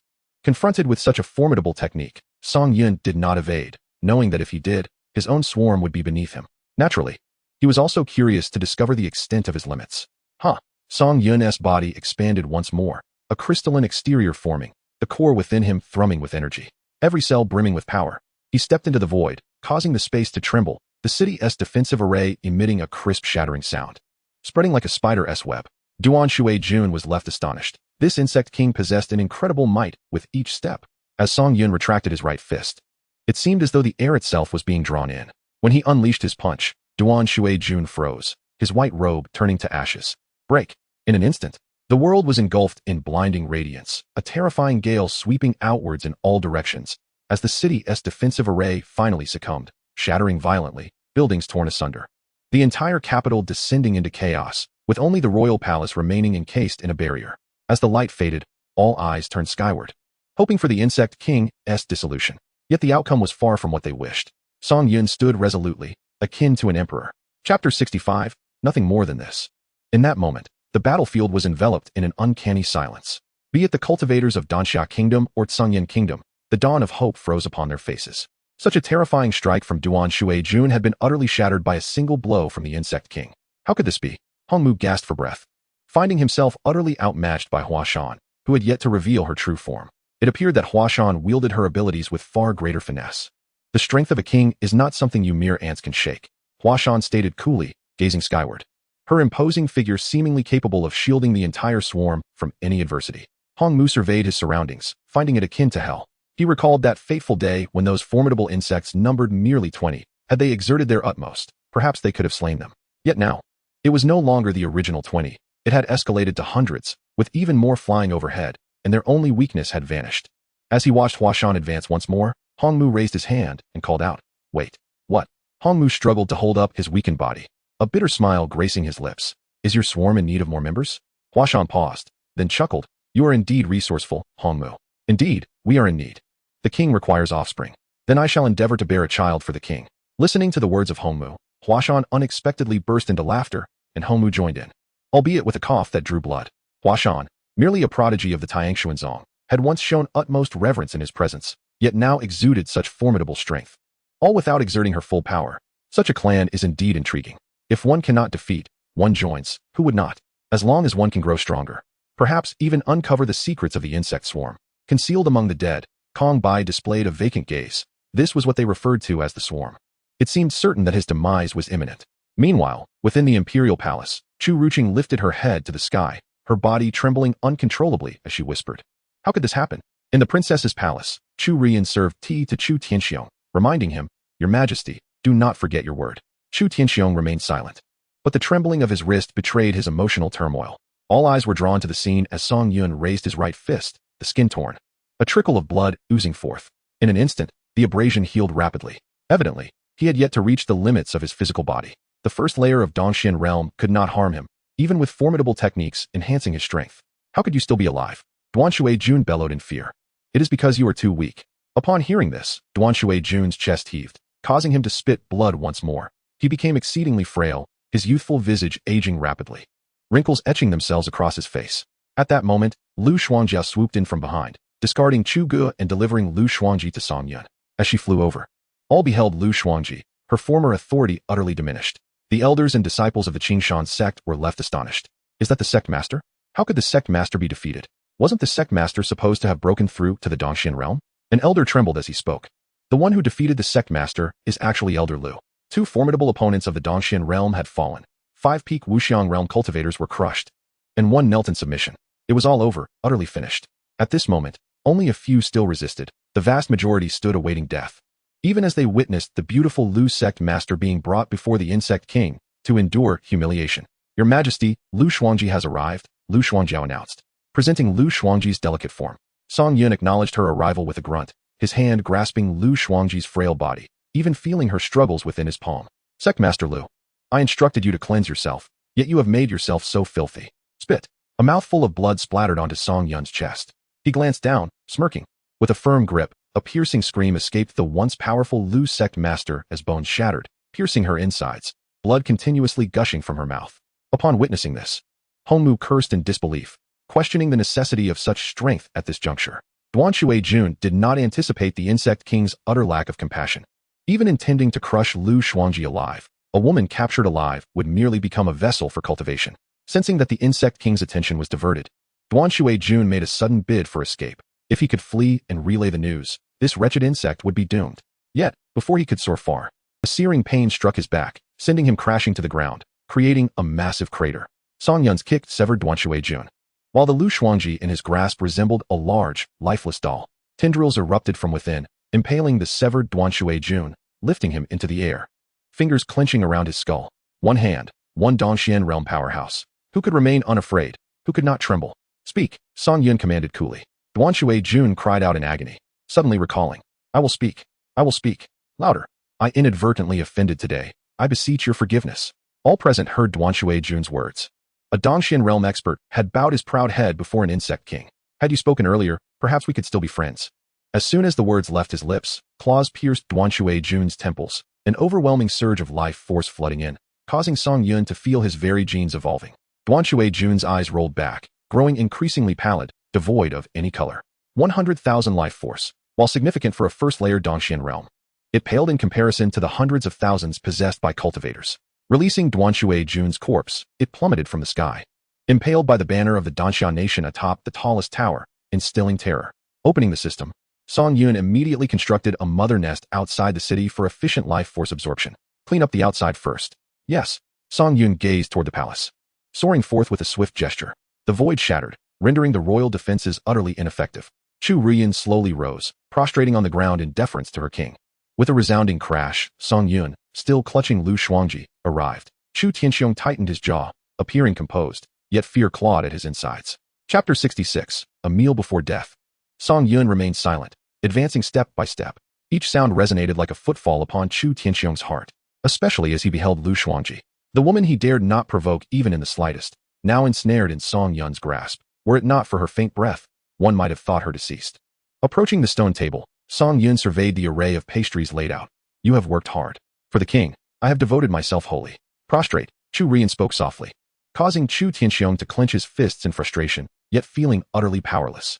Song Yun placed Lu Shuangji upon the stone bench. However, with her bones shattered, she could not sit upright, collapsing as soon as he adjusted her. A sect master, unable to even sit properly. With a thud, Lu Shuangji's forehead struck the stone table, prompting Chu Tianxiong to swallow hard. Unable to believe this was Lu Shuangji. Isn't that right? As Song Yun posed the question, sweat beaded on Chu Tianxiong's brow. Anxiety and dread flooding his mind like never before. What do you desire? Chu Tianxiong opted for direct inquiry. After all this time, is a meal not acceptable? Chu Tianxiong was taken aback. A meal? Of course, that is acceptable. As the emperor of the Danxia nation, he felt he still had room to maneuver. Dining was merely a means for better negotiation. However, it seemed he forgot that he held no leverage in this negotiation. At that moment, Chu Ruiyan arrived with her entourage to protect the emperor. Upon seeing Song Yun, the insect king, fear rendered them motionless, especially with Lu sect master, who had nearly been crushed, nearby. I see your main hall has a pleasant view. Let us dine there. For many years since the founding of the nation, no one had dined before the main hall, as it was a great disrespect to their ancestors. How dare he make such a demand? As His Majesty, they could only swallow their indignation. Very well. Once it is prepared, call for me. You may leave. The personal guards beside Chu Ruiyan instinctively shouted, outrageous. A molten core shot forth, grazing Chu Ruiyan and exploding the upper half of a guard. Chu Ruiyan felt the heat of the molten core whizzing past, her gaze shifting to Chu Ruiyan, who had raised her hand. It is indeed outrageous, Chu Ruiyan remarked to her father. What could Chu Tianxiong say? He gritted his teeth and swallowed his indignation. As he departed, Song Yun reminded him, you may choose to flee, but know that the outcome will be death. Now, all one had to do was look up at the sky to see the ominous swarm of razor insects. The surroundings had been completely sealed off, and with the presence of crystalline core sentinel insects, not even a fly could hope to escape. At this moment, the mother nest outside the city had been completed. Song Yun seized Lu Shuangji's delicate form and hurled her skyward. A blood surge swiftly approached, catching Lu Shuangji and soaring toward the outskirts. While the warrior nests fervently constructed themselves, outside the city, individuals either clung to their last breaths or had surrendered, regardless of their realm. All knelt upon the ground. Attempting to flee? In the skies, blood surge loomed. On the ground, ghost mist insects swarmed, and beneath, crimson flower insects lay in wait, encircled by crystalline core sentinel insects. Everyone gazed at the colossal mother nest in sheer terror, particularly as numerous additional nests appeared around it, leaving them bewildered as to their purpose. Kongbai, hidden among the heap of corpses, dared not utter a sound, vowing silently to embrace a life of piety and virtue if he were to survive this ordeal. However, as a blade worm approached, he was utterly unable to suppress the frantic pounding of his heart. In the blink of an eye, he felt a sharp pain as it pierced his calf, the sound of his agony piercing the air. Despite possessing the strength of the Lingshu realm, he felt as vulnerable as an ordinary person at that moment. "Let me go? Where are you taking me?" Kong Bai exclaimed in a fit of panic, only to be carelessly discarded among a pile of people. Realizing something was amiss, he recognized that these individuals were all leaders of various factions, including the esteemed Dean Ho Zhong of the Mengdan Academy, whose son Ho Zhun had also been captured. Among them were the Crown Prince Bai Yu, as well as Xia Tai and the Saintess Zhong Shui. However, Kong Bai immediately turned his face away. Yet, Bai Yu caught sight of him and weakly hissed, "Kong Bai, you truly deserve death." Kong Bai cursed inwardly. "Even in such a state, you can still see me. If it weren't for your foolishness, we would never have been forced to confront these worms." Bai Yu harbored a desire to slay Kong Bai. Had they arrived a few days later, they would have entirely evaded the swarm. Suddenly, a sharp voice cut through the air, "Be silent. Do you wish to die?" Red Eye stood nearby, his voice laced with cold authority. Though he bore injuries, Huazhan had refrained from delivering a fatal blow. Nevertheless, all the leaders had been captured, and only Red Eye had transformed into a minion of the insect race, earning scorn from many. "Red Eye, if your grandfather knew, he would surely rise from his grave to strike you," Ho Zhong admonished, realizing Red Eye's character was lacking, but never expecting him to join the ranks of these merciless creatures in plain view. Red Eye snapped back, "Silence." At that moment, Huazhan and Han Yu approached, seemingly to count their numbers. "Where's Nangong Hao?" Huazhan inquired gravely. Ho Zhun immediately pointed towards the center of the city walls. "He is hanging there." Han Yu leapt forth, retrieving Nangong Hao and depositing him among the gathered crowd. Observing the completion of the warrior nests, Huazhan wasted no time, declaring, "Let us commence." The entire swarm began to move in an orderly fashion, long lines forming before each warrior nest. Several masters of the Lingshu realm attempted to fly away, but were swiftly incapacitated, losing their legs and being thrown back into line. What are they planning? Are they turning us into insects? I don't want to become one of them. Someone save me. Had I known this would happen, I would have preferred to remain an ordinary person. The atmosphere was rife with speculation and despair, though some cultivators urged the others to continue resisting. Yet, motivation was waning, and anyone who dared to show defiance found their legs swiftly severed. What are they up to? Xia Tai pondered, observing the movements of the swarm with confusion. Bai Yu frowned. It feels like some sort of ritual. Perhaps they intend to send people into the nests. Soon, the first batch was ready, with everyone watching intently. Even the guards atop the city walls, whose vantage point was impeccable. As they beheld the insects pressing people against the nests, many speculations were thrown into disarray. Sharp, bloodied tendrils emerged from within the nests, and suddenly an ominous realization dawned upon them. The next moment was harrowing. "Ah!" The screams echoed. "Bai Yu, Xia Tai," and Zhong Shui stood in stunned disbelief. Ho Zhong and his son were equally incredulous. Everyone was left astounded by the scene before them. Only Red Eye remained fixated, his eyes glinting with astonishment, yet more so with curiosity. This must be how the swarm enhances its strength. Many could not endure any longer and began to fight back. But the outcome was all too predictable. Chaos swiftly subsided. Huazhan looked to the sky, where a figure descended. It was the barely conscious Lu Shuangji. The mother nest slowly opened, sending shivers down everyone's spines. What new horror awaited them? Chapter 67. The Transformation of the Three Maidens. As the mother nest opened, its internal veins surged forth. A sight both horrifying and mesmerizing. They extended, ensnaring the barely conscious Lu Shuangji. What are they planning? Bai Yu gasped. Are they going to consume Lu Shuangji? Xia Tai envisioned his own demise, dreadfully wishing to avoid such a fate. Damn it. Had I known, I wouldn't have come. Yet, Red Eye's eyes shone with excitement. While everyone else feared they were witnessing a feast, Red Eye realized this was the key to Huazhan's newfound strength. Perhaps once sent inside, she would gain the characteristics of the insect race, thereby amplifying her power. Such a terrifying species, capable of enhancing their might in this manner. Red Eye, come here. Huazhan beckoned. Red Eye, unable to contain his eagerness, rushed towards the mother nest with open arms. The surrounding shouts grew louder, especially from the side of Danxia Kingdom, where all manner of vile words erupted. But Red Eye paid them no heed. Their voices only confirmed one thing. They envied him, for they were destined to die, while he would live, and perhaps become even stronger. And you? Huazhan suddenly turned to Zhong Shui. If there had been any doubt about Lu Shuangji's fate, Red Eye's reaction shattered those assumptions. This was not merely a sacrifice. Observing the beauty of Huazhan and Han Yu, then glancing at Lu Shuangji and Red Eye, the pieces fell into place. This was a matter of survival. However, Zhong Shui panicked. She had no desire to become one of the insect swarm. Remembering Han Yu's previous state, reduced to a mere head, her body covered in those repulsive flowers. Han Yu shot forth a flowering stem, binding Zhong Shui, and laughed. You are indeed fortunate. Let me go? Kill me. Zhong Shui pleaded. Han Yu caressed her fair skin. That is not my decision to make. Welcome to our tribe. You will take pride in this and offer yourself to the king, surrendering everything. In an instant, the veins coiled around Zhong Shue's body. No, no, let me go? Red Eye rolled his eyes at her. What are you shouting for? This will make you stronger. You should be begging for it. I don't want this way. Ha, such a pretentious saintess, Red Eye scoffed, unwilling to engage further. Suddenly, Xiaotai shouted at Hua's Han, do you think I stand a chance? Hua's Han could not suppress a derisive laugh. To enter the mother nest, one must possess extraordinary beauty and be of service to the king. Zhong Shue, with her status as a saintess, would indeed serve a purpose in the future. Some moderately attractive women began clamoring for attention. Sister, look at me. I'm capable. I can serve the insect king. I can bear his children. I can give birth to all the insects. Hua's Han and Han Yu exchanged glances. If it meant survival, they were willing to do anything. But the king had no need for them. All eyes were on the three maidens as they were drawn into the mother nest. Ugh, can you stop yelling? It's quite bothersome. Red Eye snapped at the shouting saintess. The saintess, being a woman herself, felt fear at being sent to such a place. Aren't you afraid? What is there to fear? Look around you. These veins seem interconnected, brimming with potent life force. This is the brain of the swarm. Zhong Shue was disinterested in his musings. What do you think? Curious about how the swarm came to be? Why would I care about that? Are you unwell? Zhong Shue could not hold back her retort. You, the saintess, are oblivious to your fortune. Do you think just anyone can come here? With that unimpressive physique? Even the insect king Wu and Ti want to look at you. Zhong Shue's eyes widened as she glanced down, then at Red Eye, momentarily at a loss for words. Just as the two engaged in their verbal sparring, the veins surged forth, preparing for transformation. What are they planning? Zhong Shue gasped in horror, finding herself in an embarrassingly exposed position. Why do you care so much? It's not like they're taking your life.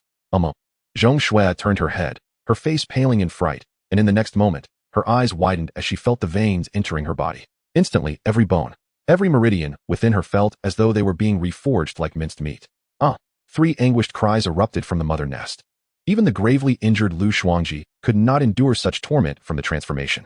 Outside, the sounds of the three women's screams reached the ears of onlookers. In Xia Tai's mind, vivid images materialized, surely depicting the brutal beatings within. Meanwhile, Song Yun received a notification from the system. Would you like to spend 40,000 life force to perform genetic modification on Zhong Shue? Would you like to spend 40,000 life force to perform genetic modification on Hongmu? Would you like to spend 80,000 life force to perform genetic modification on Lu Shuangji? Having recently triumphed in battle, it was time to elevate their capabilities. Let the transformations proceed. A total of 160,000 life force. Select the race for modification. After some contemplation, Song Yun recalled that Hua Shan and Han Yu belonged to the Crystal Thorn race, albeit inheriting only lower-tier abilities. No one had yet modified the third-tier Rending Worm, the fourth-tier Annihilation Throat, or the fifth-tier Ghost Mistworm. Who would inherit the Crystal Thorn legacy? It should be Lu Shuangji, for after all, Lu Shuangjiao belonged to the Bitterfall race, one focused on offense and the other on defense, as they were indeed sisters in arms. Hongmu and Zhong Shue would be transformed into the Aster race. New races necessitated modifications. Hopefully, just like Lu Shuangjiao, several transformations could be accomplished. Watching the life force surge dramatically, Song Yun felt an immense delight. A level 6 mother nest, cultivating elite commander-level insectoids. And of course, there were also the 6th-tier insectoids. Having barely explored the 5th tier, the prospect of the 6th was exhilarating. Glancing at the bashful Ru Yen beside him, Song Yun took her hand, bestowing upon her a bounty of unfathomable rewards. Soon, he received another notification. Hongmu had transformed into a 1st-tier razorworm, alongside a 3rd-tier plague swallow. The results of Lu Shuangji's transformation were also revealed. A 3rd-tier rending worm? Disappointingly absent. At the very least, a gene from the Annihilation Throat should have been acquired, as that terrifying speed integrated into Lu Shuangji's genetics would yield formidable combat prowess.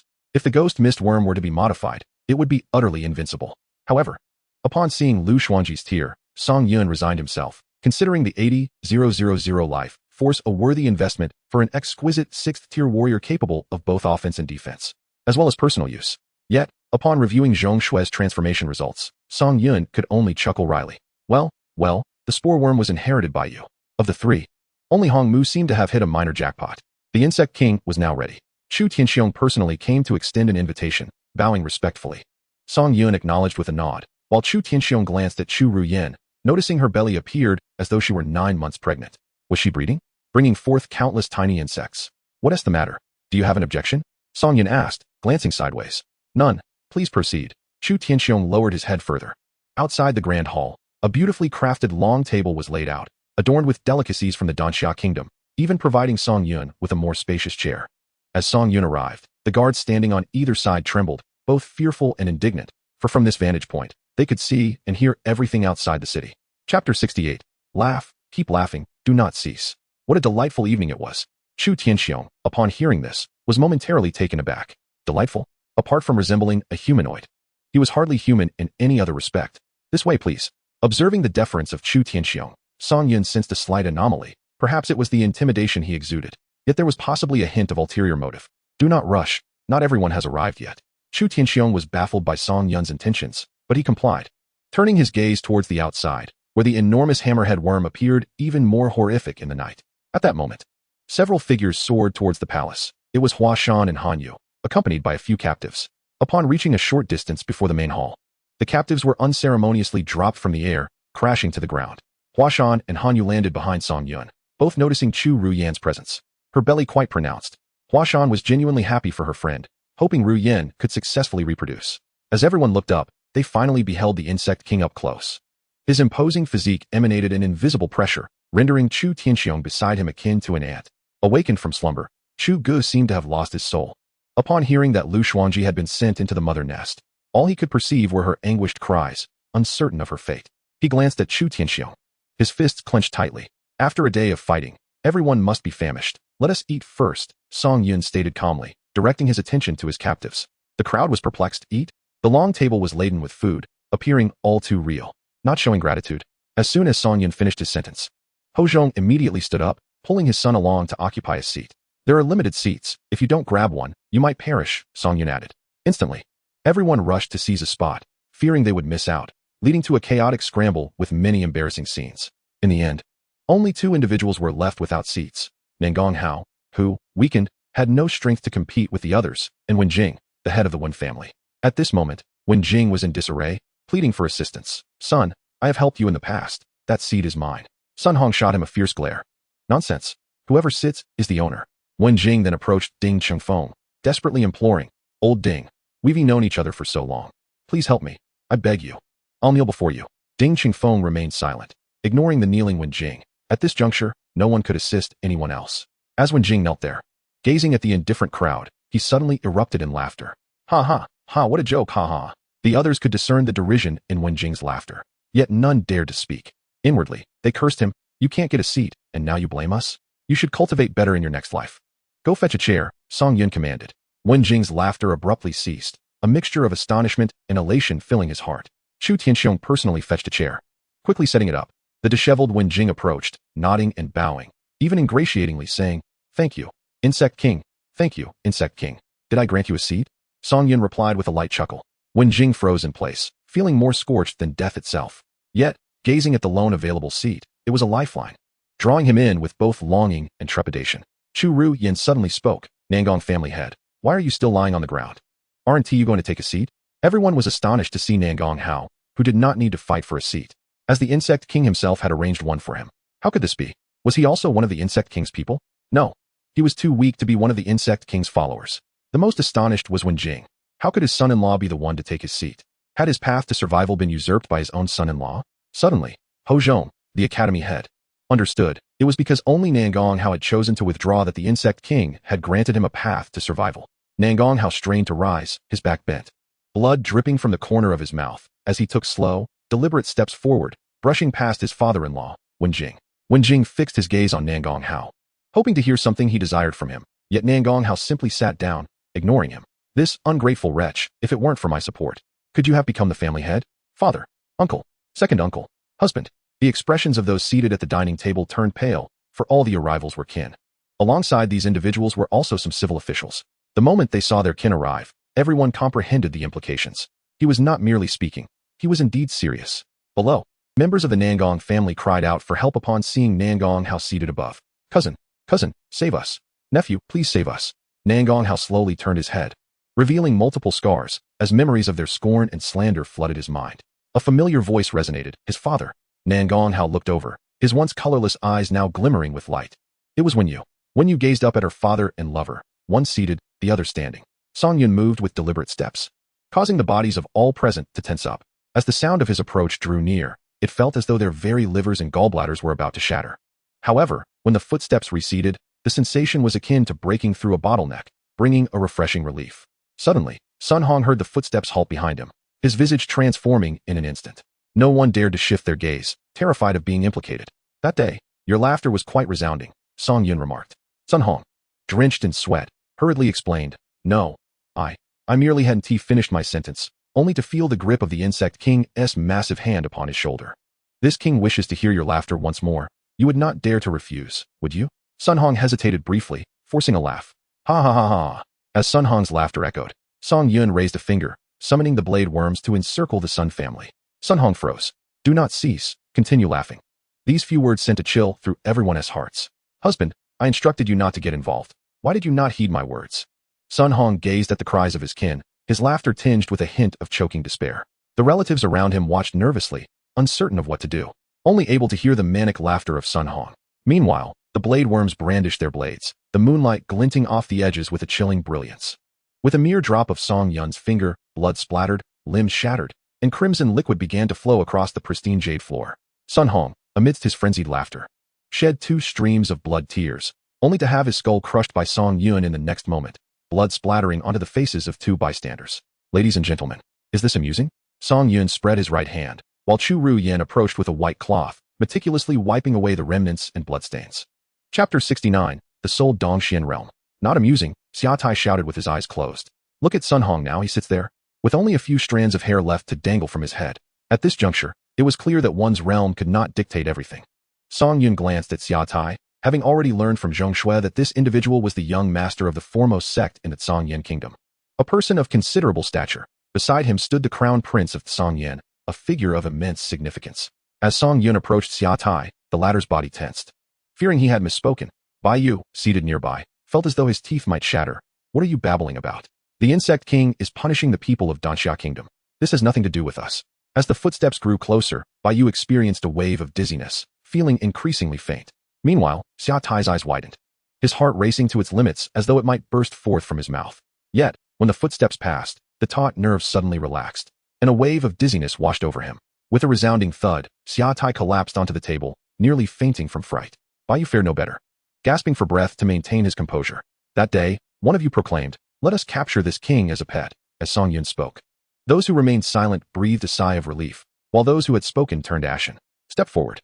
No one dared to rise, for doing so would only lead to one fate. Shan Rue, he said it that day. Immediately, someone reported, eager to avoid being implicated. Shan Rue's scalp tingled with dread as he shouted, "Nonsense. I never said such a thing. I believe it was you who said it." I heard it was Shan Rue who spoke.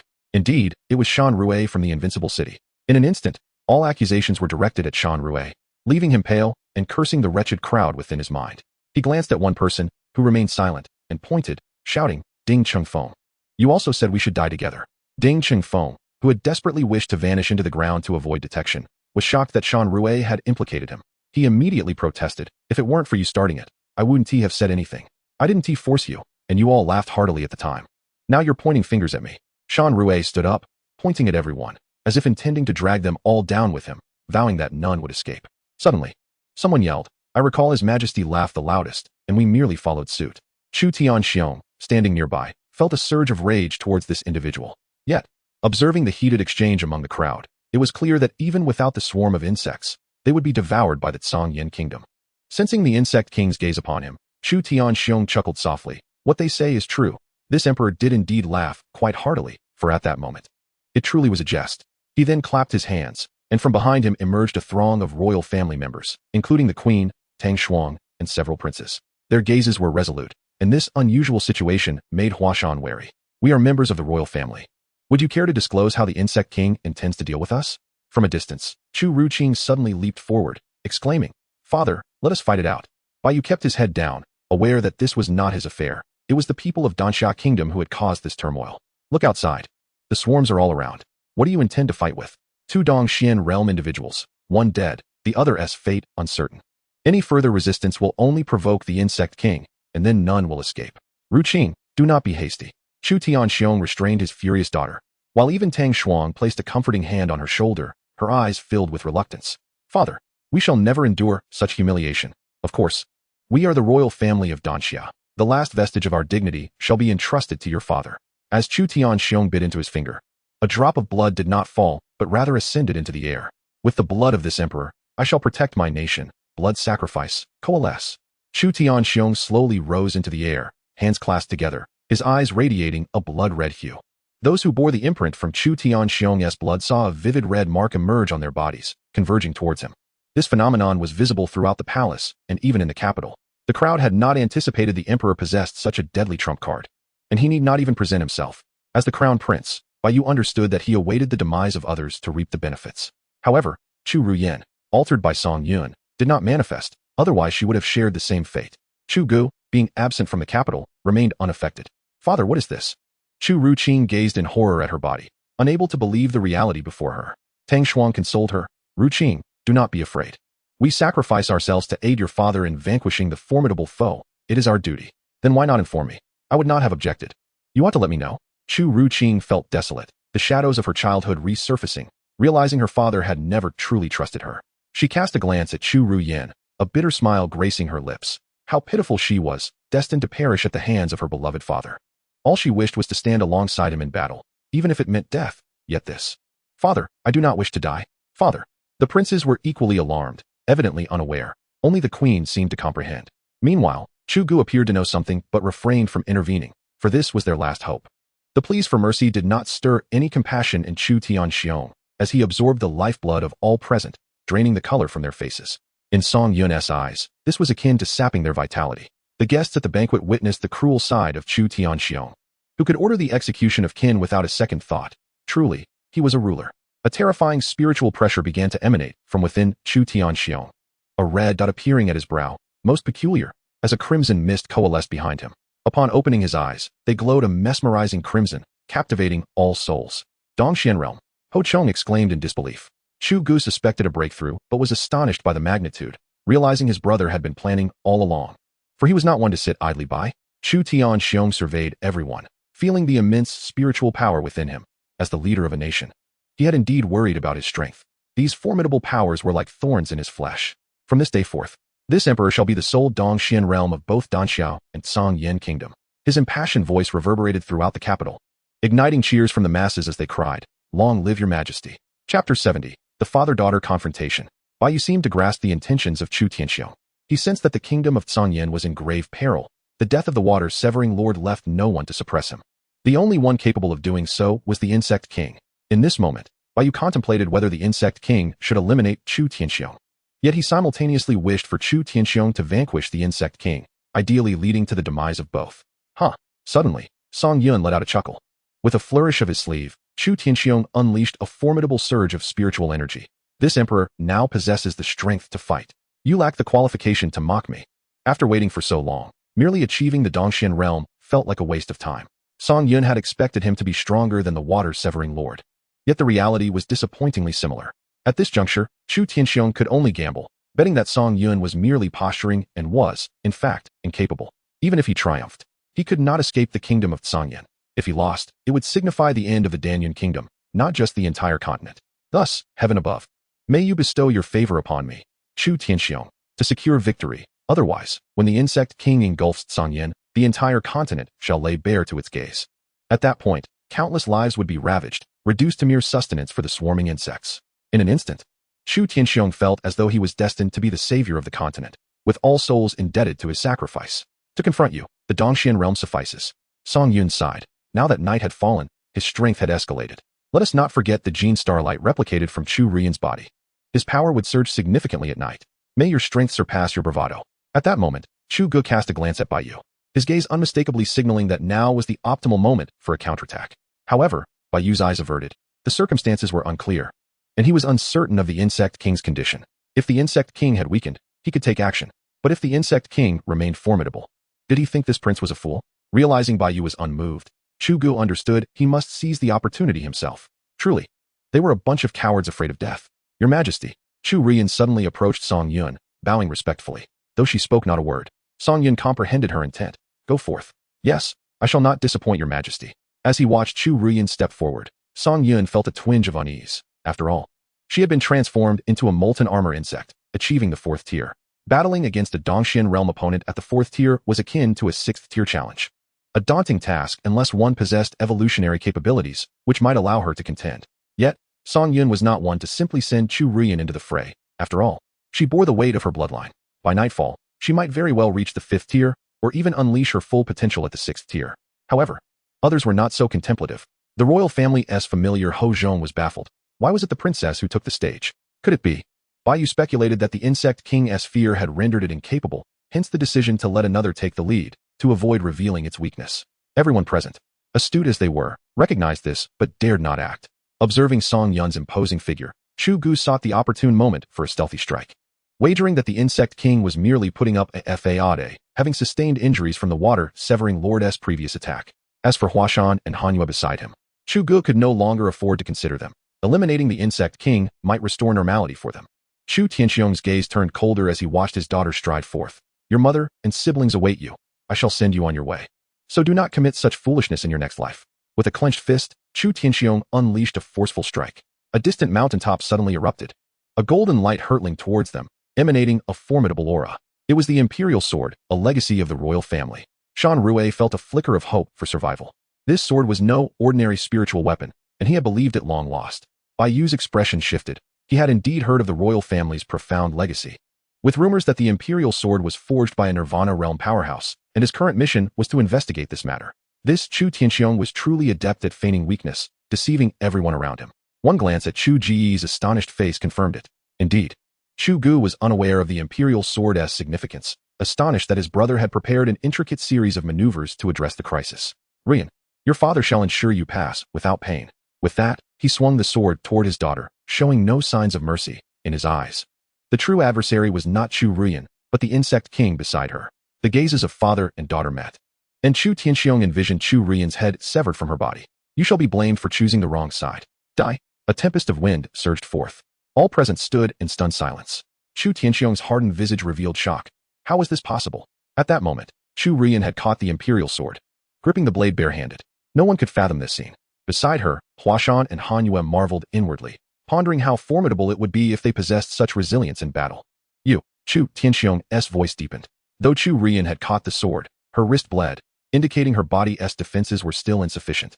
Yet only the Kuju tribe could accomplish such a feat of catching a blade with bare flesh. Any other would have perished. Suddenly, a silver radiance emanated from within Chu Rian. What is this? Ho Zhong gasped. Chu Gu shared the sentiment. The silver glow radiating from Chu Rian signified the royal bloodline, a lineage that had not been inherited for many years, now manifesting in her. Grasping the imperial sword, Chu Tianxiong could hardly accept that his daughter, deemed incapable of cultivation, had inherited the royal bloodline and allied herself with the swarm. Truly, fate was a cruel jest. The royal bloodline had emerged within you. You are indeed my excellent daughter, understanding me so well. You all are born of me. You should do anything for me. As these words left his lips, he felt an intense heat emanating from within Chu Rian, even transferring through the imperial sword into his grip. This compelled Chu Tianxiong to relinquish the sword, glancing at his scorched palm. Was this the power of the bloodline? It was said that her strength would elevate a tier by nightfall. Yet, she possessed the imperial sword. Damn it, how could he slay the insect king without it? Just as Chu Tianxiong lamented the loss of the imperial sword, he beheld Chu Rian toss the sword aside, the clang of metal echoing as it struck the ground. Akin to discarding a defective item, Chu Rian extended her palm, gently swaying, and said coolly, "Come, continue." Song Yun could not help but emit a low chuckle. He found himself rather fond of Rian, for she was undeniably spirited. Not only Song Yun, but others shared this sentiment. Who could have anticipated she would so casually discard the imperial sword? As all eyes turned to Chu Rian, Chu Gu seized the moment. A frenzied surge of spiritual energy coalesced into a blade in his hand, aimed straight at Song Yun's back, targeting the heart. As he drew nearer, he could almost feel the blade piercing the insect king's body, believing it would all come to an end. With a satisfying thrust, a smile graced Chu Ji's face. He had succeeded. Yet, the others remained utterly silent, even dismissing any thoughts of retaliation. Chu Gu sensed something was amiss. The insect king was not accustomed to wearing skirts. He looked up to see a face as cold as ice, yet exquisitely beautiful. She was the woman he had longed for endlessly. Lu Xuanji. Yet she had shielded the insect king from the blow. Chapter 71. There is a price to pay for insults. Not only Lu Xuanji, but also Hong Mu and Zhong Shui stood beside her. Compared to the calm demeanor of Lu Xuanji and Zhong Shui, Hong Mu appeared considerably more elated. Her smile radiating a sense of fulfillment, whether of a physiological or psychological nature remained unclear. Upon seeing Lu Xuanji's arrival, Chu Tianxiong felt a heavy weight in his heart. Could it be that he was destined to lose this night? Had she not been gravely injured and near death? How had she recovered so swiftly? Meanwhile, Baiyu, observing this unexpected assembly, felt his earlier resolve dissipate. The allies he had once stood with had shifted loyalties in an instant. This night was indeed intriguing. Was it a fated battle? Song Yun quipped lightly. Chu Gu, puzzled, gazed at Lu Xuanji. You may not love me, but why do you seek to obstruct me? Why? As Chu Gu unsheathed his blade, the wound on Lu Xuanji's body visibly began to mend. Chu Tianxiong suddenly gasped in alarm, shouting, be careful. Yet, it was too late. With a sickening thud, a tailbone erupted from Chu Ji's back, piercing through his chest. This shocking spectacle rendered Ho Zhong and the others breathless. Lu Xuanji had transformed into a creature of the abyss. Those on the battlefield had witnessed the tearing worms before, even suffering from their treachery, and now, seeing this manifestation upon Lu Xuanji left them utterly astounded. Before all eyes, Chu Gu was hoisted aloft by Lu Xuanji's tailbone, as she extended her delicate right hand, her slender fingers brushing against his chest. In an instant, her fingers pierced through, seizing his beating heart, and with a parting of her crimson lips, she swallowed it whole, her tongue lapping at the blood upon her lips before casting Chu Gu down to the ground. Chu Gu, dazed and lying on the ground, watched as the woman he cherished turned and knelt before the Worm King, her proud head bowing to his feet. This subject has seen His Majesty. Hearing these words, a bitter smile crept across Chu Ji's face. He had indeed been a fool for his affections. This subject has seen His Majesty. Hong Mu and Zhong Shui also prostrated themselves nearby, paying their respects for the first time since their transformation. Two of them were at the 5th tier, one at the 6th. Although Lu Xuanji had only been transformed into a tearing worm, her rank was the highest. The others, while all at the 5th tier, were at the pinnacle of the myriad realms, and a breakthrough to the 6th tier should come swiftly. Song Yun lifted a finger, tilting Lu Xuanji's chin, admiring the once proud woman. Very well, you three stand aside. Yes. The trio retreated a few steps, joining Huashan and Hanyu. The 5 women lined up together. Even the Prince Baiyu could hardly resist stealing glances, let alone the other men. Even if it meant death, they could not withstand such temptation. He thought to himself, this Worm King truly knows how to indulge. All his choices are breathtakingly beautiful. Meanwhile, Hong Mu was whispering playfully, teasing, Lu Zhongzhu, how does it taste? Delicious. Save me a taste next time. Hong Mu's eyes glimmered with desire, not merely jesting. There's plenty left, dig in yourself. A sinister chuckle escaped her lips as her tongue traced her red lips, watching Lu Xuanji feast with evident hunger. Lu Xuanjiao, standing off to the side, glanced over but refrained from approaching Lu Xuanji. As for Zhong Shui, she remained as quiet as before. Chu Rian, enough of this play. Song Yin chided gently. Yes. Chu Tianxiong felt a chill at the nape of his neck. Had she truly been playing? As long as she had not reverted to her true form. Song Yin figured she was merely toying around. It was only in her true state that she would be at her most formidable. It's time to conclude. Chu Rian's voice was low, her skin beginning to crack, forming a shell reminiscent of the molten armor worm, albeit adorned with golden patterns. From her forehead, 2 horns emerged. Song Yin grinned wickedly. You can grow horns? Why not say so earlier? Next time, I'll grab you by them. Today, I shall slay you, unfilial daughter. Long Ke Tianzhan. Chu Tianxiong raised his sword to the heavens, the blade's tip commanding a gathering storm. Dark clouds swirled ominously, and lightning flickered, as if the heavens responded to the emperor's wrath. In an instant, the sword's might resonated like a dragon's roar from the 9 heavens, cleaving downwards with such force that the ground split open, creating deep chasms, earth and stone erupting like waves. Such power could topple a palace. Yet Lu Xuanji merely waved her hand, effortlessly dispelling the residual force. However, the entire capital was affected, houses crumbling and wails echoing throughout. Chu Tianxiong, eyes aflame with fury, could no longer contain himself. Confronted with such a formidable technique, Chu Rian unleashed a roar akin to that of the molten armor worm, augmenting herself with the earth-shattering resonance. The potent fusion coalesced upon her twin horns, gleaming brilliantly with golden radiance, interspersed with a silver sheen, likely influenced by her bloodline. Die. Without hesitation, Chu Rian unleashed a molten core toward the figure in the sky. 2 forces collided violently, blinding light erupting forth, debris vaporizing in an instant, while the surrounding flora spontaneously ignited, forming a fiery vortex that spread across the capital. Chu Tianxiong could scarcely believe that a daughter who could not cultivate had managed to contend with him, and even exceed his strength in such a short time. As he felt the molten core approaching, Chu Tianxiong's visage twisted in terror. This emperor never loses. Your words are as empty as flatulence.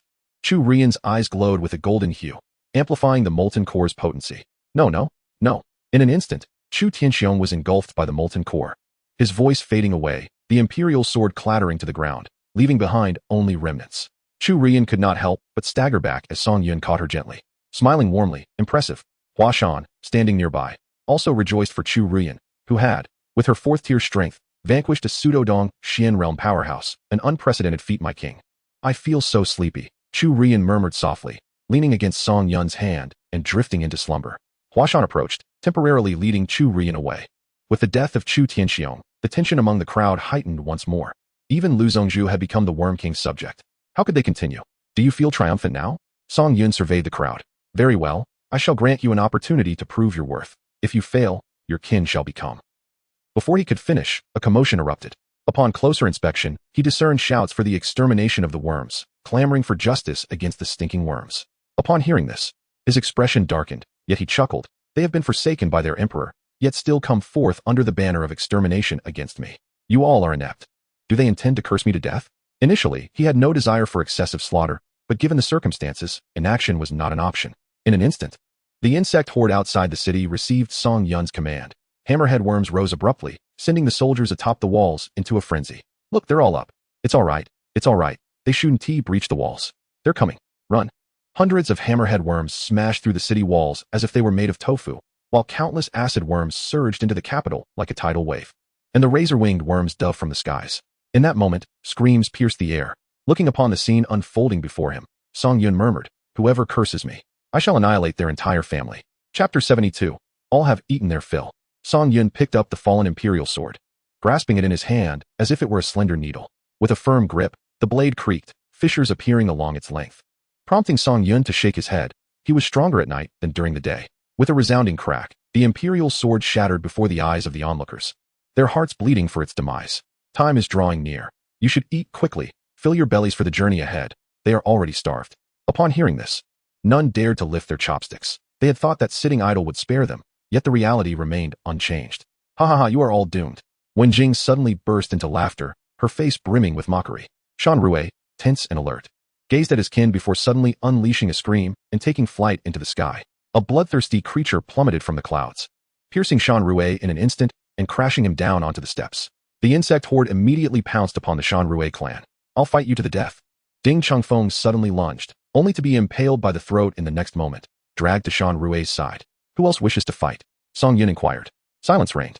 Ho Zhong lifted a pair of chopsticks before the gathered crowd. Father. Ho Zhong called out quietly. Ho Zhong offered his son a piece of meat. Eat well. Observing his father's demeanor, Ho Zhong's tense expression gradually relaxed as he picked up his chopsticks. Father, this is your favorite. The father and son began to eat, while the others, witnessing Shan Rui and Ding Chengfeng, chose to pick up their chopsticks as well. The previously fainted Xia Tai awoke to find himself still in this terrifying place, feeling utterly despondent. Are they all eating? Is it safe now? Upon seeing this, Xia Tai was taken aback, a smile of relief washing over his face. Bai Yu chuckled softly. After we finish eating, we're ready to set off. Really? This worm king possesses a shred of conscience, remarked Huang Quan Road. Xia Tai interjected, not a bit of conscience. At that moment, Nangong Hao suddenly stood up, enduring excruciating pain, leaving the crowd puzzled as to what this young man intended to do. It matters not, for we are all destined to die. May I make a request? Song Yun, lounging on a grand chair, smiled and replied, you are the only obedient one, yet your kin seem to be disobedient. Thus they cannot survive. Can I exchange for someone else? Oh, whom do you wish to exchange? Song Yun inquired with curiosity. Beside them, Wen Jing was suddenly filled with excitement, grasping Nangong Hao's robe. Choose me. Choose me. I can help you ascend to the position of the family head. I wish to exchange for Wen Yu. Who is Wen Yu? Bring her here yourself. Song Yun replied indifferently, as he was not concerned about losing one individual. Given that Nangong Hao was the only one willing to leave, and reasonable requests posed no issue. Hobbling down the steps, Nangong Hao approached the Nangong family, where cries for help erupted. Family head, please save us. It was our fault before. Cousin, I was wrong. Will you take me with you? You remain our family head. My father and you are brothers. Ignoring the cries of his kin, Nangong Hao walked towards his beloved. However, his uncle was enraged. If I cannot live, neither shall you. He leapt high, aiming to strike at Nangong Hao's back, only to be crushed by the ghost mist worm in an instant. This treatment instilled fear in everyone, altering their gazes towards Nangong Hao. Reaching Wen Yu's side, Nangong Hao took her hand without uttering a word, leading her up the steps. Meanwhile, the Wen family's desperate screams fell on deaf ears, and none dared to strike, as it would be akin to courting death. Worm King, this is Wen Yu. Wen Yu's face was ashen, looking fearfully at Song Yun, even bowing in respect.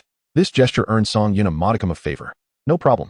Thank you. However, Wen Jing was unwilling, pulling his daughter tightly. Yu, please let your father live. I beg you, Worm King, can it be done? If she is willing. Then of course, Song Yun replied with a smile, for he would not coerce anyone's choice. This statement ignited hope in Wen Jing, who looked at his daughter with yearning. Yu, is it possible? Just this one small request.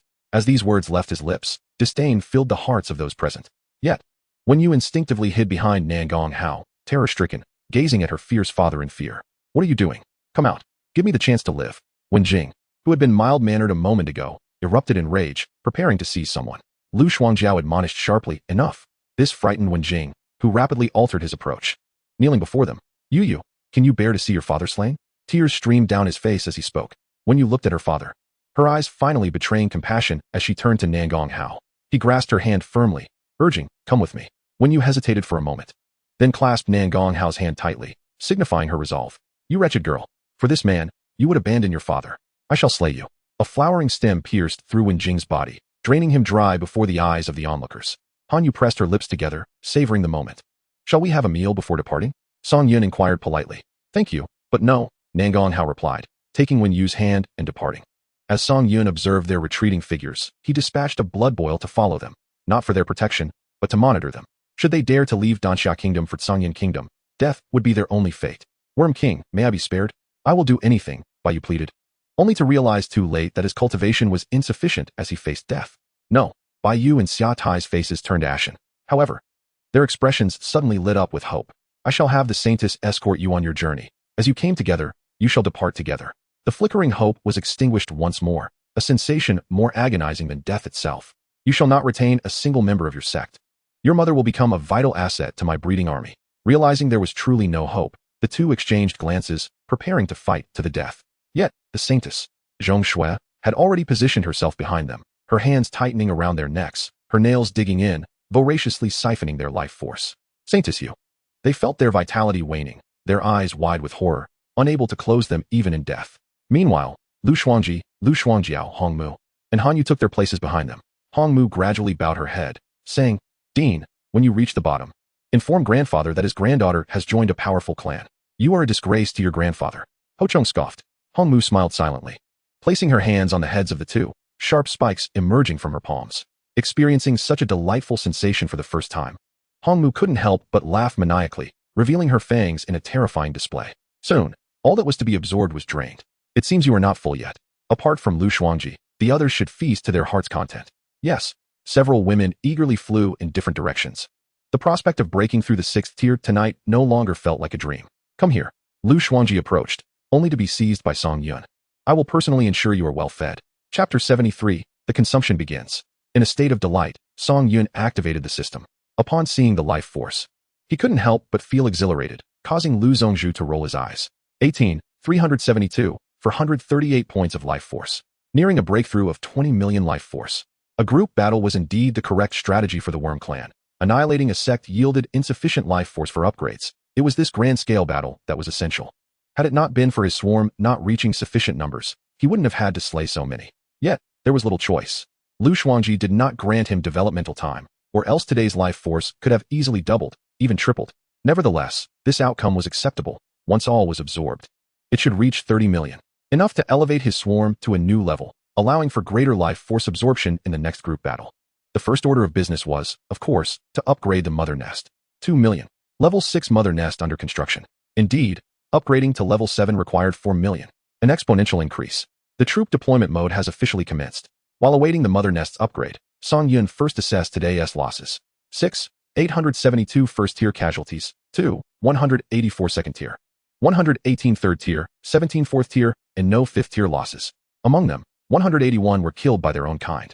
From a casualty perspective, this was exceedingly exaggerated. However, without the Ku Yunju's group defense, the death toll would have surged exponentially. This underscored the Ku Yunju's significance. While the OS family could be diminished, the Ku Yunju must maintain its numbers. In the future, every 3 worms must include 1 Ku Yunju, adhering to a 3-to-1 ratio. Moreover, in this offensive, the 3rd-tier Plague Celestial 1 was not deployed, and the Melting Armor Worm's volley was limited to a single wave, primarily out of concern for excessive enemy casualties. Yet, even so, a considerable amount of life force was squandered. It was time to bolster their numbers. Currently, the existing figures were Corrosive Worms, 3, 719. Among them, 183 had evolved to the 2nd tier, 31 to the 3rd tier, and unexpectedly, there was 1 4th-tier Corrosive Worm, an intriguing surprise, as this worm seemed to aspire to be a leader. Blade Worms, 2, 739. Of these, 231 had reached the 2nd tier, and 51 the 3rd tier, with none at the 4th tier.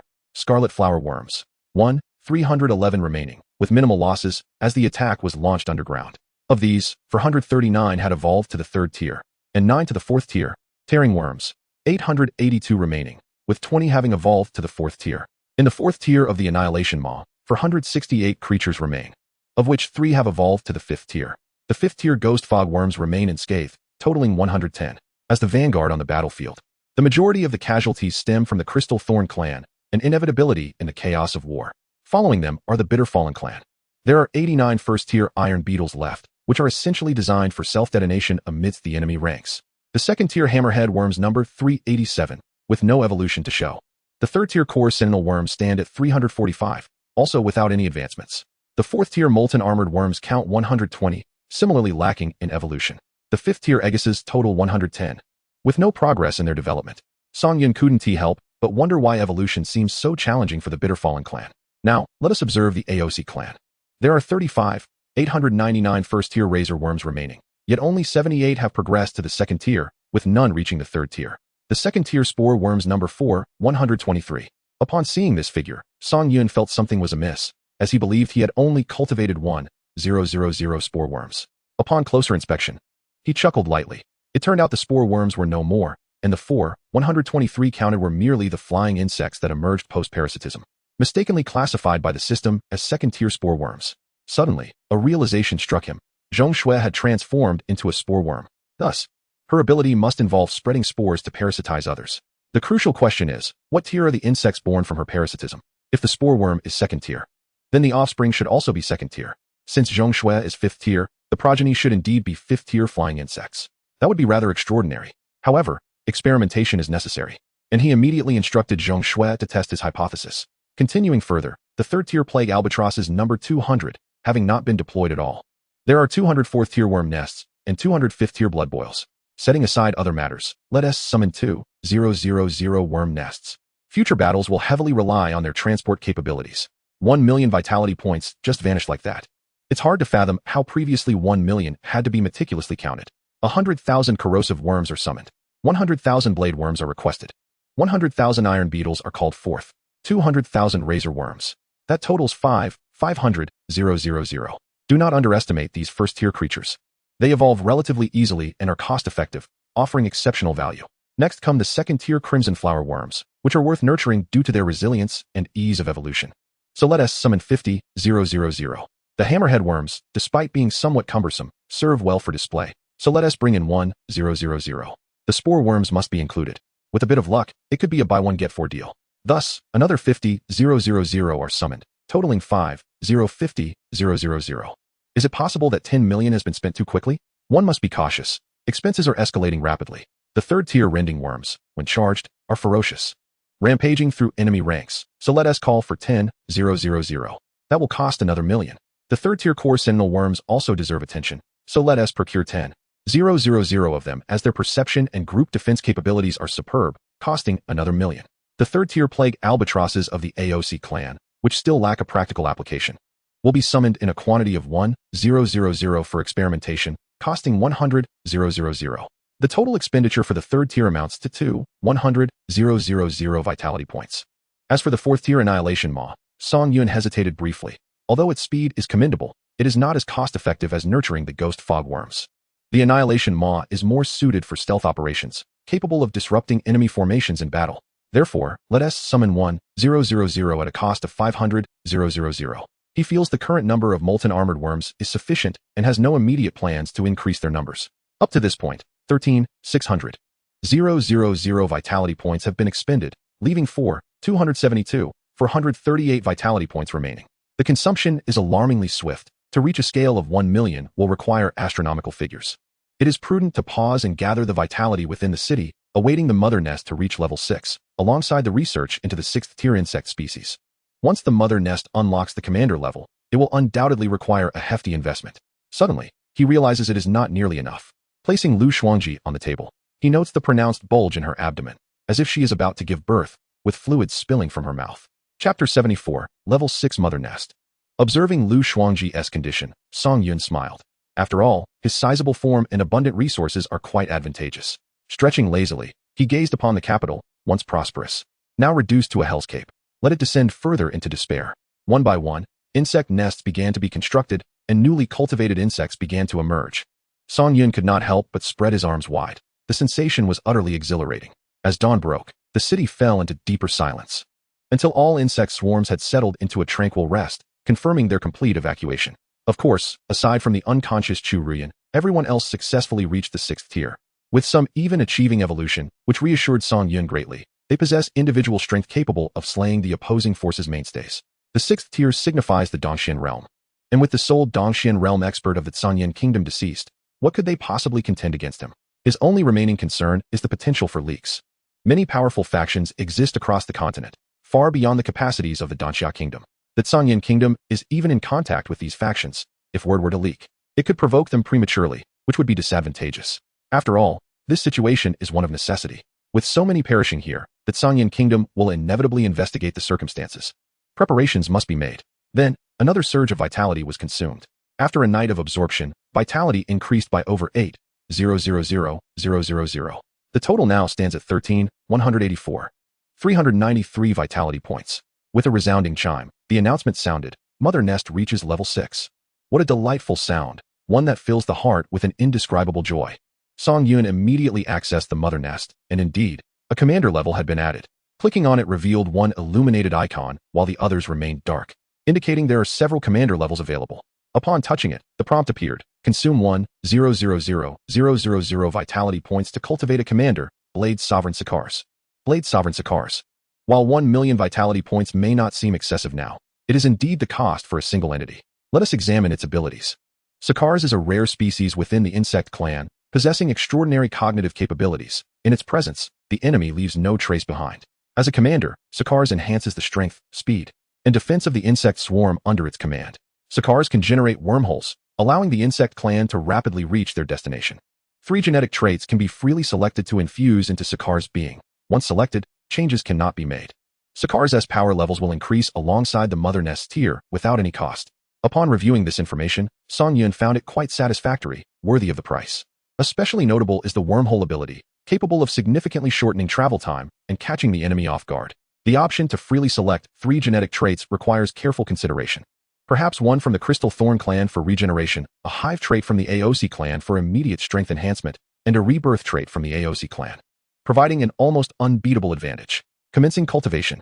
1,000,000 vitality points expended. Now, let us begin researching the 6th tier insect species. What does the Crystal Thorn clan offer?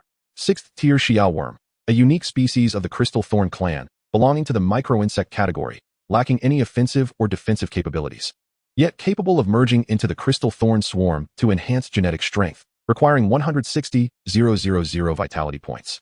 Song Yun frowned slightly. It appears to be an auxiliary type on the surface.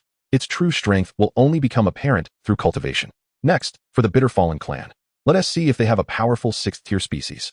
6th tier Ross, a unique species of the Bitterfallen clan, once exterminated by the insect clan, requiring 160,000 vitality points. Given this description, he is quite eager to discover just how formidable this species, once eradicated by its kin, truly is. A peculiar fondness for bizarre insects. 160,000. Let's take another look at the OS tribe. 6th tier Nightmarish, a unique group of the OS tribe, possessing an extraordinary gravitational force within when attacked by nightmares. They will be subjected to this force until crushed, requiring a consumption of 160,000 vitality. A commendable ability, worthy of research. 160,000. However, the cultivation vitality for a 6th tier being astonishingly reaches 5,000 vitality per individual, which seems rather excessive. Yet, upon reflection, the 6th tier corresponds to the Cave Profound realm.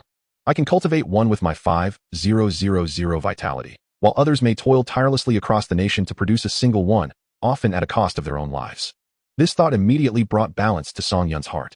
Now, let's examine the new genes. New flesh. The Crystal Spines tribe consumes the corpses of its kin to gain enhancement, requiring 500 vitality. New substitution. The Bitterfall tribe can transfer injuries to other body parts, requiring 500 vitality. New slaughter. Enhances the aerial attack capabilities of the OS tribe, requiring 500 vitality. Truly, as expected of a 6th tier Mother Nest. The genes of the 3 tribes are all further strengthened. The act of consuming one's kin is a true testament to the insectoid nature. The Bitterfall tribe continues to bolster its undead capabilities. The OS tribe is straightforward, merely enhancing their attributes without any diminishment. All research that ought to be conducted has been completed, and I am currently not lacking in vitality. After allocating everything, I still have 304 vitality remaining. Once the research is finished, I too shall undergo transformation in the mother nest, with the new insect tribe and its newfound abilities. I wonder if I can inherit the genes of the leader. Your Majesty, there are already results. Suddenly, I heard Zhongshui beside me, raising a peculiar flying insect with both hands. This insect was rather distinct. Typically, those spawned from spore insects resemble razor-winged creatures. However, this one was different. Possessing an elegant visage, a face reminiscent of a human, albeit with wings for arms and claws for legs, retaining the previous genetic traits. Strangely enough, it bore a slight resemblance to Zhongshui. Upon seeing its rank, Song Yun realized his conjecture was correct. It was indeed 6th tier. This was essentially a free 6th tier insect. I never expected the greatest surprise would come from this saintess. I had previously thought the 2nd tier spore insect was of little use, a wasted opportunity for transformation. Yet I never imagined she could produce 6th tier insects. I am uncertain of the quantity, but it likely won't be excessive. Otherwise, that would be an astonishing bug. Grasping the kneeling Zhongshui in my hands, the little woman blushed. Your Majesty, it is my honor to serve you. I understand your intentions, she replied. What a clever saintess. There will be many opportunities for your talents in the future. Do not let me down. Blushing, Zhongshui lowered her head, then suddenly looked up at Song Yun. Your Majesty, why not make use of it now? Your sudden assertiveness as a saintess catches me off guard. But I do find a certain charm in this contrast. Exuding an air of aloofness and purity, yet in my presence, she desires to fill her belly and bear little insects. Such a greedy woman. Chapter 75, Monumental Advancement. With the research completed, Song Yun prepared to assess the strength of the West Asia insect and see if it lived up to the 6th tier title. When he was about to cultivate, he was taken aback. 5,000 vitality for 100? This felt peculiar, prompting Song Yun to immediately cultivate 100 for a trial. Soon, the independently cultivated nest yielded West Asia insects. The iron beetle is considered small among the insect tribes, but the West Asia insect is undoubtedly the smallest, no contest. No wonder it required 5,000 vitality for 100. They are merely the size of a human palm. Is this truly a 6th tier being? Suddenly, Zhongshui let out a delicate moan, her pretty face flushed, as if she wished for all the insects in the city to hear her sounds of delight. Song Yun glanced over. The saintess knew how to indulge herself. He then switched tactics. A sharp pain echoed throughout the entire capital. Nonetheless, Song Yun was adept at multitasking, maneuvering the 6th tier West Asia insects while summoning an acid insect. Witnessing 100 West Asia insects ascend upon the acid insect, they pierced through its outer layer and burrowed within. In an instant, the acid insect began to tremble violently, undergoing a transformation that altered its very appearance, as if being reshaped by the West Asia insects. When the first tier of the acid insect metamorphosed into 6th tier, Song Yun tightly grasped Zhongshui's form, causing her immense discomfort. Truly, as a unique group, they could elevate a 1st tier to 6th tier. Just imagine the prowess of the 6th tier blade insect. The only lament lies with the Crystal Spines tribe. Had there been no such limitation, I would have loved to witness what a 6th tier iron beetle would look like. One self-destructing could likely obliterate an entire sect's mountain. The evaluation of the West Asia insect is indeed terrifying. This time, Song Yun allowed the West Asia insects to gradually infiltrate the acid insect's body. Upon introducing 10, it had already transformed into 2nd tier. Though only 10 were present, they seemed capable of enhancing any part of the acid insect, forming a thick protective layer against assaults. Once over 30 had entered, the acid insect displayed 6th tier characteristics. Thus, does this not mean that it costs only over 600 vitality for a single 6th tier? Could this be considered a minor bug? Quickly dismissing that thought, while over 30 had indeed reached 6th tier, their coverage was insufficient compared to the previous 100. However, this was not a significant issue. As long as the vital areas were safeguarded, regeneration was possible. It sufficed that the power reached 6th tier. Song Yun immediately arranged for the rending insect, the obliteration throat, and the ghost mist insect for testing. Initially thinking 10 1st-tier insects would suffice, it turned out he had underestimated the necessity for size coverage. The obliteration throat was similar to the ghost mist insect, nearing humanoid form. It required 25 West Asia insects to perfectly achieve 6th-tier status, adequately covering around 50. Song Yun mused that if this was the case, cultivating a 4th-tier obliteration throat in conjunction with West Asia insects would result in over 700 vitality for a 6th tier. This was comparable to the acid insect. The ghost mist insect, being 5th tier, required 1000 vitality for cultivation, summing up to over 200 for each. Although the cost of the ghost mist insect was high, its genetic compatibility with West Asia insects rendered it nearly invincible. Regardless, this wave of enhancements for the Crystal Spines tribe significantly reduced the vitality required for cultivating 6th-tier insects. Starting with 1000, that equates to 100,000 insects. Assuming an average of 30 vitality for each 6th tier, that would yield approximately 333 6th tier insects. Quite a bargain. 5,000,000. Song Yun couldn't help but smile. Over 3,000 6th tier insects. Do you comprehend the implications? This signifies the emergence of more than 3,000 6th tier beings. A 6th tier being equates to the cave profound realm, akin to royal-grade magical beasts. For many years, the Tsangyan kingdom has only produced one water-severing monarch. With a mere tap, I could summon 333 of them. The strength is utterly astounding. Now, to cultivate a 6th tier bitterfall tribe insect, Ross. This insect, which had been annihilated by its own kin, must possess some formidable traits. Upon witnessing Ross emerge from the nest, Song Yun paused, rendering Zhong Shui nearly uncontrollable. Had it not been for the fact that it emerged from the warrior nest, he would have mistaken it for a human. Its visage was almost indistinguishable from that of a person, save for its distinct pupils and a slightly flattened nose, with a high hairline. Yet, its physique retained the characteristics of an insectoid creature. Perhaps it was slain by its kin due to its human-like appearance. Upon witnessing Ross unleash its abilities, Song Yun understood. It could summon massive fireballs and hail, wielding 2 elemental powers. Draped in a cloak, it could easily pass for a sorcerer. One could only say it was decent. Standard fare, enhancing the Bitterfall tribe's previously lacking firepower. Let's try 100. 6th tier insects are rather costly. 500,000 for the OS tribe's nightmarish. Another unique group capable of exerting gravitational force, quite intriguing. Let us start with one for observation. Upon seeing the nightmarish, it appeared in a colossal form. Its wingspan was 5 times that of a plague albatross, reaching an astounding 500 meters. My goodness, this is the kind of pressure one expects from a 6th tier being. Bring forth 100. The cultivation of 6th tier beings has consumed a total of 6,000,000 vitality, leaving 5,654,304 remaining. With a swift motion, Song Yun upgraded the mother nest, expending 4,000,000 vitality. The 6th tier seamlessly transitioned into the 7th tier, even without cultivation. One could elevate their corporeal form to the 7th tier, and the commander could also attain the same. The Nirvana realm has arrived, shattering his consciousness. Now, all that remains is to wait for the mother nest to reach level 7, allowing himself to enter and enhance within.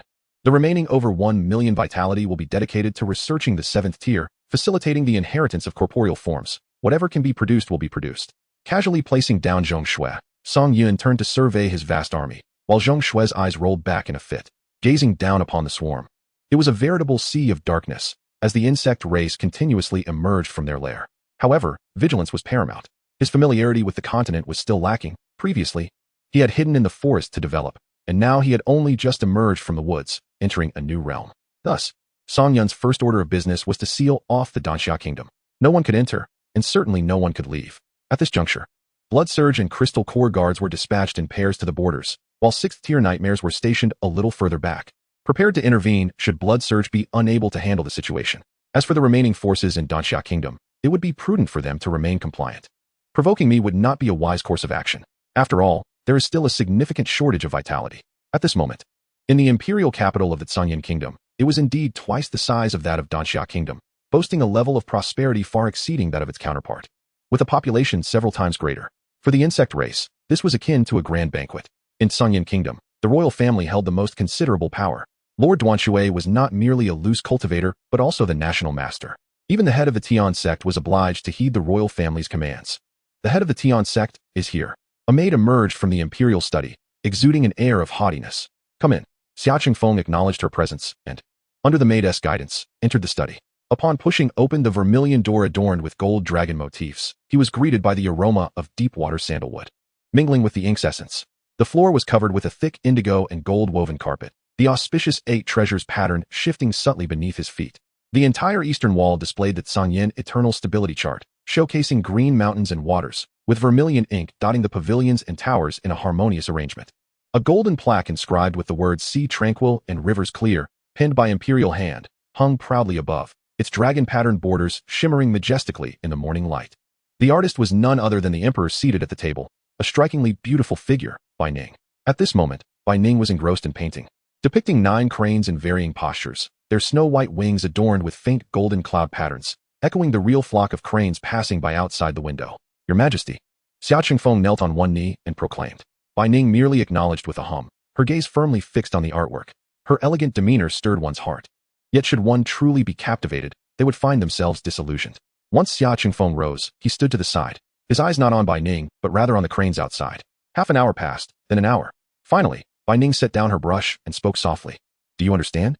The white cranes appear auspicious, yet in truth, they embody the most precarious way of living. Her voice was as smooth as silk steeped in icy water. The dragon scales embroidered with golden thread at her cuffs shimmering briefly before startling the maid, nearly causing her to drop the inkstone. In recent years, Sanyan Kingdom has seen a scarcity of strong individuals under constant scrutiny. Were it not for Lord Duanshui voluntarily seeking to break through, we would be like these white cranes, subject to bullying. Master Xia is our nation's foremost sect leader and should also strive to reach the Dongxian realm. Xia Qingfeng, head bowed, felt a sudden intensity in his gaze. Success would be commendable, but failure would mean ruin. Why has it come to this? To survive, one must carve out a path like the flock of cranes. Wouldn't you agree, Master Xia? Bai Ning slowly turned her head, her beautiful eyes fixed upon him. The overwhelming pressure prevented Xia Qingfeng from lifting his gaze, pinning him to the ground, rendering him immobile. What the world does not know is that Sanyan Kingdom harbors more than one Dongxian realm expert. This emperor surpassed Lord Duanshui in breaking through earlier. Otherwise, how could these sects possibly submit? Yet this secret is known only to Lord Duanshui and Xia Qingfeng. Even Bai Yu remains unaware that her mother has achieved the Dongxian realm. You are correct, Your Majesty. I have been at the peak of the Wanxiang realm for a century. It is indeed time to strive for the Dongxian realm. Upon uttering these words, the oppressive aura dissipated. Bai Ning picked up a silver scissors, trimming a nearby branch of flowers. Once you succeed in your breakthrough, you will oversee the Dongxia Kingdom. Xia Chengfeng's eyes brightened. Thank you, Your Majesty. However, in recent days, Lord Duanshui had yet to deliver any news. Could something have happened? Xia Chengfeng inquired anxiously. What do you think could possibly occur? Taken aback, Xia Qingfeng replied. Although Dongxia Kingdom lacks a Dongxian realm expert, it does possess 3 peak Wanxiang realm cultivators. Especially Lu Shuangji, the sect leader of Qingshan sect. Upon hearing this, Bai Ning merely smiled, a hint of sarcasm in her expression. In her heart, the true concern lay with Chu Tianxiong, yet with Lord Duanshui present, no significant upheaval could ensue. Reports of victory will likely arrive soon. Prepare yourself, as the spiritual mines in Dongxia Kingdom are abundant. Henceforth, Dongxia Kingdom shall be the royal garden of Your Majesty. Bai Ning said nothing. It was only a matter of time before Dongxia Kingdom fell into her possession. However, with the continent stirring restlessly, if Sanyan Kingdom wished to establish itself, it must rise in power, and such elevation would necessitate vast amounts of spiritual mines. Thus, the annihilation of Dongxia Kingdom was inevitable. For many years, Sanyan Kingdom had borne the brunt of the continent's storms, and it was time for Dongxia Kingdom to pay its dues. Go forth. Yes, Your Majesty. Xia Chengfeng bowed and retreated, stepping outside to gaze at the sky, suddenly sensing an unusual presence. An ominous phenomenon has descended, Bai Ning spoke solemnly. This is not good news. Such anomalies are sure to attract powerful beings, and now is the opportune moment to seize Dongxia Kingdom. Indeed, as she looked toward the sky, Bai Ning's expression darkened. The timing was truly unfortunate. The White Wolf Gang occupied a small hill, merely bullying ordinary folk in the vicinity. When confronted with true cultivators, they would kneel and beg for mercy. Though the gang leader, Sang Yun, was only a trifling third-tier pulse realm cultivator, he was shrewd enough to have survived until now. Leader. A few rogue cultivators have come to collect protection fees. Outside, the vice leader, Meng, knocked on the door, appearing quite flustered. Sang Yun, who did not possess a rugged appearance but rather a delicate countenance, heard his vice leader's frantic cries and bellowed. What are you panicking about? Can't you see I'm on the verge of breaking through to the 4th tier of the pulse realm? They are experts of the soul-burning realm. Sounds of chaos erupted within. Sang Yun abruptly flung open the door. What? Why didn't you say so earlier? He hurriedly dashed forward, urging his vice leader to prepare spiritual stones to appease these beggars of the cultivation world. In Sang Yun's eyes, they were nothing more than beggars. Inside the main hall sat a man and a woman, clad in ordinary garb, yet their demeanor exuded a menacing aura, clearly indicating they were desperate fugitives. Noticing this, Sang Yun inwardly lamented. Such individuals were difficult to negotiate with. I was unaware of the arrival of esteemed seniors. Please forgive my rudeness. The woman coldly replied. Hand over the spiritual stones, or else you will all perish. This threat terrified the surrounding gang members. They were far less reasonable than themselves, having been robbed by such cultivators 7 or 8 times a month. Please, esteemed seniors, I understand the rules. Sang Yun forced a smile. The man chuckled. You are somewhat perceptive. Please wait a moment. The others are preparing below. The vice leader, trembling, approached with food offerings, but Sang Yun barked. What are you doing? Step aside and don't disturb the esteemed seniors. Wait. The woman suddenly called out. Place the items here. Didn't you hear the esteemed seniors? You can't even handle such a trivial matter. Perhaps this vice leader should be replaced. Upon hearing this, both individuals laughed. It seemed absurd that such a person could hold the position of vice leader. As the food was set down, the duo began to sample it. The woman, nibbling on a pastry, whispered, "Senior brother, do you think we'll be all right? Rest assured, the spiritual stones we've robbed are enough for us to leave Sanyin Kingdom." The woman, clearly still uneasy, set down her pastry. "Do you think the Yuming sect will send someone after us? After all, we escaped and did not participate in the assault on Danxia Kingdom. Who could possibly know that we have escaped? They might even think we perished in battle." Indeed, the woman, having come to terms with the situation, continued to savor her pastries, while the man indulged in meat. Both had been on the road for some time and were quite hungry. Suddenly, the man sensed something amiss. "Stop eating." The woman paused, feeling her spiritual energy dissipate within her, and as she attempted to rise, she collapsed. The once trembling vice leader of the gang suddenly broke into a sinister grin, and Sangyin lifted his head, twisting his neck. "You dare to poison us? You seek death." The man roared, striking out, yet his efforts proved futile. Sangyin clicked his tongue twice. "I've encountered your kind many times. It's evident you hail from a major sect. You." Sangyin waved his hand grandly. "Brothers, a fairy of the soul fire realm, come and taste her. You dare." As for the man, he would be slain on the spot. Dozens of knives descended upon him. The scene was unbearable to witness, and the woman could only watch in horror, blood splattering across her face, as these vermin licked at her, shameless. "Damn, this fairy is quite salty," eliciting laughter from the crowd. At that moment, a golden light burst forth from outside the building, startling everyone into submission. And they knelt in fear. Sangyin, trembling, exclaimed, "Predecessor, I am but a fool." He had not anticipated such a powerful figure lurking behind them. How infuriating. Sangyin stepped outside, and to his astonishment, there was no one in the sky. Instead, a colossal golden gate, towering 100 feet high, emerged. "Leader, what is this?" The vice leader stood beside him, staring blankly at the golden gate that loomed in the heavens, its surface shimmering with liquid crimson flames, resembling the crystallized remains of molten stars. "I do not know, but we are likely in grave danger. Quickly dispose of the bodies. Stop playing around. Kill them at once," Sangyin urged, aware that such a grand spectacle would surely attract attention. The surrounding gang members cried out for the protection of the White Wolf Gang, convinced that treasures and formidable techniques would soon be theirs, propelling the White Wolf Gang to become the mightiest faction in the Sanyin Kingdom. Listening to their fervent words, Sangyin sighed in resignation. If only it were that simple. Suddenly, a tremendous aura surged towards them, and in an instant, a figure appeared above. The newcomer, with silver hair and a cold demeanor, was none other than Wuxin, the leader of the Yuming sect, a pinnacle figure of the Wanxiang realm. It is indeed the gate to the ancient ruins. Gazing at the golden portal, Wuxin's otherwise placid eyes gleamed with golden light. An opportunity to transcend the Wanxiang realm had arrived. Lowering his gaze to the ants below, Sangyin was so terrified that he fell to his knees, his heart nearly bursting with fear. Such power. "Huh. The ancient ruins have manifested in this desolate place." A voice like a crack in the void echoed, and Wuxin's expression darkened. "A Dongxian realm powerhouse." An elder appeared beside him, adorned with a necklace of skulls, exuding a dubious aura. Yet, the spiritual pressure he emanated made beads of sweat form on Wuxin's forehead. Such a figure was unknown within the Sanyin Kingdom and likely hailed from the mainland. "Predecessor." Despite being a sect leader, Wuxin could only respectfully address him as such in the presence of true might. In this realm, there were only predecessors and ants. "Withdraw, and I shall spare your life." The elder spoke coolly. Wuxin was taken aback by the elder's arrogance. After all, such ancient ruins could not be claimed by a single individual. At that moment, yet another figure materialized, hunched over and wielding a gnarled wooden staff, lacking any overwhelming spiritual pressure. "Who did you think it was, old hag?" "It's just Ingu." "Lao Pa, I followed the scent here, did I not?" Wuxin's face tightened at the mention of Ingu, an infamous rogue known for her nefarious deeds. Although she had no faction backing her, her strength had reached the Dongxian realm. She had long wandered near weaker nations, scavenging treasures, as even formidable kingdoms intimidated her. The ancient ruins had never appeared in this desolate place before. They typically manifested in the spiritually rich East, where powerful factions thrived. At that moment, another figure arrived, Xia Qingfeng. Sect leader Xia.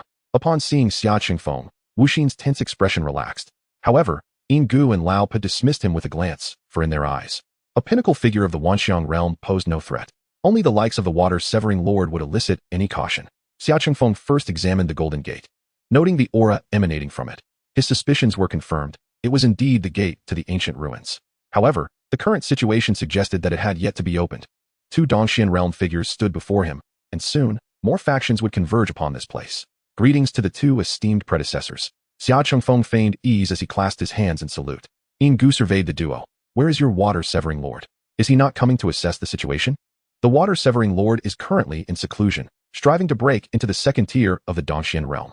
This revelation momentarily stunned Lao Pi and Ingu. They both occupied the first tier, questioning why one would aim for the second tier. Was he seeking to kill? However, Wuxi knew that the water-severing lord was currently in the Danxia kingdom, but given the reactions of the others, they seemed to have taken him at his word. The emergence of ancient ruins was an opportunity for all cultivators, transcending national borders. Yinggu cautioned, do not presume that just because you are within the Zhangyan kingdom, you can monopolize this. Even a second-tier Dongxian realm figure cannot claim dominion over these ancient ruins.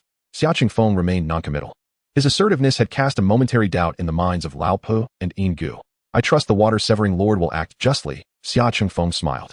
Lao Po and Yinggu snorted in unison and directly descended into the White Wolf gang. Is the water-severing lord truly on the verge of a breakthrough? Lao Po asked solemnly. If he succeeds, it would indeed be troublesome. As the two conversed, a figure crawled forth. It was Sang Yun. Esteemed predecessors, is there anything I can do to assist? The likes of Sang Yun, a weakling, garnered no interest from them. Fetch us some food, Lao Po replied dismissively. Yes. Esteemed predecessors. Sang Yun hurriedly went to make arrangements. Yinggu sighed in relief. I wonder how my disciple is faring in his cultivation. He ought to come and seize some opportunity. You truly care for your disciple, unlike some, Yinggu remarked before soaring towards the Danxia kingdom. In the sky, Xia Qingfeng exchanged glances with Wu Xin, both realizing that Yinggu was heading towards the Danxia kingdom. He wouldn't be going to Danxia kingdom, would he? It seems unlikely. The Danxia kingdom holds little allure for someone of his caliber.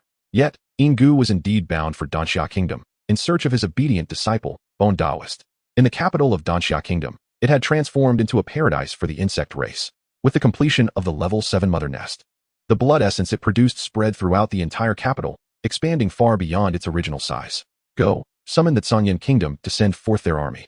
Observing the saintly figure of Zhong Shui, who still exuded an aura of sanctity, he found himself nostalgic for her cries during her descent into depravity. Yes, my king. Zhong Shui, prostrate on the ground, kissed Song Yun's foot before soaring towards the Zhangyan kingdom. Watching her retreating figure, Song Yun felt a sense of satisfaction. Suddenly, a formidable aura emerged.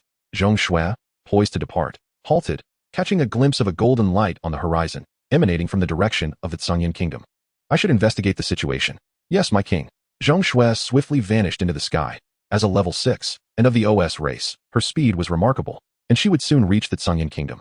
Song Yun naturally intended to receive a physical enhancement within the mother nest. His current form was only at level 5, and he aimed to elevate it by 2 tiers. Before entering the mother nest, he needed to study the level 7 insect race. Researching the level 7 insect race would require 320,000 life force. Level 7,000 faced insect, a rare group of the crystalline spikes tribe, capable of devouring targets to transform into their likeness, requiring 320,000 life force. Level 7 crying blood insect, a rare group of the bitter descent tribe, known for their melodious cries, yet their wailing can instantly obliterate targets, requiring 320,000 life force. Level 7 giant infant insect, an aberrant infant form of the OS race, exhibiting violent and fearful behavior, inducing extreme unease, requiring 320,000 life force. Total research cost, 960,000. Gene research. New. Reproduction. The Crystal Spire clan can breed freely, requiring the consumption of 2,500 life force. This is excellent. The higher the rank, the more advantageous the reproduction becomes. New. Eruption. Enhances the attack capabilities of the Bitter Meteor clan, necessitating the expenditure of 2,500 life force. A minor enhancement for the Bitter Meteor clan. New. Immunity. The OS clan is immune to all toxin-based attacks, requiring 2,500 life force. A significant boost for the OS clan, once immune to attacks. I shall no longer hold back, but rather charge forth to annihilate. All research has been conducted. Only 686,804 life force remains. Cultivating a 7th-tier entity demands an astounding 10,000 life force each. I shall procure 20 of them. In an instant, only 86,804 life force remains. With everything arranged, Song Yun enters the maternal nest for physical enhancement. Upon emerging next, he shall embody the 7th tier. Suddenly, Song Yun raises an eyebrow. Dare anyone breach the borders and enter the Danxia kingdom? Even more intriguing, they are at the Cave Profound Realm. Chapter 78, The Great Insectoid Race. At this moment, Yinggu had just skimmed past the borders of 2 nations, but felt a lingering sensation of being watched. Gazing at the mountains below, Yinggu furrows his brow. Could it be a mere illusion? Suddenly, an overwhelming sense of peril envelopes him, and a shadow descends from the clouds with breathtaking speed. Yinggu swiftly dodges. Yet his arm sustains a minor cut. Who dares to launch a sneak attack on me? Come forth. Yinggu bellows in fury, astonished that he has been wounded. Turning around, Yinggu's expression shifts to one of bewilderment. 10 paces away stands not a person, but a beast? What a grotesque creature. Moreover, A beast capable of inflicting harm upon him. Could it be of royal caliber? Lowering his gaze to the wound, he notices it is still bleeding profusely, and hastily retrieves a healing elixir. No effect? He then applies a hemostatic powder, yet it remains futile. Even festering sores begin to form around the injury. How can this be? In an instant, Ingu sees the creature charging at him again. Humph. Using poison? I am not afraid. Wraith's fatal strike. Even if you are of royal rank, you shall shed a layer of skin for me. In a heartbeat, a cloud of green mist emanates from Ingu, surging with blood boiling forth. Had this been earlier, he might have succumbed to the poison, but Song Yun had just activated the immunity to toxins. What serendipity! Observing the unyielding speed of the blood boil, Ingu is flabbergasted. This bizarre beast shows no fear of poison? How can this be? Soul-devouring flag. The vengeful souls surge forth with wails, intercepting the blood boil's attack. Find it. The purple-black chains swiftly coalesce, ensnaring the blood boil's limbs, causing it to writhe and emit shrill cries, leaving Ingu feeling somewhat uneasy. Song Yun naturally observes the battle. A blood boil facing a first-tier cave profound realm expert is indeed a challenge. This flag is formidable, as the vengeful spirits disrupt the blood boil's offensive. A 5th-tier blood boil is insufficient. Let us summon a 6th-tier nightshade. The delay has been ample. Perish. Ingu bellows, gripping the soul-devouring flag, his palm still bleeding. This hideous creature has caused him to bleed profusely. Suddenly, a massive shadow looms above the clouds, and with its descent, an immense pressure crushes down. The gathered soul-piercing spear dissipates instantly, and even the purple chains vanish. The blood boil does not flee, but charges toward Ingu. The nightshade dives, cleaving the clouds apart. Ingu gasps in astonishment. What manner of beast is this, capable of exerting such terrifying pressure? And that smaller one is returning. The soul-devouring flag trembles in his hands, and the vengeful souls surge forth once more. Suppress them. His right hand swiftly forms a seal. 9 Hell's miasma. The nightshade suddenly emits a sharp cry, its wings fanning out, releasing a torrent of sharp feathered darts. It then shields itself with its wings, bracing against Ingu's assault. While the blood boil burrows inside, Ingu removes the skull chain from his neck, chanting an incantation, as a colossal skeletal head materializes before him. A mere royal beast does not merit the ability to wound me. In the next moment, countless feathered darts pierce through, riddling the enormous skull with holes. How can this be? Ingu's expression shifts drastically. His artifact has been utterly destroyed. This is no ordinary royal beast. Seeing such a multitude of terrifying feathered darts, he must flee under this crushing pressure, hoping his techniques will withstand. With a thunderous roar, the air fills with swirling smoke. Yet as the nightshade unfurls its wings, Ingu's eyes reveal dread. It remains unscathed. The nightshade's eyes lock on him, and the feathered darts curve to pursue Ingu. Swish, swish, swish. No matter how he attempts to escape, he is struck, blood gushing forth continuously. Each hit amplifies the pressure, with the weight of gravity intensifying. It becomes increasingly challenging for Ingu to evade. His body is relentlessly pierced by the feathered darts, pinning him to the ground, rendering him breathless. With a resounding crash, the nightshade lands effortlessly. This is the 6th tier. The disparity from the 5th tier is substantial. What the blood boil could not accomplish, the nightshade resolves in an instant. Ingu cannot accept this outcome. He had envisioned his demise while vying for treasures and opportunities, yet never anticipated being slain by such a hideous beast. How could such a creature arise in the mere Danxia kingdom, a low-tier royal beast, while this one beside it appears even stronger, likely of higher royal rank? This is inconceivable. Under the immense weight, Ingu finds himself unable to lift even a finger, let alone resist. At this moment, he has no choice but to await his doom. Just as despair grips Ingu, a graceful figure swiftly approaches from afar, landing gracefully beside him. Ingu strains his eyes to behold, and despite his dire state, he cannot help but feel a sense of awe. A saintess? The renowned saintess of the Tsangyan kingdom. Who does not know her? Even these wandering cultivators must recognize her, for she is of the holy sect. Encountering her without miscommunication could be perilous. Saintess, you must be cautious. One is a high-tier royal, and the other a low-tier royal. It would be best if you fled with me. You are no match for them. Initially, Ingu's spirit had waned. Yet the appearance of someone instills a flicker of hope. However, the subsequent actions of Zhong Shui cause Ingu to feel as though the ground beneath him has split open. She approaches the beasts, patting their heads without incurring any attack. Terrifying thoughts flood his mind. The holy sect. They are actually taming royal beasts within the Danxia kingdom. Their ambitions are indeed vast. Such major powers will undoubtedly intervene. You do not expect me to save you, do you? Zhong Shui steps before Ingu, her shoe pressing against the bare back of his head. Ingu scoffs coldly. I did not anticipate that your holy sect, so radiant in appearance, harbors such darkness behind the scenes. Disgusting. I feel the same. But you, what brings you to the Danxia kingdom? Release me, and I shall tell you. Suddenly, a sporeworm drops onto Ingu's nose, startling him. He can see the row of fangs lining the creature's mouth. Unable to move, Ingu can only exhale. To his surprise, he inadvertently blows it off. Yet the next instant, a swarm of spore worms rains down, burrowing into his eyes, ears, nostrils, and mouth. Ah, ah, ah. Ingu screams in terror. How could a dignified saintess be accompanied by so many worms? Truly, the holy sect harbors some perverse individuals. You do not consider what I cultivate. Do you think toxins can intimidate me? As the words fall, a sharp pain grips his abdomen. What toxin have you administered to me? The excruciating agony contorts Ingu's face, blood beginning to seep forth. What brings you to the Danxia kingdom? Zhong Shui inquires softly. I have come to retrieve a disciple. The ancient ruins are opening in the Tsangyan kingdom. Is that enough? Release me. Upon hearing this, Zhong Shui releases her foot, merely observing him intently. You are a liar. Did I promise you anything? Shameless, wretched woman. May the saints of your holy sect perish. With a spurt of blood, his chest ruptures. This scene unfolds before Ingu's eyes as 3 young beast cubs emerge from within him. They actually devoured their own entrails completely. What dark sorcery is this? Zhong Shui extended her hand, and a gigantic spore insect shot forth from her palm, directly sinking its fangs into the crown of Ingu's head, draining his life force. This is the greatness of the insect race. Ingu's eyes widened. It was the first time he had ever heard those 2 words. Chapter 79, Assignment of Tasks. Ingu perished, giving birth to 3 6th-tier flying insects. Why 3, you may ask? It was due to the evolution of the spore insect genes within Zhong Shui. First, there was an increase in quantity. Upon parasitism, it would yield 3 offspring, and their appearance and size were increasingly resembling Zhong Shui. Should further evolution occur, they may very well transform into humanoid beauty insects, perhaps even possessing additional abilities. Yet, Ingu, unable to find peace in death, had merely come to check on his disciple, only to meet his untimely demise. The world of cultivation is indeed fraught with unexpected turns, especially since even his disciple, the Bone Taoist, was drained dry. Zhong Shui did not take the 3 little ones with her, as she set off once more towards the direction of the Tsangyan kingdom. The ancient ruins. Meanwhile, Song Yun had been observing.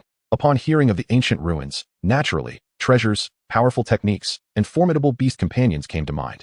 Everything required spiritual power to activate, but as an insect, he lacked the genetic capability to absorb such energy, rendering it useless for himself. However, he could not allow such splendid treasures to fall into the hands of others, who might use them against him. It seemed necessary to send someone to investigate the situation. Reliance on Zhong Shui alone was insufficient.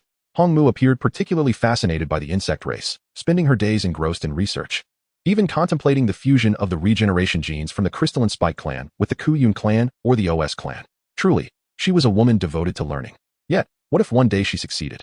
Let her be, perhaps it would yield unexpected surprises. The remaining individuals included Hua Shan, Han Yu, Chu Ruyen, Lu Shuangji, and Lu Shuangjiao.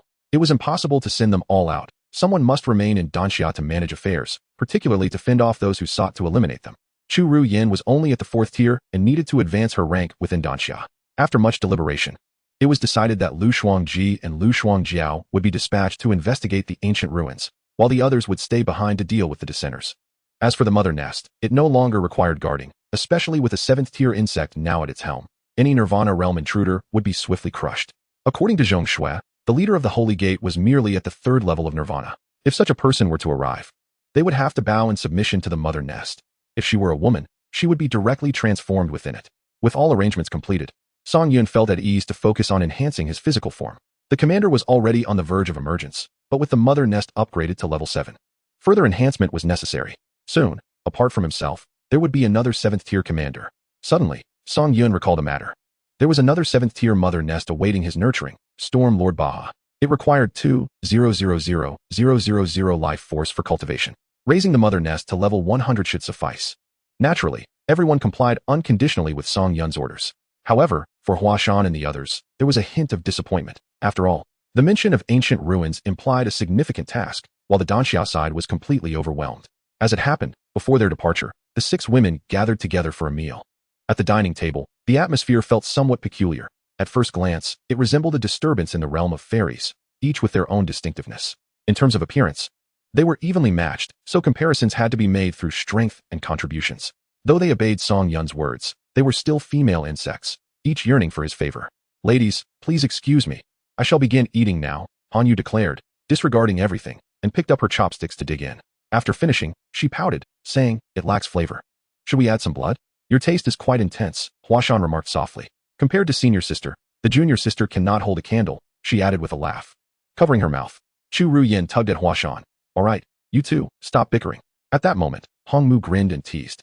Here we have a pair of little sisters, and over there, a pair of senior sisters. What a perfect match. Lu Shuangji and Lu Shuangjiao sat facing each other. Yet since Lu Shuangji's transformation, they had not exchanged a single word. Leader Lu, why so silent? You were not like this when at the mother nest. Hong Mu's words struck a chord with Lu Shuangji, though she remained silent. Lu Shuangjiao could no longer sit still and stood up. Let's go. Lu Shuangji responded with a soft and the two exited the room, gazing at the swarm of insects outside, immediately soaring towards the golden light on the horizon. Seems like Leader Lu prefers not to converse with us. Hong Mu shrugged. Han Yu cheerfully asked, Sister Hong Mu, may I study with you? Of course, came the reply. Thank you, Sister Hong Mu. Han Yu beamed, her sweetness evident. Hua Shan cast a glance, while Chu Ru Yin sighed beside her. It appeared that no one was willing to yield to the other. Song Yun, too, had noticed this issue. The conflicts among women seemed to persist, even after genetic modifications. Fortunately, they were insects, straightforward and direct, able to confront matters head-on. Meanwhile, Zhong Shui found herself in a dire predicament, yet not a single drop of blood on her was her own. She had directly landed within the imperial palace, startling the guards, who, upon recognizing her as the saintess, hurried to inform the emperor. Xia Qingfeng received the news and rushed to the palace, his expression grave. How could the saintess return injured? This was surely an ominous sign. In Bai Ning's chamber, the two sat beneath a great tree. Is the crown prince still here? Bai Ning inquired, her voice trembling slightly upon closer inspection. He is dead, Zhong Shui replied candidly. Upon hearing this, Bai Ning closed her eyes, not shedding a single tear.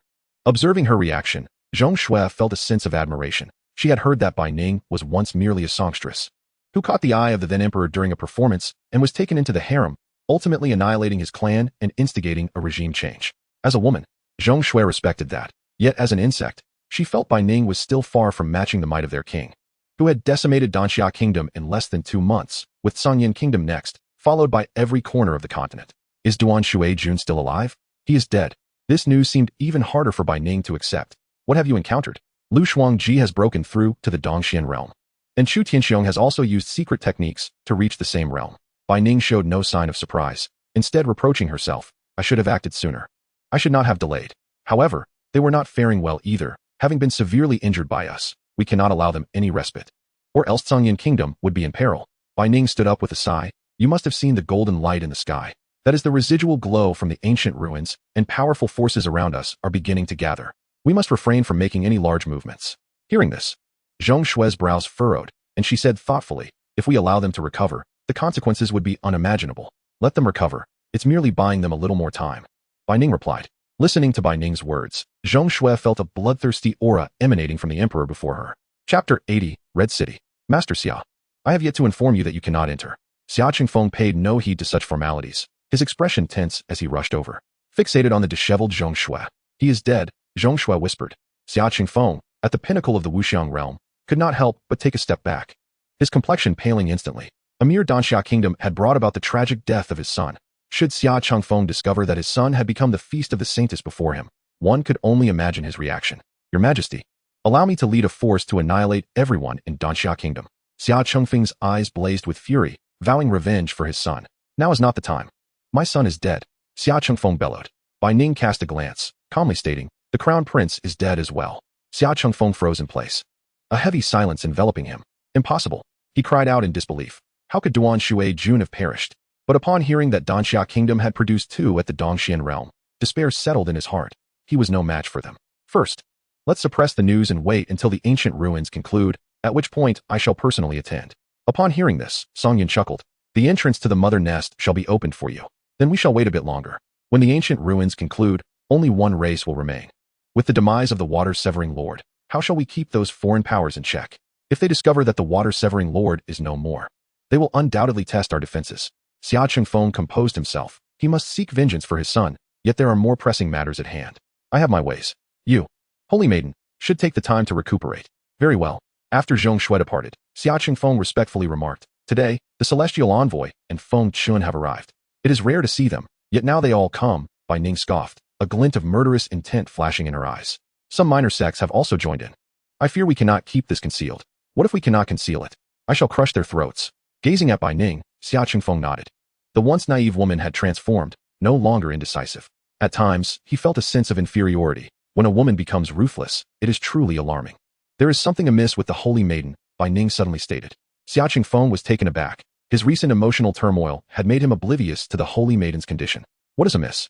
How did she manage to escape from two experts of the cave profound realm? Bai Ning inquired gravely. Xia Chengfeng seemed to have a realization. Could it be the Holy Sect? Bai Ning remained silent. What if the Holy Sect had struck a deal with Chu Tianxiong? This was not impossible. Make arrangements for a breakthrough swiftly, Bai Ning insisted in a low tone. Understood. With his son deceased, Xia Chengfeng was furious. He had originally feared the breakthrough, but now he had no choice but to act. He would break through to the cave profound realm and annihilate all of Danxia Kingdom to avenge Taya. After departing, Zhong Shui arrived at the Holy Sect stronghold.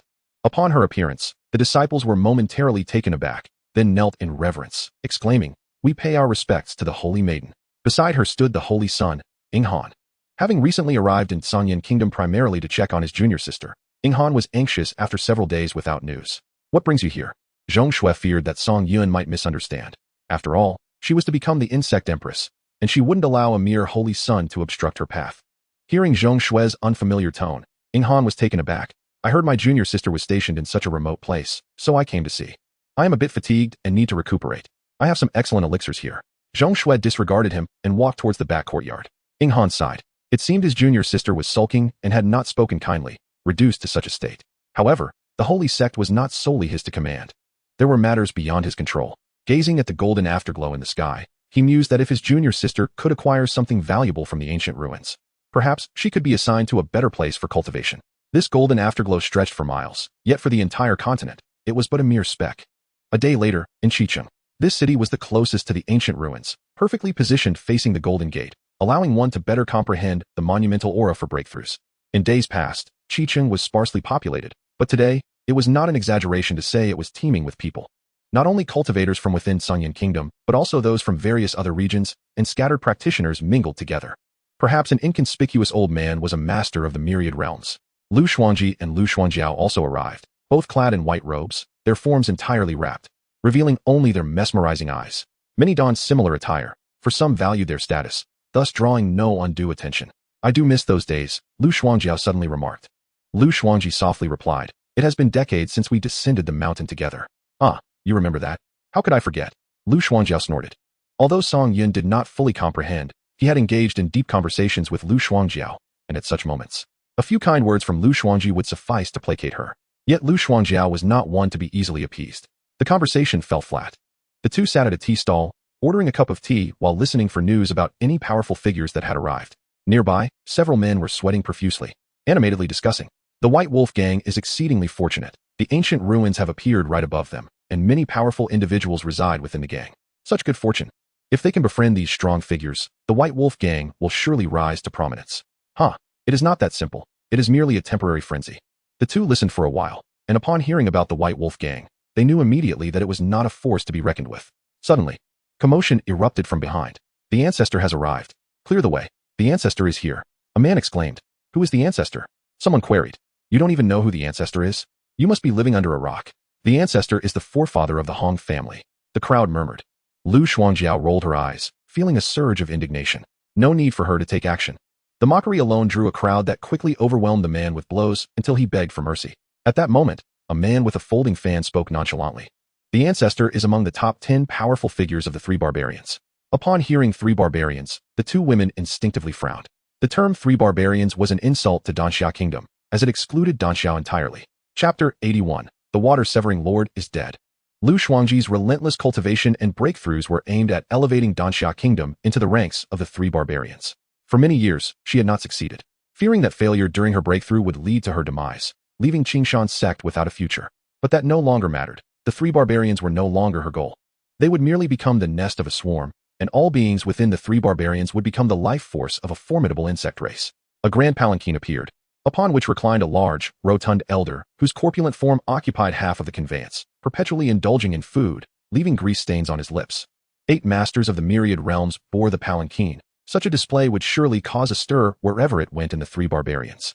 Lu Xuanjiao glanced sideways, instinctively pursing her red lips, marveling at the vitality on display. "The ancestor has arrived. Clear the way." No sooner had the words been uttered than a cultivator ahead was knocked to the ground, and the palanquin halted. The ancestor's voice rendered the surroundings eerily silent. The fallen cultivator hastily knelt. "I apologize, senior. I shall take my leave." "Oh, be more careful in your next life." In an instant, a piece of flesh pierced through the cultivator's skull, killing him on the spot. All present watched in horror as blood flowed freely, none daring to utter a sound. The palanquin resumed its advance, and those in its path fled to the sides, none wishing to become a lifeless corpse on the ground. Once they departed, a throng surged towards the corpse, snatching the man's storage bag, even stripping him of his clothing. Lu Xuanjiao could not help but smirk derisively. Even our clan does not have such enthusiasm. You two seem to be travelers from afar. A sudden voice interjected, but the two women remained silent. Lu Xuanji was renowned in Danxia Kingdom, yet beyond its borders, her fame diminished. After all, who would pay attention to a minor nation? Of course, some were aware of Lu Xuanji, but only in passing, knowing her for her unparalleled beauty. The man folded his fan and sat down with a smile. Allow me to introduce myself. My name is Chu Feng, from Huangsha Kingdom. May I inquire where the two young ladies hail from? Scram, Lu Xuanji replied curtly. Yet Chu Feng maintained his composure. Seeing that you ladies are unaccompanied in this chaotic place, it would be wise for us to travel together, wouldn't it? I have been here for a few days and am somewhat familiar with the current situation. I can help you avoid much trouble. Lu Xuanji inquired with indifference. What do you know about the situation? With a swift motion, he opened the folding fan, releasing an alluring scent of ink. Lu Xuanjiao could barely contain her impatience. Little did she know that a plethora of formidable warriors had recently arrived. The renowned Hong Zhu, for instance, a notable figure at the second tier of the Dongxian realm, alongside the likes of Jun Tianho, Feng Chun, Yinggu, and Luo Pu, all coveting the treasures of the ancient ruins. Lu Xuanji had certainly heard of these individuals. Yet if it were merely these few, there would be little cause for concern. However, if the ancient ruins remained closed and news spread, attracting strong practitioners from beyond the three barbarians, the situation could become dire. This was precisely Lu Xuanji's worry. The proximity to Danxia Kingdom made it a potential hotspot for powerful forces. Do you know when this ancient ruin will be opened? Lu Xuanji inquired. Chu Feng looked up with a sigh. I cannot say. That depends on the heavens. The treasures sought by those warriors are certainly beyond our reach. Yet we might still manage to acquire some minor artifacts. It appears you possess some courage to utter such words, Lu Xuanjiao retorted coldly. Chu Feng, having discerned the personalities of the two, noted that the fiery demeanor of the one on the left contrasted with the more gentle disposition of the one on the right, who seemed more amenable. However, the discourse suggested that the gentler woman held the reins of authority. I am but a clumsy cultivator, currently at the second tier of the Wanxiang realm, Chu Feng remarked while bowing with his folding fan. Indeed, rather foolish, Lu Xuanji replied without a hint of courtesy. This comment left Chu Feng momentarily taken aback. Reaching the Wanxiang realm at his age placed him among the top 100,000 on the continent. Yet being labeled foolish was somewhat hard to swallow. He pondered retorting by questioning the lady's own realm. Lu Xuanji interjected, we are unfamiliar with this place. Do not scare away the information that has come to us. Lu Xuanjiao, in a fit of pique, turned her gaze elsewhere, lamenting how the good deeds were hers to bear while the ill-fated role fell upon her. My apologies, my junior sister has a rather abrasive temperament. Yet, beneath the table, Lu Xuanji grasped Lu Xuanjiao's hand, startling her momentarily, prompting a huff as she averted her eyes once more. No offense taken, Chu Feng chuckled heartily, expressing a desire to witness Lu Xuanji's capabilities, while a discomfort lingered in his chest. You sound quite formidable in Huangsha Kingdom, Lu Xuanji noted.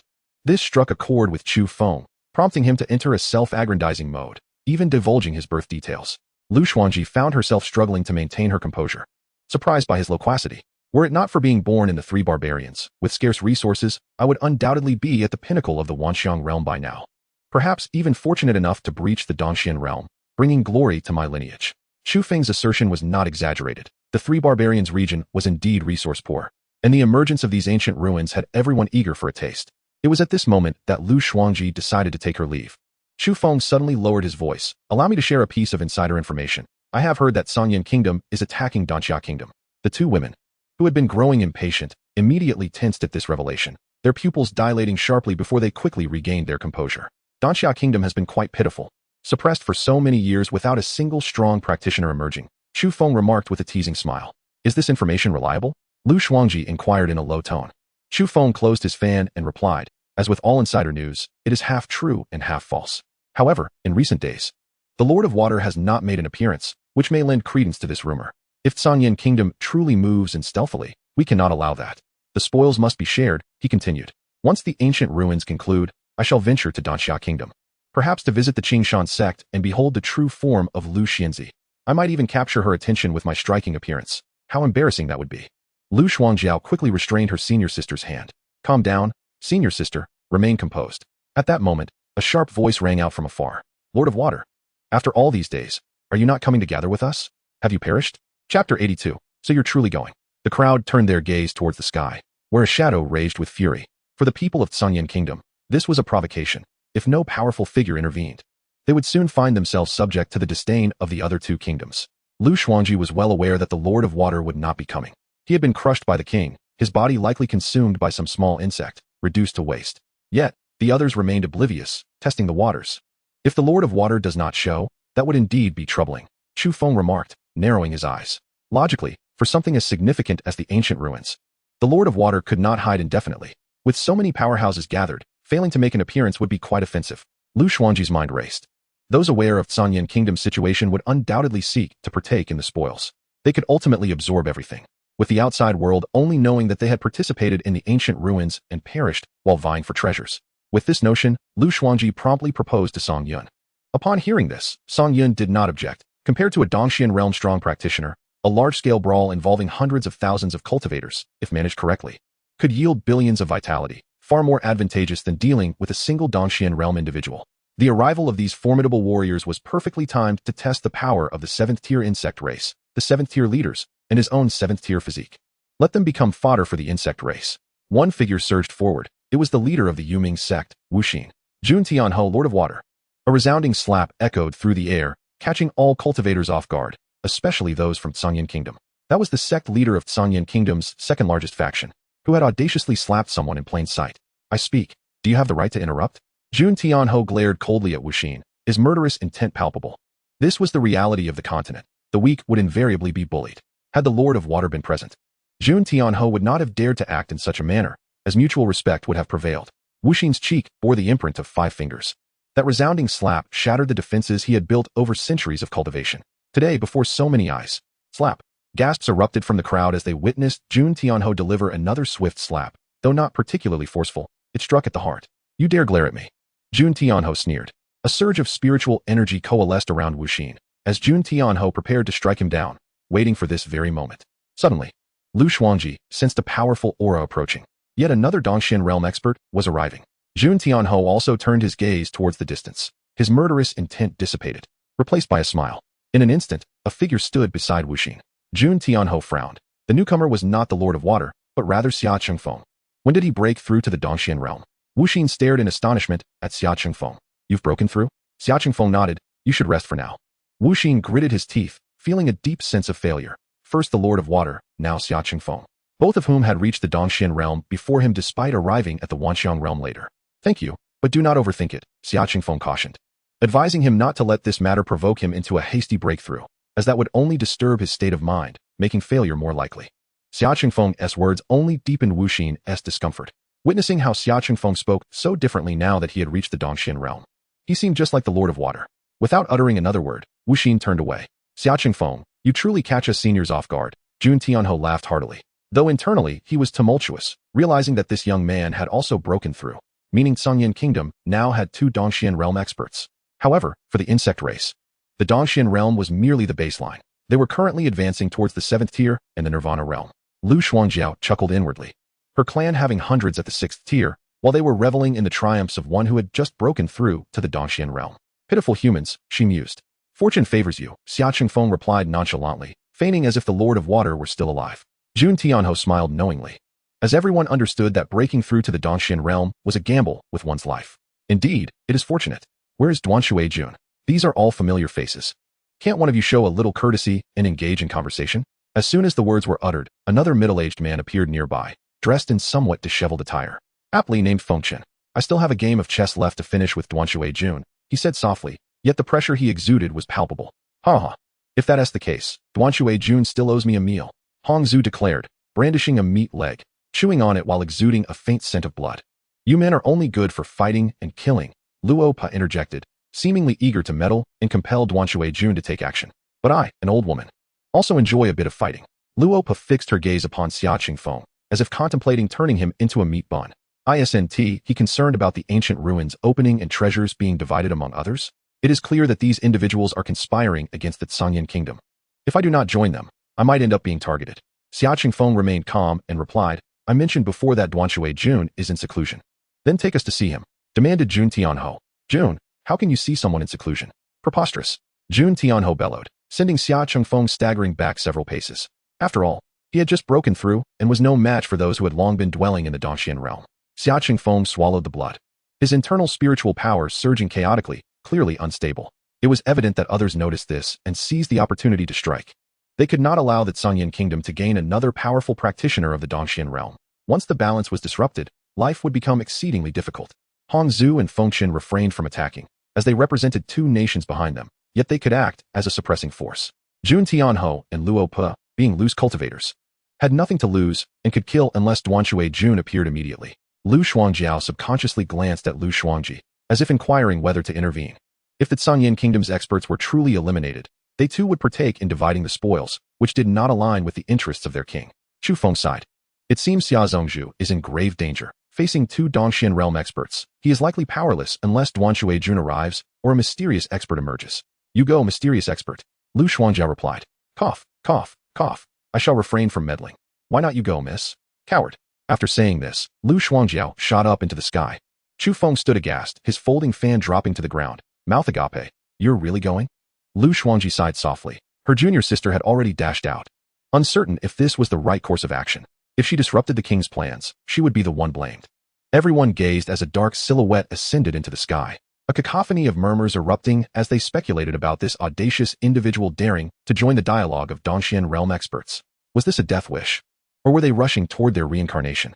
Chapter 83. Do not speak recklessly, or you shall perish. Lu Shuangjiao's entrance momentarily halted Jun Tianhou and the others, while Xia Chengfeng scrutinized the figure in the black robe. To appear at such a moment, one was either foolish or possessed great strength. Whether the former or the latter would soon be revealed. What does your excellency mean by this? Jun Tianhou, uncertain of Lu Shuangjiao's origins, treaded cautiously. Noting her attire suggested she wished to conceal her identity. Could she be someone from the mainland? Lu Shuangjiao replied coolly. We are all here for the sake of the ancient ruins. Why resort to total annihilation? At this, Song Yin chuckled. Aren't we, the insect tribe, the very embodiment of total annihilation? Upon hearing the voice, Jun Tianhou realized it was a woman and chuckled lowly. Where does the lady hail from? You certainly do not appear to be a local. Whether I am local or not is of no concern to you, since the lady refuses to disclose her origin. Do not blame me, Jun Tianhou, for being impolite.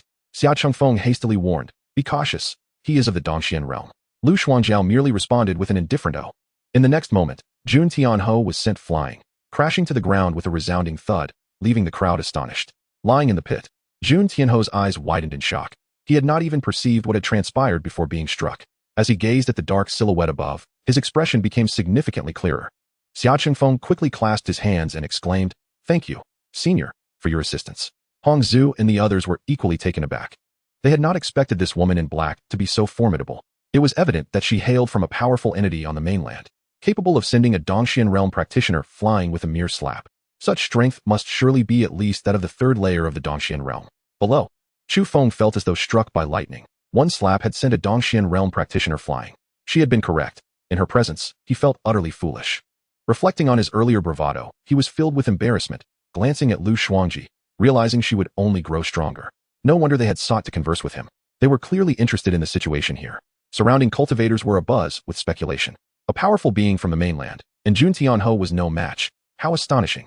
Look at Hongzhu, who dared not act recklessly. She had subdued them all with her singular might. The arrival of someone from the mainland so swiftly confirmed that the ancient relics were indeed extraordinary. Lu Shuangji observed her junior sister suppressing the others, achieving her goal, while the Sangyan kingdom maintained its position amidst the ensuing chaos. In the void above, Lu Shuangjiao stated placidly, Gentlemen, let there be less slaughter and more goodwill. Having said this, she departed, intending to strategize with her senior sister. Once Lu Shuangjiao left, Luo Pa exhaled in relief, casting a glance at Xia Chengfeng, who had indeed been fortunate to encounter a powerful figure from the mainland. Otherwise, he would surely have perished today. Fengshen clasped his hands and chuckled, Gentlemen, I shall refrain from further involvement. I take my leave. What? You're leaving already? Hongzhu scoffed. Fengshen merely smiled and vanished from sight. With a powerful being from the mainland involved, engaging in conflict was unwise. With a powerful being from the mainland present, are we to simply hand over the treasures? Luo Per exclaimed, her voice likely echoing loudly, as individuals from the mainland were particularly sensitive to face. However, just as she had spoken, Lu Shuangjiao appeared beside her, grasping Luo Po's head without uttering a word. A burst of crimson blossomed in the sky. This scene caused drastic changes in the expressions of all present. Even Hongzhu's demeanor softened, and Jun Tianhou, having just risen, was relieved he had refrained from verbalizing his thoughts. No. Luo Po had merely made a sarcastic remark before being killed. Xia Chengfeng had never encountered a powerful being from the mainland before. This was his first experience, and he could only describe it in 6 words. The power of mainland experts is terrifying. Luo Po's corpse plummeted from the sky, landing beside Jun Tianho, who was genuinely startled by the sight. What more do you wish to say? Lu Shuangjiao asked indifferently. Previously at the 5th tier, she had effortlessly slain those of the Dongxian realm. Now, at the 6th tier, it was sheer domination. Lu Shuangjiao turned her gaze to Jun Tianho, who trembled and clasped his hands, declaring, I dare not. Her gaze shifted to Hongzhu. No, I do not dare. Hongzhu struggled to raise his hands. Before a powerful being, even the strongest among the top 10 of the 3 barbarians must show respect. The ancient ruins are treasures bestowed upon all by the heavens. Those capable shall claim them. The crowd twitched at the corners of their mouths, expecting a declaration of shared ownership only to hear, those capable shall claim them, effectively barring everyone from entry. Lu Shuangjiao once more departed the scene, leaving Hongzhu and Jun Tianho too intimidated to speak, ill behind her back. They exchanged glances and simultaneously withdrew. Xia Qingfeng, too, needed to relay this news swiftly. Powerful beings from the mainland had already arrived. In the city, someone shouted, Seize the corpse. And experts of the Lingshu realm immediately soared towards Luo Po's body. The corpse of a Dongxian realm practitioner was indeed a treasure. In an instant, the clamor of battle erupted. Over a single corpse, many more lay lifeless on the ground. The door to the ancient ruins had yet to open, and the number of bodies continued to rise. In a room in Qicheng, Saint Sunning stood with his hands clasped behind his back, gazing skyward. The people of this small place are truly barbaric. But who was that individual just now? Quite perplexing. Within the room, Zhong Shui was well aware of the identity of that individual. Powerful beings from the mainland would not arrive so swiftly. It was merely to ensure a balance of power. The death of a loose cultivator was of no consequence. The experts from the Holy Gate are soon to arrive. I hope this relic opens slowly. Zhong Shui turned her gaze towards the colossal gate in the sky. Such a significant ancient relic cannot be kept a secret for long. The Holy Gate will send representatives, and others from various places will also dispatch their agents. One must make arrangements promptly. Song Yun is already making preparations, leaving some Zerg to defend the mother nest while the rest of the Zerg army is stationed in the mountains around the border, ready to respond. The Sanyan kingdom must not be allowed to slip away. Those who dare to seize it should be prepared for the wrath of the Zerg. Of course, there are still dissenting voices within the Danxia kingdom, but Song Yun is unwilling to hear any opposition. Hua Shan and Chu Ruyan are conducting a purge with the Zerg, simultaneously gathering some vitality. Witnessing the transformation of his physical form once more, Song Yun felt a surge of anticipation. Within the palace of the Sanyan kingdom, the powerful from the continent arrived with remarkable swiftness. Bai Ning appeared somewhat grave. Indeed, had it not been for the unexpected intervention, my situation could have turned dire. Thank you for your efforts. Upon hearing Bai Ning's words, Xia Qingfeng was momentarily taken aback and revealed a gentle smile. It is fortunate. Recently, the spies I dispatched to the Danxia kingdom have vanished without a trace. Worry not. I shall personally investigate the situation. Bai Ning shook her head. You should remain stationed at the relic site. Yes, the winds of rumor have been blowing. Once the continental experts depart, Hongzhu and Fengchun will undoubtedly demand their share of the Danxia kingdom. Share? This monarch finds the 3 barbarians too numerous. Perhaps it would be better to reduce them to 1. A few days later, at the border of the 3 barbarians, a resplendent celestial warship adorned with gold and jewels pierced through the clouds, its body seemingly forged from shimmering glass, refracting a kaleidoscope of colors in the sunlight. The bow of the ship featured a coiling jade dragon, its mouth clasping a luminous pearl that sparkled with celestial brilliance, while its eyes, inlaid with a millennium of fiery essence, glared ahead as if capable of incinerating evil. Standing at the bow was a young man named Yi Chun, a member of the prestigious Yi family from the continent. Renowned throughout the land, the Yi family is blessed with ample resources, and many are eager to serve them as mere cattle. Thanks to the foresight of the family head, pieces were strategically placed in these 3 barbarians years ago. The middle-aged man standing behind him, named Yi Wu, was an adopted orphan of the Yi family. Although he bore the Yi surname, he did not enjoy the privileges that came with it, and generally served to protect the family's talented female members. Grandfather possesses remarkable foresight. Yet who exactly is this pawn? My subordinates are unaware, but after the family's training, he must be among the best in these 3 barbarians. A land of waste, indeed, the 3 barbarians are. Yi Wu respectfully remarked. Young master, while the resources in these 3 barbarians are scarce for cultivating powerful warriors, there are a few individuals who have broken through to the cave profound realm through sheer willpower. Are you implying that I am inferior to these wastes? Yi Chen's expression darkened. Yi Wu was startled and hastily replied, I would not dare. As a 5th layer of the cave profound realm, one should apologize even to a peak of the myriad forms realm. Such a situation could only arise in a family of authority. If this were outside, one would have been struck down long ago. Yi Chun snorted coldly. During this relic expedition, I must make an impression and select a treasure to present to the Moon Fairy. Young master, apart from us, I fear the Holy Gate may also send representatives. I was speaking so positively. Must you dampen my spirits? Yi Chun retorted impatiently. The Holy Gate, those blood-sucking insects, They must latch onto me wherever they go. Yi Wu fell silent. After a moment of contemplation, Yi Chen said, "Continue speaking. I fear I might offend the young master." Yi Chen pressed his forehead. "How do you know the Holy Gate will send people?" Before departing, the elder informed me in advance. It must have been that pawn who mentioned it. This pawn is intriguing. They even managed to infiltrate the Holy Gate. In these 3 barbarians. Where is the Holy Gate's stronghold? Sanyan Kingdom. We must proceed with caution. I say, you, a 5th layer of the cave profound realm.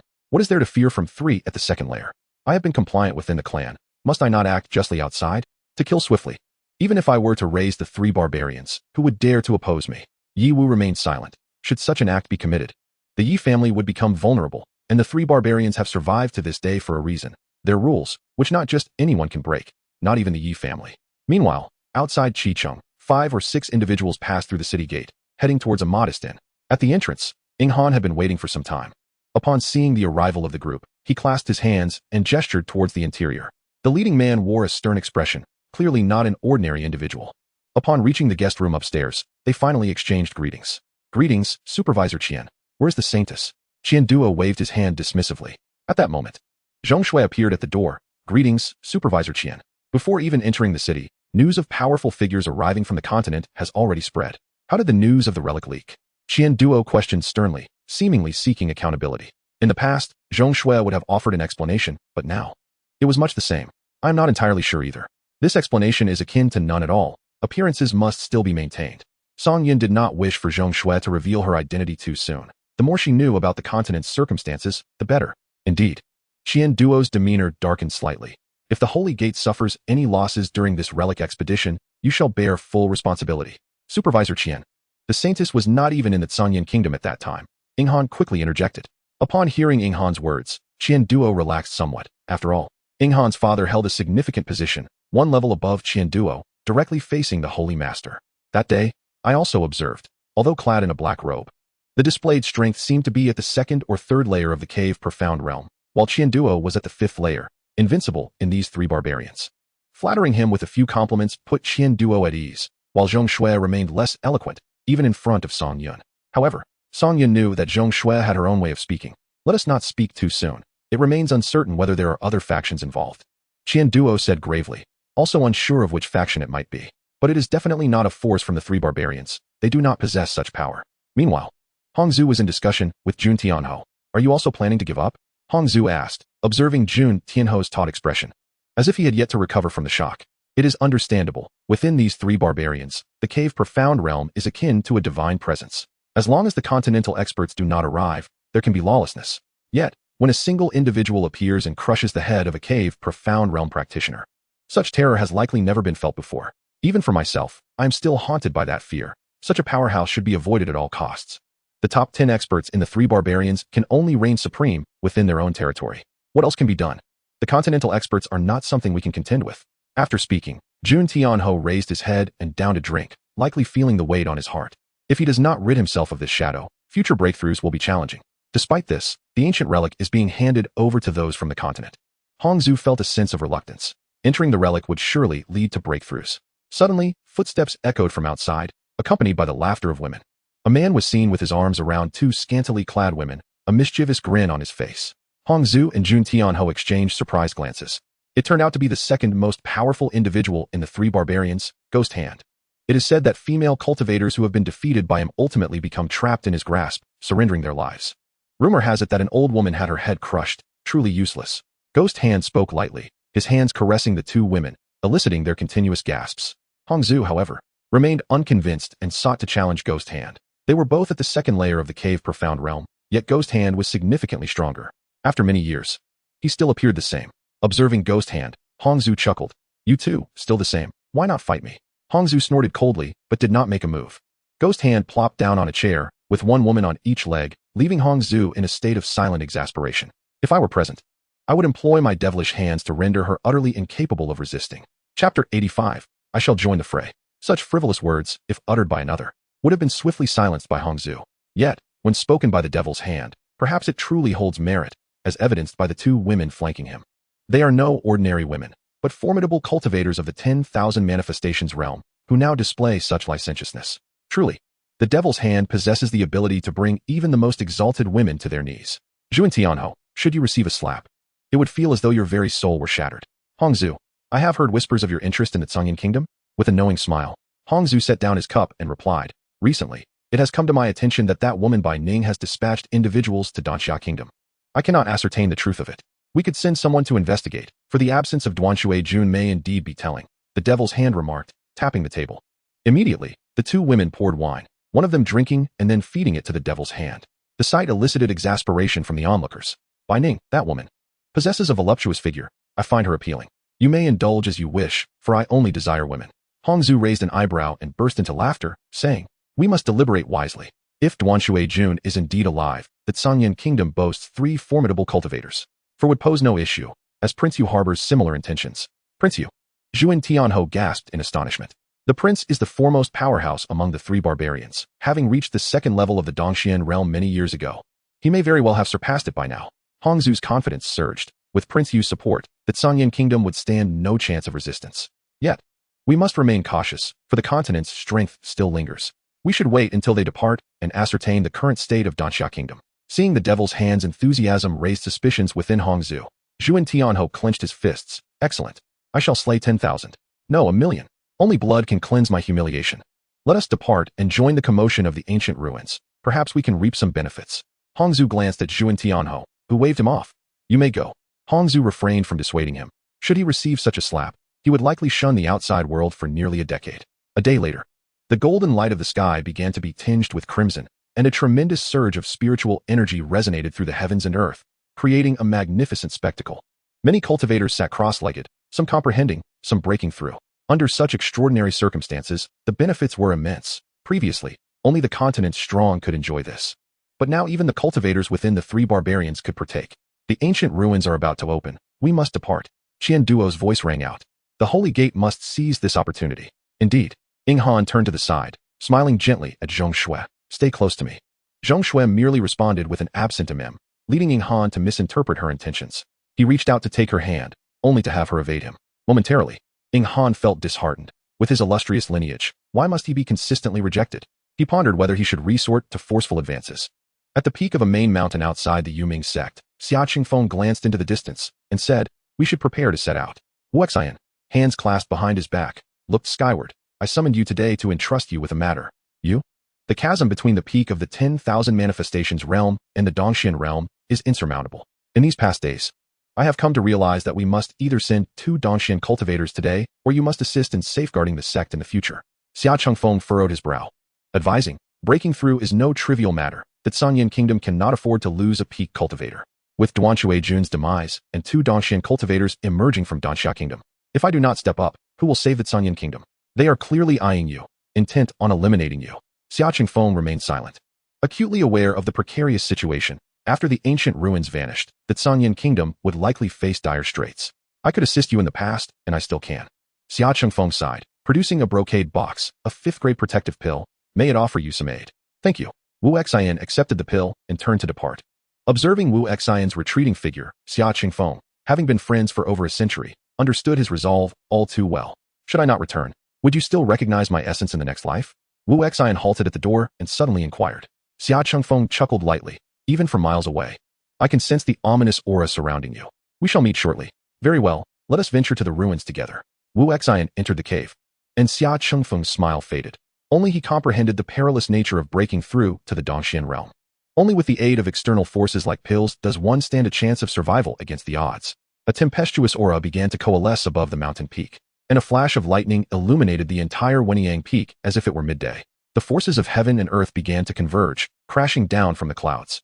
The moment this celestial power made contact with Wu Xian, his protective barrier shattered like glass, and the heavenly force surged through the 360 acupoints, scorching his meridians with web-like burns. A cry of despair escaped Wu Xian as he staggered to his knees at the center of the tribulation platform. His 7 orifices bled not crimson but a burning golden essence, with his left arm carbonizing first, the skin peeling away to reveal a bone of jade beneath. As centuries of cultivation were ground to dust. Cough, it seems I am still inadequate. 3 centuries of arduous training, countless nights of meditative enlightenment. The frozen fingertips at the bottom of the cold pool, the singed hair at the volcanic crater, all the blood shed for the sect now felt like a farce. I had clearly touched the barrier of the Dongxian realm. Heavens will, by what right do you condemn me to death? As long as Danxia kingdom remains unvanquished. And the continent's strong covet our demise. Why must I perish? Those 2 slaps. I have yet to retaliate. As he roared, the celestial force incinerated his body into ashes, merging once more with the firmament, seemingly awaiting the next victim. Xia Chengfeng sensed Wu Xian's aura dissipating, his previously taut expression easing with sorrow. Few friends remained, and now there were even fewer. Gazing at the golden-red hue emanating from the distant ruins, Xia Chengfeng soared forth. In the capital of Danxia Kingdom, life still thrived vibrantly. Vast nests enveloping the original structures, an incessant birth of the insect race. The colossal mother nest began to pulsate violently, and all the insectoids stood at attention, directed towards the heart of the nest. The sound of a king's heartbeat was robust, reverberating as if heard from miles away. A powerful aura began to coalesce within the mother nest. The physical transformation was complete. As the mother nest slowly opened, a completely transformed body emerged, 7th order, possessing the genetic capabilities of all insectoids. Song Yun gazed at the golden-red glimmer in the sky, slowly extending his hand as if he could crush anything. In that moment, Song Yun comprehended the essence of strength. The ancient ruins, allow me to partake in the excitement. With a thunderous roar, the force of his charge shook the very earth, causing the precarious buildings to collapse. The new body. Chapter 86, Entering the Ruins. As the ancient ruins stirred, all cultivators in Qiqing mobilized. Those of the Lingshu realm had an advantage, soaring through the skies. Cultivators below the Lingshu realm could only flee, fearing they would be too late to enter. Sisters, they are about to open the gates. Should we not hurry? Chu Feng had transformed into a humble servant, nearly prostrating himself at the feet of the 2 sisters. If he could cling to the legs of the continent strong, could he not hope to break through in the future? Achieving the Dongxian realm would merely be a matter of their word. Thus, Chu Feng resolved that he would not merely lick their toes, he would gladly scrub their soles. Lu Xuanji glanced skyward and said flatly, if you wish to live, you must hurry. Chu Feng was momentarily taken aback, feeling disoriented. Sisters, though there are many strong among us, we must deliberate carefully. We cannot afford to be reckless. Chu Feng quickly cautioned, hoping to dissuade them from a grave misstep. After all, he had only just formed a connection with the continent strong. Lu Xuanjiao rose, having just received word from the king that the body transformation was complete and en route. What would transpire next remained uncertain, contingent upon the king's will. Should these humans provoke the king's ire, this place would become a mountain of corpses and a sea of flames. Enough of your nonsense. If you wish to perish, then stay behind. Lu Xuanjiao huffed. If it weren't for your commendable service these past few days, I wouldn't even bother speaking to you. Chu Feng found himself in a predicament, suddenly dropping to his knees with a thud. If you 2 sisters do not mind my humble cultivation level, I would gladly serve as your vanguard. Chu Feng slowly raised his head, only to find the alluring figures of the sisters had vanished, causing him to clutch his chest in despair. He never imagined that even a talent such as himself lacked the qualifications to be a mere vanguard. Was he truly that weak? It was a harsh blow to his spirit. Stepping outside, Chu Feng gazed at the resplendent horizon and found himself devoid of any desire for competition. Even the allure of the festivities no longer appealed to him. Deeply disheartened, he chose to depart. Alongside Chu Feng, several other practitioners, having observed the scene, also opted to leave, perhaps feeling inadequate in their own cultivation, fearing they would be unable to seize any treasures and risk being slain in the process. Figures began to soar in from all directions. Qian Duo fixed his gaze on the sky, sensing the approach of formidable spiritual forces. It is said that the Yi clan has arrived. Qian Dushir inquired, should we notify the holy sect? Ing Han expressed his concerns, realizing his earlier thoughts had been overly simplistic. Notifying them now would be futile. By the time they arrive, everything may be lost. Qian Duo replied solemnly. It is time. Let us go. He commanded. Understood. At this moment, a smile crept across Zhong Shue's lips, a grin that sent shivers down spines. This was the version of Zhong Shue that Ing Han favored the most. The vicinity of the ancient ruins was teeming with powerful beings. Even those at the Lingshu realm were relegated to the periphery, as numerous sects had gathered to partake in the spoils. The disciples eagerly gazed at the ancient ruins, realizing that in their lifetimes, they might only witness this event once. Xia Qingfeng had arrived early and suddenly opened his eyes, looking towards another direction. Look, it seems that the Zhuan Tianho has arrived, he exclaimed. What a commotion, you must have missed it. Zhuan Tianho was sent flying just days ago, the practitioners below murmured. It is Hongzhu, he has come too. Heavens, is that Lord Guizhou? The arrival of Guizhou was indeed unexpected and terrifying.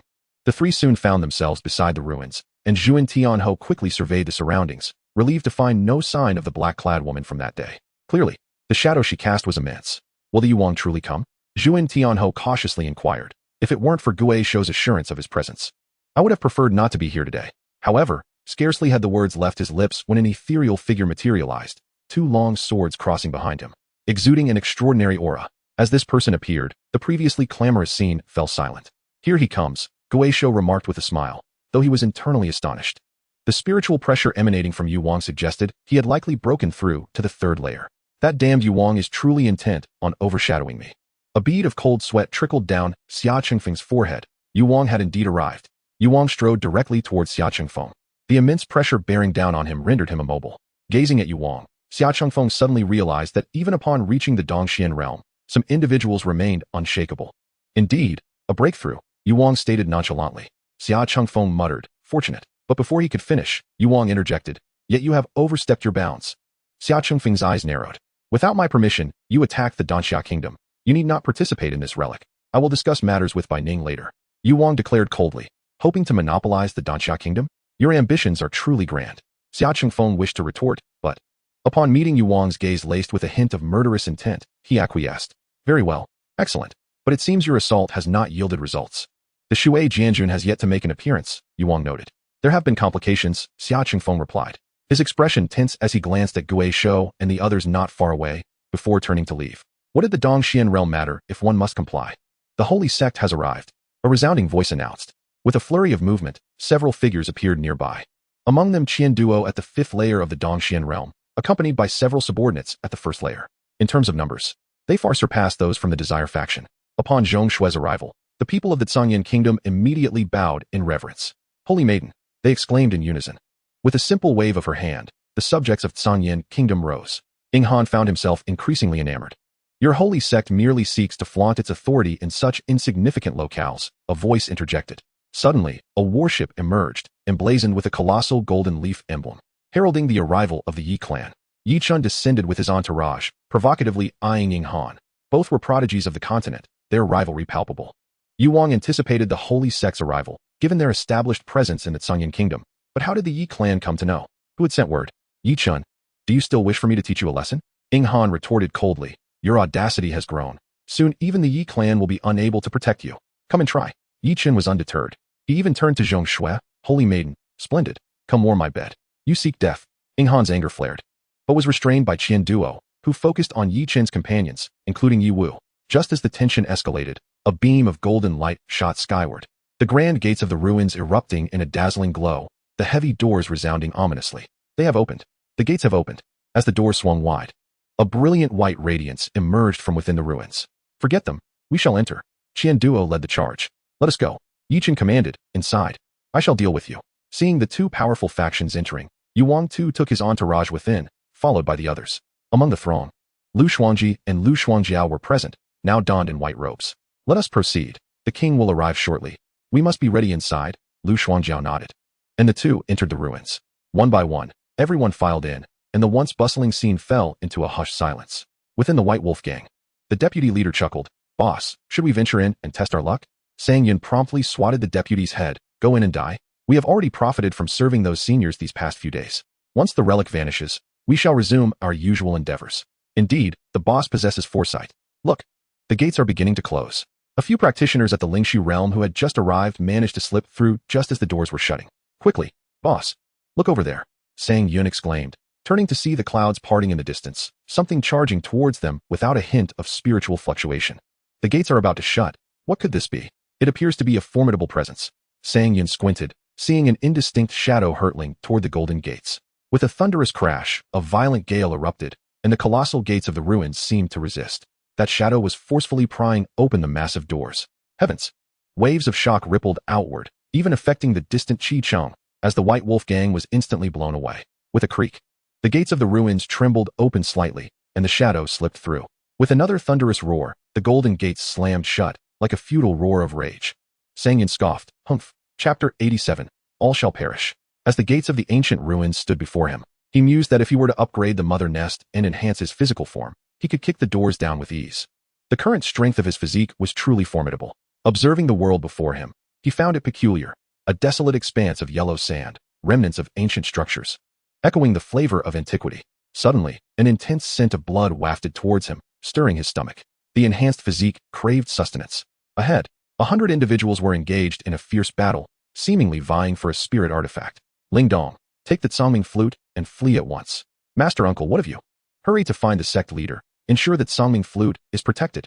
A figure charged forth. You shall not escape. Hurry and flee. Ling Dong gazed upon his injured companions. tears cascading down his cheeks, and in a moment of despair, he turned and fled. Yet, he collided with a dark figure, landing abruptly on the ground, feeling slightly dizzy. Shaking his head to regain his composure, he focused on the towering figure before him, uncertain whether it was human or beast. For a fleeting instant, fear immobilized Ling Dong.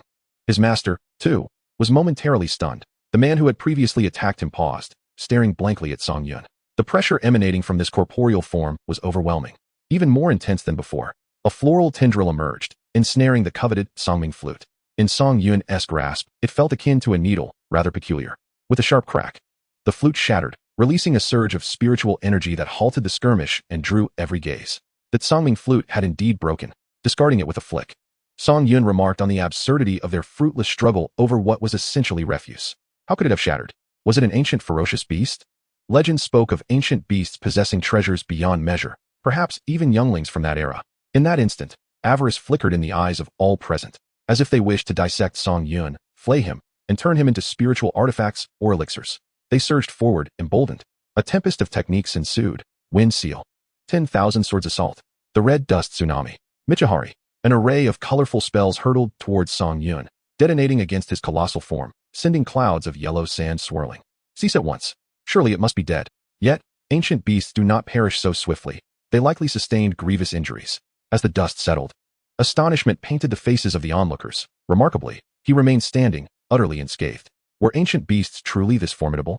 None could say, as this was their first encounter. They merely followed suit in the battle.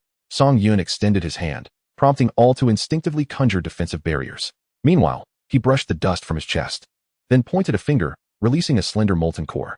With a swift motion, silence enveloped the world. Ling Dong and his master retreated slowly, exchanging glances. His master's eyes widened in horror as he gradually lowered his gaze. His torso began to sag, collapsing to the ground.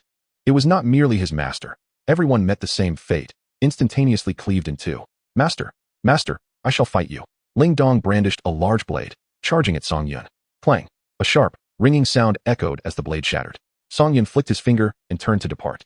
Ling Dong felt a sharp pain in his neck, dazedly watching the ancient beast retreat. Why had it spared him? Turning back to his master, Ling Dong suddenly felt a wrenching pain in his abdomen, rolling on the ground in agony as blood gushed from his mouth.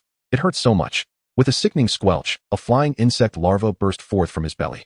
Emitting a shrill cry, Ling Dong stared at the creature before him, his consciousness fading. Why had a monster emerged from his own body? The seventh-tier insect feasted indiscriminately on the surrounding corpses, its body gradually growing and sprouting hair.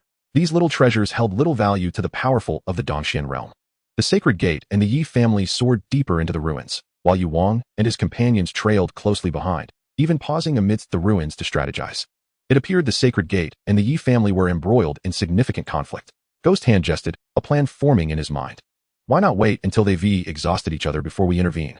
Suggested Hongzhu. Yu Wang chuckled. Hongzhu, you're quite bold.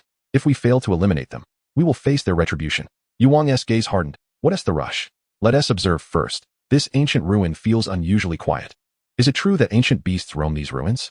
Inquired Zhuan Tianho, concern lacing his voice. However, this query was rather profound. Though Yu Wang was the most powerful among the three barbarians, he had never ventured into the ancient ruins, relying solely on hearsay. That is certain. Yu Wang asserted with an air of familiarity, prompting Zhuan Tianho to respond with a cautious acknowledgement, scanning their surroundings warily. The Ghost King smiled silently, embracing a beautiful companion in jest. Meanwhile, at the forefront, the sacred gates group halted, not out of unwillingness to advance, but because a vast sea obstructed their path. How can this be? Qian Duo furrowed his brows, surveying the boundless ocean. The further they ventured, the more perilous it became. Perhaps it was the ancient beasts, or perhaps individuals trapped within the ancient ruins. They searched tirelessly for an exit, and those who had survived to this point were undeniably formidable. Truly, it was no wonder this ancient ruin emerged in the three barbarians, offering nothing of value. A disdainful voice echoed from behind. It was Yi Chun and his companions. Qian Duo exchanged glances with Yi Wu. Both understood each other's strength. Since there was no conflict of interest, there was no need for a grand confrontation. Saintus, would you care to join me for a leisurely exploration? Yi Chun teased. This time, without the need for Ying Han to speak, Qian Duo coldly replied, Yi Shao. The Saintess of the Sacred Gate is not someone you may defile. Yi Chun immediately sought to retort. However, Yi Wu quickly pressed a hand on his shoulder. My young master did not mean it that way. I meant precisely that. Yi Chun insisted, pointing to himself. Yi Wu sighed inwardly, feeling utterly exhausted. How tedious you all are, so fearful of this and that. Hearing this, Zhong Shui raised an eyebrow, with so many locations. You insist on going to Danxia Kingdom. What a choice to meet your demise. Inghan, let us continue next time. As you wish, Inghan replied in a low voice. Watching the Yi family depart, Qian Duo sighed. I never expected the ancient ruins to be like this. Truly disappointing. Director Qian, let us explore further. Perhaps other places hold treasures. Zhong Shui paused, immediately grasping Director Qian's intent. It seemed they needed to complete their mission and capture Chu Rian. She promptly conveyed the information they had gathered to Song Yun. Eliminate them all. Chapter 88. What is the point of coming here? Initially, they had not intended to provoke the forces on the continent so soon. Yet, these factions insisted on coming to Danxia Kingdom, as if it were a land of treasures. Danxia Kingdom held no treasures, only death. Since they would eventually have to kill, they might as well do it now, ensuring that the world would believe they perished in a struggle for treasures within the ruins. No one would suspect them, nor would anyone uncover the existence of the insect race. Yi Chan grumbled as he traversed various locations, cursing the desolation. What a wretched place. This is the most impoverished ancient ruin I have ever seen. Sand dunes as far as the eye can see. Yi Chan could not help but curse loudly. Yi Wu speculated. Perhaps this location is particularly remote. Our luck has simply run dry. The fortune of the three barbarians has surely tainted the ancient ruins. I've never heard of a single heavenly level technique being found. Yi Wu remained silent, while the experts beside him sighed, truly feeling as though they were cursed. Let us move. I wish to spend not a moment longer in this accursed place lest it infect me, Yi Chun concluded, patting his ornate robe with disdain. Just after crossing a sandy ridge, the group spotted two white figures approaching. Without hesitation, Yi Chun charged forward. Young master, be careful, Yi Wu exclaimed, genuinely anxious. Uncertain of the identities of the two figures, Yi Chun disregarded the potential danger, believing himself invincible. Hey, you two, halt. The two white figures paused, turning to face the approaching Yi Chun. As he focused on them, despite their robes, he discerned they were women. To his surprise, even in the depths of these ruins, he encountered women. How fortunate. He reached out, intending to unveil their hidden forms. Yi Wu, relieved to see they were women, felt a sense of dread as he witnessed his young masteress' actions. Yet, the ensuing scene left Yi Wu and the others dumbfounded. Yi Chen was pierced through. A tail bone impaled his chest, leaving him bewildered and filled with confusion. Indeed, it is perplexing how one can be so easily slain without any semblance of defense. As realization dawned upon him, Yi Chen glared furiously, exclaiming, damnable barbarians, do they not know who I am? Though he cursed, blood continued to flow profusely, and the bewildered glint in his eyes gradually morphed into stark terror. Within the sphere of the Yi family's influence, everyone would show deference, and even the most obstinate would hesitate to offend such a formidable house. The reactions from the sacred gate further illustrated this point. They would not dare provoke unless absolutely necessary. However, today he encountered Lu Shuangji, a figure who knew no fear and recognized no boundaries when it came to taking lives. Release the young master. Yi Wu had not anticipated such an abrupt turn of events, leaving him utterly unprepared. The release of spiritual energy sent ripples across the dunes, as a terrifying palm strike hurtled towards Lu Shuangji. A defensive barrier materialized out of thin air. With a resounding crash, the strike collided with the barrier, creating a wave of terrifying ripples. Neither Lu Shuangji nor Lu Shuangjiao budged an inch, and Yi Wu was bewildered, unable to fathom the origin of the barrier. Yi Wu, save me, or I shall inform grandfather. Yi Chen cried out in desperation, casting pleading eyes towards Yi Wu. His expression was one of peculiar discomfort. At that moment, he even wished for Yi Chen's swift demise. Yet, as a member of the Yi family, such a thought was utterly intolerable. Release him, or the Yi family will not rest until you are annihilated. Lu Shuangjiao remarked coolly, have you had your fill? Allow me a taste. Yi Chen, hanging by a thread, slowly moved closer to Lu Shuangjiao. He gazed into the eyes hidden beneath the hood, realizing they were anything but human. In the next heartbeat, his neck was pierced by 5 fingers, as Lu Shuangjiao greedily absorbed his essence. That should suffice, Lu Shuangji cautioned. Lu Shuangjiao licked her crimson lips. Indeed, the flavor of youth is delectable. Observing the barely conscious Yi Chen, Yi Wu understood he could not absolve himself of responsibility, his eyes bloodshot with rage. You shall pay dearly for this, he declared, only to discover one of their own was missing. With a sickening squelch, Yi Wu stared in disbelief at his chest, where a bone-like appendage had pierced through. How could such a thing belong to a mere human? The other cultivators at the first level of Dongxian stood frozen in shock. How could Yi Wu, at the 5th level of Dongxian, have been so easily defeated? He had not even witnessed how she had approached, lacking any discernible fluctuation of spiritual energy. Hey, stop staring, or you'll be next. Lu Shuangjiao called out with a laugh, causing Yi Wu's subordinates to panic. Could it be that they were facing a formidable being from ancient ruins? Yi Wu fixed a steely gaze upon Lu Shuangji, demanding, who are you truly? Are you from the Hua family? If the Yi family had a greatest enemy, it would undoubtedly be the Hua family. Otherwise, Yi Wu could not fathom who would dare to risk their lives to assassinate the young master. Lu Shuangjiao, with one hand grasping the head of a Dongxian cultivator, crushed it before Yiwu's eyes. No need to waste, Lu Xuanji interjected. Though the king was indifferent to such trivial life forces. But there are still 2 left, Lu Xuanjiao remarked, turning to the remaining 2. The 2 Dongxian cultivators. Faces pale with fear, had thought this would be an easy encounter. Who among the barbarians could rival Brother Wu? Yet, they had vanished in an instant. Witnessing their bizarre techniques, Yiwu gasped, "You are not from the Hua family. Who are you?" Lu Xuanjiao, standing nearby, suddenly revealed her true form. "You could have left. But your useless young master insisted on going to Danxia Kingdom." Looking at the monstrous figure before him, Yiwu stammered, You are an ancient ferocious beast?" "No, you are from Danxia Kingdom." At that moment, his consciousness began to falter, dissipating rapidly. What connection did this have to Danxia Kingdom? Yet, before his awareness completely faded, he beheld a larger creature descend, with the 2 women prostrating before it. King Song Yun surveyed the scene, prepared just in case, and approached the barely conscious Yi Chun. Yi Chun gazed up at Song Yun, his lips quivering, eyes pleading for mercy. Yet, in the next instant, Song Yun tilted his head back and swallowed him whole. This sight left Yi Wu pale, wondering what manner of monstrosity this was. Soon, Yi Wu witnessed the creature's form shrinking, its body transforming. It had morphed into the exact likeness of the young master. In that moment, Yi Wu felt as though the Yi family was doomed. Song Yun examined his new form, marveling at the 1,000-faced insect's ability to replicate perfectly, save for the absence of spiritual power. Looking at Yi Wu, Song Yun spoke softly. "The sacred gate ambushed the Yi family in the ruins, with only your young master surviving. The rest perished in battle.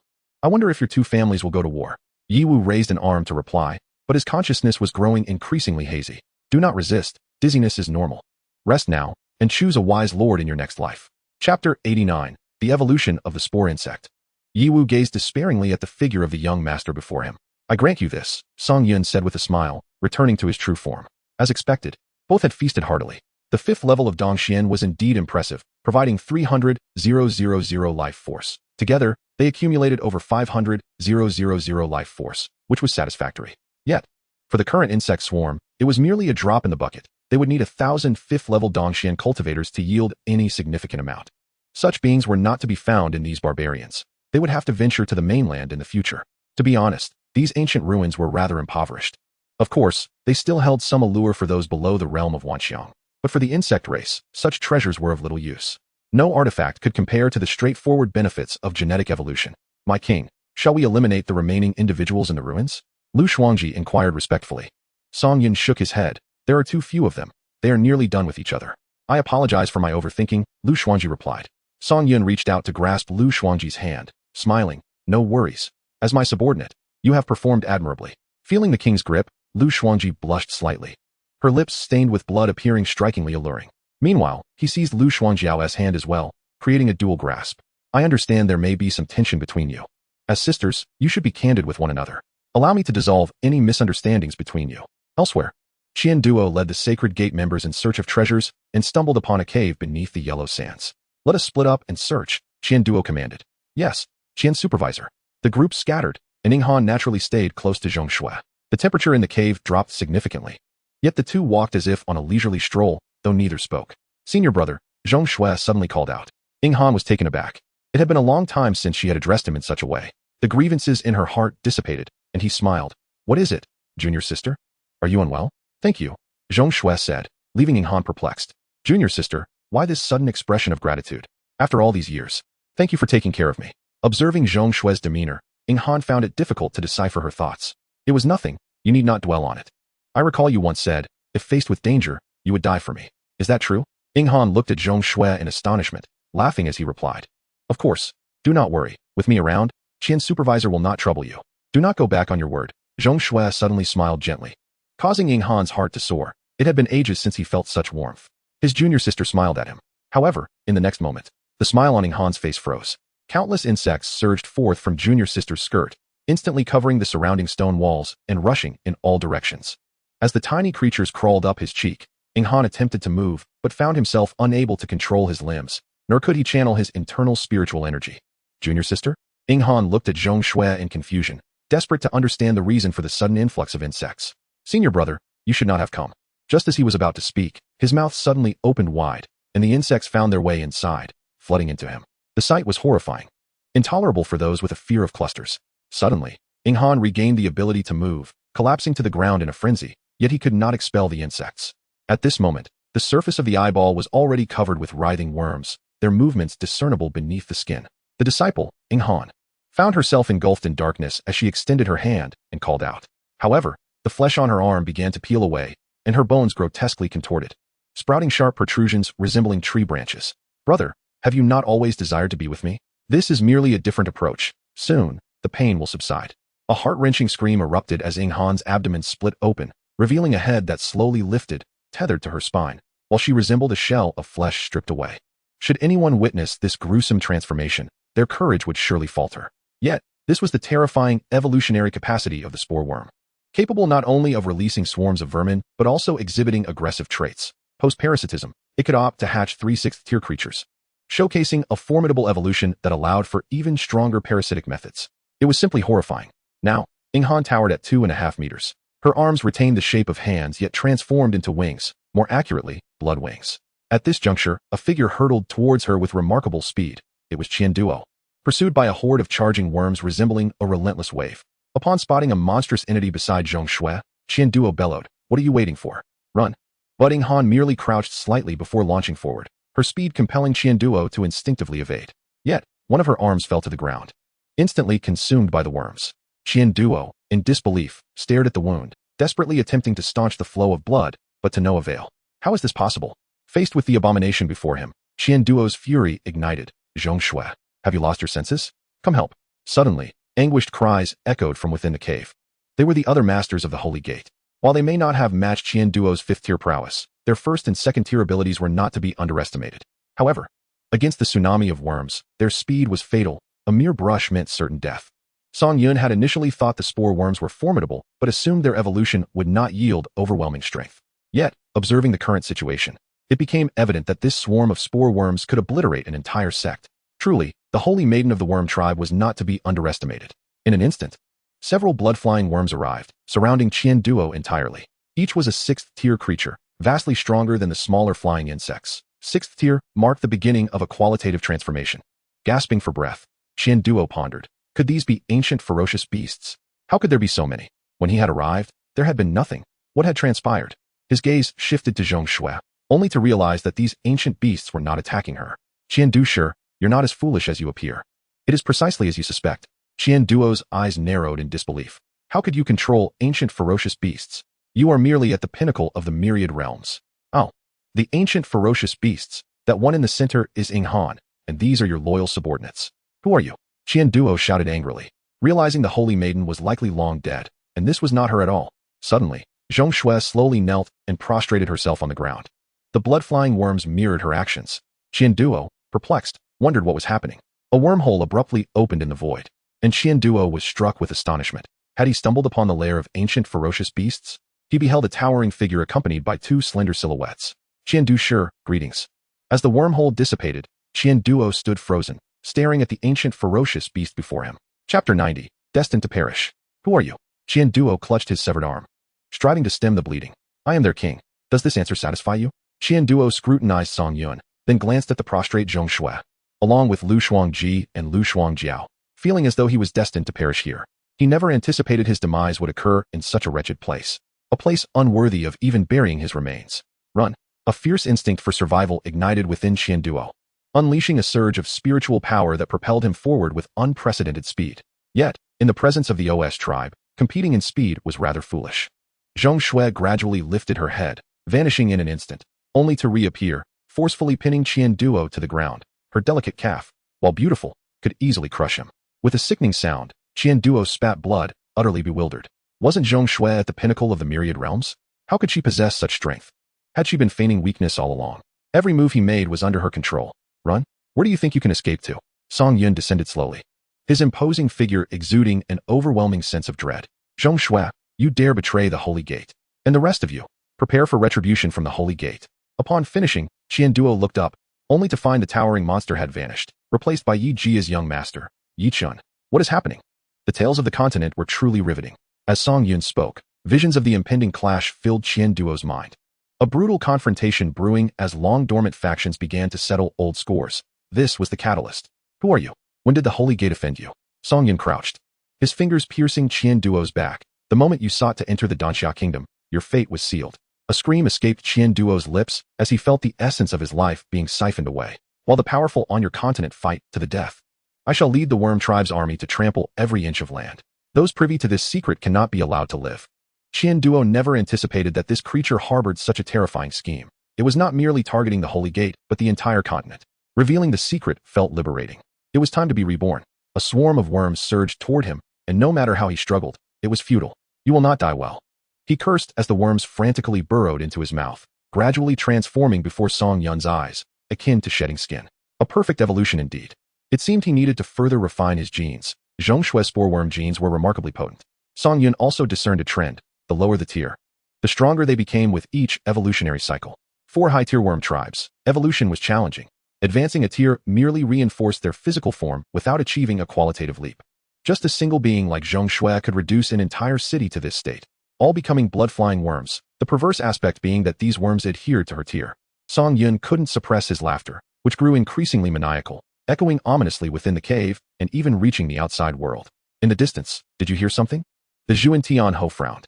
Ghost Hand, stop being so paranoid. You might as well search for treasures. There isn't a single decent item in this ruins, Hongzhu grumbled. Isn't this an ancient ruin? Ghost Hand retorted incredulously. Even Yu Wang began to question whether this was truly a ruin. Soon, the four arrived at the seaside. Momentarily lost in thought. It's gone? Hongzhu exclaimed in frustration. At least we could have encountered an ancient ferocious beast. Skinning it could yield some spirit stones. What a waste. Hearing this, Zhuan Tianhou hurried to the shore, but just as he reached the previous spot, a gigantic eye emerged from beneath the sea, slowly retreating into the depths as Zhuan Tianhou departed. What a wasted trip, Ghost Hand exclaimed, cursing as he gripped the woman beside him, who, rather than protesting, appeared utterly exhilarated. Yu Wang's ire flared. If you're going to fool around, do it far away. Ghost Hand snorted but dared not speak further. The group sighed in resignation, accepting their fate. Soon, the four reached the location where the Yi family had encountered peril. There seemed to be corpses over there, Hongzhu remarked solemnly. Rushing to assess the situation, the others quickly followed suit. Gazing at the mangled remains, it was nearly impossible to recognize them, but their clothing revealed their identity. They were indeed members of the Yi family. The Zhuan Tianhou was suddenly gripped by fear. After all, the Yi family had perished here. And when the Yi family sought accountability, they would undoubtedly investigate all those at the Dongxian realm. The cautious Yu Wang pondered aloud. Could it be the holy sect? The sight of the mangled remains, with their innards seemingly extracted and vitality seemingly drained, suggested that this was no ordinary demise. Guisho, inspecting the corpse, remarked with a somber expression that such wounds did not appear to be inflicted by the holy sect. If not the holy sect, then who could it be? Hongzhu's brow furrowed in concern. The ancient ferocious beasts. Zhuan Tianhou exclaimed in alarm.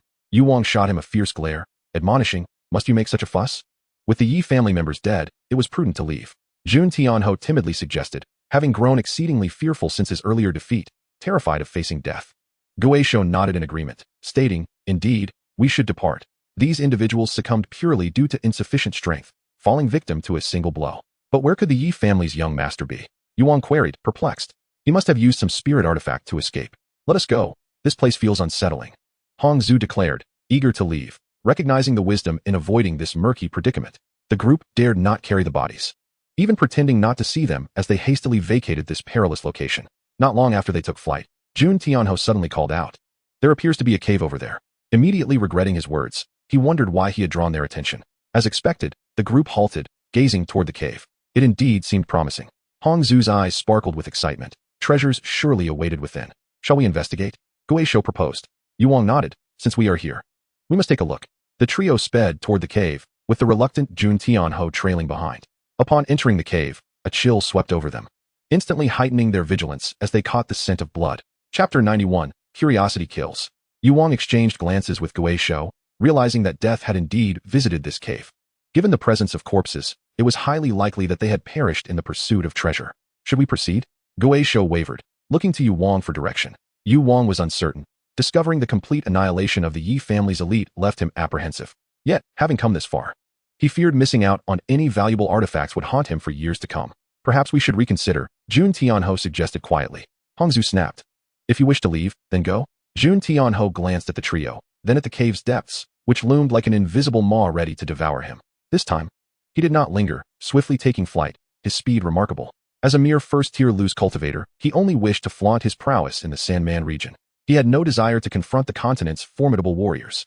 He craved no treasures, only his life. What a coward, Hongzhu muttered in frustration, feeling utterly defeated. Yu Wang had no inclination to pursue the matter further. Let us move, he urged. As they ventured further inside, faint beams of light trickled in, illuminating the damp walls coated with a rusty, dark red slime. The deeper they ventured, the more the light seemed to be devoured, leaving only a murky darkness ahead.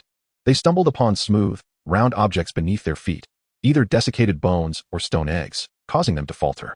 The trio unleashed their spiritual energy to illuminate the surroundings. The cave was riddled with numerous passageways, each resembling holes gnawed by some colossal insect. The walls of these paths were slick with a viscous fungal membrane, and touching it felt like peeling away skin. What is this substance?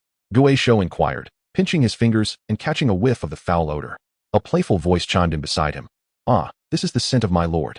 A hearty laugh erupted from Guisho, who couldn't suppress a playful slap on his own rear, momentarily alleviating the eerie atmosphere. Keep your voice down, Hongzhu cautioned, wary of awakening some ancient beast. The trio pressed onward, the stench of blood growing stronger. As Hongzhu scanned the rocky walls, he noted signs that something had swept through in great numbers. Wait, Yuang suddenly halted, staring ahead. In the illuminated shadows, a figure knelt at the center. Hongzhu was the first to recognize the pattern on the figure's robes and bowed. Junior pays respects to the esteemed elder of the holy sect. Yuang and Guisho followed suit, offering their respects. We honor the elder of the holy sect. Exchanging glances, Yuang signaled to Guisho, who understood and nudged the woman beside him. Go take a look. Tonight, you must pamper me well, she teased.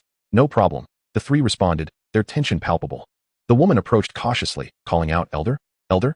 As she neared, her spirit energy illuminated the area. Upon seeing the figure up close, her smile froze, her expression contorting in horror. Ah! A piercing scream echoed throughout the cave. The trio was taken aback, and Guisho rushed to cover the woman's mouth. Upon seeing the figure from the holy sect, they couldn't help but gasp in shock. Yuang and Hongzhu stood frozen, their faces pale with fear.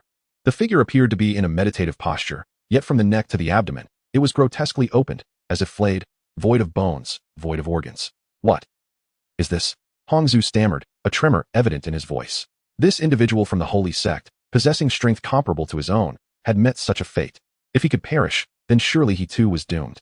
Yuang and Guisho exchanged glances, shaking their heads in disbelief. This exceeded their understanding. If the body had been opened like that, there would surely be pools of blood remaining, yet the surrounding blood was minimal. It seems the holy sect has also encountered peril. We should leave, Yuang suggested gravely, realizing there was nothing of interest here, only the potential for calamity. Hongzhu and Guisho agreed. Lingering would serve no purpose. Suddenly, Guisho's other female companion pointed at the corpse, exclaiming, It seems there's something moving in its eyes. The trio exchanged puzzled looks, but with the light of their spiritual energy, they discerned nothing. What a fright you gave me, Guisho retorted, feeling foolish for thinking the corpse was animated. The woman laughed, her mouth slightly agape. At that moment, a worm reappeared upon the dead man's eye, drawn toward the woman's crimson lips, seemingly having found its destination. Clearly, the creature had fallen behind, but now had reconnected. With a sudden leap, the worm burrowed into the woman's mouth. She instinctively covered her mouth, feeling the creature wriggle down her throat. What are you doing? We should leave, Guisho snapped, irritated that the jest had gone too far. The woman hurriedly approached, explaining, that worm seemed to. Before she could finish, she collapsed to the ground, wailing in agony, startling the trio into action as they drew their spiritual weapons. Help me, the woman cried out, her delicate arm beginning to split apart before their eyes, filled with terror. One head burst open, leaving the trio speechless in shock, having never witnessed such a horrifying scene. It finally dawned on them how that elder from the holy sect had met his end. We must go. Yuang pivoted on his heels, not wishing to remain a moment longer. Hongzhu quickly followed suit. Guisho did as well, but realized he was still clutching the woman, slowing his escape. In a decisive moment, he simply hurled her toward the monstrous presence. As she left his grasp, disbelief filled her gaze as she tumbled to the ground beneath the feet of the blood-feeding insects. Her terrified scream echoed, accompanied by the sickening sound of squelching. Are we going in circles? Hongzhu exclaimed, panic erasing his rationality. Yuang radiated a menacing aura, dousing Hongzhu's panic with a cold wave of composure. Guisho, however, gazed ahead, swallowing hard as he spotted another shadow seated in the distance. It appeared to be moving, accompanied by the unsettling sound of chewing. Yuang and Hongzhu slowly shifted their gazes forward, confirming the sight. Unlike the previous encounter, this figure was now animated.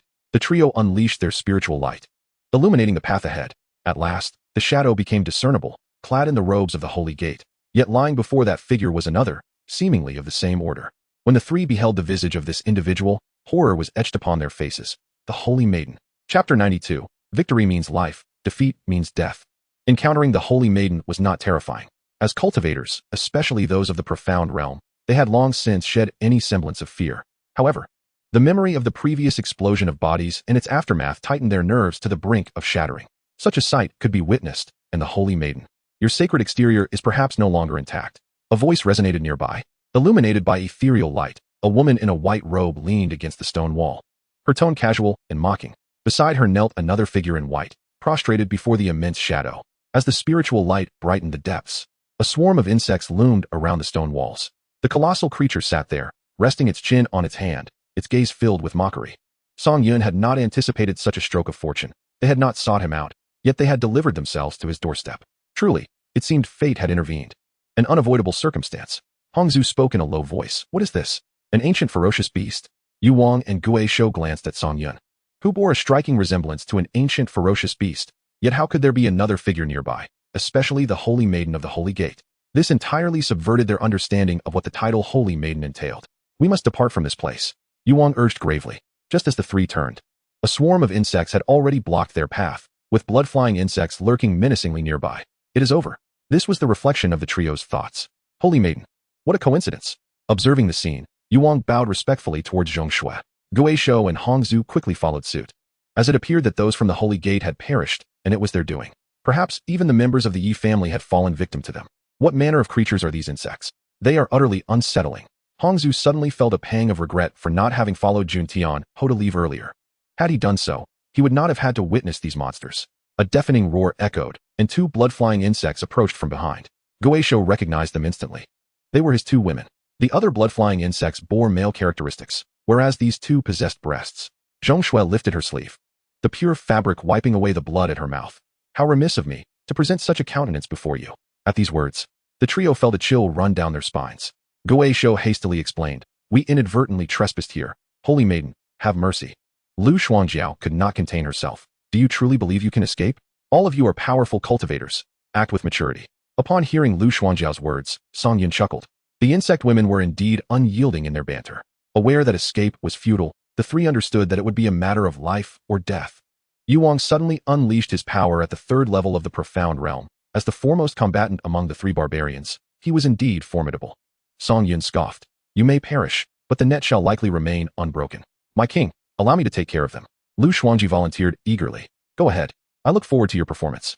Very well. Lu Xuanji rose and turned to face the three. Zhong Shui stepped back a few paces, the swarm of insects simultaneously parting to encircle them. The trio exchanged solemn glances. What did this mean? A performance? Did she intend to take on all three? Did she truly believe that the three strongest among the three barbarians were mere trifles? Lu Xuanjiao grimaced, recognizing that her senior sister had seized the opportunity to curry favor before the king, unchanged from the past. Lu Xuanji cast aside her pretense, removing her hood to reveal her true countenance. Upon seeing Lu Xuanji's beauty, Gue Shou gasped. You are Lu Xuanji of Danxia Kingdom? Yu Wang and Hongzhu were indeed taken aback, but upon hearing Gue Shou's exclamation, they found it implausible. Lu Xuanji was not of the profound realm. How could she possibly be here? It is I. Lu Xuanji acknowledged her identity. Gue Shou furrowed his brow, realizing his earlier conjecture was accurate. One Lu clan leader and a holy maiden. But what was the third? How could they appear here, alongside these monsters? Who shall advance first? Or shall we confront you together? Lu Xuanji said coolly. If I defeat you, shall I be free to leave? Yu Wang inquired. I cannot say whether you will leave or not, but at the very least, there will be a chance for survival. Hongzhu roared with fury. Then I shall go first. I have heard tales of the Qingshan sect's Qingshan sword technique being exceptionally powerful. Allow me to test it. As you wish. Lu Xuanji raised a hand, pointing. Light flash. A crimson spiritual energy coalesced at her fingertip. A genetic modification that simultaneously transformed the very essence of her spiritual power, departing from its original structure. This red spiritual energy was immensely potent. In an instant, Hongzhu was consumed by the crimson flash before he could react, the light piercing through the cavern, shooting skyward towards the ruins, a dazzling sight. Observers from afar instinctively perceived it as the emergence of a treasure and rushed toward it recklessly. What is life worth without a powerful artifact? One is destined to meet death. As the red flash gradually faded, the cavern was left with a circular opening leading outdoors, the beam finally illuminating the dark interior, alleviating its chill. Yet, for Yu Wang and Gue Shou, there was no alleviation. The recently blasted exit was immediately sealed by the swarm of insects. Moreover, was this truly a being at the peak of the myriad realms? One finger. Hongzhu was dead. Had that attack been aimed at him, he would have likely been unable to withstand it. We must strike together to have a chance. Gue Shou spoke somberly. Yu Wang nodded, unsheathing his sword, which sang with the sound of steel. The ninth style of the 9 swords. No wilderness. Yu Wang did not dare to underestimate the situation, directly unleashing his most formidable move in hopes of vanquishing the adversary. The faint breeze within the cavern suddenly ceased. It was not an ordinary stillness, but rather, the entire space was frozen by an invisible force, droplets of water splashing against the rocky walls crystallizing into glass. Even Song Yun could sense the tremendous power of the technique, a force attempting to bind him, yet it felt as insignificant as an ant. Yu Wang stood with his gaze lowered, his long sword angled toward the ground, its tip lightly grazing the dust. Should this technique fail to vanquish you, do as you will. Just as the words left his mouth, a terrifying force surged toward Lu Shuangji, as a member of the Crystal Spine clan. Her defenses were somewhat lacking. Thus, Lu Shuangji could only extend her hand and grasp the sword's body directly. Blood erupted instantaneously, yet the healing process was even swifter. Yu Wang stared in disbelief as she held the sword barehanded. How could this be possible? As the sword tip grazed her forehead, mere inches away, Yu Wang unleashed all his spiritual power, pressing the sword further in, nearly touching Lu Shuangji's hair.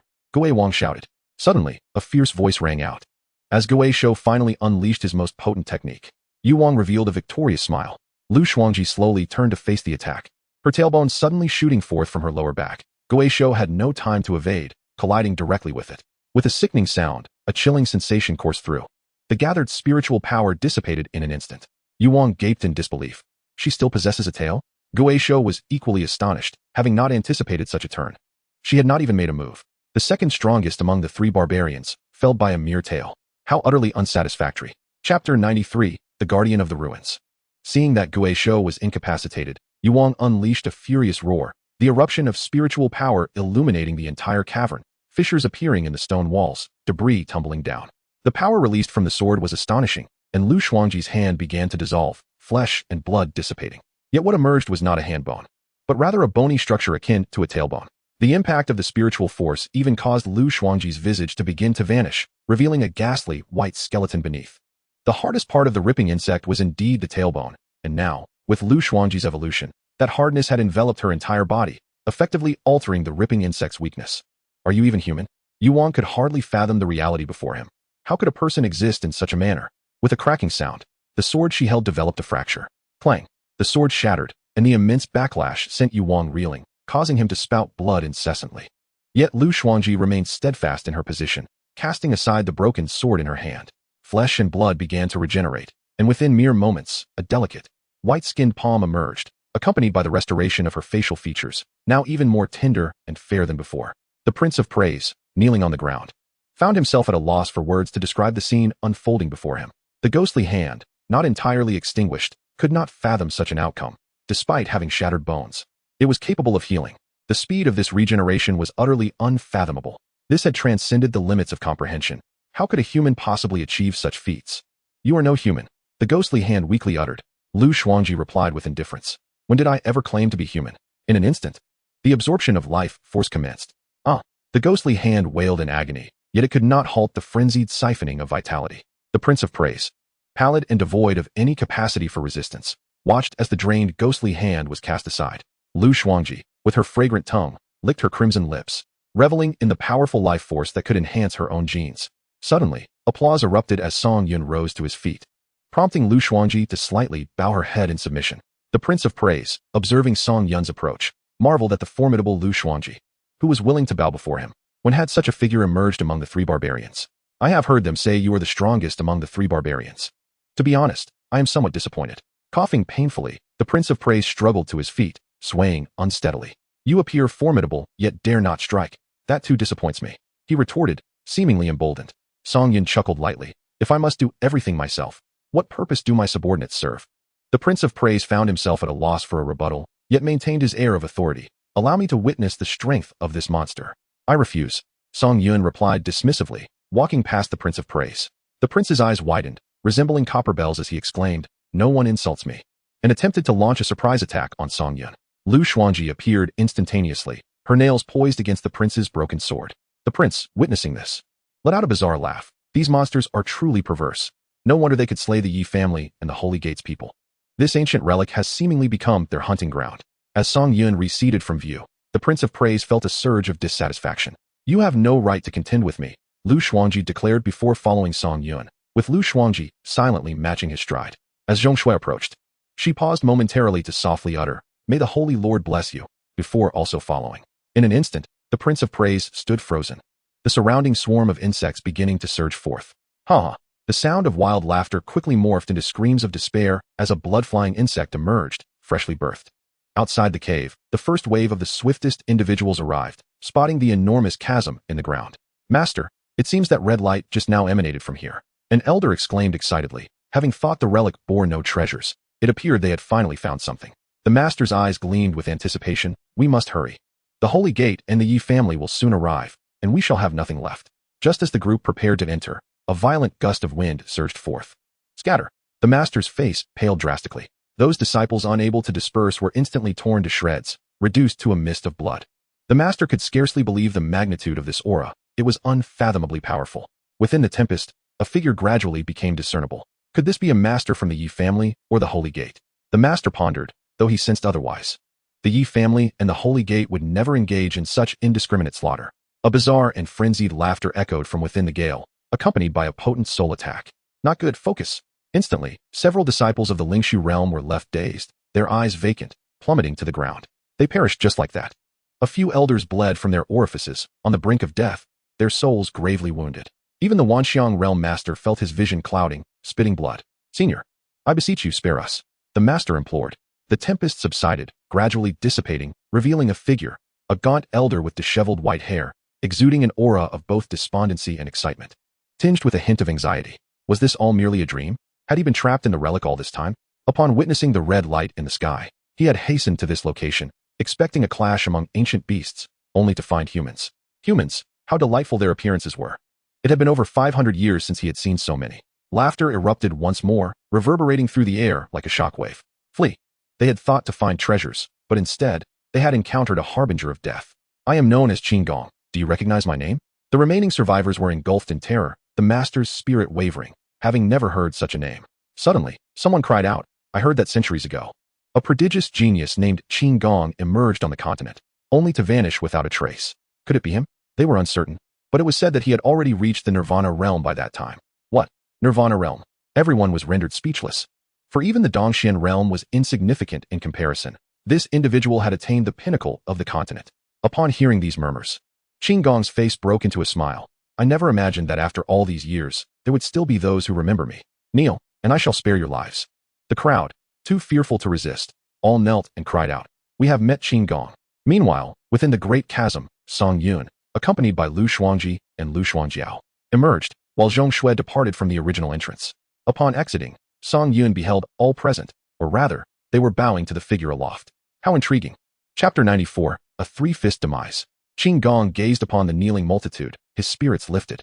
Yet, there would always be those who disrupted the mood. His gaze fell upon Song Yun. Song Yun met Qin Gong's stare, sparks igniting in their exchange. You refuse to kneel? Then all shall perish. With a single step into the void, the entire space trembled, an invisible tempest radiating outward. The gathered individuals had no chance to scream. They were reduced to dust upon contact, the surrounding area transforming into an open expanse. Song Yun felt the intensity escalate, but remained unmoving, eager to experience firsthand the extent of this power. As the gale surged forth, it felt like countless blades scraping against his chest. A peculiar sensation akin to a massage for every cell, strangely pleasurable. Behind him, Lu Shuangji and Lu Shuangjiao showed no intention of moving. Lu Shuangjiao, a member of the Qian clan, had her defensive genes fully activated and thus felt no pressure. Lu Shuangji, however, bore injuries, yet with her extraordinary regenerative genes. As new wounds formed, the old ones had already healed. At this juncture, Qin Gong suppressed his disdain, scrutinizing the trio with renewed interest. Still alive? No wonder you dare not kneel. Qin Gong landed not far from Song Yun. Withdraw, Song Yun stated nonchalantly. Yes. The two women stepped aside to observe the confrontation, considering it an honor to witness their king's might.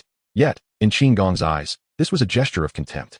You appear to be a beast that has yet to transform into a human. You possess some audacity, but, with a resounding thud, Qin Gong was sent flying, the sandy ground splitting beneath him, a testament to the sheer force of that punch. Lu Shuangji stood in stunned silence, realizing that even she could not withstand such a blow. It was overwhelmingly powerful. Lu Shuangjiao thought similarly, despite her high defense. She too would likely sustain injuries under such an onslaught. Qin Gong lay in the sand, his eyes vacant, blood gushing from his mouth, unable to believe he had been felled by a single punch. What manner of beast possessed such overwhelming strength, capable of besting him in a mere strike? Had the continent undergone changes during the 5 centuries of my absence? Had the monstrous beast seized dominion over it? Some individuals knelt in submission, while you, in a display of sincerity, chose to lie prostrate. In an instant, Song Yun appeared beside me. I had initially presumed him to be a formidable opponent. Yet after enduring a single blow, he was utterly transformed. Qin Gong hastily propped himself up, only to feel a tumultuous churn within, as if his spiritual reservoir were on the verge of shattering. Upon glancing down, he discovered that his celestial tier artifact had indeed fractured. Had he not been clad in such protection, he might well have perished. What manner of creature is this? I still preferred your earlier demeanor. Without a moment's hesitation, Qin Gong resolved to flee. If I cannot defeat you, surely I can escape. As long as I can get outside, that suffices. In an instant, the space before him tore asunder, sending a shiver down Qin Gong's spine, and again it was rent apart. Within mere moments, the entirety of the space surrounding him was torn to shreds, and as he beheld the monstrous entity not far off, he was astonished to see it merely gesturing with its hand. Do monstrous beasts also possess formidable techniques? Unbelievable. Senior, Qin Gong called out urgently. Disregarding whether the being was indeed a beast, he simply addressed it as Senior, hoping for clemency. Song Yun snapped his fingers, causing the spatial rifts encircling them to dissipate. Well called. A glimmer of cunning appeared in Qin Gong's eyes. Senior, may we meet again under fortunate circumstances. With that, he produced a spiritual artifact that appeared to be intended for a hasty escape. If there is fate, let it be now. Suddenly, Song Yun reappeared beside him, compelling him to kneel. Qin Gong's eyes nearly bulged from their sockets. The speed was incomprehensible. Let us descend and converse. With that, he struck downward with both hands. Waves of shock rippled outward. With a thunderous crash, the ground caved in, and the yellow sands surged outward like oceanic waves. Song Yun relished this visceral sensation. This was the essence of his overwhelming technique, his fists. Had he reached the 8th tier, that first punch might have ended the confrontation in an instant. However, after 3 strikes, Qin Gong was already on the brink of collapse, his meridians shattered, his spiritual reservoir obliterated. Even divine intervention would prove futile. As he fell to the ground, Song Yun grasped his diminutive head and lifted it. Qin Gong's limbs hung limply, devoid of strength. Truly useless. This brought a hint of disappointment to Song Yun. Having finally encountered something intriguing, he found it lackluster after their bout. How disheartening. Please spare my life, Senior, Qin Gong pleaded in a whisper, his fear genuine, not feigned. If regret were an option, he would have preferred never to have seen that beam of red light, wishing instead to remain within the ruins for another 5 centuries. For at least life still held promise. Death rendered everything meaningless. What is your realm? Song Yun inquired. Merely the 5th level of the Nirvana realm. Upon hearing this, Song Yun pondered. Was the 5th level of the Nirvana realm of such insignificance? In truth, it was not that Qin Gong was weak, but rather that Song Yun's first punch had nearly claimed half his life, extinguishing his confidence before he could even unleash his formidable techniques. It truly was a tragedy. Perhaps it would be better to serve as a guardian within these ruins. Are you one of those who dwell in the ruins? Indeed. I have lived here for 5 centuries, and upon witnessing a beam of red light, I rushed over, only to encounter the imposing Senior. I, lacking discernment, now seek a chance to prove my worth and serve you. Then offer up your vitality. In an instant, a tendril pierced Qin Gong's body. A vast surge of life force was absorbed into Song Yun. 1 million, 2 million, 3 million. It halted just shy of 4 million. Astonished by the immense vitality that surged forth post-Nirvana, it seemed that even a first-level Nirvana cultivator possessed vitality beginning at the million mark. Gazing at the lifeless body before him, he thought, do not let it go to waste, consume it. It may prove useful in the future. Lu Shuangji and Lu Shuangjiao hurriedly approached, their concern alleviated upon seeing Song Yun unharmed. The safety of their king was paramount. That should suffice. We must take our leave. I thoroughly enjoyed today, especially your company. At this compliment from Song Yun, both women blushed, their modesty evident. Let's go. Yes. After Song Yun departed, no cultivators rushed in. For those who had felt the intense tremors surely understood that a fierce battle had transpired. Anyone who approached would be courting death. Some factions had already obtained what they desired and awaited the doors reopening. As the colossal gates of the ancient ruins swung open once more, everyone hurriedly exited. For once closed, they would be sealed within forever. Suddenly, a fierce voice rang out. Holy gate, remember this day. My Yi family shall not forget this grievance. Song Yun transformed into the guise of Yi Chun, shouting towards Zhong Shui, taken aback by his own acting prowess. Naturally, Zhong Shui was eager to play along, retorting playfully. Yi Chun, you have slain my holy gate's overseer. The holy gate shall seek recompense from your Yi family. Come then, I shall slay you all. Song Yun retorted, caught off guard by the Saintess's performance. Chapter 95, Division of Labor. This brief exchange sent ripples of unease through the onlookers. The Yi family was truly clashing with the holy gate. Even those surrounding them had vanished. They feared that many had already perished. Recalling the earlier tremors, they surmised that they had been the result of powerful beings clashing. The once tranquil continent was now poised to plunge into instability due to these events.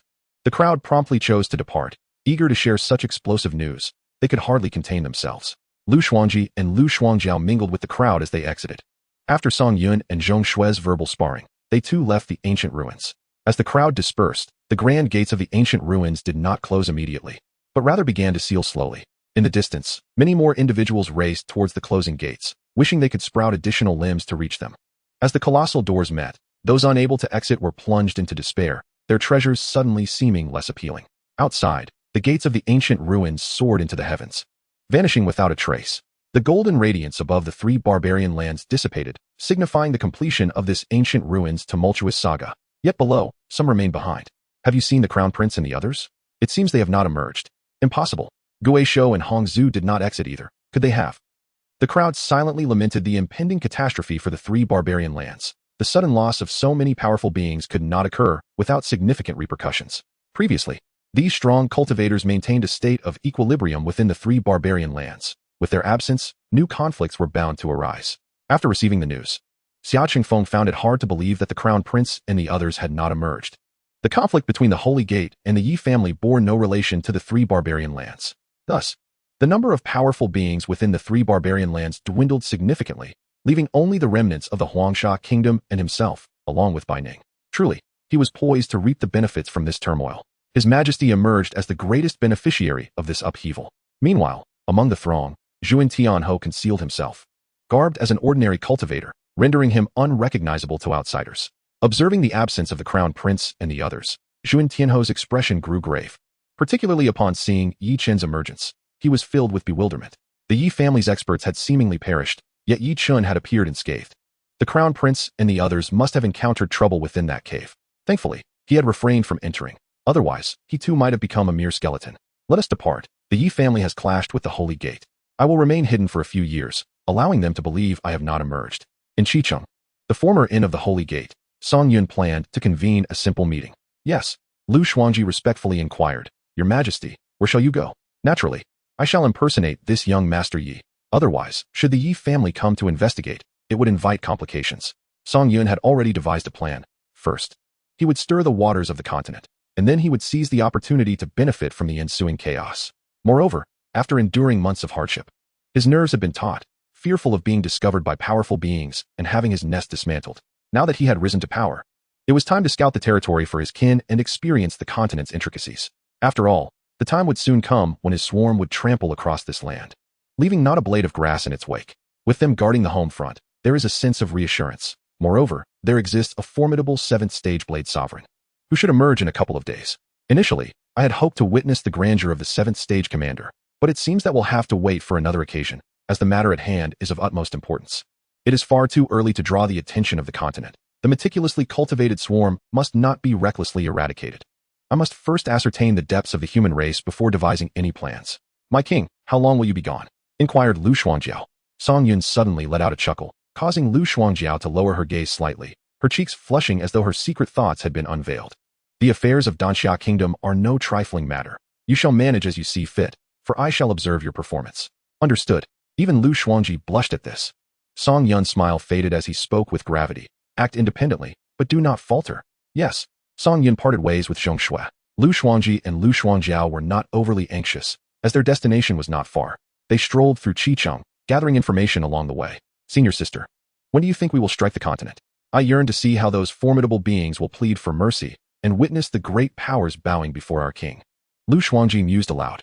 Suddenly realizing that her senior sister had vanished from her side, she rolled her eyes. I made an effort to mend our relationship, and you still refuse to acknowledge it. When our king inquires, it will all fall upon you. Emerging from the crowd, Lu Xuanji sighed at the sight of her angry junior sister. She was far too easily provoked. Where have you been? I was speaking to you. Do you believe I won't discipline you like last time? As she spoke, Lu Xuanjiao playfully brandished her fists, displaying a certain charm. However, Lu Xuanji produced a small doll from her white robe and offered it to Lu Xuanjiao. The latter abruptly halted, gazing at the ordinary doll in Lu Xuanji's hand. It reminded her of the time when she, her senior sister, and their master descended the mountain and visited a market, where she had longed to purchase such a delightful trinket. Their master had smiled and agreed, but her senior sister had insisted, we should prioritize cultivation. How can we indulge in mundane toys? Be wary of losing ambition in frivolity. Though their master had remarked that her senior sister was being too harsh, she remained adamant, insisting that everything be done her way. A flood of memories surged forth. I was stringent with you before, hoping to direct your focus towards cultivation, so that you would not be bullied, Lu Shuangji said, shaking her head slightly, her lips pouting. I've grown weary of hearing that from you. And besides, I'm not a child anymore, still playing with such things. How juvenile. Despite her words, she deftly avoided the doll and quickened her pace, her steps considerably lighter, even managing a subtle smile, fearful of being discovered in her moment of joy. Observing her junior sister's demeanor, Lu Shuangji couldn't help but smile. The king was indeed correct. Her junior sister was still a child, easily appeased. In the palace of Tsunyan Kingdom, Bai Ning listened intently to Xia Chengfeng's account, her eyes sparkling with barely contained excitement. Heaven bless our Tsunyan Kingdom. Bai Ning stood and gazed at the heavens, contemplating an ancient relic that had caused the demise of many formidable beings from the three barbarians. Who would dare to share the spoils of Danxia Kingdom with me now? It is time for vengeance. Bai Ning's expression hardened as she directed a cold glare towards Danxia Kingdom, a palpable aura of killing intent emanating from her. Xia Chengfeng awaited this moment, unencumbered by the interference of those powerful beings, free to act as he pleased. I shall notify the major factions and dispatch more personnel, Bai Ning declared this time. I shall not show mercy. No one can alter the fate of Danxia Kingdom. Chapter 96, The King's Sacred Edict. Could it be that they were apprehended upon entering Danxia Kingdom? Surely, they cannot be that foolish. Bai Ning sensed something amiss, yet this did not hinder her original plans. There was no need for intelligence. They could simply crush Danxia Kingdom. Suddenly, both sensed a surge of spiritual energy rapidly approaching. A Dongxian realm expert. As the figure descended, it was Feng Chun, previously uninvolved, from the Huangsha Kingdom, who was known to be on par with Jun Duanshui.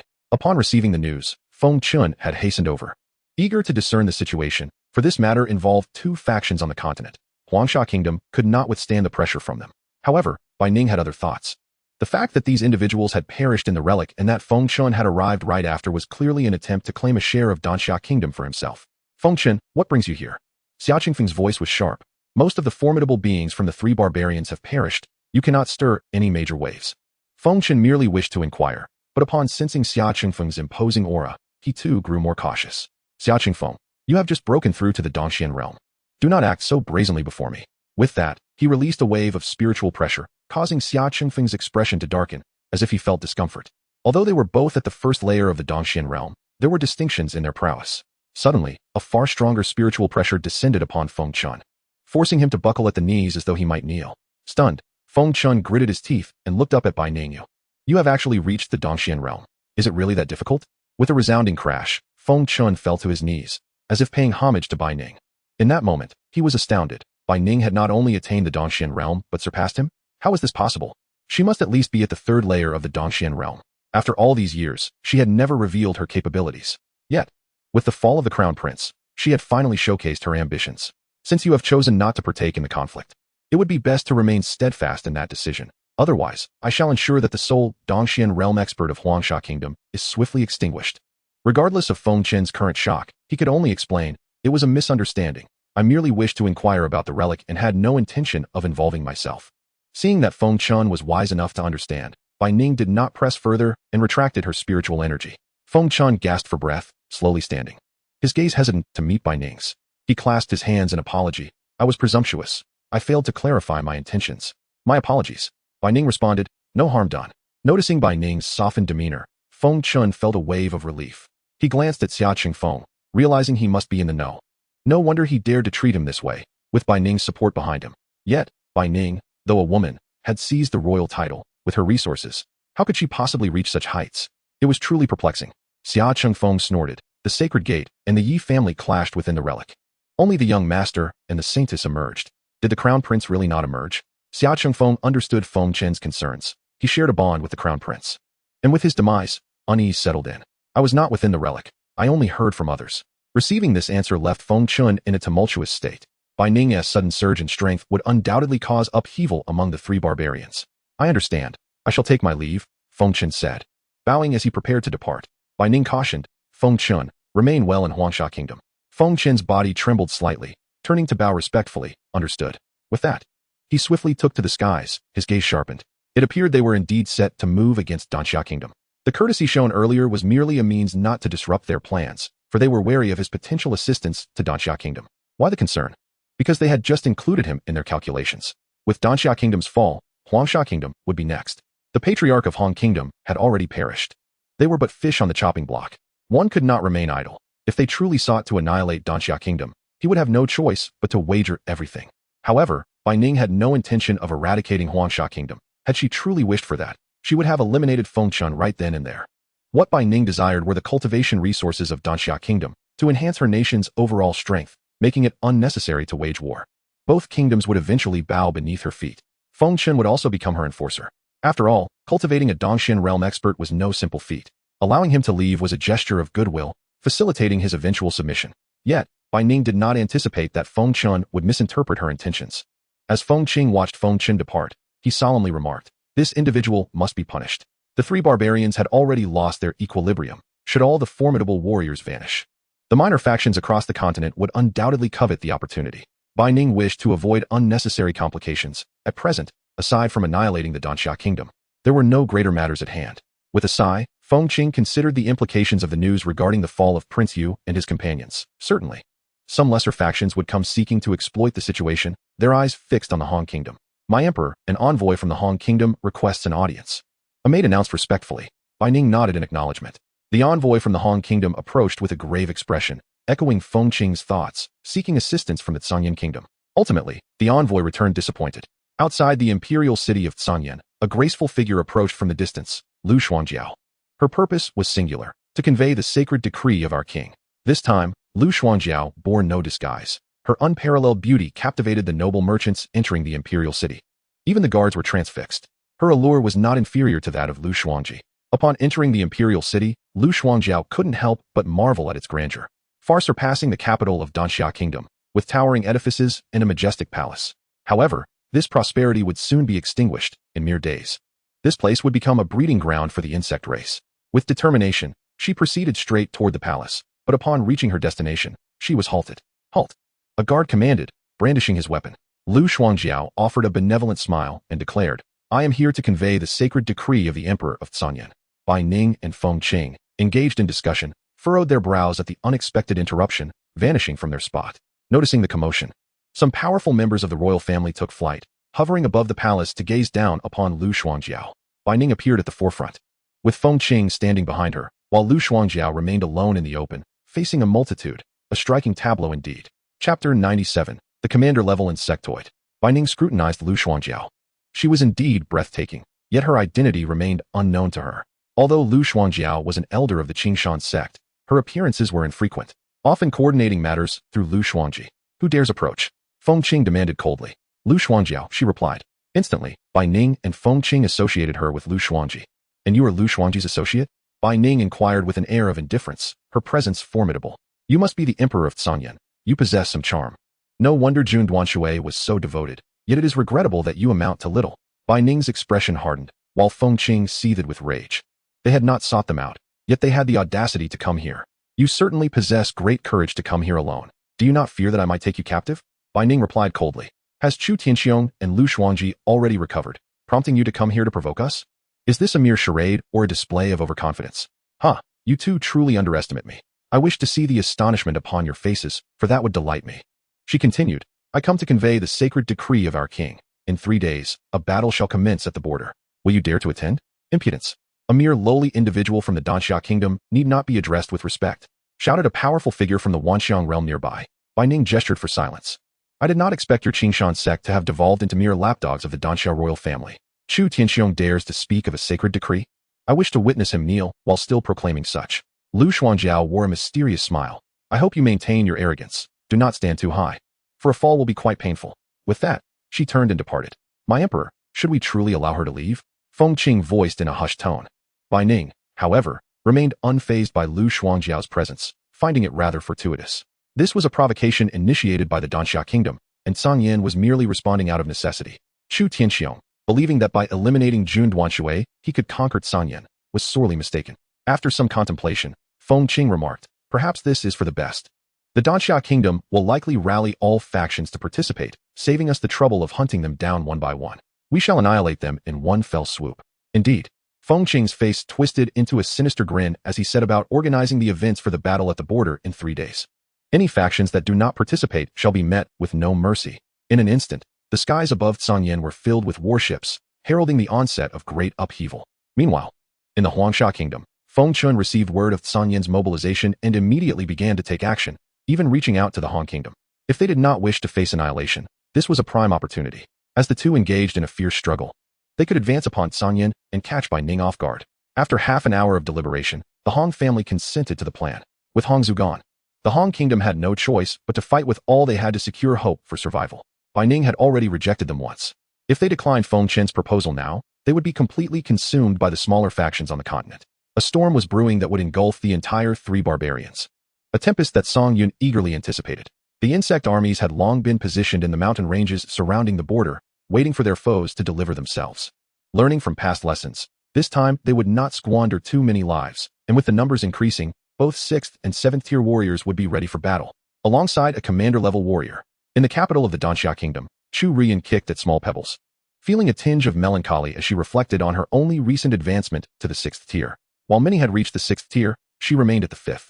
Although she could temporarily achieve the 6th tier by night, she felt herself to be woefully inadequate. Gazing at the nearby acid worm, Chu Rian smiled as she reached out to pet it. Good baby, in a few days, there will be something delicious for you. The acid worm nudged its head against her hand, displaying a surprising level of responsiveness.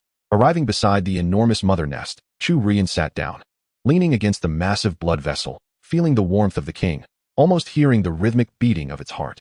Suddenly, she noticed that the heartbeat seemed to quicken. At that moment, the inner chamber of the mother nest slowly opened, prompting Chu Rian to spring to her feet. Was a 7th tier commander about to emerge? All the insectoids, previously resting, simultaneously rose to their feet, sensing the powerful life force of the commander.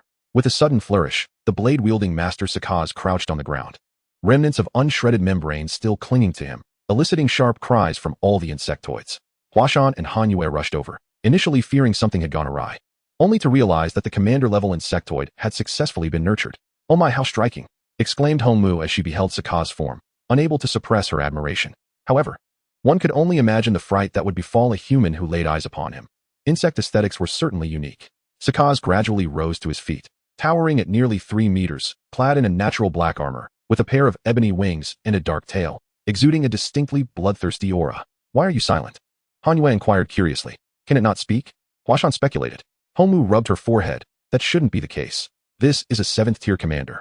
As they pondered, Sakaz moved towards Chu Ruyan, leaving her momentarily stunned as she glanced at Huashan, seeking an explanation, yet Huashan was equally perplexed. Suddenly, Sakaz raised his hand to his chest, slightly bowed his head, and called out, "Mother."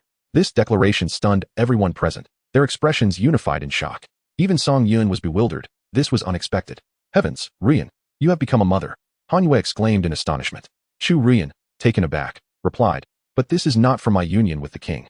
After her initial surprise, Huashan couldn't help but smile. Regardless of the circumstances, Chu Rian now had a 7th tier commander-level son by her side. Hongmu approached to scrutinize the new arrival. "Rian, did you do anything unusual prior to this?" "Nothing at all," she responded.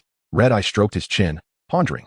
Could it be that upon emerging, a leader-level entity would mistake the first being they encountered for their mother? Such occurrences have been noted among the beasts. Suddenly, Sakaz interjected, "Mother, I am famished." The crowd responded with a collective gasp. With a mere wave of Red Eye's hand, curses erupted forth. "Damn those vermin. May they meet a wretched fate.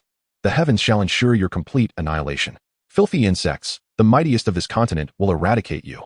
A prisoner cart, drawn by acid-spitting worms, approached, the occupants within, previously cursing, now rendered speechless by the horrifying scene before them.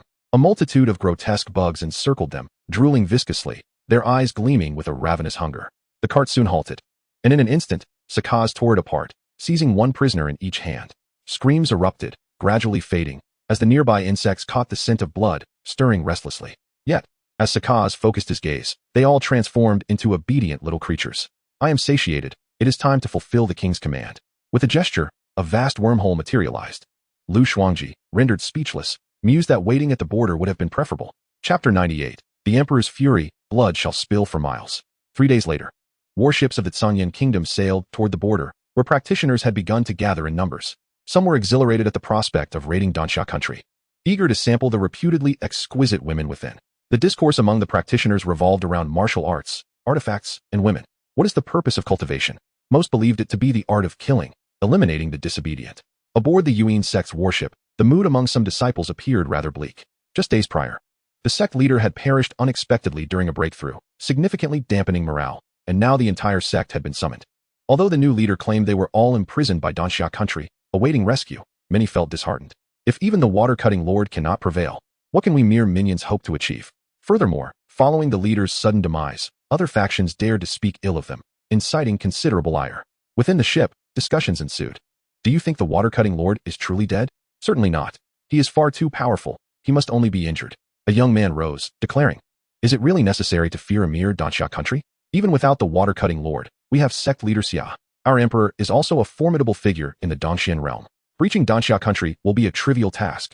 The older brother was at the 5th layer of body tempering, while the younger brother had just reached the 2nd. The pair were inseparable and vowed to make a name for themselves within the Yuan sect, aspiring to join the ranks of the continent's strongest and bring glory to their family. Duan Feng observed the overwhelming numbers around him and could only sit in silence, unable to tolerate their pessimistic talk. You are unworthy of being called senior brothers. In truth, he felt his seniors had a point. Amidst the commotion, members of the Yuan sect's law enforcement hall arrived. Everyone disembark and assemble. The sky was filled with warships, many more arriving from afar. Vessels landed around them, and unfamiliar practitioners emerged from within. Duan Yen refrained from contesting this time. Perhaps his brother was indeed correct. Meanwhile, the emperor Bai Ning had also arrived. Standing atop the border ramparts, gazing into the distance, yet seeing no congregation of people. Could Danxia country be plotting something? Beside him stood He, the leader of the Jiuding sect.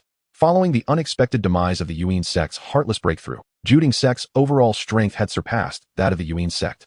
Standing nearby, Xia Chengfeng scoffed derisively. In the face of absolute strength, any scheme is futile. He promptly bowed, declaring, Your Majesty, my Jiuding sect is willing to take the lead in battle. If the water-cutting lord were still alive, his spirit would be cursing them. Fools. You have no idea what you are up against. What is there to dispute about the first battle? Flee at once. All right. The entire army shall cross the border. Bai Ning commanded. Xia Chengfeng hesitated slightly, but with outsiders present, he thought better of voicing his concerns. It felt somewhat reckless, as Danxia country was the aggressor and ought to be the one defending. Yet, considering Bai Ning's formidable strength, it seemed she sought to achieve a swift victory. If they did not proceed, they might as well invade Danxia country directly to avoid wasting time. He, upon hearing this, felt a surge of excitement. I shall arrange for my disciples immediately. Bai Ning nodded in approval. Xia Chengfeng murmured, Danxia country is far too tranquil. Regardless of their calm or chaos, their time for survival is running short. Today, I shall ensure Chu Tianxiong meets his demise before all, he declared, scoffing at their so-called holy edicts. Suddenly, a shadow darted forth. An arrow came to a halt before Bai Ning, motionless, with a letter affixed to it. Such provocation ignited a fierce desire for vengeance within Bai Ning. Such audacity will cost many lives.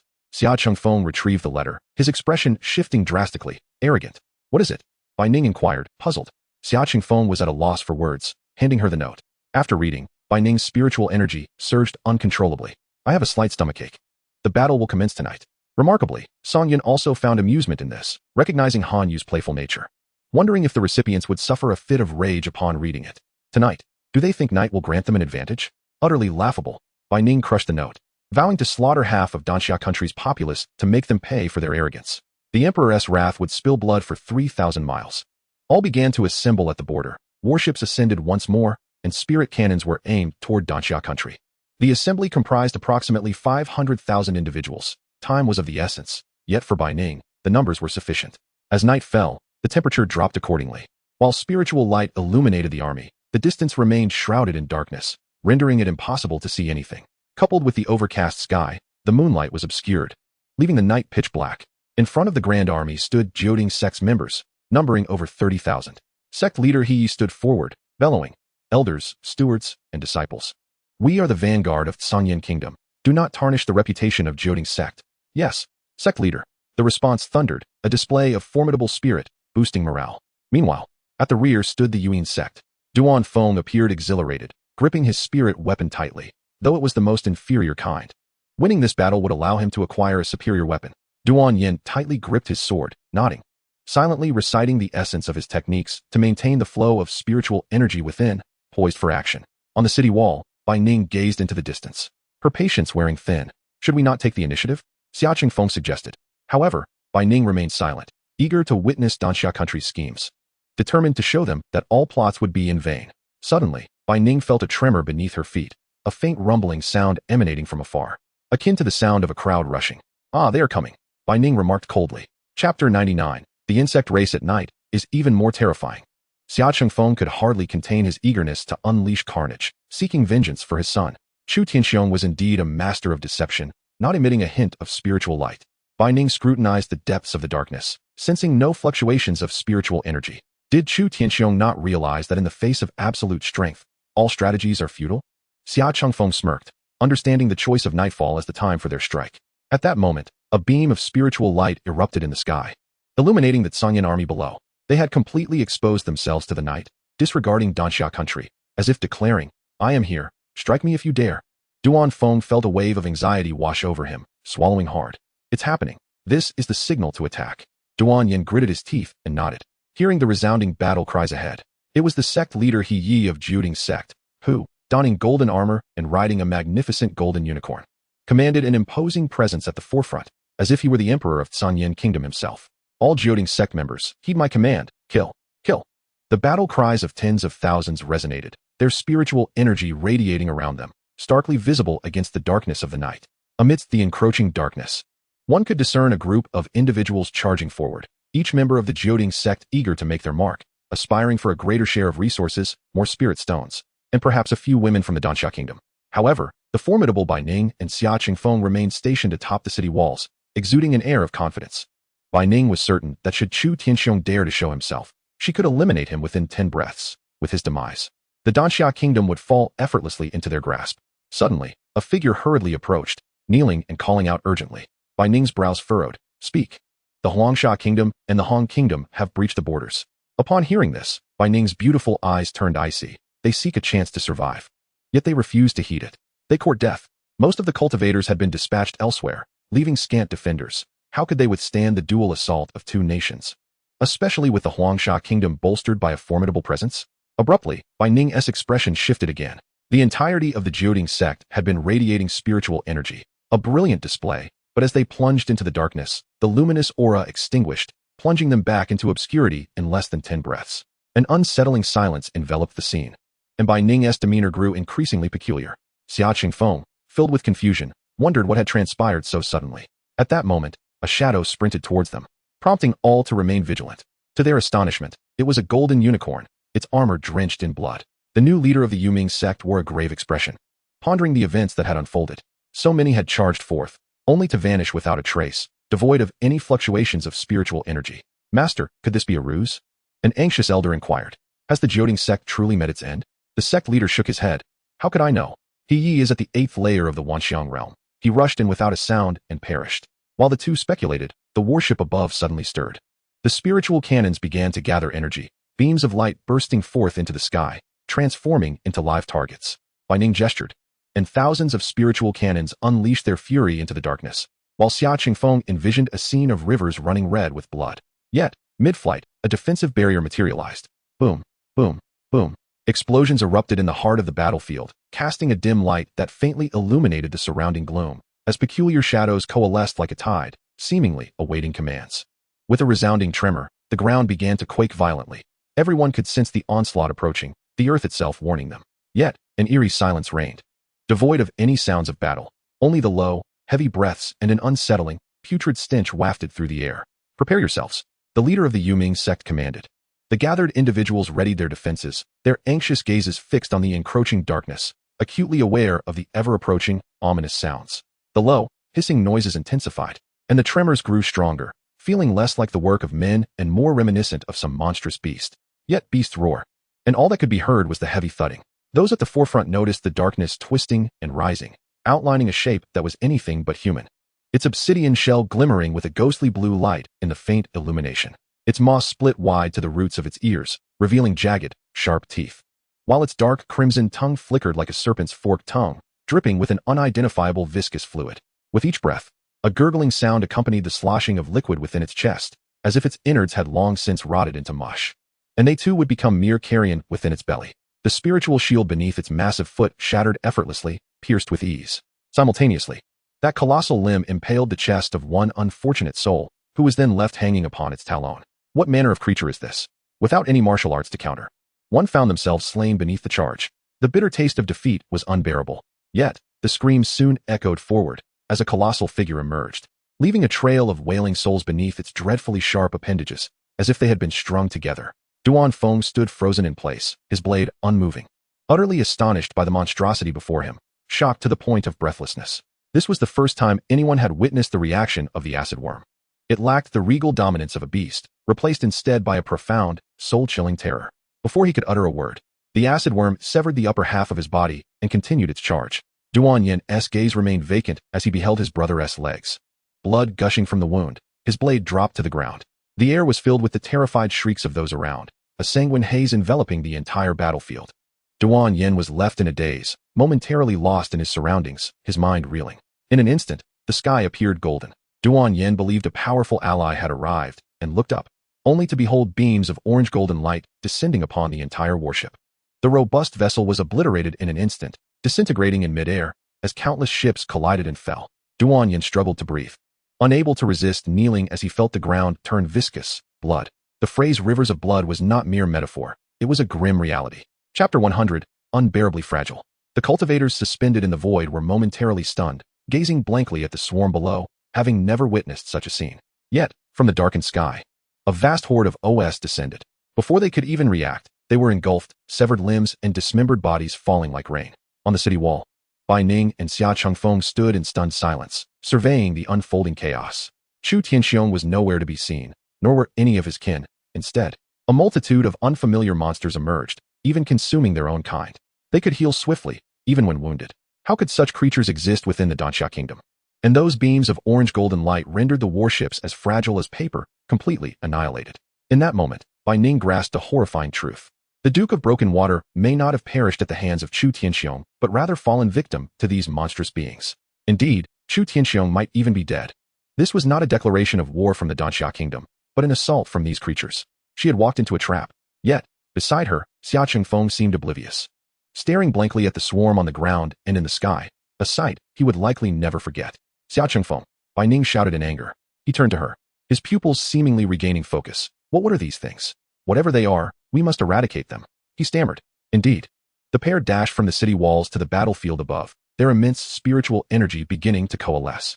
Two formidable cultivators of the Dongxian realm unleashed their powers, easily overwhelming the ordinary swarm of insects. Suddenly, Bai Ning noticed several figures standing before her.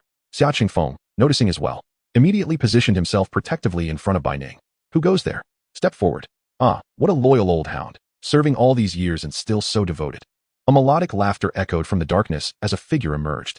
It was none other than Hong Mu. He claimed to have traveled the continent, but his ventures were limited to the Sandman realm. Beyond that, he dared not roam.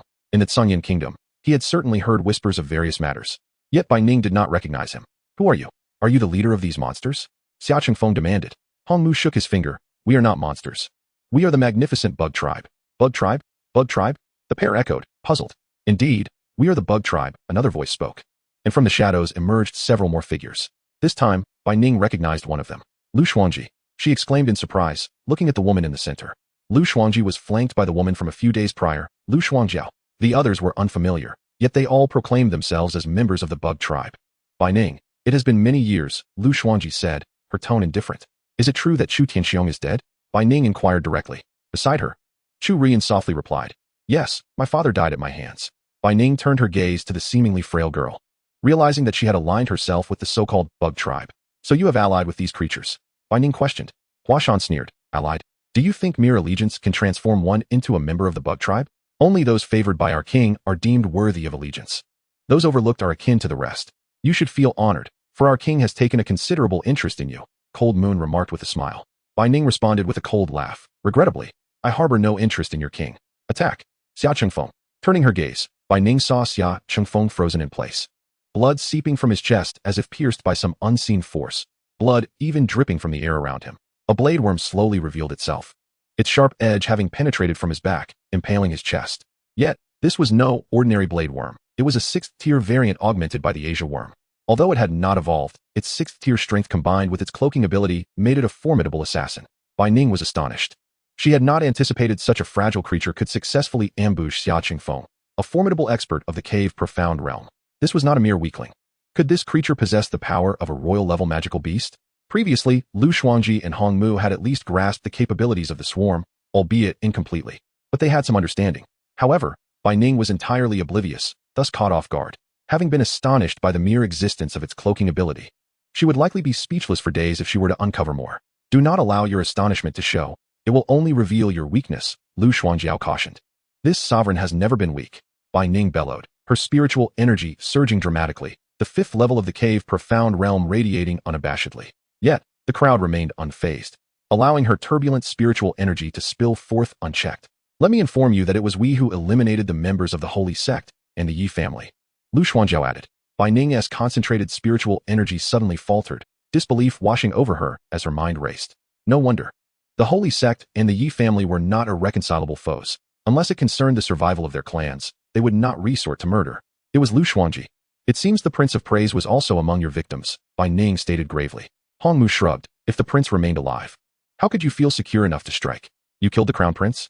Bai Ning interrogated. Cold Moon clicked her tongue. Do not misplace blame.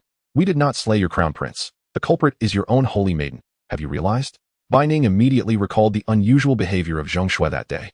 Astonished at the revelation, the holy maiden had devoured him, the crown prince reduced to mere excrement. Lu Xuanjiao added. And that so-called young master of the sect was no different. Xia Chengfeng's eyes narrowed, conjuring images of his son's demise in his mind. Anguish surged within him, unleashing a formidable pressure as he hurled a punch towards Chu Rian, warping the very fabric of space as if it were to be torn asunder. Chu Rian stood aghast, having said nothing herself while they spoke. How could you strike me? Because the outcome would be dire for you.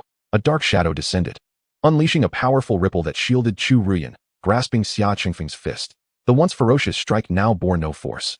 Bai Ning's expression turned grave. This creature exuded an overwhelming sense of pressure. How could this be possible? Xia Chengfeng felt all his might collide against the palm of this being. Yet it did not budge an inch. Suddenly, Sakaz seized Xia Chengfeng by the head, his immense hand poised to crush him at any moment. Bai Ning's breath quickened.